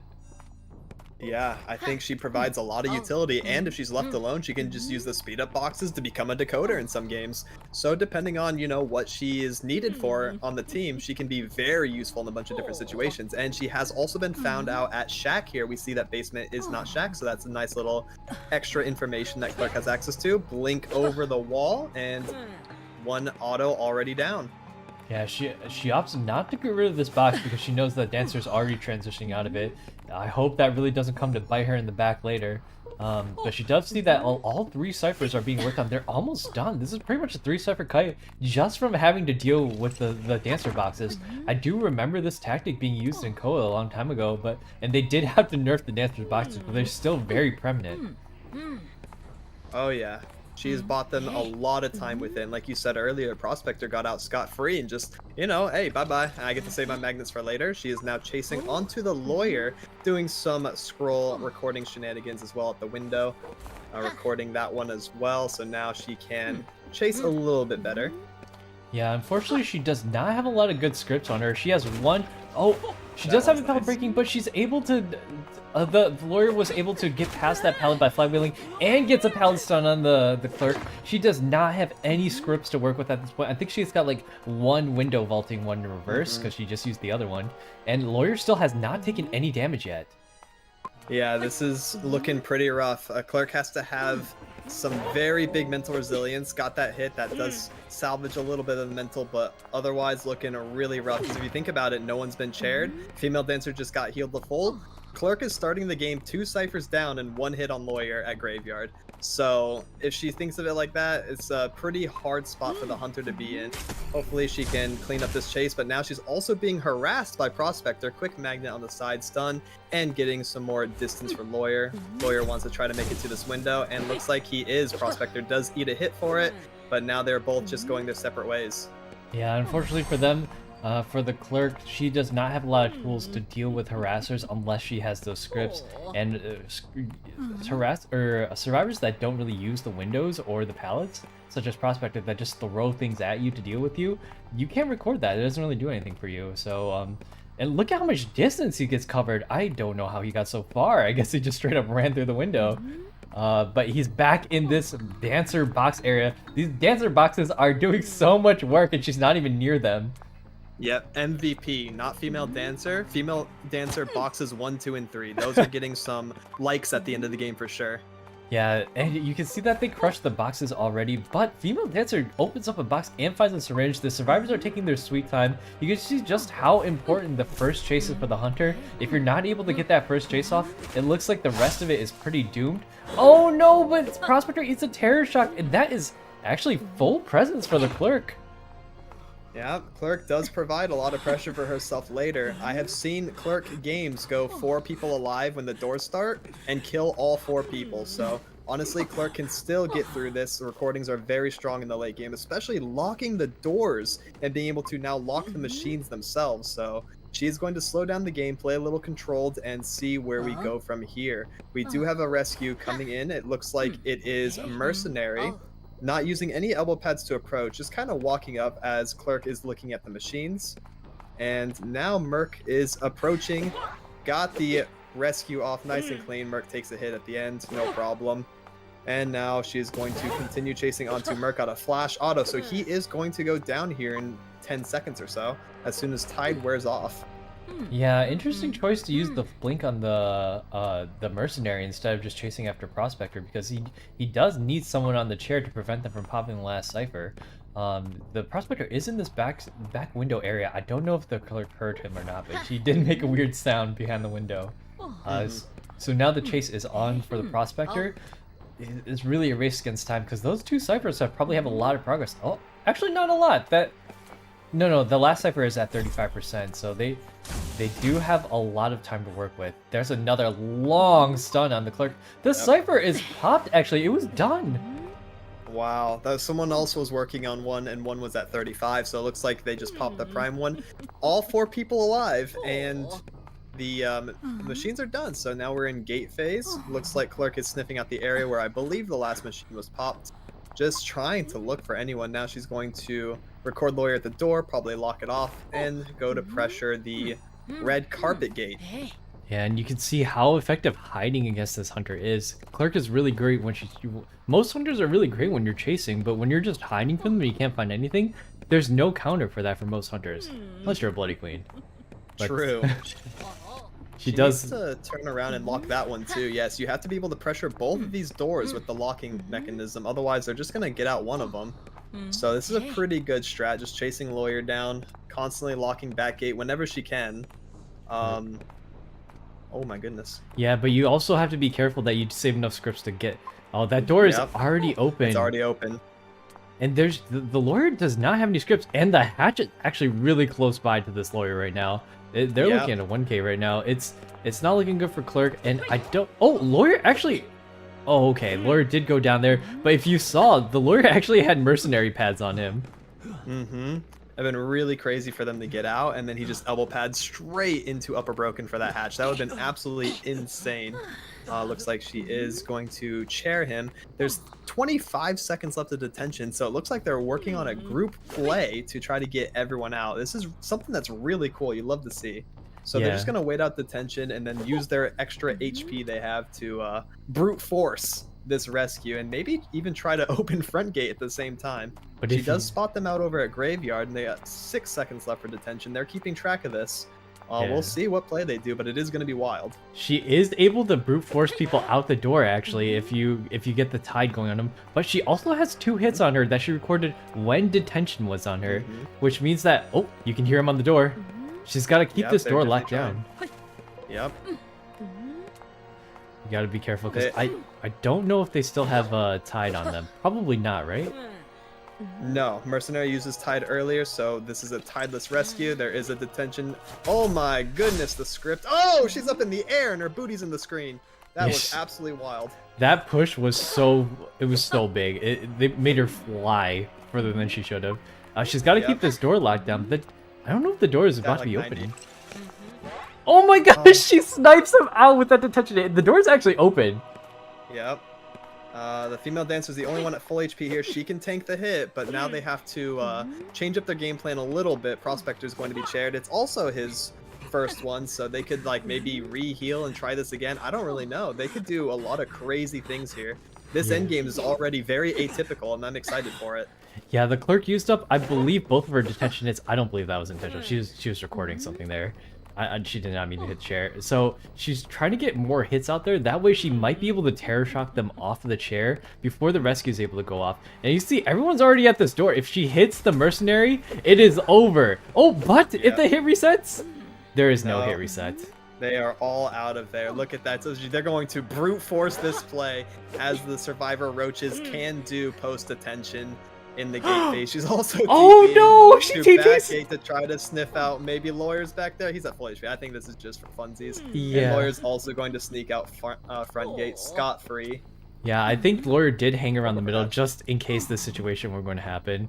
Yep. Yeah, he does not really need to go to hatch here. I don't exactly know where he was, but he is near hatch. That is a 4-person escape for the survivors. Wow. That is crazy. Dude, it's so funny seeing the survivors rat together, all come save one person at the chair in a post-attention phase, gate phase. That's so cool. It is now. But yes, it does. Turns out to be a 4 out.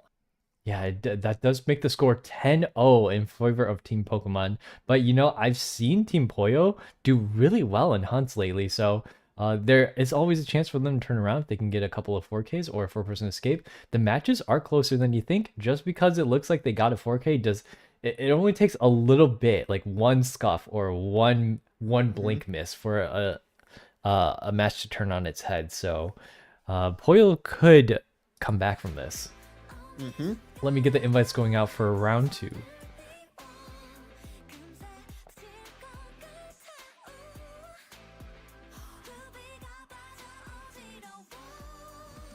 That is one of the cool things about these games that we've seen so far. There are a lot of choices that dictate the outcome of the game. And we see if one choice is mis-executed, well, all of a sudden now the game looks entirely different than how it was going. So it's definitely keeping all of us on our toes here. Yeah, you got to be very careful with those endgame plays with Clerk, because even though her endgame is very strong, if there's 4 survivors up and running, it's pretty dangerous no matter what your hunter is. Like, they can wait that out, especially if one of them's a mercenary. Oh, absolutely, yeah. No tide required. Mercenary definitely pulling his own weight after detention wears off. It's basically like the game has been reset. So it's really, really scary for the hunter to be in the position of, I don't have detention. There are 4 survivors alive, by the way. And one of them's mercenary. Yep. And mercenary can take 3 hits towards the end of the match. That door was being opened. They got to really, really lock down that door. And it's hard enough when survivors know to get off the door exactly when the clerk is about to start recording. I think she managed to get it once or twice, but like when the survivors catch on, they get off so early. And I believe it's easier to do on mobile, but like if you're on mobile and you hit the record button, like it instantly does it for you when you're on mobile. But when you're on PC, you have to hold down the 1 button to record, because the prompt to record other people is to hold down and left click.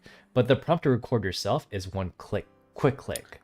So it's almost impossible unless you preemptively hold it down before you use your observability. It's pretty annoying for clerks to have to deal with. That's the life of a hunter on PC, I guess. Those little design issues, like that's why for Dream Wish she's a lot easier to use on mobile, where you can just instantly swipe to one of your sleeches instead of having to hold down the button and then move your mouse scroll up to a different area. Yes, I've heard the same like difficulty aspect transitions to Wheel and also Opera Singer being much easier to control on mobile than on PC. Yeah, for sure. And it just goes to show because it was a mobile game that was ported over to PC. They did not do a good job of optimizing this game in the first place, but yeah, whenever they design a new character, like, oh, now we have to make it work on PC as well. And then it's like wonky sometimes. I think Opera Singer was like a really good example of that recently. They may have poured a little bit too much of the Chemical X into Opera Singer. I'm not sure if you saw the earlier games today, but she zooms. Yep, she is. Yeah, she is the 200 years of this game, if you know the reference. She is very 200 years. I don't remember where the original 200 years came from. I think it was a about Aphelios, right? Yes, it was about Aphelios in League of Legends. People are like, "Oh, why is this guy so crazy? He's so weird."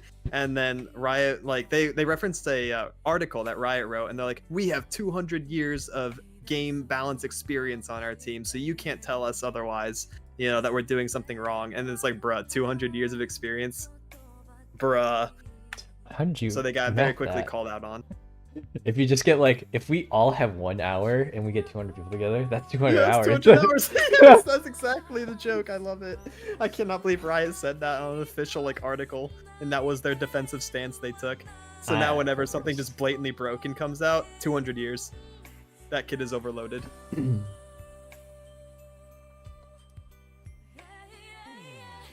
Yes, you are not allowed to repick the same map that has already been played.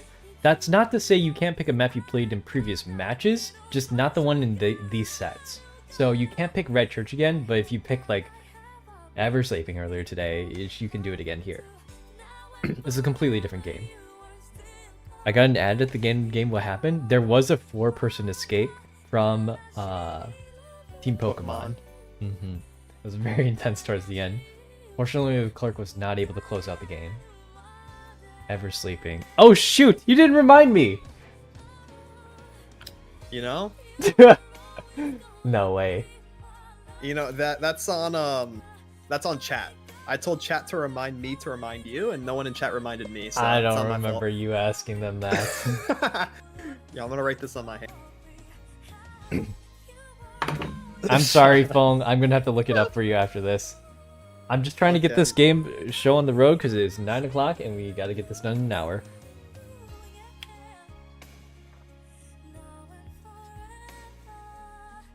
Alright, here we go. Oh, I'm sorry, Fong. We can blame me. You know, I would have noticed sooner or later. When it came to the end of the game, or to the end of the tournament. It's better that I catch on now than later. Right. Alright, Priestess and a Psychologist ban, and then 1 Hunter ban.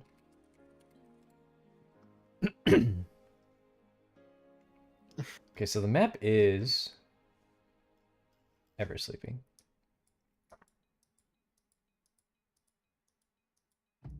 Here it is. Wax Artist is banned. This is a different hunter from their original hunter, which is completely fine. Alright, we are ready. Ready when ready. We're running back to Eversleeping. We are waxless, so we could see a couple different hunters here. Eversleeping is really fun. I think it's one of the more balanced maps as well. It could go either way depending on how it's played out. There are obviously some strong spots for Survivor. There's some strong spots for Hunter, so love to see some Eversleeping gameplay. Yep, now we're just waiting on the survivors to ready up. We got 2 more people.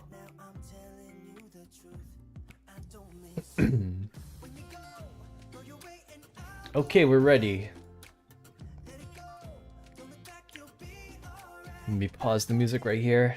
Team Pollo Locos is going to need a really big major comeback to be able to even out the score against Team Pokemon. It is currently 10-0 right now, and if they still might be able to match it up. Wait, what is this hermit skin? Did he always have the crystal on the eyes? What is that? It could be maybe his worn skin. I don't actually know. No, that's not the warden skin. No, like torn clothes, whatever it's called. His outfit doesn't look that dirty. Yeah, I don't know. Anyone in chat know what that is? Yeah, maybe he's hacking. He changed the scar in the picture looks red, which I always thought was red, but that one looked bright blue to me.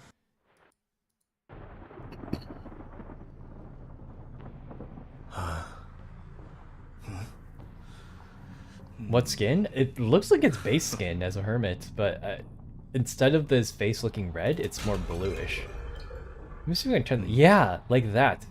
Look, it's blue. His cane is different too. This is a nice skin. I don't know what this is the accessory. It's the accessory. I just noticed Okay. the cat on the back. But yeah, I really don't like this accessory when mixed with certain other skins. I guess it's okay with the staff, but if you notice, sometimes when you point the staff at people, it looks red instead of blue. I'm glad there's a hermit though. Did he connect any of the ciphers? I don't think so. Oh wait, yeah, they're connected.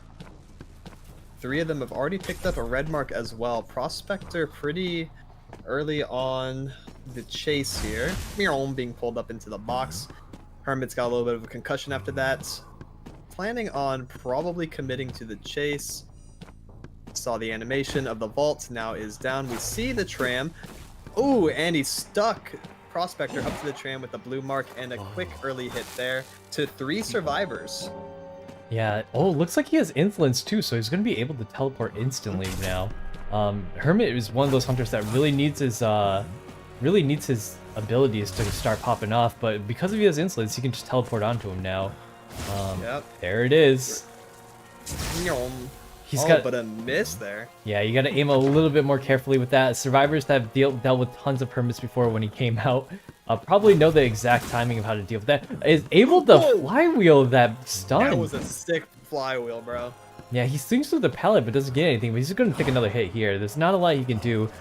There's no magnets left on this prospector, and you know, there is a mechanic in this game, so they do have to be a little bit careful with how they're going to how this hermit's going to do things. That doll doesn't look like it's actually doing anything though. Kind of just like chilling. It's a cosmetic doll, chilling on the side. Oh, be careful you don't get stunned into the tram here. What did you get hit into? Maybe the tram. No, I don't know. It didn't move yet. I guess he just got stunned by nothing. Interesting.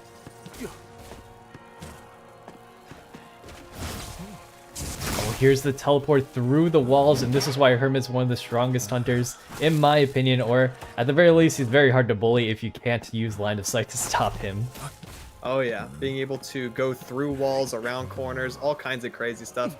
Sometimes the survivors don't expect it, and they can't even see the eyeball up in the air in a lot of these instances, so got another hit there. There are 3 survivors that have taken damage. Actually 4 now. Mechanic took 1, and then boom, Prospector is going to go down here because he was blue marked and everyone else was on red. The approach is going to be pretty difficult for the survivors since they're going to take extra damage. But he's going to cheer him over at Graveyard, trying to get to basement. That seems a little greedy. I wonder if Prospector can break out of this. It's going to be very, very close. Oh my gosh, that was the, like, maybe 1 second left. Yeah, that had to have been. That was such a greedy basement push, but I respect it. Mercenary is here. He can eat a hit, no problem. There are 3 survivors marked, so the share damage is not going to down anyone quite yet. Runs into the stun he left at the top of the stairs. Love that. That is a drop hit, so he might be able to scuff the mercenary here if he doesn't get the rescue, but it's good. Look at how much cipher progress is done too. That mechanic has been chugging away on these ciphers, doing a double decoding on hers, and I believe, yeah, it's at 80%, and Prospector is only on first chair here. Yep, this is pretty rough, but he has very consistent chase down potential. Prospector also went re-down. So Merc is probably going to come for a re-rescue. He can't do it if he's at half. Fun fact, if he gets hit at half with no mark, he will go down instantly since since Hermit does 1.2 times damage. So Mercenary has to be careful of that. He does pick up a mark, so he can re-approach, probably re-rescue again. And we do see which machines are being worked on. Hermit does have that map knowledge, and yeah. Merc is here for rescue number 2. That cipher is primed, but it's very, like, it's not like prime, so they're going to have to be very careful with how they pop this cipher. They do have to decode, and actually you see right there that the Prospector has saved up. Oh no, he was running to the box for a while, but he did save up 2 magnets the entire time he was down. I think one of them missed. Oh, yeah, are they able to force? The first one that he threw at the chair was a miss. That was really nice that they're trying to force heal, but he just says, not, you get stunned, and then I pick up the Prospector here. Prospector is dead on chair, so if they have the machine primed, they need to pop it right now for Mercenary. Yeah, as you saw, like, even one, oh, they finally do pop it, but you saw how slow it was for them to decode that last cipher. It was at like 96%, but with a down mechanic, actually mechanic doesn't have she doesn't have borrowed time. She's just kind of on the floor right now. So someone's gonna have to go pick her up. Well, she's pretty awkward, or pick herself. Oh, there we go. She's getting healed. Yeah, her bot was probably the one on the door that you heard ticking there. So they might be able to get out with a two-person out here.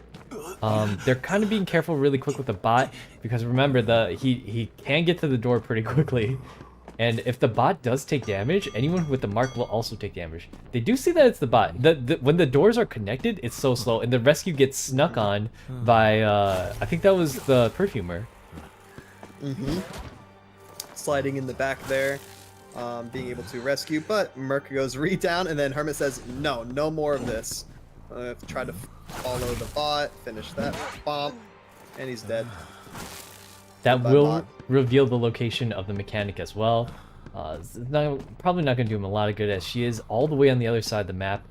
Just misses vision of the perfumer, but if he doesn't pick up that mercenary soon, he might be able to self pick up. It's at 70%. Mechanics on the door. Doesn't manage to touch the door. Ooh. He might just want to tag red here, as long as he's got that detention going on, because they were transferring progress from one door to the other this whole time. That door might be already half open for mechanic. Ooh, that was a pretty spicy hit on the perfumer there. Yes, you're right. I'm pretty sure the gates are close to done, but she has been pressured off of it and is now playing a little tug of war with Hermit. Kind of shooting off into the sky. Maybe it's going to hit Twisted Tree Line from League of Legends, not too sure. Oh, she just flywheeled over it to try and cancel that out. Yeah. And that door is open. It was at 95%. The mercenary and mechanic are both going to make it out of this alive. Great job. Great team coordination there. Okay, I wrote my note to remind you, by the way. Oh, thank you. Yeah. And that is a tie play from Hermit on Eversleeping. Did pretty good there with the chases and the marks.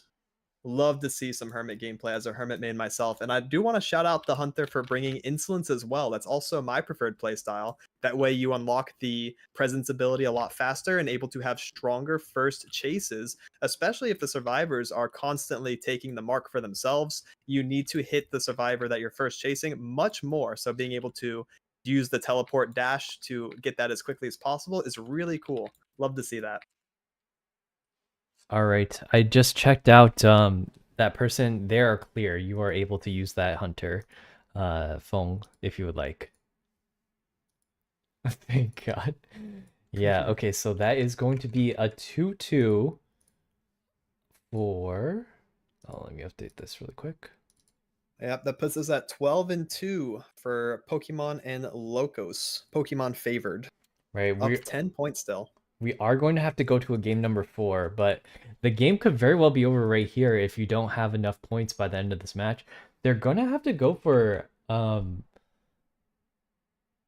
on, how many points do they need? They need more than the tie to advance to a round 5. And, you know, with how the Hunters have been doing, I think it's probably possible. Let me get these invites out here. There's always a round 4. Always a chance that there's going to be a comeback. You just got to do really well on round 2 and 3 and 4. Oh, getting this yawn and the stretch out of the way. Hey, bro, you got like 3 more games to go or something. True. You got to pick it up.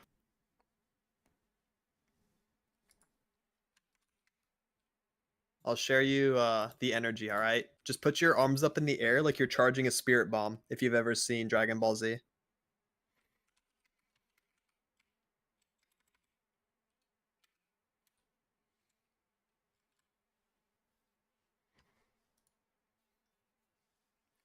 going to make you a copy pasta. Here, let me see. I got to get these invites on here. It is going to be... Who's Chunks' Hunter? Oh, it was Ganji, sorry. I did not need to invite that person. There you go. I just know Chinox as a hunter because I've seen him in my Griffin queues from time to time. We're sending you the energy, Hikaru. Look at chat. Energy? Yep. This is your energy. We're sending it your way. Renewable. That way you can clutch this out, even though you're tired. I'm rubbing it straight into my thighs because... Huh? Oh, have you ever sat on your butt for 12 hours? Or for 8 hours, I guess? I'm not sending any of my things into your thighs. I take back my energy. I'm so sore on my butt because I've been sitting for so long. I need to stand up and use the energy to stand up. Here we go. I'm up. There you go. Yep, do a stretch while you're up. Do a little twisty, you know, turn your back into a twisty. Yep, I'm like a twisted. pretzel. Hold on, I gotta Yeah, do you these. know what I'm talking I gotta about. do these bands and picks. What map were we on? Ever sleeping? Yeah. All right. I'm pretzeling. I'm pretzeling. Good, good. Me too. You know, I could technically get your 3D or your 2D model up here, if you wanted to. I haven't gotten a chance to test that program out yet, but it's there's like a live 2D collabor. I don't think it works with the 3D and a 2D model, but it should work when I get my new 2D model to have two 2D models. Yes, yeah. I saw that was a feature of VTube Studio. You have to pay for it. You could be talking about a different program though. I don't know that much about it. I'm pretty sure the one, it was on sale like not too long ago, and I ended up buying it because I thought I would need it in the future.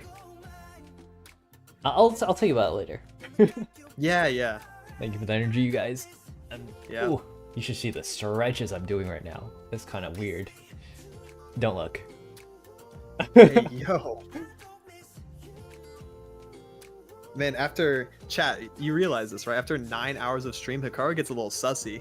Talking about Sussy? his thighs. I'm and s- also talking about some crazy I'm stretches sore he's doing. and I'm stretching. There is nothing sussy about that. This I don't is know. basic human anatomy. Everybody poops. That was a book. I never read it. Uh-huh. Hey, Reg, welcome back. Reg, ban this guy. Hikaru's being sussy in chat. All right. Happy birthday. Thank you so much, Arthur. It has been a wonderful birthday so far. I got a lovely dinner with my family. We're getting games that are going pretty smoothly. I'm having fun. I'm chilling with some friends. It's not until tomorrow. I'll be doing a 24-hour stream on Monday to continue on with the festivities. And then we'll be playing with a bunch of different people at night. It's a 24-hour stream. Didn't tell anyone about it yet. We'll make it work. Alright, we are ready. It's a hermit ban. Lawyer and priestess are banned on the survivor side. And the map is once again going to be Ever Sleeping. All right, again, right back in we go to the ever sleeping town. Pretty excited to see a new hunter. This team cannot pick hermit, so we're definitely going to have something new, something spicy, hopefully. I believe You know what I want to see? I want to see the best hunter in the game be picked. Who's that? Jack? Hell-Ember. Oh. I thought you were going to say Jack for sure, because you're Jack. That would have been cool. That would have been cool. We did a misread there. I should have said Jack, you should have said Hell-Ember. Damn it! But no, yeah, we're gonna see who they are. Probably someone. Oh, I see Hell-Ember. That's just the default. He's on the screen right now. When you go into a custom game, that is the default. Now they're locking it in. I don't believe you.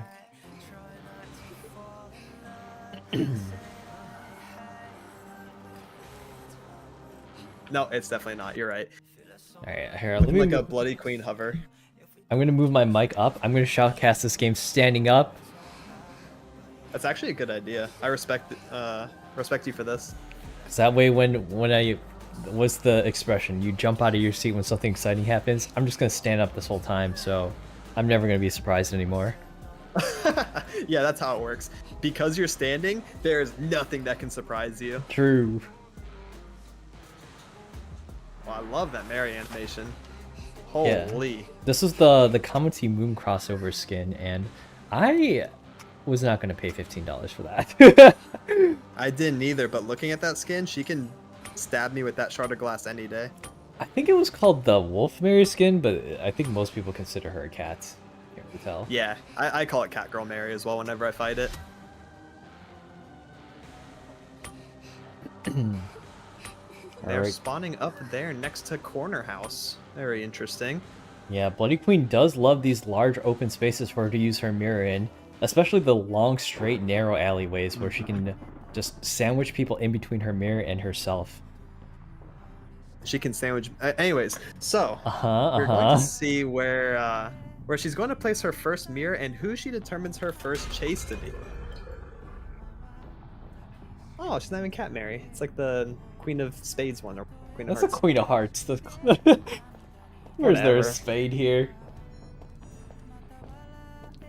Alright, the first survivor she seems to find is a toy merchant. Toy merchant is really strong in this area. Oh, she drops down without Falls using... right in front of her. Yeah, she doesn't use her catapult or not catapult, her drop down launcher thing at all, her kite. Yep, it's gonna be easy charge attack around the corner. First hit already applied, about 30 seconds in. Now we have a mirror coming in, but she did have enough time to set up the catapult, launched over the wall. She's now back to the house, and so does Prospector. Yeah, that Up catapult's and over the wall. good for more than one. You gotta be careful if you're getting onto the tram, because I've seen Bloody Queens hit you off of that tram.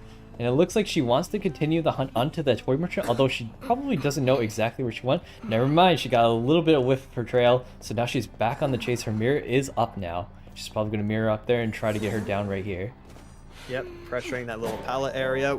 Nice, even through the flywheel, got the hit on the other side. That's a first down, swap sides with the mirror.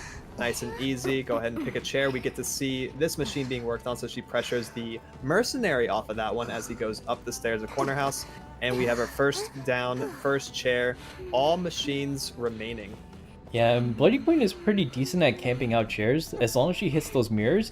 And she can stay on this mirror, have Mercenary occupied here, and she can also choose to mirror onto a different cipher, but it looks like she's just going to focus on Mercenary right here. Yeah, she probably wants to get an early hit, but he does elbow pad right past her, up to the chair.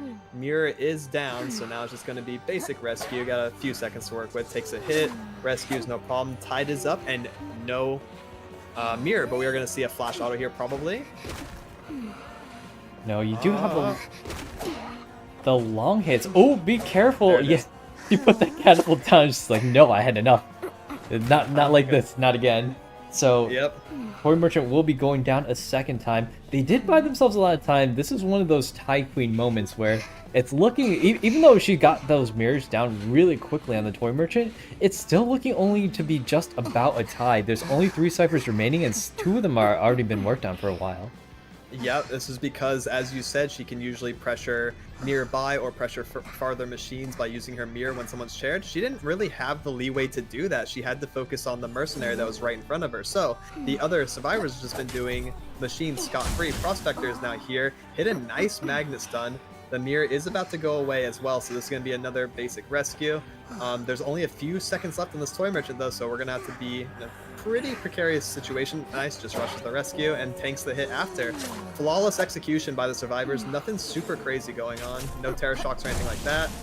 Oh, but a mirror spawn at a perfect spot, being able to hit Merchant and also a second hit on the Prospector in the same sequence, Hikaru. I have not seen a Bloody Mary pull that off in quite some time. That was incredible placement and pressure.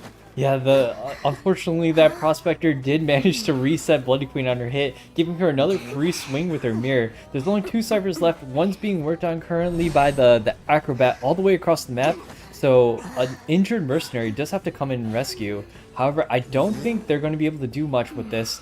Bloody Queen, with that double down, is in such a good spot right now, not having to do a second chase. Very quick 180 on the pace of the game. You said you're standing up. I now am as well after that play. That was very surprising. That's very cool to see. Oh my god, is that shark? I think it's the candy. That looks cool. Yeah, he's trying really hard to get this terror shock right here, but it's not going to happen for the Acrobat. Good thing that the Acrobat is able to get away from these mirrors by jumping. Oh, never mind. He actually takes that hit. He did not get as much distance as I thought he was going to get. And Prospector is going to go back down that chair. I don't know if you saw earlier, but I think he pinged one of the ciphers to be at around 50%. So one of these survivors is going to have to get on that chair, or get on the rescue, and one of them is going to have to finish it. Yeah, that's 53%. Ooh, that's a rough one to be the final one they're working on, because she is nearby. Oh, it's a rabbit, I think. But the rescue just happened as she chased Acrobat to Corner House. Yeah, ooh, Acrobat is in a very bad spot right now. There's nowhere for him to go here. If he doesn't flywheel this, he's going to be in a...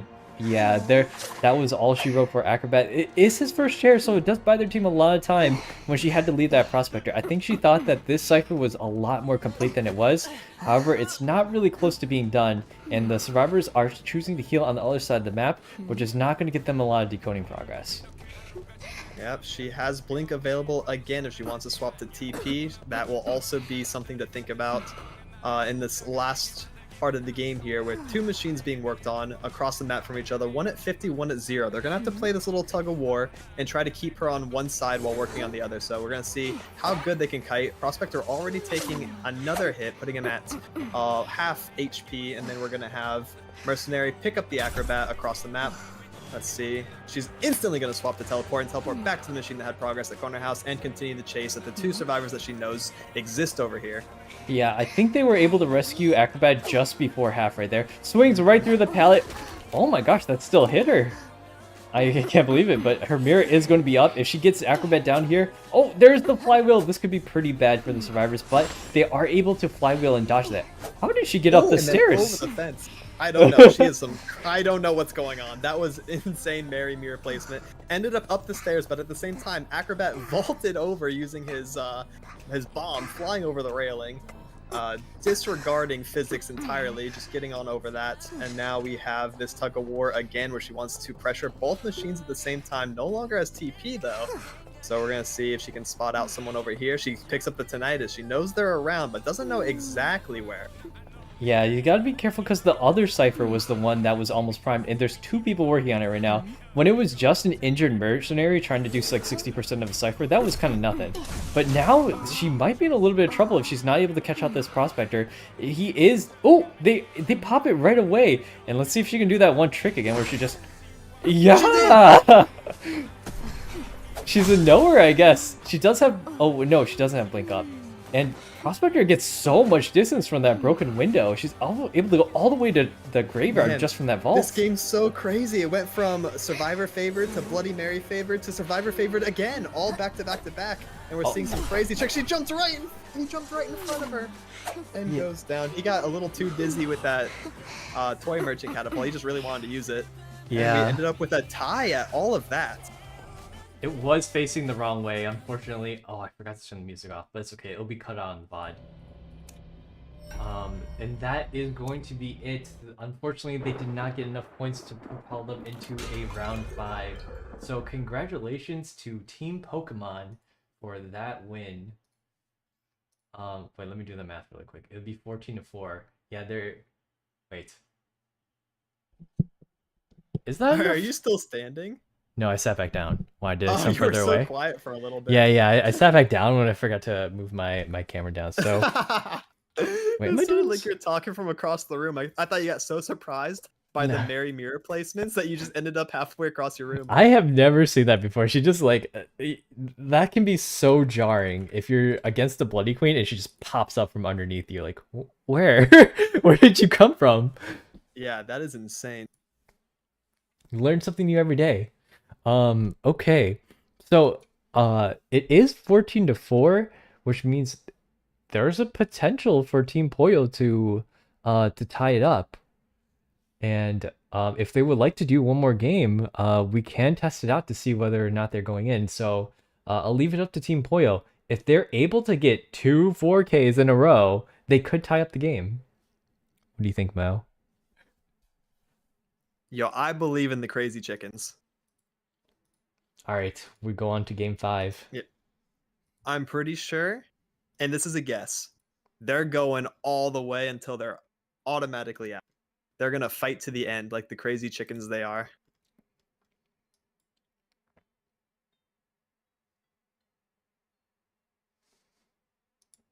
GG's both teams did amazing. Yeah, the thing is, there is a potential for them to come back. So, as long as they have to get a 4K or a 4-person escape at this point. Do you want to move up, Mao, really quick? Mao? To where? Up in the spectators. Yeah, there we go. Yeah, I was all tabbed. All good. Yeah, so hold on, let's do this map ban really quick.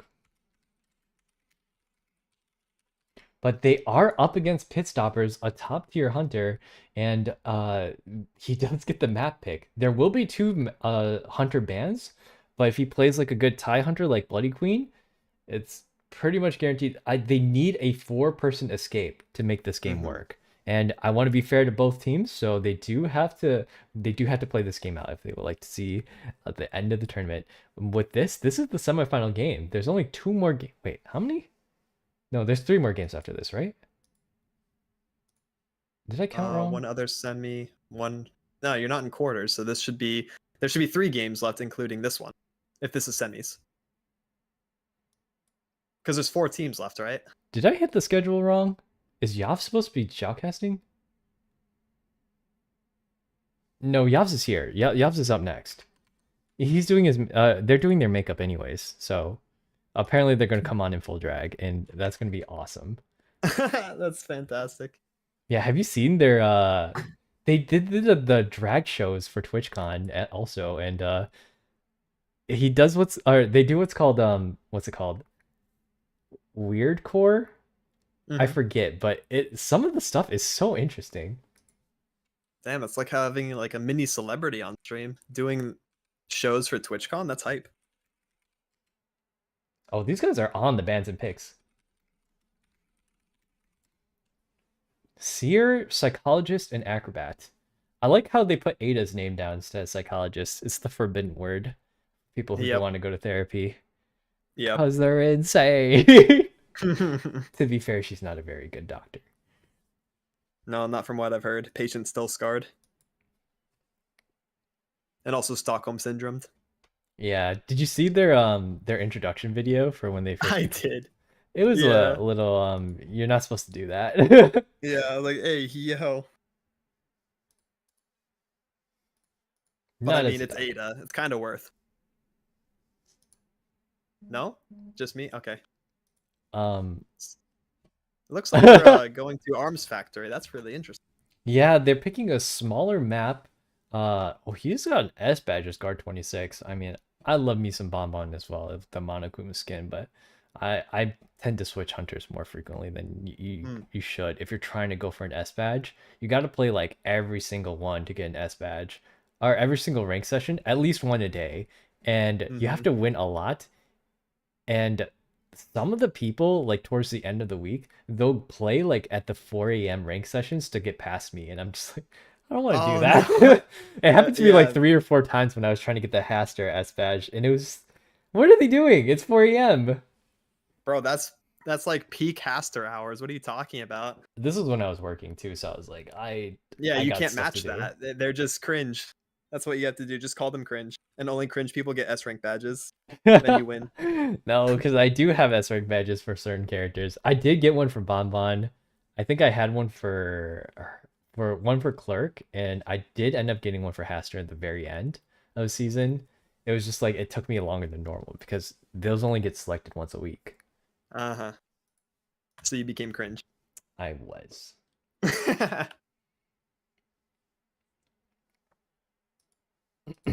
All right, so the 200 bans are Bonbon and Dreamwitch. Yeah, you see that S badge, the #1 Bonbon on the server. You would definitely see a Bonbon ban coming in. Remember, they need a 4-person escape against one of the top tier hunters. You know, if they even manage to get one catch here, they're still going to get out scot-free. So let's see what they're able to do. Survivors ready, everyone ready. There we go. Oh, that was only one. We need 2 more.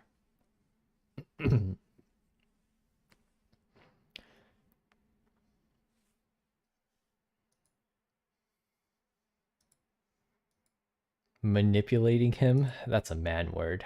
What is the woman equivalent of manipulate? Mao, care to weigh in?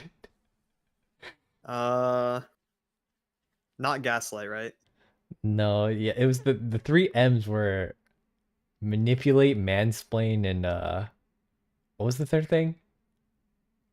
I forget, but it was a really funny article. Yeah, it was. I remember that. I remember mansplaining being like a really big meme topic. Wait, hold on. I'm gonna find it. Okay, we are ready. We're just gonna go right now, and then we'll change over the scenes. Apparently it's man whore. What the heck? No, wait, that make can't sense. be right. No, that doesn't make sense. Male wife. Mansplain, manipulate, male wife. Male wife? That doesn't sound right either, but it sounds better than manslaughter. The other one. No, I don't think so. Does anyone in chat know? Those are the only ones I'm seeing on Google. Monka W.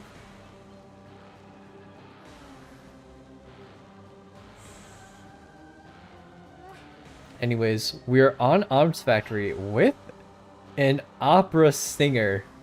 The doom and gloom lady herself zooms across the map at Mach 12. She is going to ram into the wall and then and then kill these survivors so fast. But, you know, you never know with these teams. You never know until you know.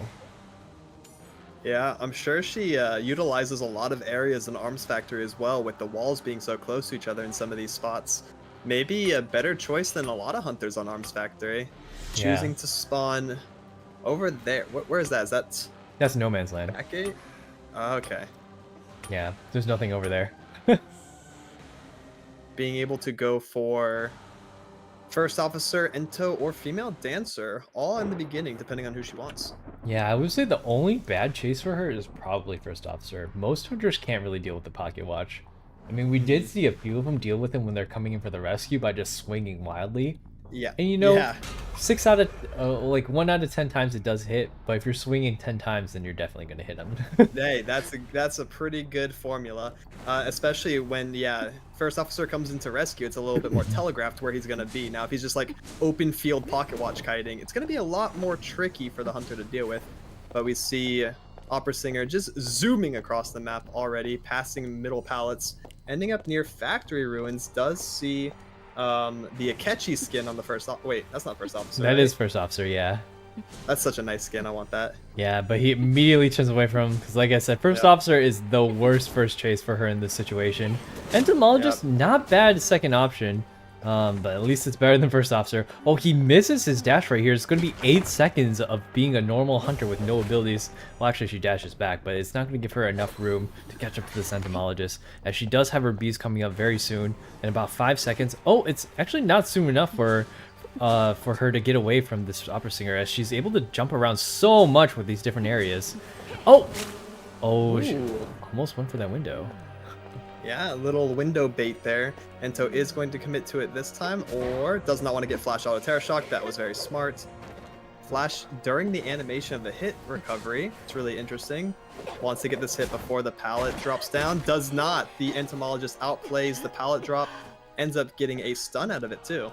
Yeah, that's a full pallet stun on the opera singer, and she does manage to push first officer off that cipher, but now she doesn't have a blink to work with.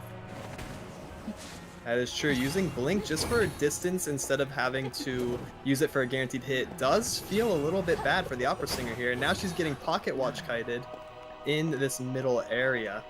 Yeah, I think she went back to get a really cheeky hit on it immediately on the first officer, but look at how well he's using this pocket watch. Like, this is how you're supposed to use it. I don't think he was able to hypnotize her that time because he was too far away. Yeah, not that time. You got to be within a certain distance of the hunter, I think, for the pocket watch to affect her. Yes, and the distance decreases each time that he tries to reactivate it. So the first one, very big distance. Second, much closer. Third one is actually almost melee range. So if he wanted to greed for the third one, he had to have kite back into her. But it looks like he goes for a first pocket watch again and takes the hit. Now he has 5 seconds of self-tie before he goes down right now. TP's back, finds his body, no problem. Being able to hit right when the pocket watch activated is so bad for first officer, because now he's out of pocket watch for the rest of the game. Yeah, at the very least, the first officer does get to sit on the chair for quite a while. He's got built-in snooze. Plus, I'm pretty sure a lot of first officers end up taking snooze on their persona tree. So now he's got double snooze. Yeah, and that is really strong. I have my notepad around here somewhere so I can completely nerd out. Normally, survivors take 60 seconds to die, 30 for half. With snooze first officer, you take 85 seconds to fully die, and you get 42 for your first one. That's So pretty crazy time increase. Yeah, look at and that was a really good rescue from Dancer. She was able to get right in there, and those slow boxes, ooh, they do a lot of work. As you saw with the last Dancer on the Red Church map, she was able to buy so much time just by having the boxes there beforehand. Yep. And now she wants to tunnel first officer. Again, really bad for him because he no longer has pocket watches. So he is just a normal survivor at the end of the day. So she's going to catch up, try to redown him. He does have those extra seconds on the chair again. But honestly, the only play that can be done right now. Nice, got the Terror Shock from the Shadow as well. Once first officer dies, so does the chance of playing the next game, right? Because they need to get 4 out. Once first officer is gone, that's it. Right, but it's just a second chair, so he's still able to get the rescue off if they only need one more Cypher. And They've been they're chugging along that progress. right. They do happen to pick a Cypher that's really close by here. Luckily, there is a music box to save them a little bit from the hunter. She's got those jump backs. Yeah, she's waiting for her to come back. And luckily enough, it is a first officer, so there's plenty of time for this entomologist to go in and out and try to get this rescue off. Gets in a little bit too close here and kind of forces the rescue to go off. The whole team's got a body block for him now. Oh, yep, nice job on the entomologist, finally getting a good body block onto the opera singer there. And now it's Barmaid's turn to block this area off. But she doesn't blink. Oh, she baits the blink out. I feel bad, man. But that was such a good blink bait. They know exactly the timer of that and was able to do it. Ooh, Barmaid gets a good hit off onto this onto the opera singer. They really got to get this Cypher primed if they want to get first officer out of here. Entomologist is down. They're all just kind of down right now. Oh, she picks herself up. You can hear it. It's pretty much primed, but I think it's more like 90%-ish. Mm-hmm. She has to do a good job of pressuring all 4 survivors and also this machine, which she can do. She's holding the position very well. They don't have a clean way back into ruins to finish that machine, and she's able to attack or threaten multiple of them at a time. So this is tricky. They might have to just fully rotate out and do another machine at this point. Yeah, she is on Barmaid now. Looks like she officially fully lost the... Oh, a great drink there. Oh no, that's still a terror shock though.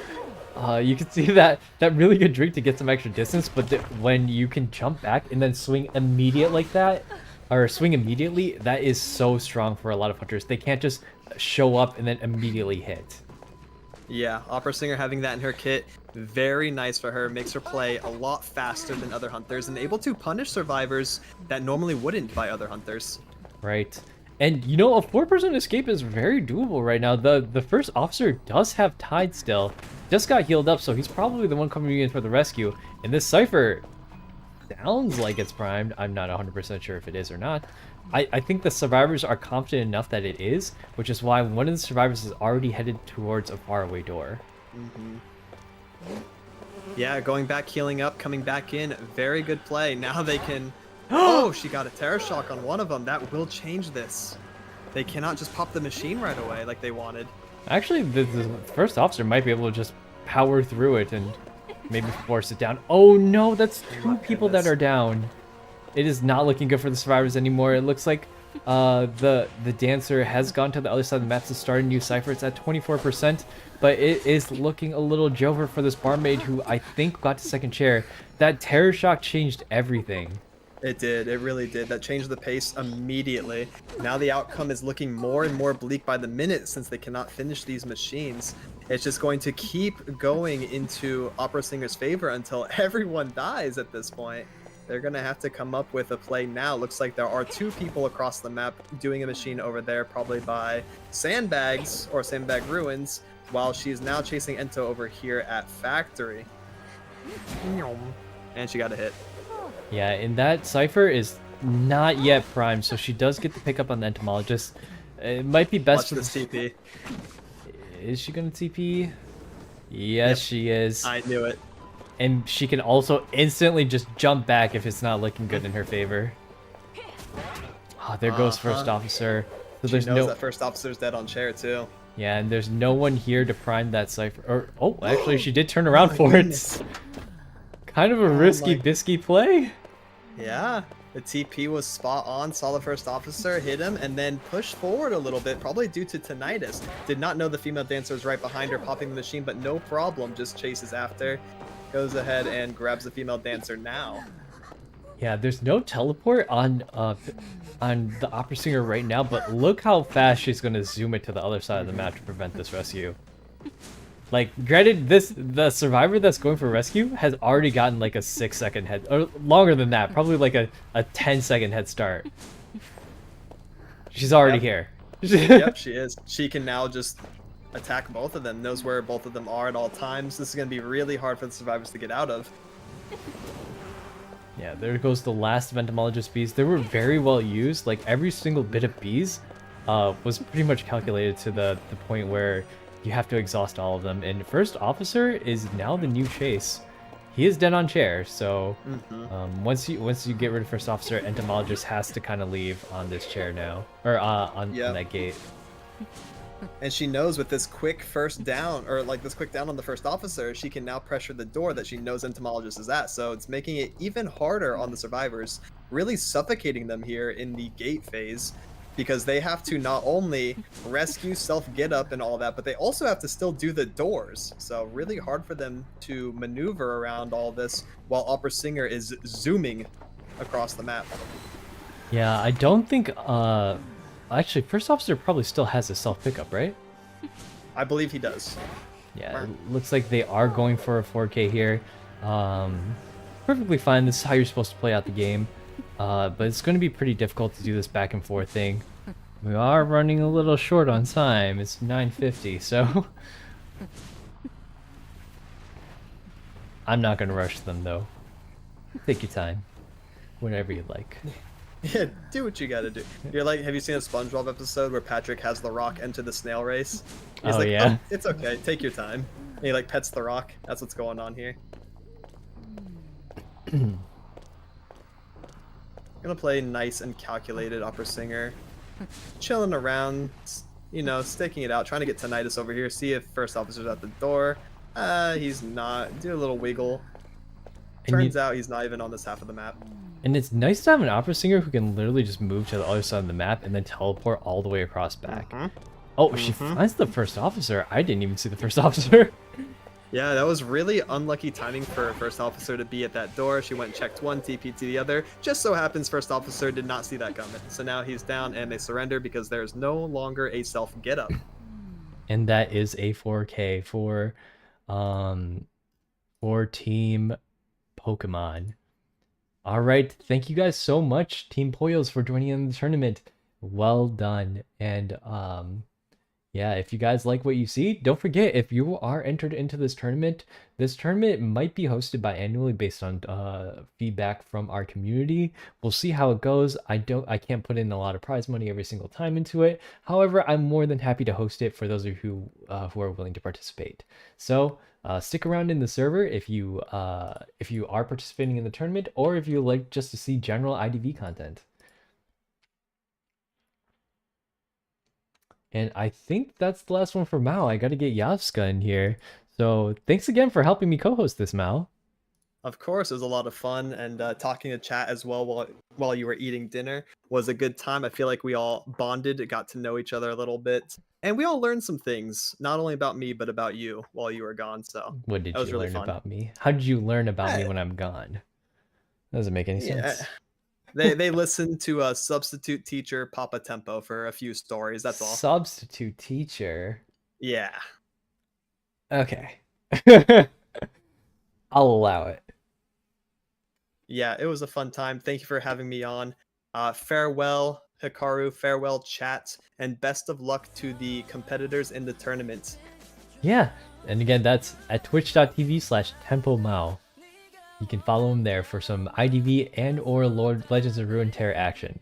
Or COD recently. Heck yeah, brother. Have a great rest of your stream. Yep, I'll see you later, and I'm going to get Yavska right in. Yeah, happy birthday. Bye-bye. Bye. Thank you, thank you. Yeah, bye-bye.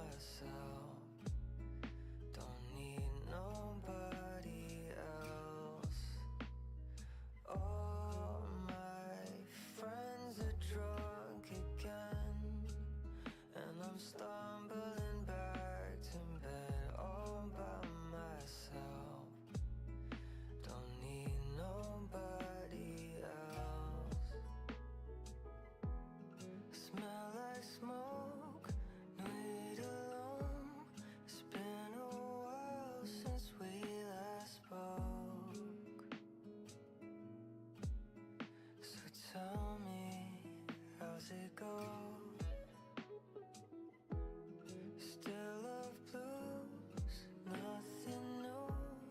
Careless love I've had of you.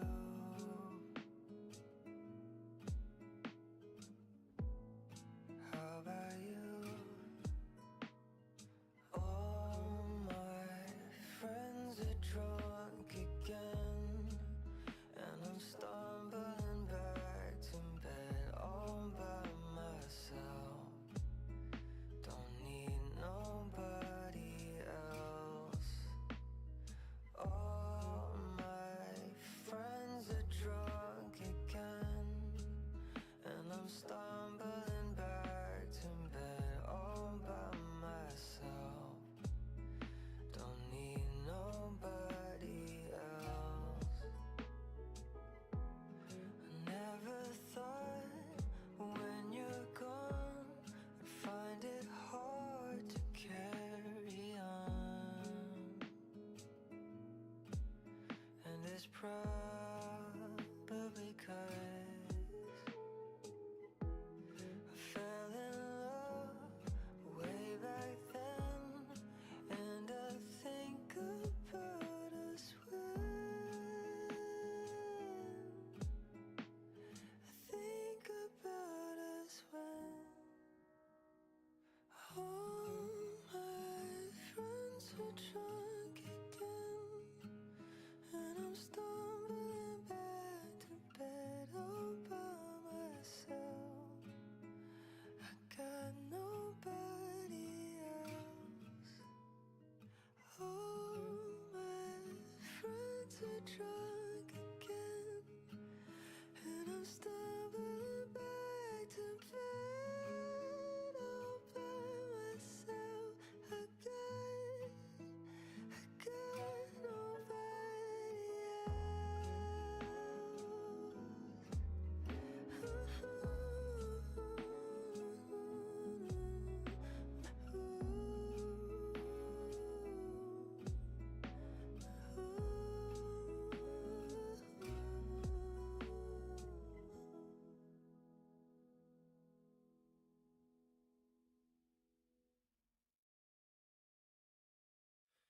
Somehow I got it in my head that all of this was for pretend. I fought with everybody close to me, now I will ever be here again.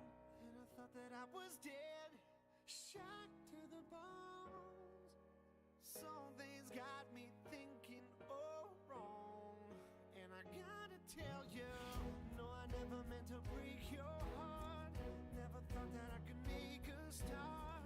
Everything is always crazy, but you loved me, even though I broke your heart. I was going through a phase, yeah. Oh, everybody seemed to praise me. No, thought that I had all the answers, but there's so much more that I just don't know. I wanna be an ordinary man, not just a ego caught inside a trend. Oh, and behold, extraordinary man. Don't you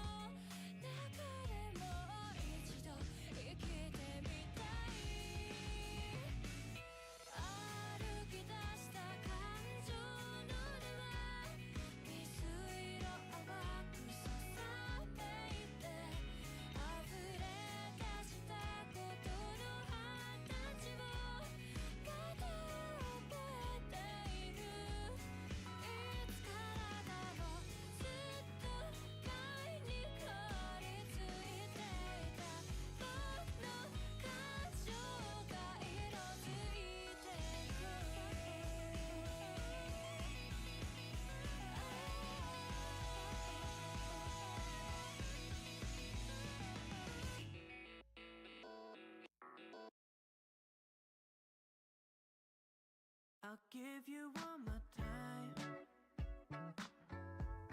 I'm thinking you're the one for me. Come over after 9. Girl, I don't think I'd ever leave.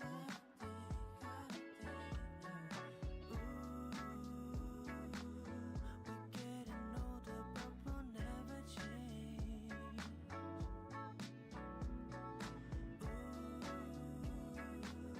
I see you want me every single way.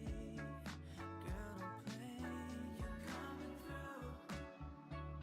Tonight would be a waste without you. So what's the move? I'll wait the whole night if I have to. Ain't no leaving sad, ain't no leaving sad. I'll give you all my energy. 'Cause girl, you're so damn bad, so damn bad. This bed is made for you and me.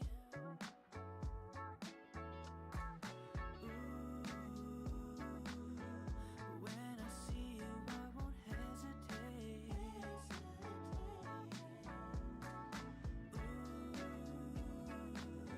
A single touch will make me levitate. For you, babe, you're coming through. Tonight would be a waste without you.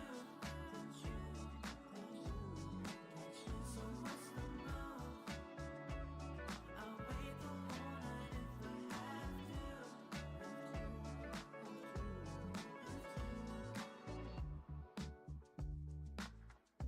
Are you coming through?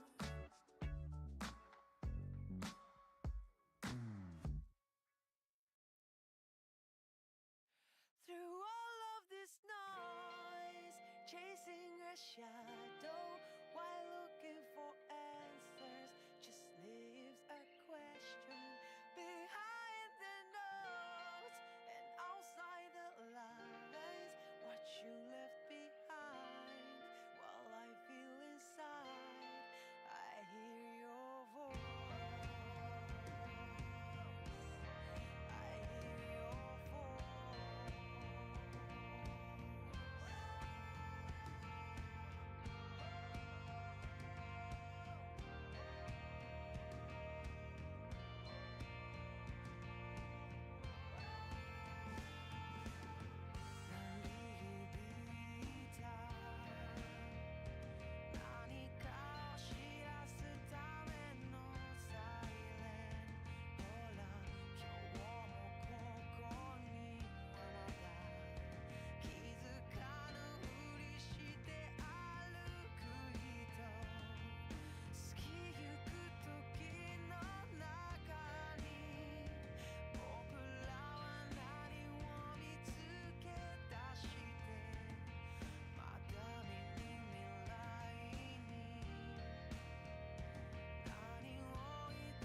Oh, sorry. Bye. Wait, we're ready now? Yeah, sorry, I went to the main screen. I was like spacing out. Are you ready? Hello, Okay, I'm hello ready. everyone. Welcome back to the last 2 rounds of the tournament, the last game of the semifinals, and then we'll move on to the finals from here. It is going to be Feng's team against, I believe they were Team Dream Bubbles, against Team... I don't remember getting a name from them. But I'm here with my new co-host, Yavska, in their wonderful drag outfit. Look at them, they're so amazing. Do you want to introduce yourself really quick? Yeah, hi besties. My name is Yovska, drag plushie here on Twitch. I play a lot of Identity 5 as well, obviously, so I'm super excited to see this, and you know, always love a good tournament, so thank you for having me. Yeah, of course. And you can find them at twitch.tv/Yavska. What were the exact numbers? Numbers? Or it was just Yavska, right?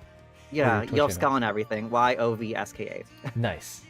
I'm sorry. I'm a little bit brain dead after 10 hours of streaming. Now you were already asking for my number.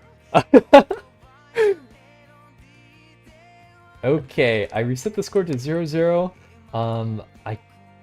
Do I have a team name from the other team yet? I'm just getting the stream started. There will be little bits of intermission as I try to prepare the teams to get in. Trying to get a hold of the other team. But we can get into the lobby right now to get started. And then I will start sending the invites out.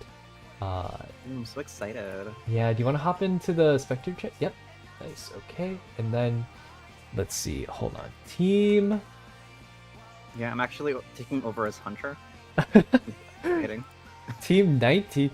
Oh, I'm scared of some of these Survivor teams. Yeah, there are the top tier Survivor teams out there that are Oh lord. yeah. I better not. Well, good thing I'm not doing Hunter rank this season for a reason. Really? I had enough last season. No more Hunter rank for me. I've Well, at least not for the time being. I actually seen you playing with there's actually another VTuber. I don't think I've rated them yet. What's their name? Skylar? They seem pretty cool. Yeah. But yeah, I see you playing a lot in Survivor rank, so definitely I've good been luck with doing- that. Yeah, I've been doing more Survivor rank lately. I think I finally have a Painter A badge, so we're getting there. I mean, I've reached Hydra as Hunter, but like Survivor, I've been like Elk for the most part. Well, congrats on your A badge, Painter. Thank you. I saw you. I think you usually played Mind's Eye, but No, I haven't seen abandoned Mind's Eye now. I'm I like, I see. can't. It's too much. It's just too hard to play. in ranked. Yeah, I haven't seen anyone play Mind's Eye this tournament. She's just not very popular, I guess. Yeah, I just feel like her when it comes to like chasing and stuff like that, vaulting speed is just too much. It's so slow. Okay, so we are still waiting on their team. Team 19, so that's going to be Feng's team, is going to be hunting first. I forget who their hunter is, but we do need the Survivor team in here to get started. There is a 15-minute time limit on this to get all your team members in the chat. It seems like there is a full team here. I'm sorry, I'm going to have to click on this really quick. Actually, your camera stays there just perfectly.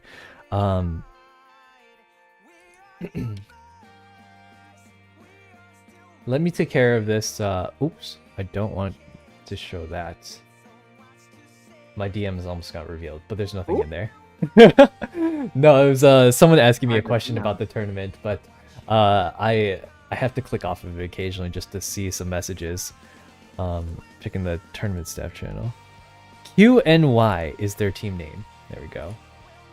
I'm sorry about that. No worries, no worries. I'm just gonna update that right here. Wonderful.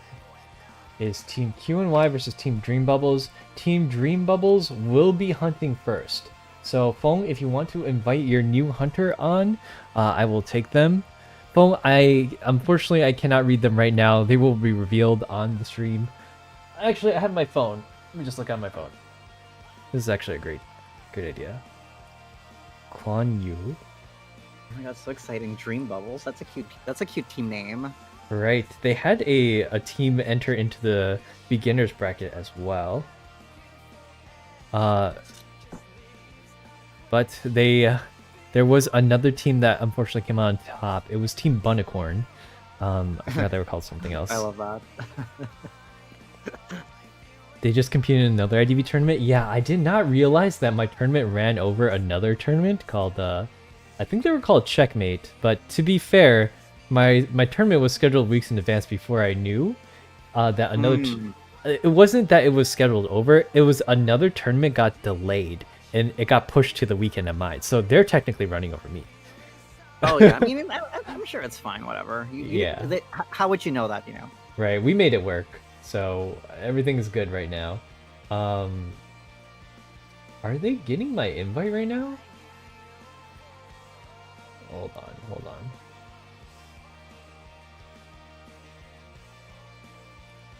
Is there a Lucino just like... I just hear like slurping in the background. Oh, What is sorry, that? probably my Ryuk skin. Oh, it's such a good skin. Oh my god, thank you. I may or may not have wailed on it. I see.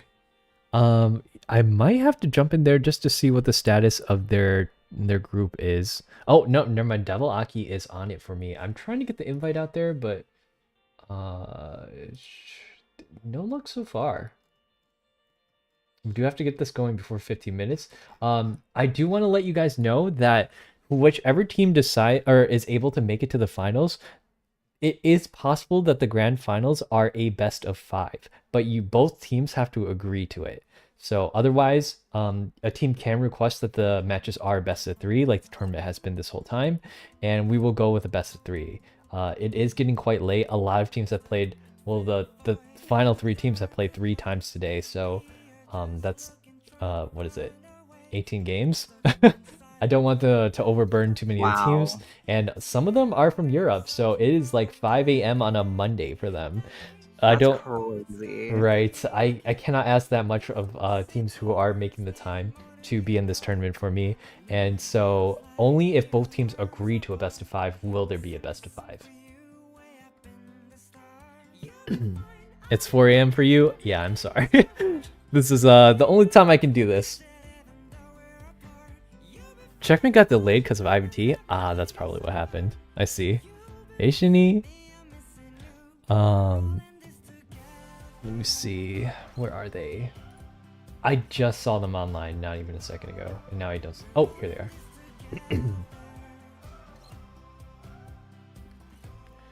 There we go. And as always, the hunter does get to pick first.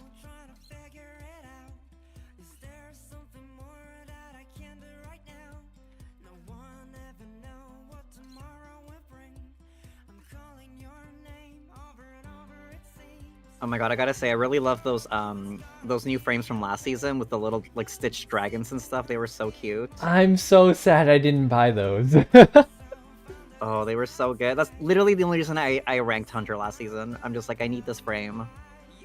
Yeah, I missed out. I should've. That was like the one season I didn't really go for Dragon because I've only been doing. I only do like 1 to 3 p.m. That rank session for weekends. And then I do rank 5s for the whole weekend. So even though I play, yeah, I play 10 hours, but I don't play enough to get Dragon. My win rate was like 99%, and I'm still only like top of Cyclops. That's so funny. No, yeah, no, it takes a while to rank. Yeah. Oh, Annie, thank you for the raid. Welcome in, Raiders, and thank you for the birthday wishes, everyone. I appreciate it. All right, Devil Aki is taking care of the bans for me. I don't know why, but are you seeing things in the I'm just curious. This might be me again, but do you see people typing in the chat that I'm not seeing? Like typing what? Like when it said banning phase starts, Hunter ban map. I'm pretty sure they're just telling her in chat, which is why I'm not seeing it. I'm like the worst person to ask. I'm like, huh? Oh no, it's okay. I'm just, what's going on? Just here sitting pretty, sipping some sparkling water. Ooh, sounds good. You know, I'm gonna. It's my turn to cosplay next week. Hopefully my. Cute. Oh yeah, my god, I wanna see. I hope my wig gets here in time because I do have blonde wigs, but I don't have any that are lace front, so I couldn't take what I had, and now I gotta go style it all the way. It's got to get here before Thursday because I gotta take. Wait, what are you cosplaying? I'm doing Hermit, the Warden skin. Oh, cute! Oh my god, I love that. Yeah, I think I'm tall Okay, I enough gotta to pull see. it I off. gotta see this. If the wig gets here in time. Not only that, but like you know the Skullera lenses, those are like $100. So I just went with regular blue lenses. Oh yeah, sclera. Or you like, or mini scleras are nice too. Mini scleras. Are they harder to? Are they just as hard to put in? Because like I've seen people No, struggle. it's a little bit easier. They're just like slightly bigger than regular lenses, but they don't cover your whole eye. Yeah, having the black or the black eyes is it seems really uncomfortable. Yeah. Okay, looks like we got Priestess and a Seer ban, and the map is going to be Red Church with Sacred Hospital being the ban. Area selection is on. Please ready up when you are ready, survivors. Oh yeah, I hate Sacred Heart Hospital. Oh my god. Hunter I mean, mains. as Hunter, as Survivor, I like it, but as Hunter, I'm like, oh lord. Heck yeah, Hunter mains unite. But the the church is a really nice map. Like as Survivor and Hunter, like that's one I really like. It feels like one of the more balanced maps, I think. I was talking to Paul and I said the exact same thing. He's like, no, it's Hunter sided. I'm like, no, you're just saying that because you're a Survivor player, and it's the only map that's not Survivor sided. It's the only one that's balanced. Yeah, to me it feels like a balanced map, so I'm like, Right. There's a lot of really good strong spots for them still. Like there isn't like an infinite loop spot literally every corner that you turn, so yeah. Yeah, I feel like there are some maps that can be hunter sided depending on the hunter you're playing, but like it's not like a general like this is good for every hunter kind of map. Mm-hmm. Oh my gosh, I love that Elvis skin. I thought about doing that one too, but I already ordered my cosplay, so. Oh yeah, no, I love this one. Now I'm like, oh fuck, maybe I shouldn't have willed on Warden. Well, as much as I like wanted to sew parts of it myself, I think that is a lot of work. And time I do not have if I'm hosting this tournament for the whole weekend. Actually, it's changed. Do you do sewing? I have a sewing machine that I can do a little bit of sewing, like just fixing stuff up, but like big projects, I typically don't do. Sometimes I like fix stuff up. Okay. I think mean, that counts. That's a start. Like you kind of just gotta like try it out, play around with it. Yeah, eventually sometime. There is no hunter reveal. You do not have to reveal your hunter. You are able to change it to the last second. There is a 15-second delay on stream. It's not enough for you to hide your hunter pick completely, but you are able to change your hunter pick until this last second here. So do whatever you like with that information. We are getting started with the survivor picks are mercenary, magician, antiquarian, and acrobat against a wax artist. Ooh, okay, I know Wax. I've been former first Wax. I'm excited. Heck yeah. He's been really popular during this tournament, actually. Almost every single wax artist match has been a 4K for them. I mean, he's a pretty solid hunter. I think it just took people like a while to start understanding him, but like since they won, like I knew this was like a pretty solid hunter. Mm-hmm. Definitely has like a high learning curve, I find, or at least I found. Right. There's a lot of wax artists, but there's also a lot of opera singers. I'm sure you've seen them in ranked yourself. Oh yeah, no, that's one I ban every time. I'm like, she's so fast. Yes, sir. And now the first chase is it hasn't started yet. They're looking for an acrobat. It looks like they're going to find them. He doesn't opt to go into church, and he's about to run into another survivor. I can't really see who it is at the moment. He's catching quite a bit of distance on them. Let's see how this first chase goes. Yeah, I don't think acrobat's too bad of a first target for Wax. Mm-hmm. This is a really good tactic. I see a lot of wax artists do, but they wax them up to 99 before they get them to hit. And that's actually really skillful because I always go over just by a little bit. Well, yeah, like you just kind of prime them perfectly so that as soon as they try to make an escape afterwards, like you just need like a teeny bit of wax to like get them back in. Mm-hmm. And he does get quite a bit of wax on him to get that first hit on him. Oh, but he's actually teleporting over to the middle cipher to get onto the antiquarian. He went to go hit the antiquarian though, so I feel like he kind of wasted the teleport. Yeah, it does give him that first presence though, so he's able to now use that to chase down the acrobat. I think if that wax was able to block off that window where Antiquarian was, he might have been able to switch on to the Antiquarian at that time. But I think it was just a little bit That late. is fair. I didn't think maybe he was trying to do that. So, I mean, he looks like he got him here though. Yep, this cipher looks like it's almost done. They did just pop damn, it. They popped it. Mm-hmm. That's always the worst when you down someone like next to a cipher and they immediately pop it, and you're like, damn. Right. Especially as Wax when he could have covered it, but it is what it is. Yeah, you can't cover someone while you're holding someone up with balloons. And Magician is coming in for this rescue pretty early. The acrobat has been on the chair for more longer than 10 seconds. He does get the early hit on. The Magician's primed, like you said. Yeah, the thing with Wax is you don't want to wait too long to safe against him because he could easily just like wax you to full and then like you kind of miss the saving before half sometimes. Yeah, and he's really good with this wax. He's hitting a lot of it. Not able to completely block off this pallet though, but that pallet breaking speed, he's definitely going to get this down. Yeah. There's 3 ciphers up. I'm willing to bet that maybe probably two of the ciphers are probably have a little bit of progress on them. They're healing up right now, but they have more than enough time to complete maybe another cipher before this acrobat dies. I don't think they're going to send anyone in to rescue though. It looks like they're just opting to heal. Yeah, I think at this point, if anyone tried to go in, he could just fully wax them and then no save, right? Right. It's very difficult to rescue from a wax artist that's full presence because he's got that the double hit with the fire wax. You guys, nobody can see the rank, man. Nobody can see the match. Oh no, I'm so sorry. I forgot to switch the screen Oh my god, are we over. just like No way, dude. I've been talking to myself this whole time. That's so crazy. I'm screaming. Thank you. No, it's okay. Thank you for updating me, Aki. I will probably re-upload portions of it. Okay, there we go. Oh my Yeah. god, I'm dead. I'm so sorry, you guys. That is so crazy. Mentally, Chad, did we do a good job at describing the situation? Mentally imagining. It's one of those like old-timey like 1940s like radio shows now. I'm literally so embarrassed right now. we really said IDV vibes. They are on the chase for the magician. As you can see, there's so current recap on the situation that's going on right now. Acrobat is already out of the game. There's 3 servers up, and the wax artist is full presence. He's taking the magician down to the basement, a strong location for pretty much any hunter. And it doesn't really matter how much the cipher progress is over there. When one of the prime ciphers is right above him, he can just wax off that whole thing. Yeah, last chair too.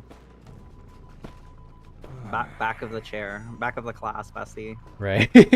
I don't think he knows someone is here right now. He's That's hiding so so funny, perfectly. Please. It's great that we can see. Oh, that was really good. Yeah, that pad. I can never get my pads to go that perfectly. Oh, here's the double hit with the fire wax.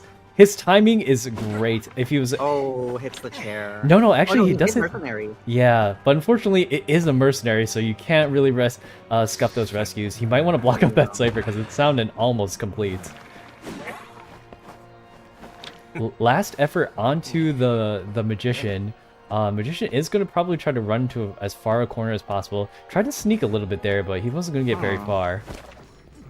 With only one person decoding, I'm not exactly sure. Oh, that cipher is complete, so they only have one left. It sounds like that one in the middle is about 80%. The wax artist is in a really good spot right now.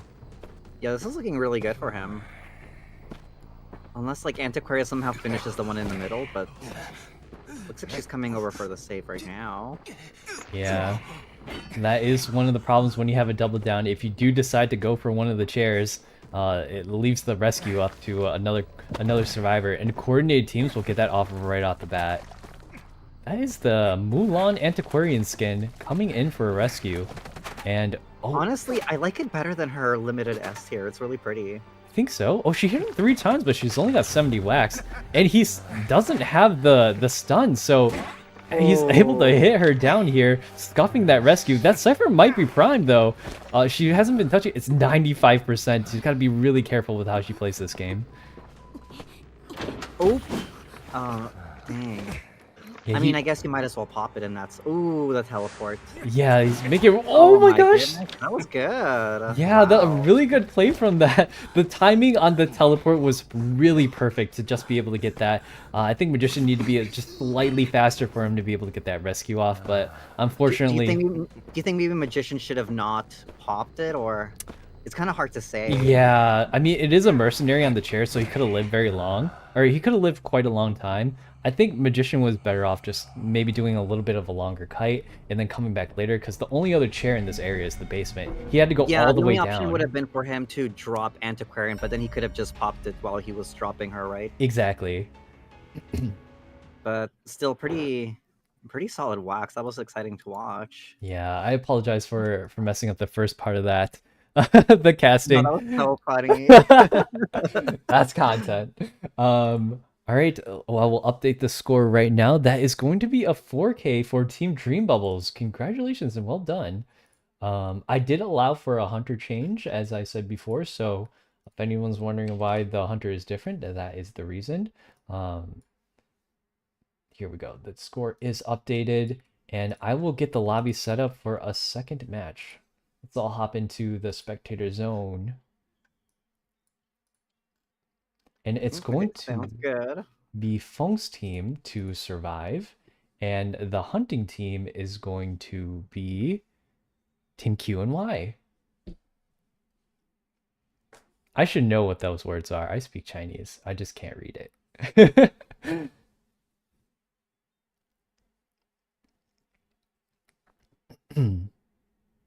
Oh, you can't read it. Okay. No. Some of these words I can read, like I think that says Xian Shen at the very end of his name, which is like sir or like Mr. Okay, that is the hunter for the team. Let's get the map is going to be Red Church once again, and we need 2 survivor bands coming out from that team.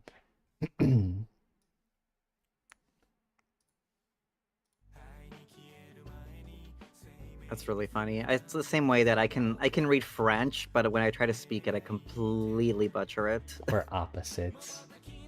Opposites. French is the opposite of Chinese. Is it? Would it? I'm like, oh. Maybe like opposite side of the world. I mean, actually, not even. I don't think so, but kind of funny. All right, and it looks like the 2 bands are going to be Psychologist and Seer. You know, as a hunter, I'm not usually afraid of Psychologist. She's kind of a vanilla fighter. If you find her first, it's not like the worst thing ever. So yeah, interesting. Maybe Seer and Psychologist. I get that, like, she's kind of annoying for certain hunters, like Dream Witch, I guess, but like, honestly, she's not that difficult to catch most of the time. Maybe it'll be a Dream Witch. I don't know. Maybe. There are no hunters. Maybe like a hermit. I don't know. Yeah, you can list the survivors out if you like, but honestly, listing out the survivors is not a big deal. Well, actually, I just saw the badge that this hunter has. It's the first hermit. I think we're going to see a hermit at some point. I did manage to see his hermit gameplay, and it was actually nuts. He was a very good hermit. That would make sense for like a hermit, a psychologist ban. Although she can take a lot of chip damage, right? Right. The psychologist, like, he wasn't afraid of a doctor actually, because usually you just chase the doctor first, and that buys you a lot of time. But if you chase the psychologist first, like, she's not healing, she just takes the extra damage, so it is a little bit harder for him. No, I agree. That makes sense. Well, I'm excited to see this. Wonder what hermit skin they'll use. Yeah, they're asking them to list out the survivors. They don't really have to. It's okay if they don't list out the survivors because the hunter is going to see who they are. This is just to guarantee, like, what hunter am I going to play against them. So, I mean, it does help the hunter a little bit, which is perfectly fine. It is not a big deal as long as they're consistent. The survivors listing them out the first round, as long as they do it the second round, it's okay. It does not matter. Keyword is consistency. Let me read some of these messages. I think someone was spam pinging me that my game was not up, so... Yeah, same. One of my friends was like, Yopska, we can't see the... I'm sorry. No, I didn't even see the message, though. I was distracted, looking at the game myself. Yeah. Phone, are you there? You can hear me in chat. They're asking for your 4 survivor picks. Who is playing? Currently, it is Team QNY versus Team Dream Bubbles. Oh, it was Shinny. Shinny was the one who was spam pinging me. Wait, no, Feng was also spam pinging me. You were spam pinging me somewhere else. They were spamming me in DMs. Okay, we're good. We're good.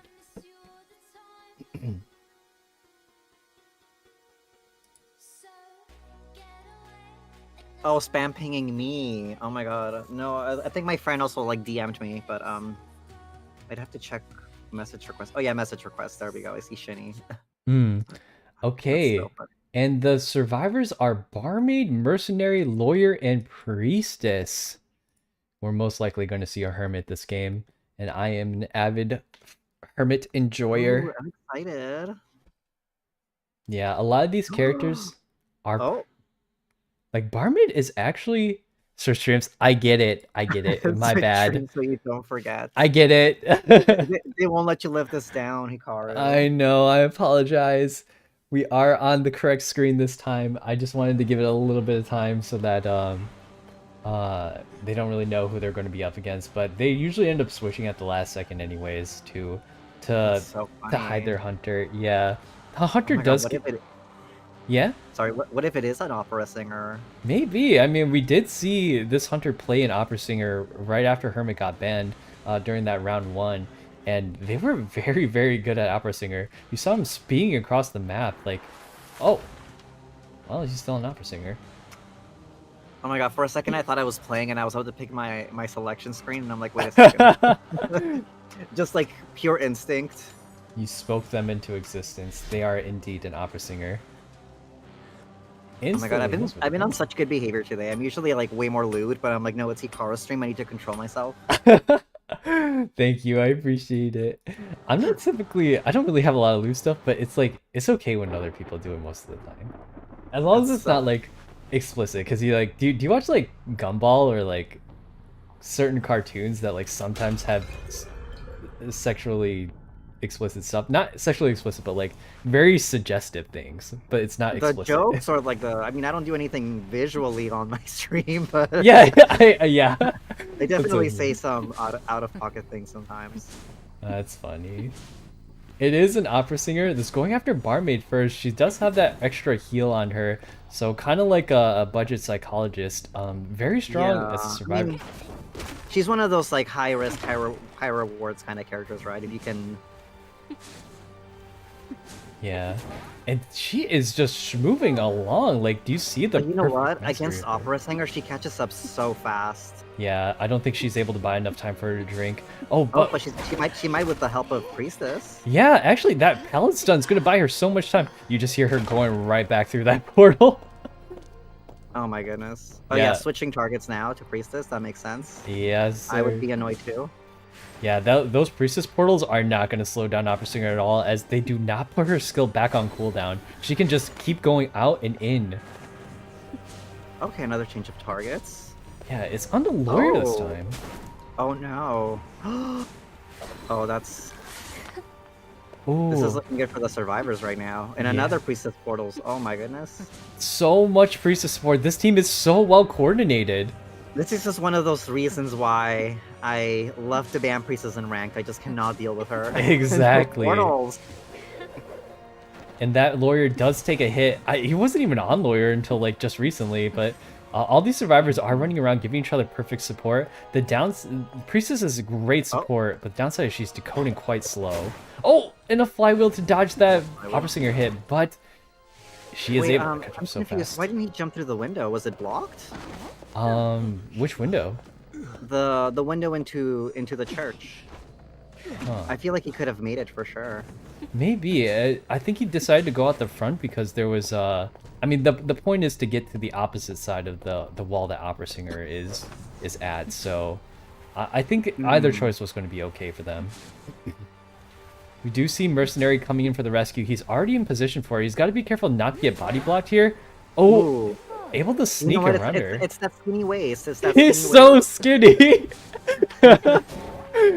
Oh, but it's not enough to get Lawyer away from Opera Singer. As you can see, she's just so fast. But he actually gets into a long portal. That long portal is gonna port into all this. You're so right about this Priestess being a big menace. No. Priestess is just one of those ones, like, if you don't ban her, you gotta make sure you find her quickly. Right, and the amount of times they switch off Priestess, he's even switching onto a Mercenary now, and Mercenary dies slowly on chair. You see him mess up a couple of times trying to get between these shadows. It's very, very difficult on PC, so I'm actually really impressed. Oh my gosh, there's another pallet stun from the Mercenary on the Opera Singer. They're buying so much time with this chase here. I am really surprised there's only one cipher done, though. Right, a lot of them probably have a little bit of progress on them, because they're all like... The Priestess has been running so much interference, she probably hasn't been doing anything. I think we're about to see another one pop. Yeah, there we go. And now with the Mercenary down, he did already use his Tide, so he's kind of like done his job. But it looks like he's not even going to chair the Mercenary. They're going to switch onto the Barmaid from across the map. She's headed into red carpet.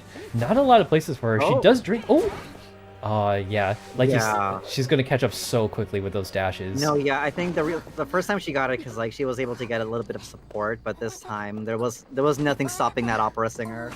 Right, and that mercenary is across the map, so Priestess is going to hit the one coming from the save, but now there's only one Cypher left. Oh wow! So yeah, they finished up really quickly.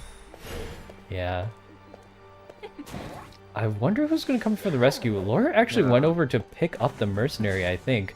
But Priestess is also down now too. You can see how oh!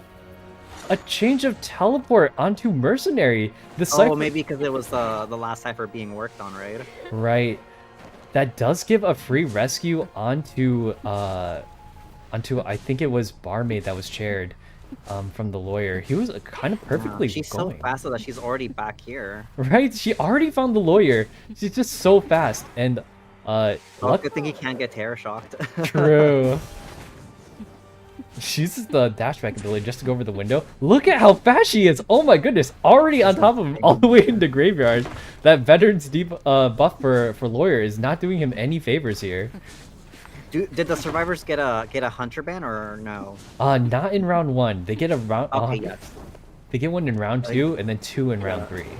It might look like a good idea for them to ban this opera singer so fast. Yeah, and even though she's so fast and she's getting these downs, like, the survivors are doing such a good job coordinating. They're at 1 Cypher and no survivors dead.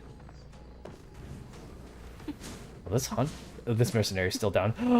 Oh no, be careful of the... Oh, I was a little worried. You know what's funny is I think I would have waited for that portal to finish just so I could knock down that priestess. Yeah, I think she is able to cancel the portal if she gets word from her fellow survivors. So as long as... that is very true. Yeah, as long as she doesn't get terror shocked here, they might be able to get enough time to finish another Cypher. Yeah, Priestess is working on one from across the map. Oh no. And Lawyer is down. This is going to be his 3rd share. Mercenary does just get back up. He was on top of the hatch the whole time, but there's nothing over here. There's no Cyphers for them to work on, except for this one that's being camped on by the opera singer. It seems like Priestess is the one decoding the last Cypher now, but... Yeah, oh, there's there a she goes. teleport. There is not much progress on this. Ooh! Just able... Oh no, that's so unfortunate. That pallet's dropped on the wrong side, unfortunately. And you can see how quickly this opera singer is able to turn the match around. They were at 1 Cypher this whole time, but she is just back and forth on top of these survivors. She is just much too quick. It's so scary how fast she catches up. Like, that last Cypher is almost... Oh, it's only at 60%.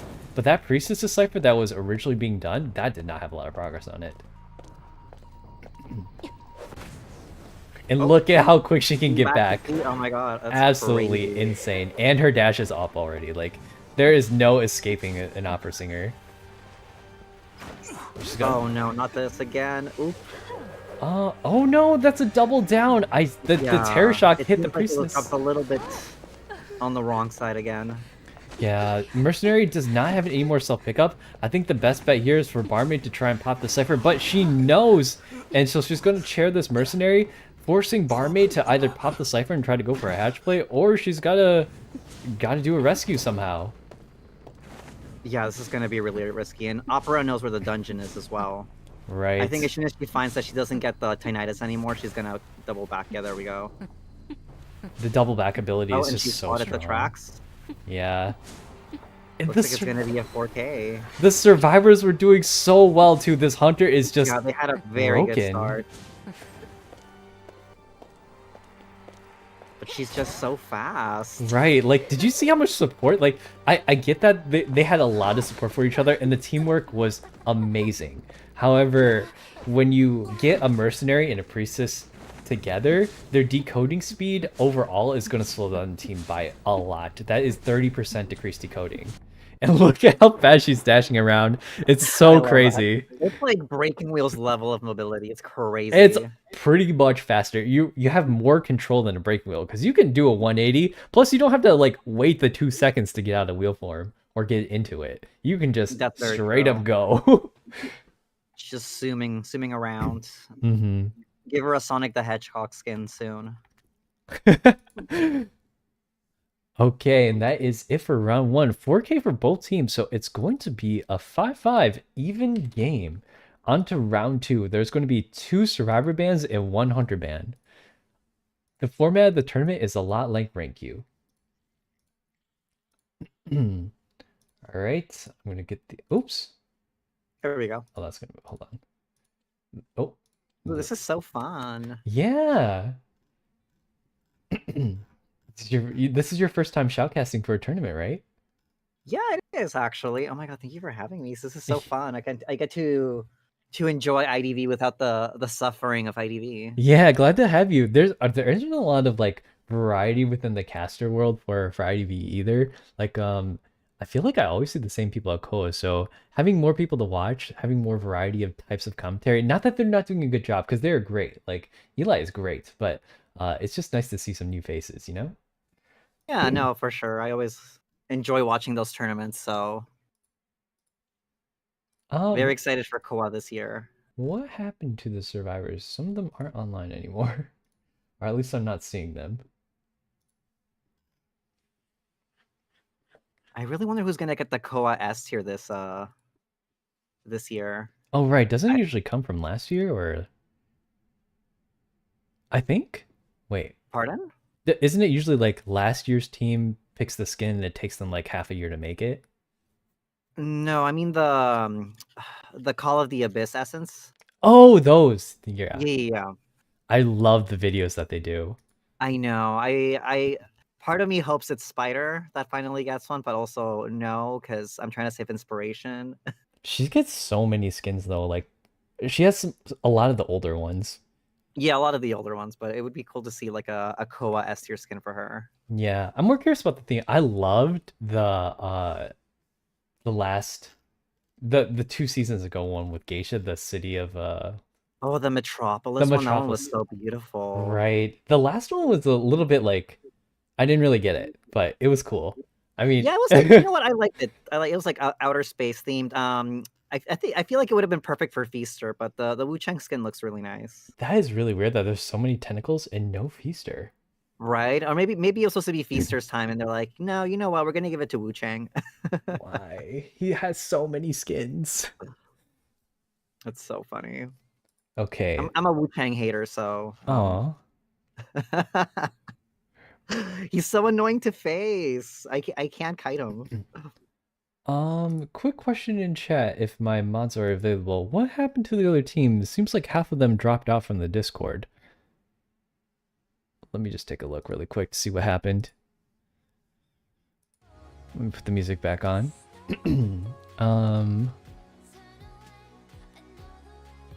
Guess she can be very dashing. Oh, Aki. Can you ask the team where they're at? Actually, hold on. It's gonna show the tournament chat for a second. They fell asleep. Some of them are in China time, so. Oh my goodness. Yeah, it's pretty early for them. They were up this morning. It's unfortunate that they were at the top of the bracket, so they played like in 4-hour increments of the day. Oh my god. Yeah, it just leaves like an awkward amount of time. Not really enough for you to do anything. You just kind of tournament preoccupies your day. But I don't see them in the tournament anymore. Maybe they rage quit? I mean, they just won that round, so I don't see why they would. Yeah, there were... They might have just disconnected or something. But their whole team disconnected, so... Oh no. Oh my god, maybe they got abducted or something by like aliens. That's crazy.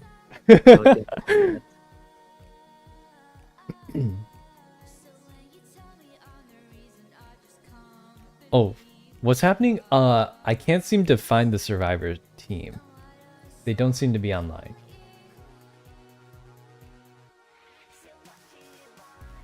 Oh my god, plot twist, they're online on the wrong server. That's crazy. They were just here. What happened? Let's not go into race. Chris just says, yeah, they did fine. I mean, the both teams got 104k, so... Oh, it looks like they're coming back. Yeah, at least one of them came back. I'm just not really sure what's going on. They're pouring in slowly. Yeah, let me remind you guys that we do have a schedule to keep. The finals match is at midnight, and for teams who are in other time zones, we do ask you guys to be as quick as you can. That way we can get them in and out as soon as possible, and we can get those payouts.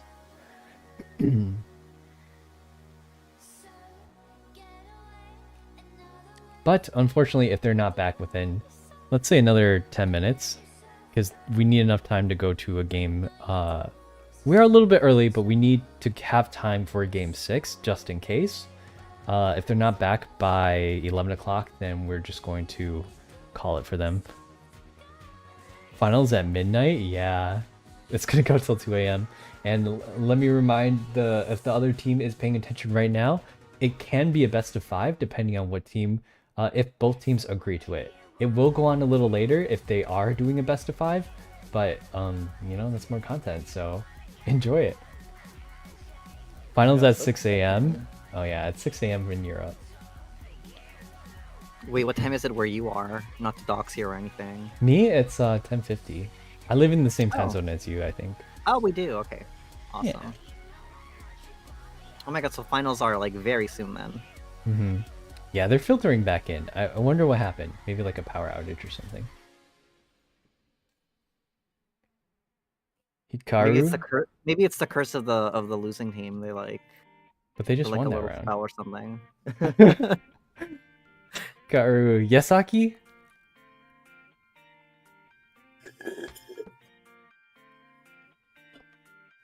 In-game chat? Oh, did I miss something? We have a switch? Oh, sorry. I was not looking at in-game chat. Can you tell them to send me that ID? I don't think I have that person. Or like tell them to send you the ID and then I will add them here. Well, actually, it seems like that person's still on. So hopefully they can just do the adding for me, and then next round, we'll get them added in. Apologies for the delay, everyone. We're getting it sorted out as soon as we can. There is a 5th spectator slot, so if you do need to move yourself in there to invite that 5th person, then please do so. I will see that you're telling me to add someone's name is Kongxing, but I can't read any of these. It's all in Chinese. Well, the second one's in Korean.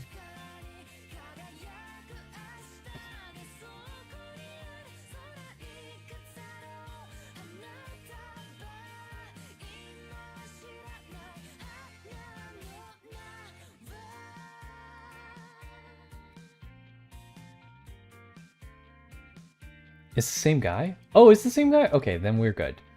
All right. Ooh, here already almost. Oh my god. Yeah.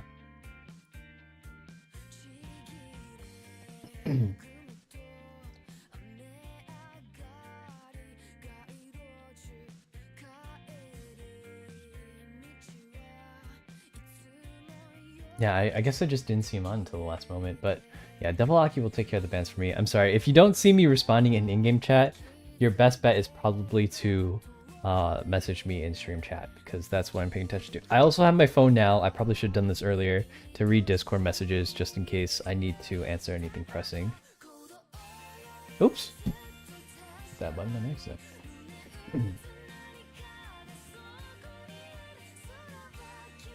So do you want to tell us a little bit about the theme of your outfit right now? Oh, my outfit? You know, just like a little mouse girl with like swirls, and she probably eats strawberries. I love strawberries. Oh, thank you. Oh my god. We have so much in common. Do you dress like a little mouse girl and eat strawberries too? No, I just eat them from a plate. The mouse girl? No, the strawberries. Oh, okay. Yeah. Now I feel safer. Oh, yeah.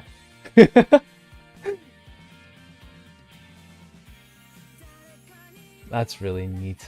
I would say I would want to get in drag, but I feel like I would not have the time or effort to go into it. It looks so difficult, but it looks so fun at the same time. You don't have to do it professionally. Just be a hobby drag kind of moment. Hobby drag. See, you gotta like learn so much stuff though, like how to do makeup and because you're so good at makeup. I would look in a mirror and be like, I mean, it took me a while to learn stuff, so yeah, like I think everyone looks a little crunchy at the beginning. I like I still can't even do regular makeup. The most I do when I do makeup and when I go out, it's like 1 layer foundation, and that's it. like BB So cream. wait, do you wear like makeup like just like every day sort of thing? No, I do. I have like a skincare routine, but I mean, this kind of like makeup. Not really, but if I do end No, up not going really. out, yeah, Okay, I see. if I do end up going out, I'll put on like, and my face isn't feeling great, I might put on like a layer of BB cream, and that's about it. That makes sense. That's kind of counts, right? Like, I don't do Yeah. eyeliner or nothing, but I have pretty thick lashes. Oh my god, slay. See, you're already halfway there to the drag thing. Halfway with just BB cream.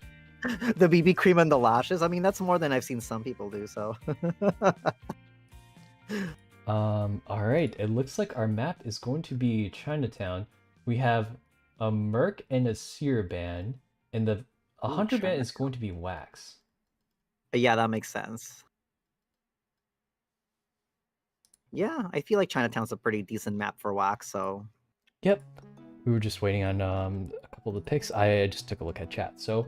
Oh yeah, don't forget to switch stream Hikaru. Yeah, no, I got it. I got it. I did it instantly this time. Who's this butler guy? Ooh, they didn't ban Priestess? Not Oh no. this time. I think it was hold on, let me check the chat what it was. It was a Merc and Seer band. And the one Hunter band was on Wax Artist. So yeah. I feel like Chinatown can be a pretty good map for Priestess. That's true. Priestess is pretty good on I think any map except for maybe Arms Factory. But... yeah, I think like Arms Factory is one of the ones where I just don't ban her as much, but yeah, like if you've seen the Koa matches, she can do some crazy portals. I remember seeing one where she literally portals from outside the map back into it. It like, it's not even a glitch. They did it in Koa. Wait, what? Yeah, there's a section where you can portal like halfway across the map and through a dumpster from one of the sides. Like you portal from the corner of the map. I don't know how it works, but it's so nasty. Yeah, Priestess is one of those ones where it's like, if you know the portal spots, it's dirty. Right. Like, even though in Hospital, where you wouldn't think she's that strong, like, portaling vertically or, like, just having someone to rescue from basement is pretty strong on its own. Yeah, no, overall, even in Arms Factory, she's not necessarily bad, but it's just, like, her worst map, I guess. But even then, like, I've gotten my ass kicked by Priestesses on Arms Factory, so... Yeah, me too. And, it seems like we're going with Nightwatch. I love the skin, by the way. Yep, it's the limited S tier one, and he's going to look for a Priestess first. She did jump down from the top portion of the map. As long as he doesn't have that dash, and she's maintaining a pretty healthy distance away, I think she'll be safe for now. And there are the portals. The portals are going off. I think she just ran into another survivor, but as you can see, the Nightwatch is not having any of that. She is going straight for that Priestess. She might be able to buy us some more time if she's able to constantly loop this window. Ooh, it's getting a little bit close with how fast he's able to go. Oh! He uses that portal to cut off his one ability, and he doesn't get a stack from that, so she's going to be able to loop this a little bit longer. Yeah, it seems like now he has to wait for the cooldown, and then now we got the bees coming in. Yeah, the bees actually don't protect her a lot. Oh, and there's a free hit for Nightwatcher. The bees are still going off on him. Bought her a lot more time. And, yeah, she's look at these perfectly placed portals. I think that's as far as you can take it, but that's halfway across the entirety of Restaurant. And the vaulting speed as well combined. So she was ready to be chased. Right. Oh, it looks like she's gonna get knocked down here, though. Yeah, an unfortunate drop timing right there. She doesn't have any portals to work with right now, and she can't utilize her long portal without like a good 6 to 10 seconds of not being chased. But someone is already on the case for the rescue. I think that's a first officer. And it looks like they have what, like 2.5 ciphers done, pretty much. Pretty typical of a cipher rush. It's only that one cipher that I think they brushed across an entomologist that didn't get finished. The first officer did use that pocket watch pretty early. Ooh. Oh, but he gets hit out before he's able to get to the chair. I think that's fine though. Unless he gets sucked right here, he does. Oh, that was the priestess that got sucked in. Right, it was almost a double down situation, but I think it's better that it's only the priestess that gets hit, as Nightwatch can catch up really quickly to most survivors. Let's see if he's able to land another hit on her to get full presence. Yes, yes sir. You do have to keep kiting if the hunter is not full presence, because now he's going to have an extra charge every time he uses his abilities. Basement is nearby, but I wonder if he's gonna chair her just out here. Yeah, probably. Yeah, that makes sense. Yeah, not to risk the wiggle or anything, I guess. Right, and ooh, they left their bees right there. You gotta take your bees with you if you're not careful. The bees could, you'll lose them. Don't use them. Luckily, it doesn't seem like he noticed, so... Right, I heard the sound, and it looks like he's more concerned about just getting the survivor out before she's able to rescue, and he does catch out Antiquarian. This might be a scuffed rescue on their part, and there's only one second left. He does find her. Oh! Almost dodges the hit! Actually dodges the second hit. She doesn't make it in time. It was a really good rescue scuff on the Night Watcher's part. Oh, now she's gonna get the basement. With no priestess to rescue her, they're gonna have to send in probably entomologists since first officer's already hurt. Yeah, it does seem like they're almost on, almost at the priming point for that last cipher, so... Right. I can say that, right? They're not listening to me right now. Yeah, there's a 15-second delay, so, I mean, after 15 seconds, you could do an entire cipher on accelerated decoding at that point. That's so funny. And I'm pretty sure they know by now. He tries to get the drop hit, but just misses it. You gotta be really careful with this. Oh, he does get sucked out of it. Yes, and the cipher does get popped, but it's so late. He might be able to get two more down here. Oh my gosh, she's kind of schmoovin'. Oh, the beasts are still coming in, though. Yeah, she's really saying take me instead. The entomologist is trying her hardest to run interference for this antiquarian. 2 hits, but it's only a 3-second Is that gonna be enough, though? I don't think so. Wow, she's actually so fast. Yeah, she got a little bit of a speed boost. Oh no. Tries to flip over that pallet, but does get hit in the end. It looks like first officer is going to be able to do a solo escape on his own. However, entomologist and antiquarian are both going back down into the basement. Even if Ento is able to pick herself down here, she's still working her bees. I don't think she's going to be able to do anything on her own. This is not going to...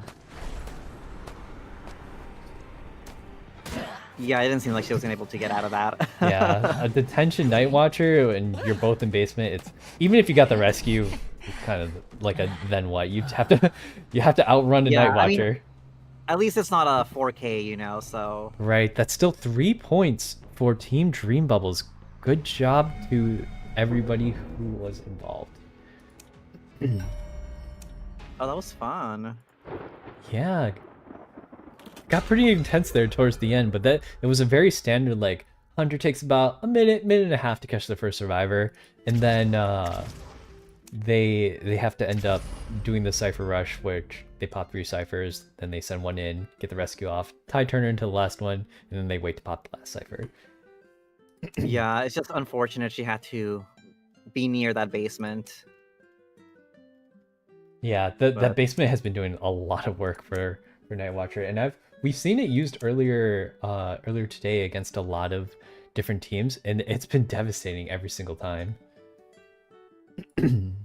Yeah, especially against like characters like Nightwatch that can catch up quickly to you. I think the most intensive one was trying to rescue from a Dream Witch. Because oh no, she'll just in the basement. Yeah, that's never gonna happen. All those little followers just lining the stairs. You miss one drop hit, you got another chance. The worst basement one to go in my opinion, is Naiad's flooded basement. Oh yeah. Sometimes they leave just this little crack, and survivors will abuse every second of it. So funny. I believe they asked me to invite a different Hunter this time, but I'm kind of trying to invite the same person. I have to like go back into my history to see who that was.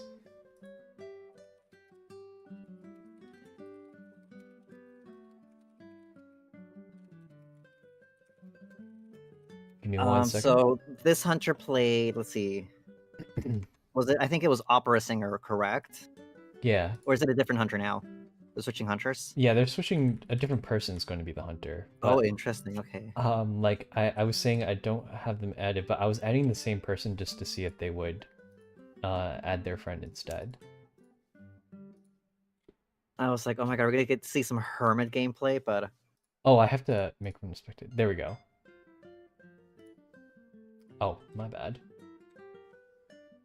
Let me move us back to the caster scene.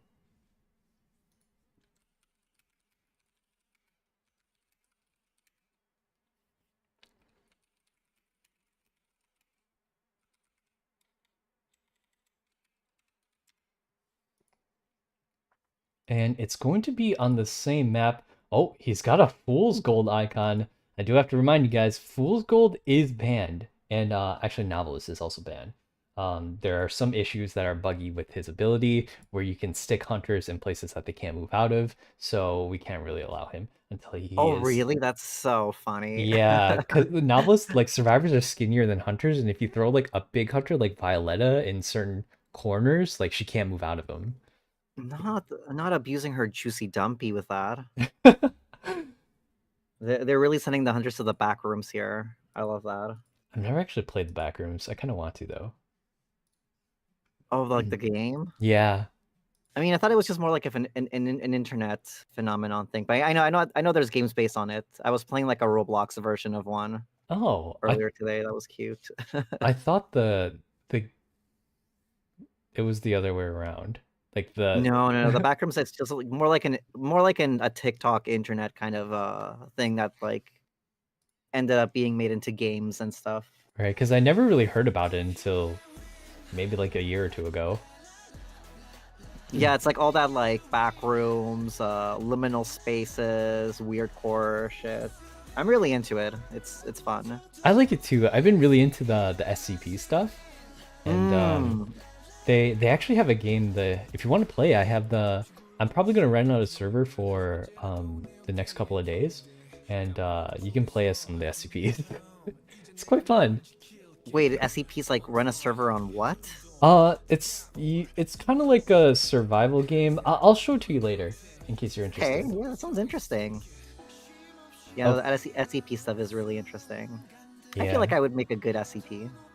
That would be so cool. I'm not really sure how you get yourself into the catalog, but it seems like most urban legends make it in there. That's so funny. There's even ones that are like after famous people, like Mariah Carey would be an SCP or something. Mariah Carey SCP, what she breaks out every like winter. Sings you a Christmas lullaby. She does the "It's Time" thing and like straight up kills families or something. I don't know. All right, we have a sculptor ban and a ban on priestess and psychologist. So we are good to go. Where's the hunter? They were just here. They disappeared.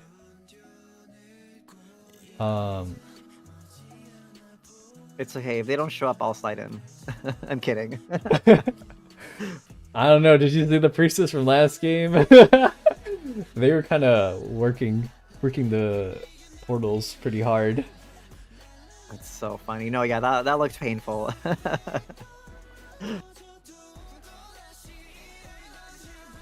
Yeah, the hunter disappeared. Not really sure where they went. Let me see if I can add them. Oh shoot, my friends list is full. No. Oh my god, don't you hate it when you're so popular and your friend lists get full? Like, oh my god. I had to clear out so many people to add for tournament purposes this week. If they come back to the game, I'll just re-add them. I mean, yeah, that's my rule too. I'm like, if I delete you guys, do not take it personally. You know, we're just so popular, you know. Yeah, I think Devil Aki's tell your card to add points. Oh right, I did not add the points. I apologize. I am not on top of it. My brain is literally steaming on the scenes. It's going to be currently, let's see, who just hunted? I believe that was Dream Bubbles hunting, right? It's 8-1 or 8-6 in favor of another team. So Q and Y is hunting this time. It was Dream Bubbles. 8-6. There we go. Q and Y with 6 points. Cream Bubbles with 8. The Hunters have been doing really good today. Same I Hikaru know, it's so exciting to see. Yeah, it's still a Sculptor band. Oh, I don't know how they got back in here, but they are back in. Oh, a sculptor ban. Interesting. Yeah, I wonder what this Hunter is. I don't see any badges on them. I'm afraid to click on View Archive because it might kick me out of the lobby if I do something like that. Oh, I see. That makes sense. IDV's got some weird gimmicky things.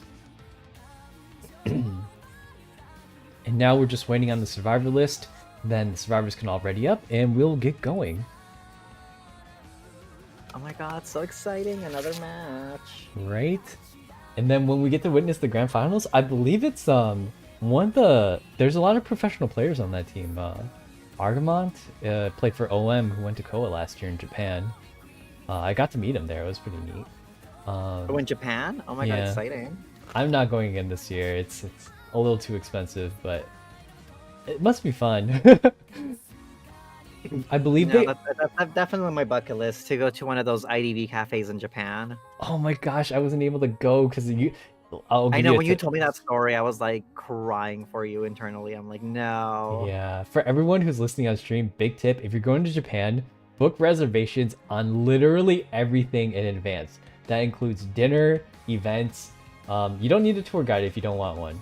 But if you're going to have food with a large group of people, and I'm saying large is like 4 or more, so a small group of people, you're going to want a reservation no matter where you go. Even if you're going to like see a show, make a reservation. Tokyo is booked around the clock every single day, 24/7, all the time. You will never get into anything. That's so funny. Oh my god.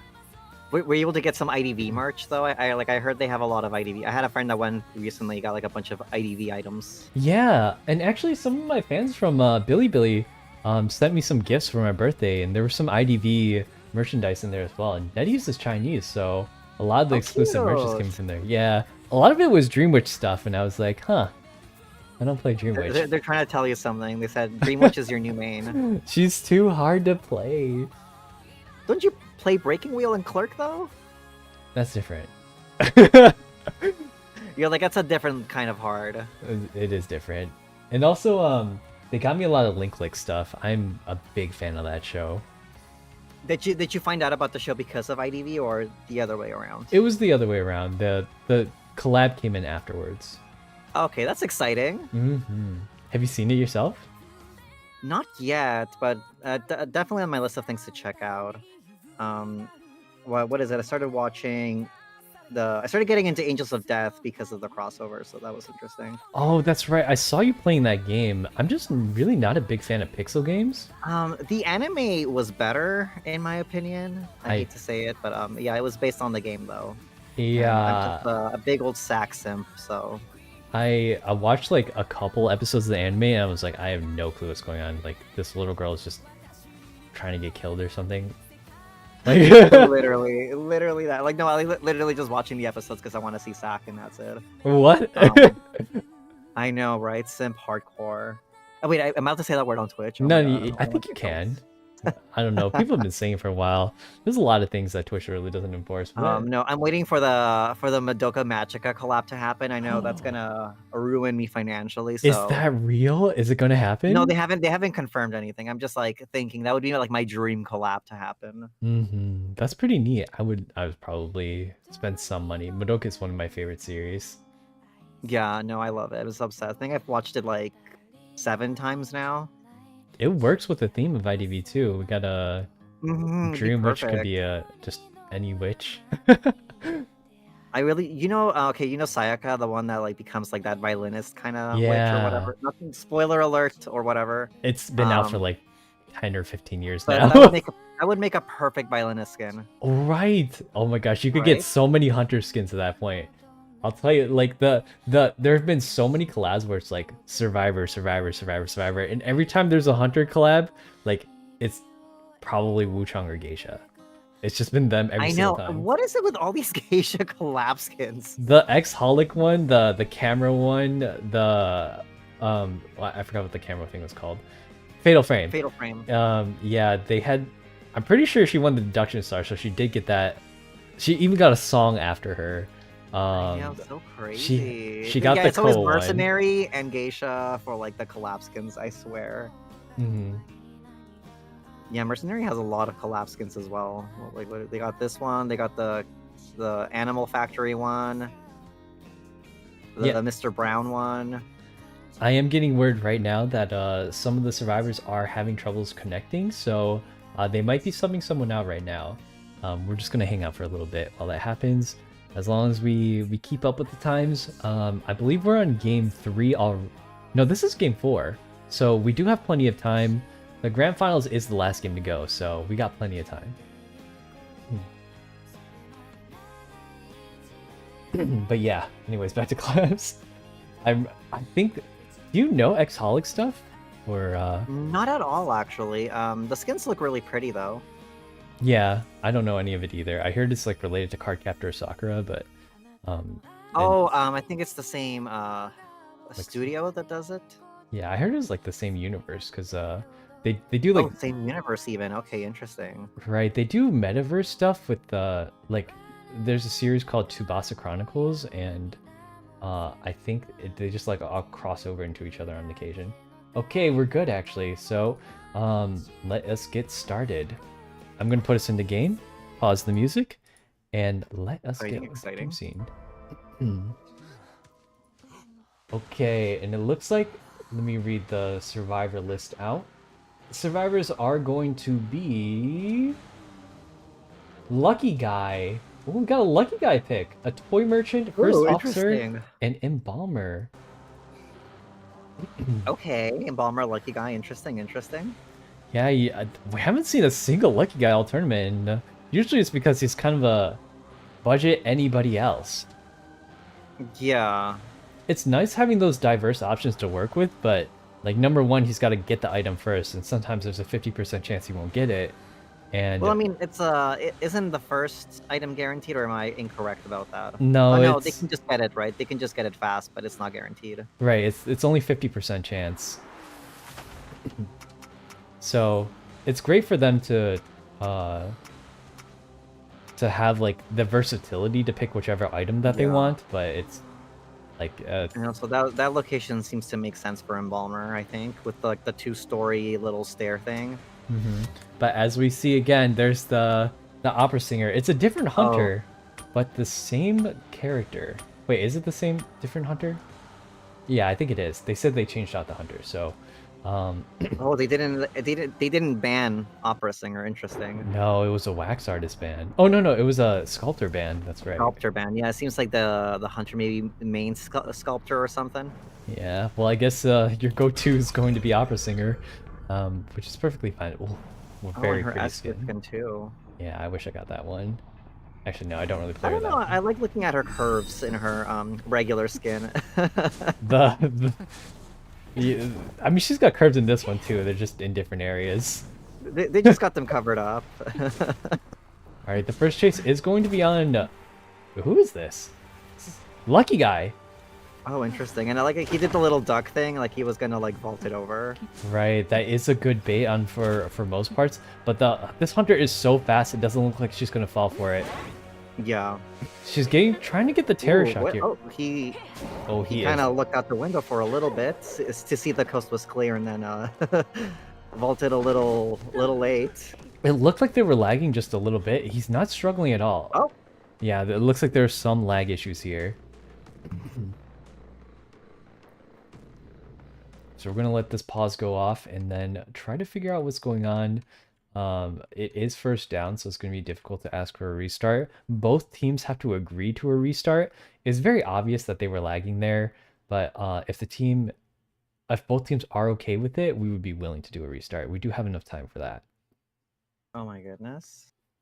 Oh my god, I feel like such a real commentator now. I get to witness one of these pause the deduction moments. Yeah, let's go back to the caster scene for a little bit, just while we wait for them to figure the situation out.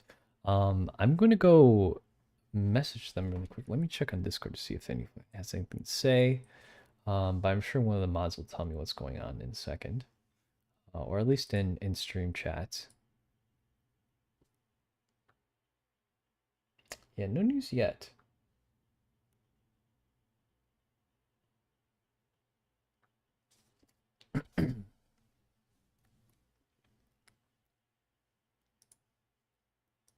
Yeah, if they're not able to get their Wi-Fi in order, they're probably gonna have to find a sub. But if they want to completely switch out a survivor, I don't imagine that the other hunter will object. He did find him really quick, but it's very obvious that this lucky guy was lagging. He kind of just stood Yeah, at the window the for a sec. little window moment. It was like, oop. Let's see what they were going to do though.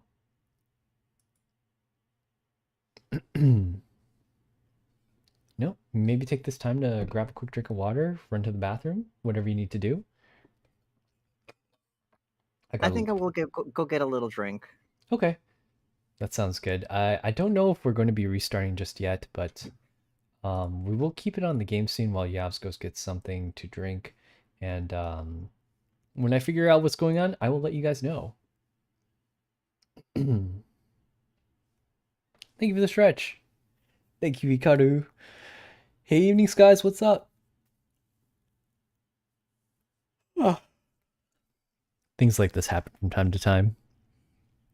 What is the name of the commentators? Well, my name is Hikaru. I'm a Wolfboy VTuber. I stream a lot of IDV on the weekends, as well as other competitive games like League of Legends or Valorant or Apex.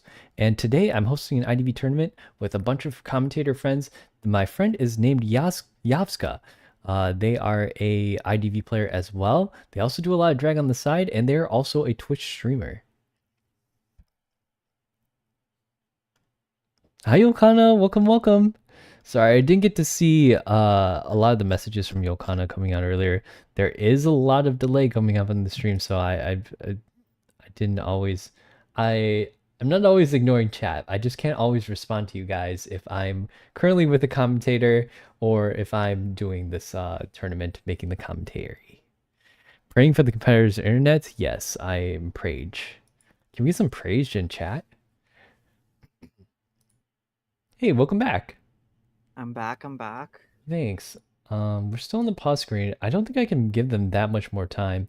Let's say that they go to like probably like another 5 minutes for them to figure this out. 5 minutes is a lot of time, and this is more of a casual tournament, so I'm willing to allow it. But we got a timetable to keep. We're on game 4, but if this game goes well, or if they end up getting a tie or something, we could very well ending up having to do 2 more games before finals, and we only got 40 minutes left. So, Oh my god, Hikaru, how's the weather over there? It's so windy here, as you can see. True. Whoa, are you outside? Is it? You didn't know I was outside? No. Why are you outside? It's nice out. It's freezing. I thought I lived like just south of you, but wait, hold on. What is the temperature outside? Let me check. It's 5 degrees Celsius. Yeah, I'm in my backyard right now. You're in your backyard? Wow. Yeah, there's little raccoons nibbling on my toes. Wait a second. I don't think. Are you sure? Do you have raccoons as pets? No, I'm in the backyard. Oh. Huh. Interesting. You're not cold? Hikaru, you're so gullible. Oh my goodness. Well, I'm just saying. You said you were outside. Why would you lie to me like this? Oh my god, I feel like I could like get you to tell me your social security number. No. Wait, dude. Is there like Canadian social security numbers too? Oh wait, I think it's like what do we call it? Hold on. The game is restarting. We call it something different. Oh. Yeah, we are back on the game screen. Looks like we are continuing with it. The lucky guy was able to reconnect, so he is going to remain on the chair here. That was a really early down, but it looks like if all the other survivors are okay with it, then I am okay with it as well.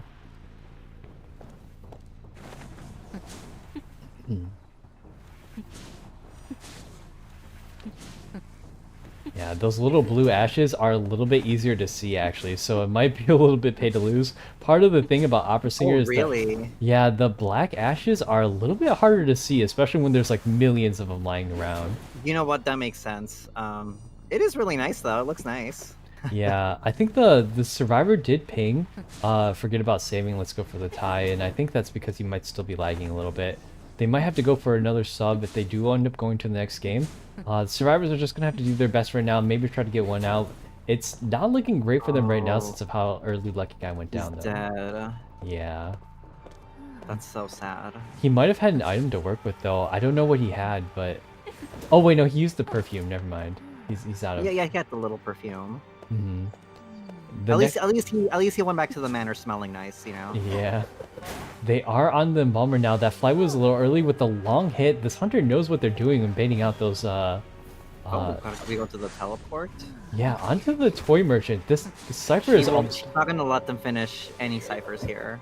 right. They're still at 5 ciphers, but it does sound like it's primed. It's best to just get away as far away as from her as possible. And I don't see any catapults laying around for her, so the toy merchant doesn't have a lot of ability to kite. Oh, flywheel. Wow. Quick thinking. It's not enough though. And toy merchant does go down. Yeah, Opera's so fast. She's able to get from one side of the fence to the other side of the fence and then just teleport straight back instantly. She kind of looks like Bayonetta in the skin a little bit. Oh yeah, now they mention Do you see it? Yeah, a little flashier than Bayonetta. For sure. And more covered up.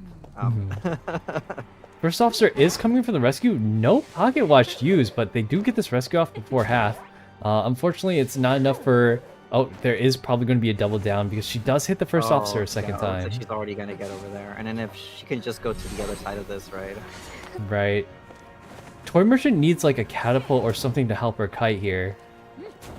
She's doing a really good job dodging in, but that was not enough either. It's not looking good for the survivors right now. The only one still up and running is Embalmer. Yeah, he might actually be able to do something here with his embalming though. Like if the hunter isn't careful, Embalmer could just leave his embalming on top of the hatch and then just try to go for a one-person escape, because there are 3 ciphers left, and as you see, the complete dominance of Opera Singer is she's just so strong. Nothing can be done about her. It looks like she's looking to see around the dungeon area, just to kind of... At least now she knows where the dungeon is, you know? She's going back to check if Embalmer's going for any rescues. Yeah, it looks like they're opting to sell all their survivors and just try to get a one escape here. Look at that, she like covered 2 corners of the map and then she's already here already. Right? She's just so fast.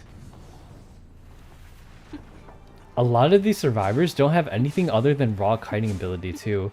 Like you saw, the toy merchant didn't have any of her catapults set up, so it was very difficult for her to get to one place to the other. Oh my goodness. Right, you even saw there that, oh, he's actually opting to embalm this early into the match. I did not think he was going to do it. Oh, first officer is down, and I don't know if first officer has self pickup. Yeah, maybe he's saving it. Yeah, because they do sort of know where hatch is, but it's on the other side of the map, and Embalmer doesn't have another coffin to work with here. Ooh, wow, look at that. Embalmer's gotta somehow die. Or actually, Embalmer does have self pickup himself. I don't know if it was the right move to use that coffin right there, but he might be able to get over to hatch if they end up killing the first officer. First officer decided to run for it. Yeah. Even if they did find... He still has watches, right? Yeah, he still has... Oh, but she's just so fast. As soon as he put it out, she's just like already there. The radius of the pocket watch, the very first one, is huge, but look, she's just so fast that she's able to get there before the pocket watch even goes off in there. If you swing in like a 180-degree arc, you're gonna hit them. Yeah, Embalmer is back up, but I don't think Embalmer is going to be able to do anything here. Oh, he's like... Well, good thing he dropped it. That way it slows her down a little bit, but it just seems like... Seems like it's gonna be a 4K, I think. Yeah, there just doesn't seem to be any way... Oh, a great... There was that would have been kind of funny if he actually was able to hop onto the stairs again. Right. But neither of these survivors have self-pickup anymore. It's looking a little doomed. Yeah. Yeah, I'm surprised there wasn't any Opera ban. Especially right now, I feel like she's one of the strongest hunters in the meta. Right. She's just completely dominant in every single match. And unfortunately, the lucky guy lagged out there and they weren't able to rescue him. Same with the toy merchant. The toy merchant didn't get a rescue either. So I was assuming they were going for the one out. With an Embalmer, it was very likely, but you want to try to get all the points you can in the middle of the tournament. Let's switch back to our caster scene. All right, let me re-invite people. Am I missing something in chat? Oh, there we go. Opera is so fast. Yeah, she is the fastest hunter in the game. I would say she's faster than Breaking Wheel. If they were going just in a straight line, Breaking Wheel's probably a little bit faster. But if they were like doing a race course with like obstacles in it, I think Opera Singer would definitely beat them. Yeah, hands I mean, down. it does seem like she can cover a lot of things fast, like catch up to people fast, because she doesn't have to get into wheel form or get out, right? Like, yes, like I think if it's like lakeside, like yeah, he can get to one exit to the other exit gate, but it seems like yeah, like you said, when it's more controlled kind of environments, you can really get around very fast. Mm-hmm. Okay, we do have Feng's Hunter on. Team Dream Bubbles is Hunter. We just need the survivors from Team Q and Y. Or was it Y and Q? I'm sorry. I can update this chart as well. That's 5 points for Team Q and Y. Sorry, I said it incorrectly at first. Making it score 11 to 8. It's still very close, could be anyone's game. It's going to rely mostly on the survivors trying to get out, because the hunters have been doing a really good job getting 4Ks. I'm pretty sure every hunter game has gotten 3 or more survivors at this point. Yeah, I think that's only there's been no ties or anything like that, so seems like the night of the hunters right now. I don't happen to see the survivors on right now, but hopefully they can get on soon so I can start inviting them.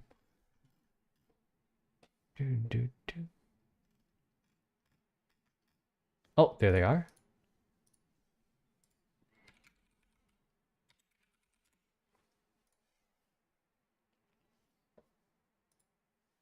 Oh, also Hikaru, you are able to like view archives without leaving the room. I just checked. Perfect. I figured it out. I cracked the code. That's great.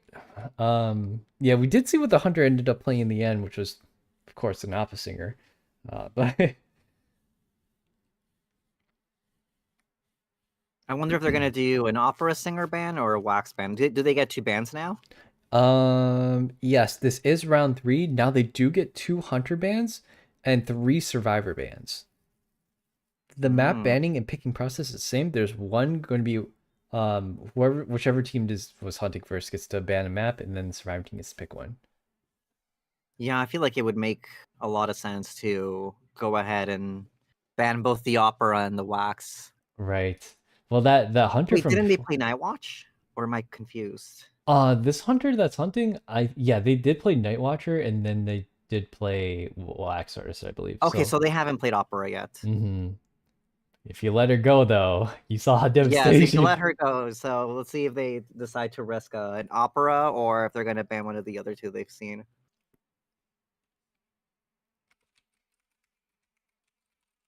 Oh yeah, last 30 minutes for your birthday, Hikaru. Oh no, I'm old.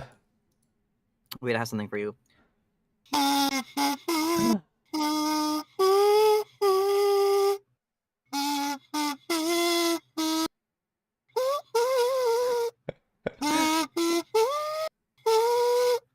Hikaru.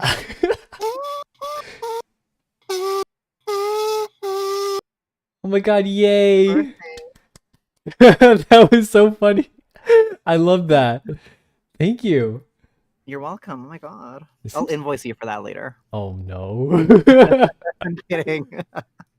Alright, it seems like we are missing one survivor here.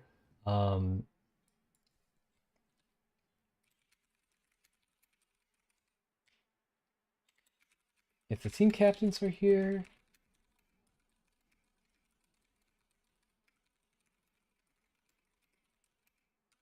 Yeah, we could get the bans and picks going. Hopefully we can get it started soon.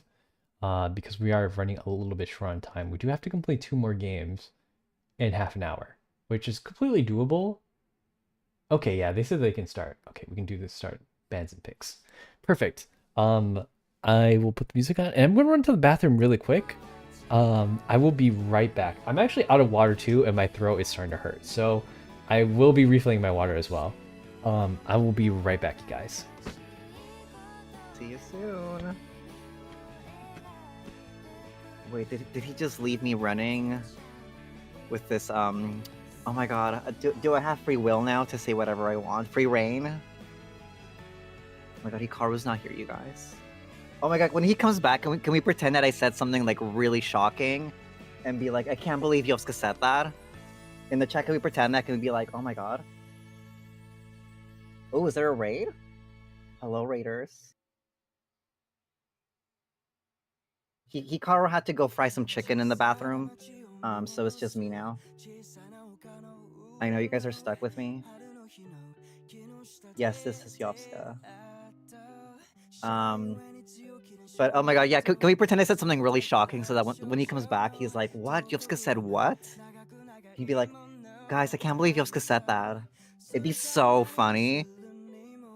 And I'll be like, oh my god, Hikaru, I think you have to like delete this bot now. Like I said something.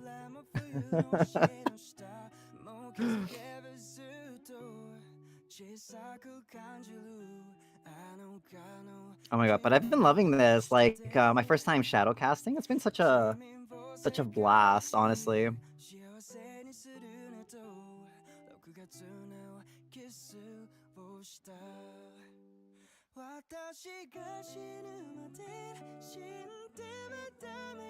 We will protect you. Yovska said nothing. Oh my god, thank you guys, thank you. You're doing so well too. Oh, thank you, Iron Doggy. Nice to see you guys. Yeah, I like seeing some familiar faces in here too. Hi, Sleepy. That's so funny. I forgot this little headpiece had little hair, so it's just like the little fan running. I got my little Miffy fan. My whole setup is like Sanrio, Hello Kitty, Miffy, and stuff. I got so many dolls around me. You guys know I collect dolls. Like my entire workroom is full of plushies. So, you know, like I'm the ultimate drag plushie, so you know I gotta surround myself with those plushies. You're really good at commentating. Oh, thank you, bestie. I mean, I have been on reality TV, so I am used to the camera, you know. Yeah. And that was factual. I'm not kidding. What outfit is this? Just a little real one by me. Okay. Oh, sorry. What is it? OC. Is that how you nerds understand things? Like if I say OC. Nerd. It's an OC character. Oh, hello. I'm back. Hello. just having fun with chat. Definitely didn't say anything out of pocket. I believe you. Here, let me check to see what the map pick was, because that's the only thing I have to get to. Ever Sleeping. I like trains. You like trains? Yeah. The Ever Sleeping train. I've seen survivors get hit by more than hunters, so. No, it's so funny. I love it. Yeah. I love when it happens. Oh my god. Chat should really be quiet right now. Oh my goodness. What is going on? Hold on, let me check. Yovska called us nerds. Take it as a compliment. I would never say anything like that. Oh my goodness. I was there for that part. It's okay if you call them nerds. I'm a little nerd. Are you a jock then? Am I a what? A jock.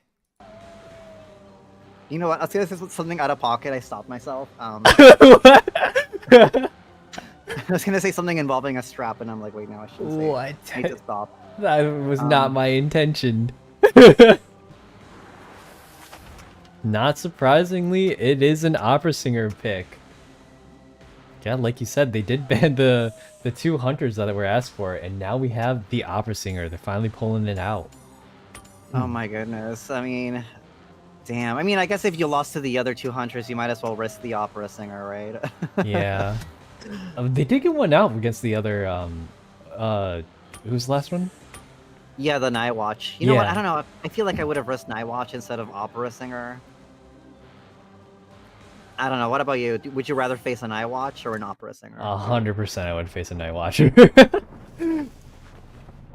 But yeah, I'm personally not as afraid of the Night Watcher because there's a few more things you can do to counter him. Like if you stop his air suck ability, it pretty much stops the air suck ability and puts it on cooldown. But if you're like an enchantress and you stun the opera singer, she just goes right back into her form. Yeah, I guess you could say his sucking game is really dangerous for sure.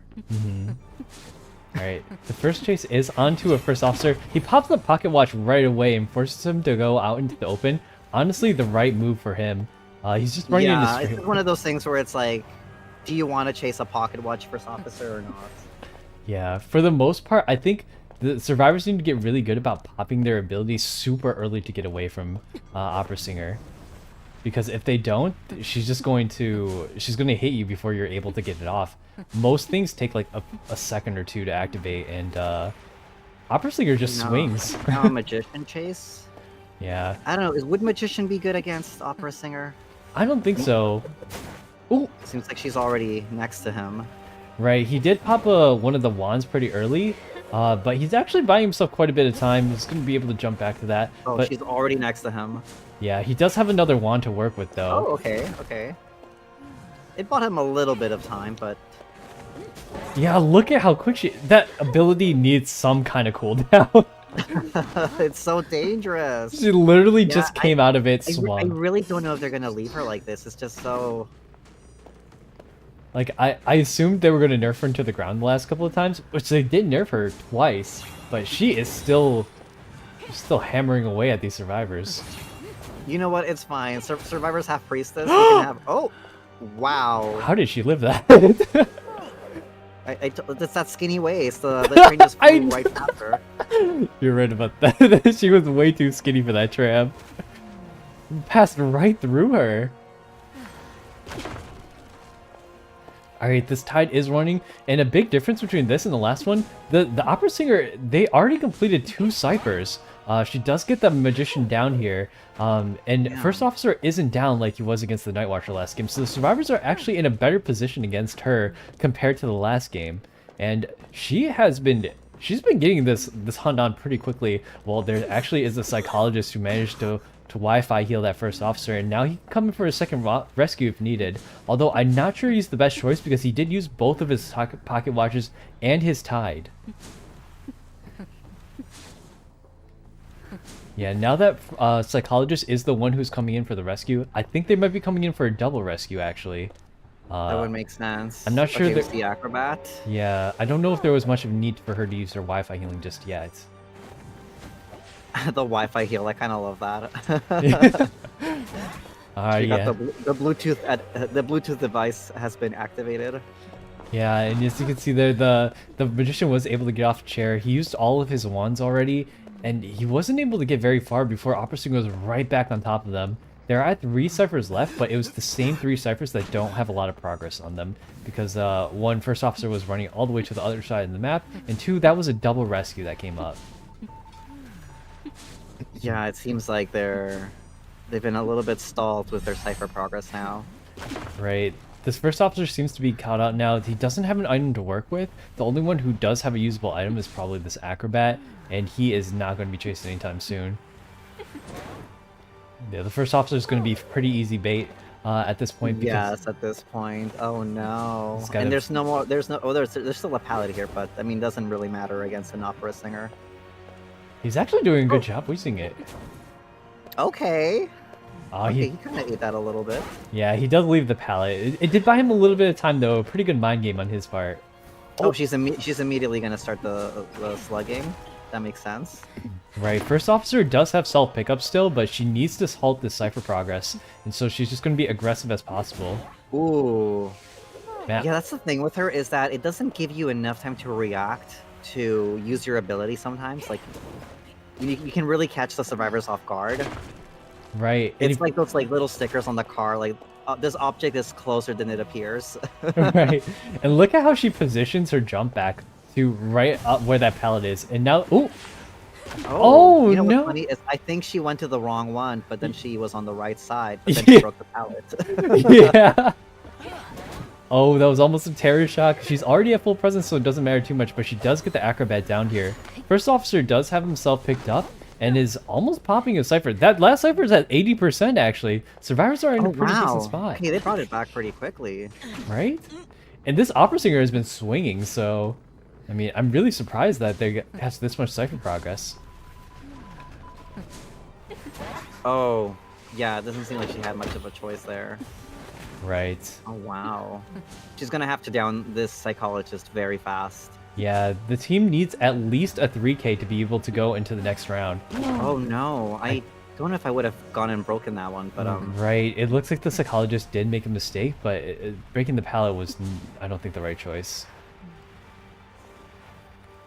Well, yeah, because they ended up leading the loop anyways, but it seems like she's gonna get the down on the first officer here. And they were They're able... making very good use of those windows, though. Yeah, and they were able to push the other survivors out the door. She's teleporting again! Oh, wow. Oh my goodness, She's not giving them any room to breathe here. Right. And first officer, I believe, did use their self-pickup earlier. Oh, she tries to get on the tram, but isn't able to make it. Right. She is going to chair her, though, but I think, unless she can get to that side of the map super quickly, it seems like it's going to be, it might actually be a tie for them. Yeah, they is coming to heal that first officer up. Oh, wow. Were they able to get that door open? No, I don't think so. They're clearly running away from it. And look how fast she's pretty much already at that door. Oh! Yeah, she's at the door. Only 50% open. It's not even close. Wow. She's just constantly... Go back to one of those. Wow. Yeah, she's constantly slugging this this first officer. It's buying them a ton of time. Ooh, that was really close. If she stopped on that, it might have been Jover. This is kind of the only defense against Opera Singer. You just gotta throw down every pallet that you see. She is chasing after... those pallets and those windows, they're doing a pretty good job right now with that. She cannot get a single door open right now. They're touching it as much as they can, but it is not even close. I think that door is like less than 40%, and the other door is just over 50. Now, if they do want to go back for that door, it is about 50%, so they might be able to do something here. There's nothing for her to hop back to. It seems like she's about to get teleported in like 10 seconds. Right. She might be able to teleport to that door. Yeah, because it was only at 50%, right? So I think she will likely use her teleport. Like, she's waiting for the teleport right now. Dude, they just know. The survivors are anticipating the teleport too. Oh my gosh. Oh my goodness. This is so close. She is just constantly hitting this first officer. This is the third time he's been down on the ground. There's nothing he can do about it either. And Acrobat's not able to get the save on the Psychologist this time. So he's... Oh, she finds the Acrobat. It's looking like a 4K. So we are going to have another game. Wow. Yeah, I will risk the Night Watch 100% every single time. Yeah, that's the thing. You just can't let Opera Singer go unchecked. It's like she's like the new Dream Witch meta. Right? They ask you like, oh, what is it? Aggressive hunter meta or like a better survivor meta? No, it's an opera singer meta. She is just way too dominant in all these games. But that is why we give you 2 bans in round 3. It's funny. I think last season I probably would have ended up maining Opera Singer if she wasn't banned every single round. Right? Yeah. When I play Survivor, sometimes I always ban Opera Singer. I don't even have to ask. Here we go, and that is going to be 5 points for Team Dream Bubbles, putting them ahead 11 to 13. So, oh, wow. Yeah, we're gonna have to have at least if they get a 3K here, they're gonna have to play another game, and then how it goes in Koa. Oops, that is not the right one. Sorry, I'm just a force of habit. Oh, let me there we go. Yeah, so how it's going to work is that if they do end up getting a tie, so if they end up getting a 3K here, that will make the score 14 to 14. They're going to have to play one more set of games, and it's going to be based on whoever escapes quickest and fastest if they tie again. So that is what the rules for Koa are. We will have to make time for it because the last games are... We are running on a pretty tight schedule here. I don't know if we're going to be able to make that last set if we are able to go there. So maybe one of the teams will get a 4K. Maybe they'll get a 4% escape. That would be pretty cool. We have yet to see the hunters drop any games though. It's been the Yeah, hunters carrying every it's single been a game. very hunter dominated rounds. Hmm. Oh, let me open up more survivor or spectator slots so that they can invite their hunter in.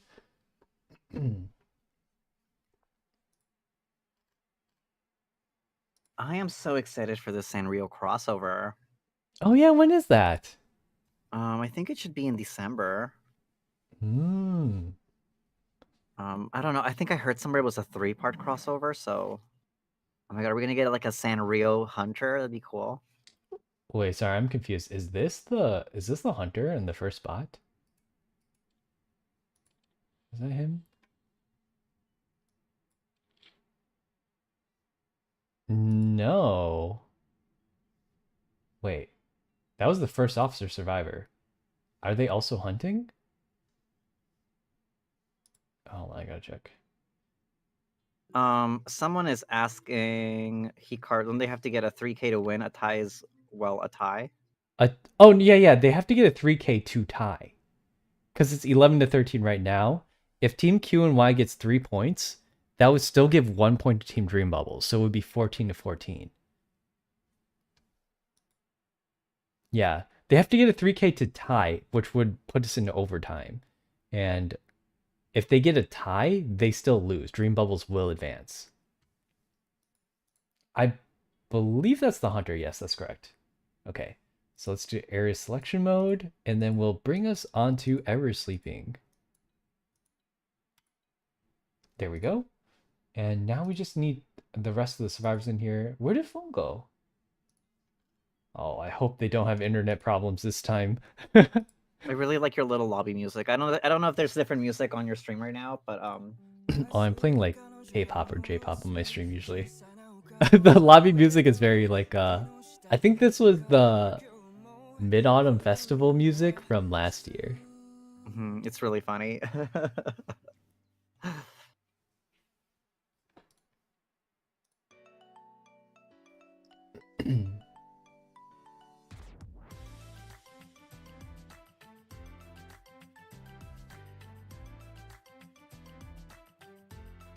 Oh my god, cute. Oh my god, oh yeah, I wonder if we're gonna see more than one survivor escape. Right?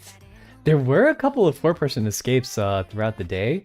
Oh wow. Yeah, those were really intense matches. It's usually like it's very much decided when like a hunter doesn't get their first presence. Like if you miss your blink, it was just doomed for a clerk the rest of the game because she didn't have her first presence to work with.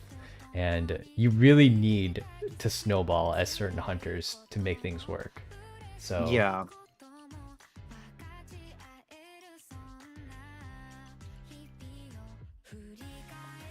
All right, the 3 survivor bands are Seer, Antiquarian, and Psychologist. And now we need the 2 hunter bands. Seer, Antiquarian, Psychologist. Huh, interesting. Hermit, maybe? Are you finally going to get to see Hermit? It is the first Hermit that's hunting. It was the same hunter as last time. I guess they just needed a break. But we also saw that they were playing Opera Singer in one of the matches previously. I believe they played a Hermit, Opera Singer, and Wax Artist in all their... I feel like at this point in the night it would make sense to ban the Opera Singer. Yeah, we've seen a lot of Opera Singer. It's too much.